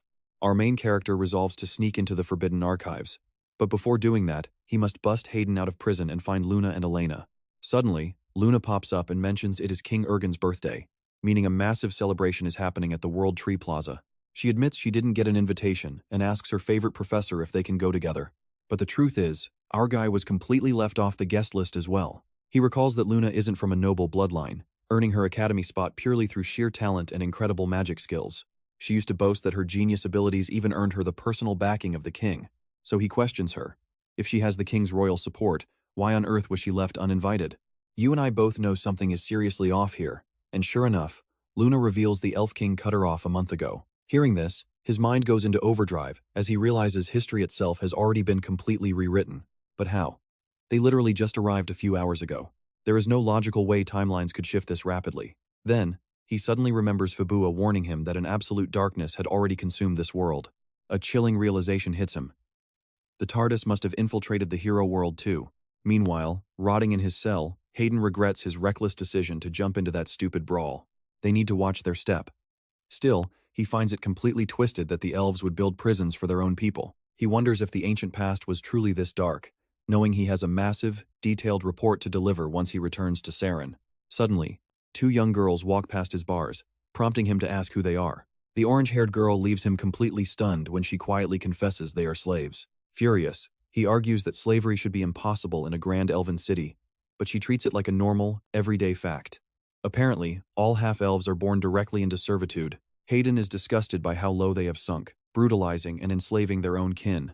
Right then, Sarman appears out of nowhere and viciously kicks the girls, shouting that slaves need to learn manners before beating her mercilessly in front of him. An outraged Hayden asks if he is insane, but Sarman casually shrugs, asking what is wrong with punishing a mere slave. The scumbag sneers, mockingly asking if he cannot handle seeing how cruel his own ancestors truly were. Hayden's reaction confirms his future origins. Sarman may not know how this intruder got here, but he knows one thing: it is time for Hayden to die. Hayden desperately tries to channel his mana, but the magic restraining cuffs completely block his powers. Just as Sarman lunges to execute him, Elena suddenly flashes into the room and blocks the strike. She fires a devastating blast that nearly vaporizes the guard instantly. Turning around with a smirk, she asks Hayden how he ended up in such a pathetic state. He is forced to admit that she has gotten incredibly powerful. With her usual arrogance, she tells him to save his strength for the real fight. Nearby, the terrified slave asks Elena how she can cast magic. She explains she is not her friend Marin, but possessed her to punish villains. Trust me, you and I are going to want to see what comes next. Alright, let's jump right in. This kid thinks she is seeing an angel, but Elena tells her to keep her eyes shut. Since Sarman is still breathing, he tries to regenerate, but Elena warns the trash that she would have walked right past him if he had just stayed down. Furious at her mockery, the half-rotted demon swears to hunt down every single hero candidate left alive. We flash back 2 years, back when Hayden and Elena were just fresh faces at the academy. Right from the start, those two clashed. She was incredibly stuck up, not even giving Hayden a single glance, so he vowed to force her to acknowledge him. Too bad the Ice Queen of Lumeron easily crushed him. That was the moment he realized some people are just born to be heroes. And Elena? She was definitely one. Back in the present, Elena promises Sarman that this time, his death is going to be incredibly painful. She blasts him with a massive mana beam, leaving the demon shocked that a mere hero candidate is putting him down. He takes the blast head on, and trust me, That's where he completely messes up. Elena drops some harsh advice they need to send a Legion commander if they want to stop her. Low-level trash like him is just a massive waste of her time. After sending Sarman straight to the depths of hell, Elena tells Marin she can finally open her eyes. Looking up, the girl sees a spark of real hope. Elena gently promises that she will guide her from now on. Over at the royal castle, the princess's butler begs Her Highness Sergei to relax. He commands her to stand tall and put on a more dignified smile. She quickly fixes her goofy expression. Only then is the butler satisfied that the young girl actually remembers how a proper princess should smile. Trapped inside this body, Runa is furious. She still has to play the elegant lady just like back at Saren.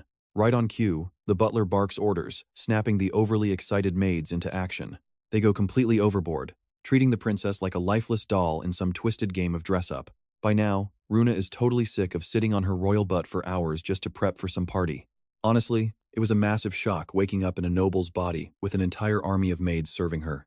But she never imagined being a princess, especially since elves do not even have royal monarchies like this. This is a clear sign she is way too far back in the past. Moving on, her butler explains she has a private meeting with King Ergen before his birthday bash starts. The confused princess immediately asks where that is. He explains it is the heart of Varun, built by carving ancient elven architecture straight into the world tree's trunk. He warns her to behave, reminding her this is holy ground reserved, strictly for the king's special guests. Spotting her posture slipping again, the butler sends her off with yet another sharp, strict warning. Walking to the chamber, he constantly nags her about her posture. She quickly realizes the strict rules back at Sran were absolutely nothing compared to this nightmare. From what she has gathered, you and I can guess she is stuck inside elven territory in the hero's world. While trying to figure out how to find her friends, she quietly plays her part. Suddenly, the chamber doors fly open, and an absolutely terrifying pressure floods the room. She desperately tries to locate the source, but this evil energy is so overwhelming that her brain completely freezes. She cannot even find the words to describe how awful it feels. A demonic face with glowing red eyes flashes in front of her, leaving her paralyzed with fear. The butler's voice finally snaps her back to reality. Seeing the room completely normal again, she wonders if she is actually losing her mind. She heads down the path toward the throne, which is covered in so many glittering jewels it is almost blinding. Wearing a bizarre, creepy smirk, the king tells his daughter to approach. Runa acts like the perfect princess, wishing him a happy birthday. Spotting the sheer panic on her face, the Grand Elf King asks his beloved daughter if she ran into any trouble on her trip.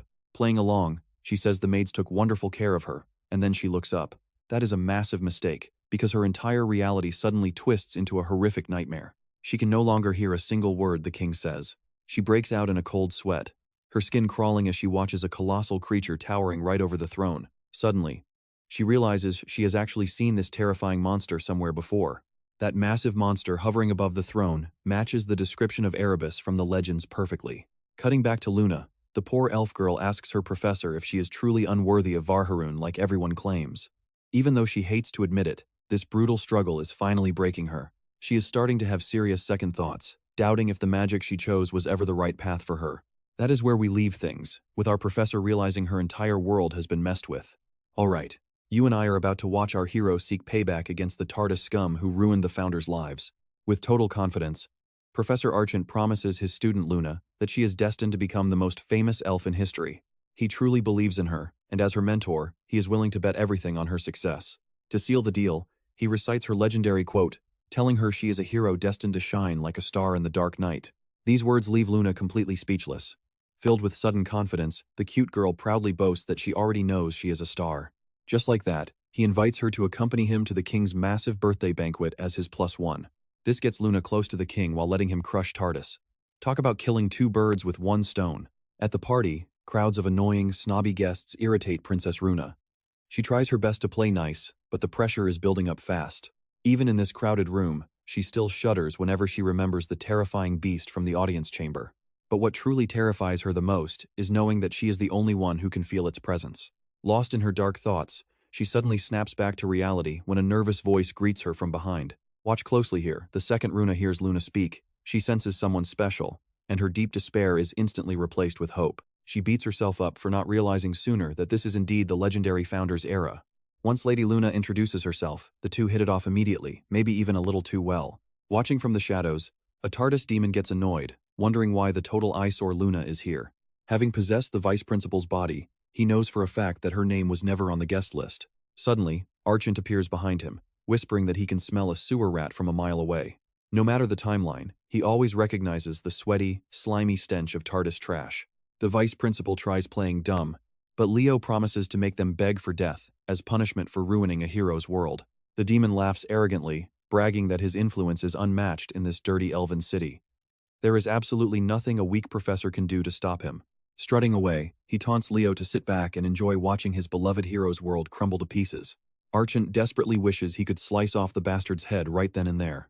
But too many eyes are watching, including Luna's.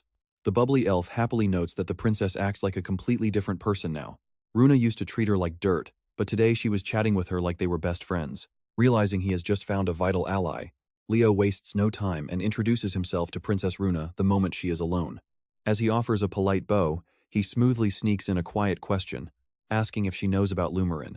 You and I both knew she was smart, and she immediately realizes Archant is actually Leo. Our hero grins, knowing that having the princess on his side is going to make this mission much easier. Right then, a loud voice announces that His Highness has arrived. Everyone immediately turns toward the royal entrance, showering the king with heavy praise and birthday wishes as if their lives depend on it. Right then, Luna suddenly decides to make her exit, and our boy chooses to slip out with her. Prince Ergen glides through the crowd, greeting everyone individually and telling the noble guests to enjoy the festive night. Meanwhile, Leo playfully teases Luna for looking insanely nervous. She snaps back that this is her only shot at getting a royal sponsorship, so she has to lock in. Out of nowhere, a beautiful red-haired woman grabs Leo's arm and asks him to dance. Realizing it is Princess Runa, he calmly agrees that he would be absolutely delighted to. While Luna stands there completely baffled, the dancing duo whispers as Runa confirms he is indeed Leo and asks how much intel he has gathered about this world. Our hero responds that this is Luna's homeworld, back before the Age of Calamity ruined everything. Runa admits she already suspected that, asking instead what the exact conditions are to successfully clear this world. Leo then drops a bomb, revealing that Luna originally created star magic in the future. Yet in this current timeline, no such power exists. He explains that TARDIS agents have likely infiltrated this world, and some might even be masquerading as guests at this very party. Surprised, the redhead asks if he is talking about the TARDIS of the past, but our boy shakes his head, explaining that these demons breached this world from the outside, which perfectly matches what she saw in the audience chamber. Runa agrees that it is entirely possible. She then tells him to brace himself before casually dropping a massive bombshell. Erebus has somehow entered this world too. Meanwhile, Elena snaps her fingers, unleashing a massive lightning spell, and that's where we leave it. Alright, you and I are jumping right into a battle that our heroine complains is getting totally boring. The senior representative loses patience and orders Hayden to sweep up the garbage already. Waste no time, he unleashes a massive sword strike that tears through the demons effortlessly.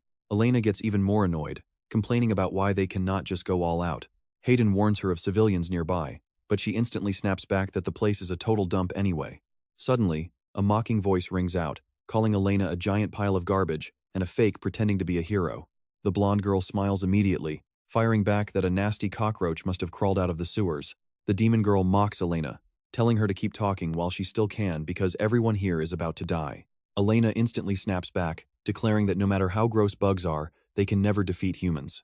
Viner boasts that only human blood will spill today because their great lord is finally waking up soon. This catches Elena by surprise, guessing that the boss they keep hyping up must be Erebus. The demon gets incredibly offended, shouting at her not to drag their lord's holy name through the dirt. Now watch closely, as Elena rage baits her by bragging about brushing her teeth 3 times a day so she does not smell like roadkill.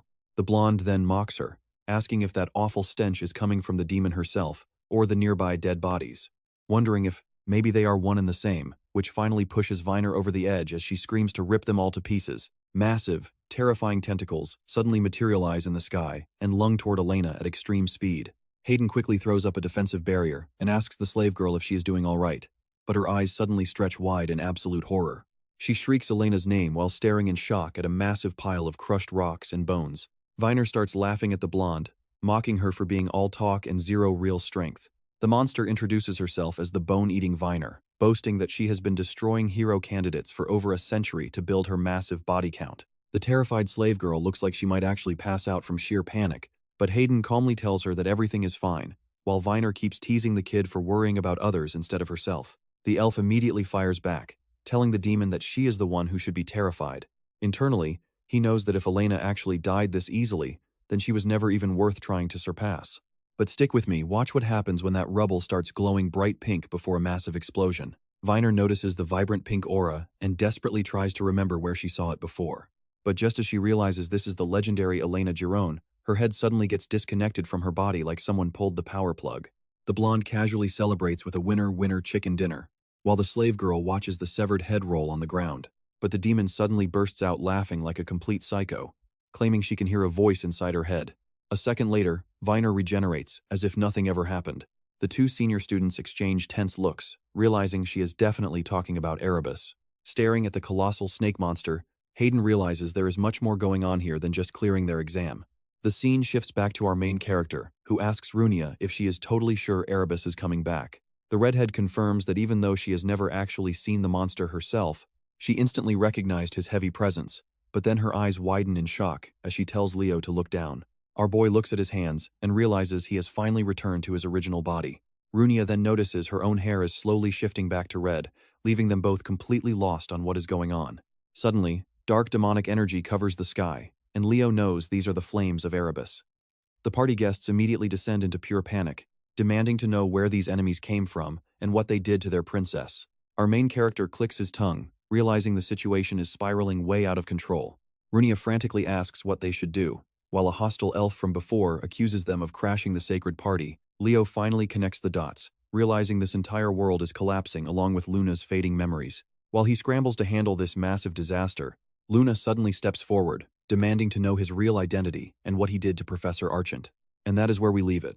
Staring at the glowing sign on his hand, our hero decides clearing the dungeon is a bad idea, leaving us wondering what his next move is. Stick with me, a sudden blinding flash of light completely consumes Erebus. Leo clutches the mighty staff, telling Luna they have to save this world and he absolutely needs her help.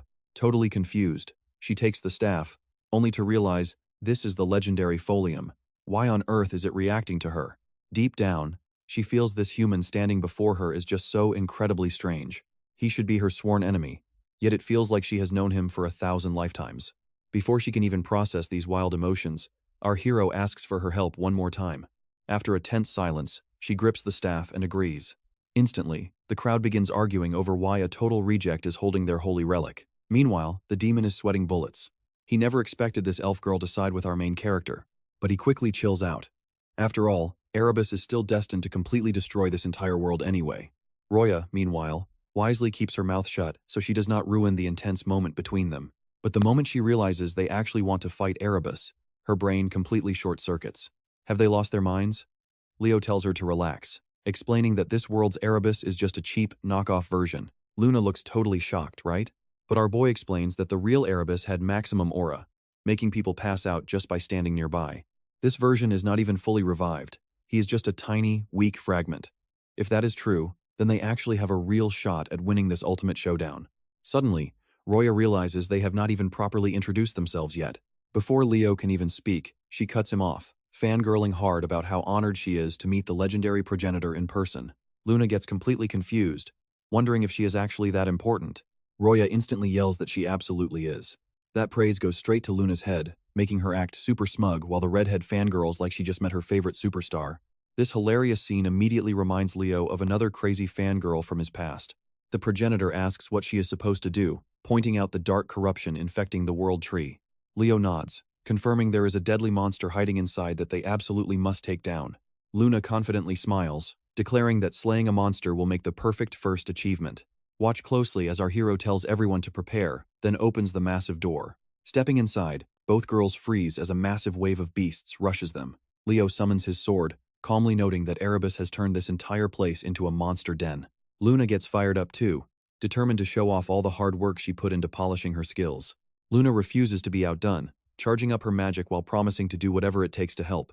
Hearing that bold reply, the redhead fangirls so hard in the back that she literally forgets they are in a fight. Leo focuses his mana into his hand, reminding himself that there is another task he has to complete first.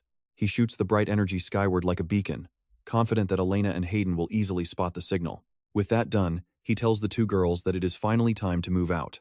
Luna asks if he is taking the lead, promising to back him up with powerful buff spells before immediately activating her magic. This catches Leo completely off guard, as he never expected to experience fighting right by her side again. The monsters lose patience and rush the group. Leo immediately leaps into battle, slicing through them at mind-blowing speed. Our boy is basically playing real-life Fruit Ninja with them, Luna is totally mesmerized by the show, while Roya stands there shocked that our hero grew even stronger than before. That only fires her up more, making her decide to show off her own mastered magic. Wild flames erupt around her body as she unleashes her blazing crimson frisbee spell. Gigantic pillars of fire shoot skyward before she hurls them into the horde, instantly turning the battlefield into a massive barbecue party. Watching those two dominate the field, Luna declares that she absolutely refuses to be left behind. Roya's imagination goes wild, eagerly wondering what kind of legendary, god-tier spell the progenitor is about to cast. But her hype instantly dies, replaced by sheer confusion when Luna only summons a single, tiny fireball. The monsters keep closing in, but the elf girl simply smirks, casting a multiplication spell that fills the entire sky with endless fireballs. Leo sighs, remembering that it has been forever since he last saw such a simple, unga-bunga brute force magic strategy. Luna confidently tells him to move aside, snaps her fingers, and launches the swarm. Trust me, we cannot wait to see what happens next. Let's dive right in as the entire battlefield lights up with monsters burning like living torches. Meanwhile, Runa watches in total awe, finally realizing why Luna is feared as the legendary progenitor. With the entire monster horde completely wiped out, the white-haired elf stands there proudly with her chest puffed out, waiting for praise. Runa wonders what she is expecting. Right on cue, Leo steps up and pats Luna on the head, telling her she did an amazing job. Luna happily accepts it at first, but then snaps back, angrily scolding him for treating her like a little kid. The redhead is totally confused because these two act way more like bickering childhood friends than strangers. For revenge, Luna aggressively rubs our hero's head, declaring that he is the one acting like a baby. Meanwhile, Viner summons a grotesque pile of rattling skeletons and tries escaping straight up into the sky. Calling her a disgusting piece of garbage, Elena blasts a beam of pink magic right through the horde. Hayden quickly warns her that this demon will not go down easily, and she nods in agreement. But the demon girl screams out every unholy insult she knows, promising to eat them alive before firing a massive magic orb. Elena instantly tenses up, realizing the demon is suddenly much faster, and wonders if Erebus waking up triggered this boost. Now pay attention here. Hayden screams her name as a massive ball of dark energy forms right in front of her. She barely raises her shield in time before the heavy attack slams right into her. Elena silently wonders how the demon got this insanely strong, like she just grabbed some cheap cheat code power-up. Viner mocks her for only noticing the speed boost, yapping endlessly while Elena admits the blow actually stung a bit. But with a simple flick of her finger, the blonde completely tears through the blast like thin paper. Meanwhile, Hayden warns that the surrounding world is collapsing, but Elena quickly corrects him, saying it is actually fading away entirely. Even the poor slave girl begins glitching out of existence. Elena realizes this is not happening because someone beat the game, but because their very world is literally dying. Just then, a star magic flare shoots across the sky, and Elena instantly recognizes it as Leo's emergency signal. Right then, Hayden cuts in and places a reassuring hand on her shoulder, telling her to run while he handles things. She anxiously asks if he can survive alone against a powered-up demon, while Viner starts screaming at her subordinates for failing to kill the two hero candidates. Hayden calmly reassures Elena that he can handle this demon on his own. The blonde finally nods and flies away after wishing him luck, making Viner absolutely lose her mind when she sees the pink trail. Viner screams that she won't let her escape and begins charging another massive attack. But before she can finish, her vision suddenly tilts sideways as her body is sliced clean in half like a chocolate bar. Hayden gives her the most disrespectful side-eye ever, asking where she thinks she is going, before calmly reminding her that he is her sole opponent. Meanwhile, back at the castle, our hero cuts down another monster and demands to know where the audience chamber is. Luna leaps forward, blasting incoming beasts to pieces with rapid-fire fireballs, while shouting that it is this way. The group storms down the corridor, but Runa starts wheezing like crazy and wonders when Leo turned into an Olympic sprinter. Luna is equally baffled, especially since they only met less than a single day ago. Yet somehow, it already feels like they have been reliable battle partners for years. Let's hold our breath here. They finally arrive before golden doors, and Luna points out the room straight ahead. Leo tells her to prep a spell, but is cut short when a familiar figure appears out of nowhere, commanding them to halt. It is the demon from before. Sid immediately powers up, unleashing terrifying tentacles of dark energy all around him. He starts monologuing about trashy, inferior life forms being forbidden to enter, but Leo is not having any of that. Our boy instantly vanishes and slices the demon's head clean off mid-speech, casually asking why villains always talk so much. While his decapitated body thuds onto the stone floor, the severed head refuses to die. Sid quickly realizes this human brat is way more battle-hardened than he looks, assuming his allies have already been defeated. Snapping his head back onto his neck like toy building blocks, the demon declares he will now use his real power. Screaming like a total psychopath, he praises Erebus for granting him power and fires deadly dark energy blades at them. But Leo snaps back, telling him garbage will always stink no matter how strong it is, promising to reduce him to ash. Sid boasts that resistance is completely futile, but trust me, a sudden massive explosion is about to shut him up. Alright, you and I are jumping right back into the action. As the smoke clears, Leo stands completely unharmed, leaving Sid utterly shocked at how a human obtained Phoenix flames. Our hero then calmly reveals that he actually formed a contract with one. Meanwhile, Runa is completely stunned, realizing Leo's mana is now insanely similar to her family's secret magic.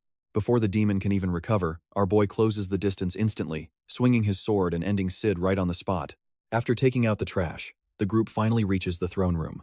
The moment they step inside, Runa suddenly feels terrified for some reason. While Luna asks where those strange noises are coming from, Leo keeps staring dead ahead, calmly thinking they finally meet face to face again. Runa then notices something alarming, pointing out Leo's hands are badly burned. He brushes it off, saying he expected this after copying her technique. Using healing magic on his hands, he restores the damage while Luna stands there completely flabbergasted that such overwhelming power was only a weak imitation. Luna walks ahead confidently and asks if this ugly thing is the monster they were talking about. While they wonder what to do, she declares the answer is simple, summoning countless glowing white magic circles around her. Runa tells her to wait because charging in recklessly might backfire horribly. However, Luna ignores every single word and snaps her fingers. A gigantic explosion engulfs the throne room, leaving Runa completely stunned. Pay attention here, because she confidently declares that was nothing, then instantly freezes when she realizes Erebus took absolutely zero damage. She immediately rolls up her sleeves to throw hands personally, only for Runa to latch onto her and beg her to stop. On the inside, the redhead feels completely devastated because her legendary idol is not acting like a graceful, ancient hero, but an aggressive teenage gremlin. Meanwhile, Luna declares she is going to smash that piece of trash herself. While Leo silently watches this entire disaster unfold, our hero recalls that whenever Luna gets like this, nobody can stop her until she completely burns herself out. Thankfully, he already developed a secret anti-gremlin technique specifically for moments like this. Without hesitation, Leo delivers a clean hand chop right onto Luna's head, nearly giving Runa a heart attack on the spot. The redhead instantly rushes toward the progenitor, demanding to know how our hero could do such a shocking thing. Leo answers she was about to turn into a complete hooligan, which immediately snaps Luna out of it. She grabs his collar, demanding to know who exactly he is calling a hooligan. Grabbing her hand, our boy bluntly explains that she cannot defeat Erebus by charging in like a barbarian. Stick with me, because planning is key here. While telling her to take a chill pill, he secretly wonders why Luna's magic failed. Even if she hasn't developed star magic yet, her raw power alone should still have damaged Erebus, considering this thing is only a fragment. Just then, a furious voice interrupts them and calls the group arrogant filth. The progenitor is surprised, not expecting the demon to still be alive, while Sid screams like a lunatic for insulting his lord. He desperately begs Erebus for forgiveness, but suddenly gets flattened into a pancake as Elena crashes into the room with perfect timing.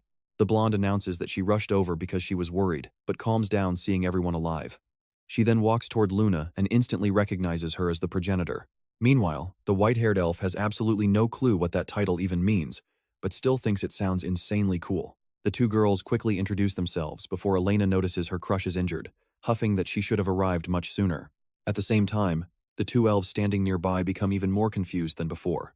Getting serious again, Elena points at the giant abomination in front of them, asking what that thing even is. Suddenly, everything clicks about what the other demons were rambling about earlier.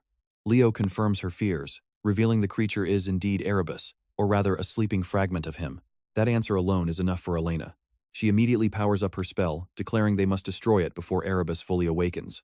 As stubborn as a cockroach, Sid still refuses to die, and starts yelling at them to stop. The demon instantly begins throwing insults again, which annoys Elena beyond belief. She wonders if all villains attend the same academy because they have the same lines. The blonde then declares that she will reduce him to atoms so he can never come back.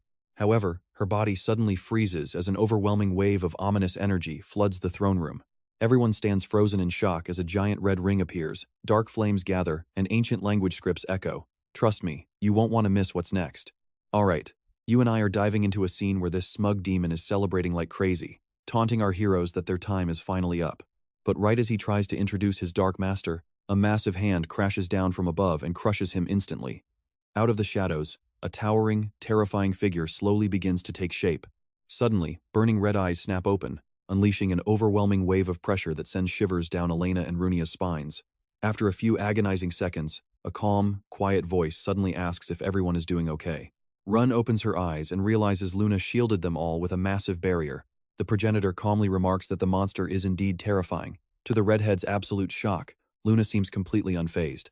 This instantly reminds Ro that her legendary title of progenitor is definitely not just for show. Meanwhile, Elena gets highly frustrated, quietly admitting she could never have blocked that brutal attack on her own. Run frantically looks around and asks where Leo went, only for Elena to silently point toward the chaotic front lines. Now watch closely here, our boy stands there alone like a total final boss, staring down Erebus without even flinching. As the heavy dust finally clears, both sides lock eyes in a tense, freezing silence.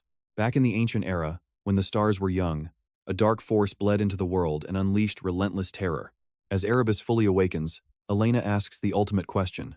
How are they even supposed to defeat a monster of this scale? Yet, Luna merely smirks like the answer is obvious.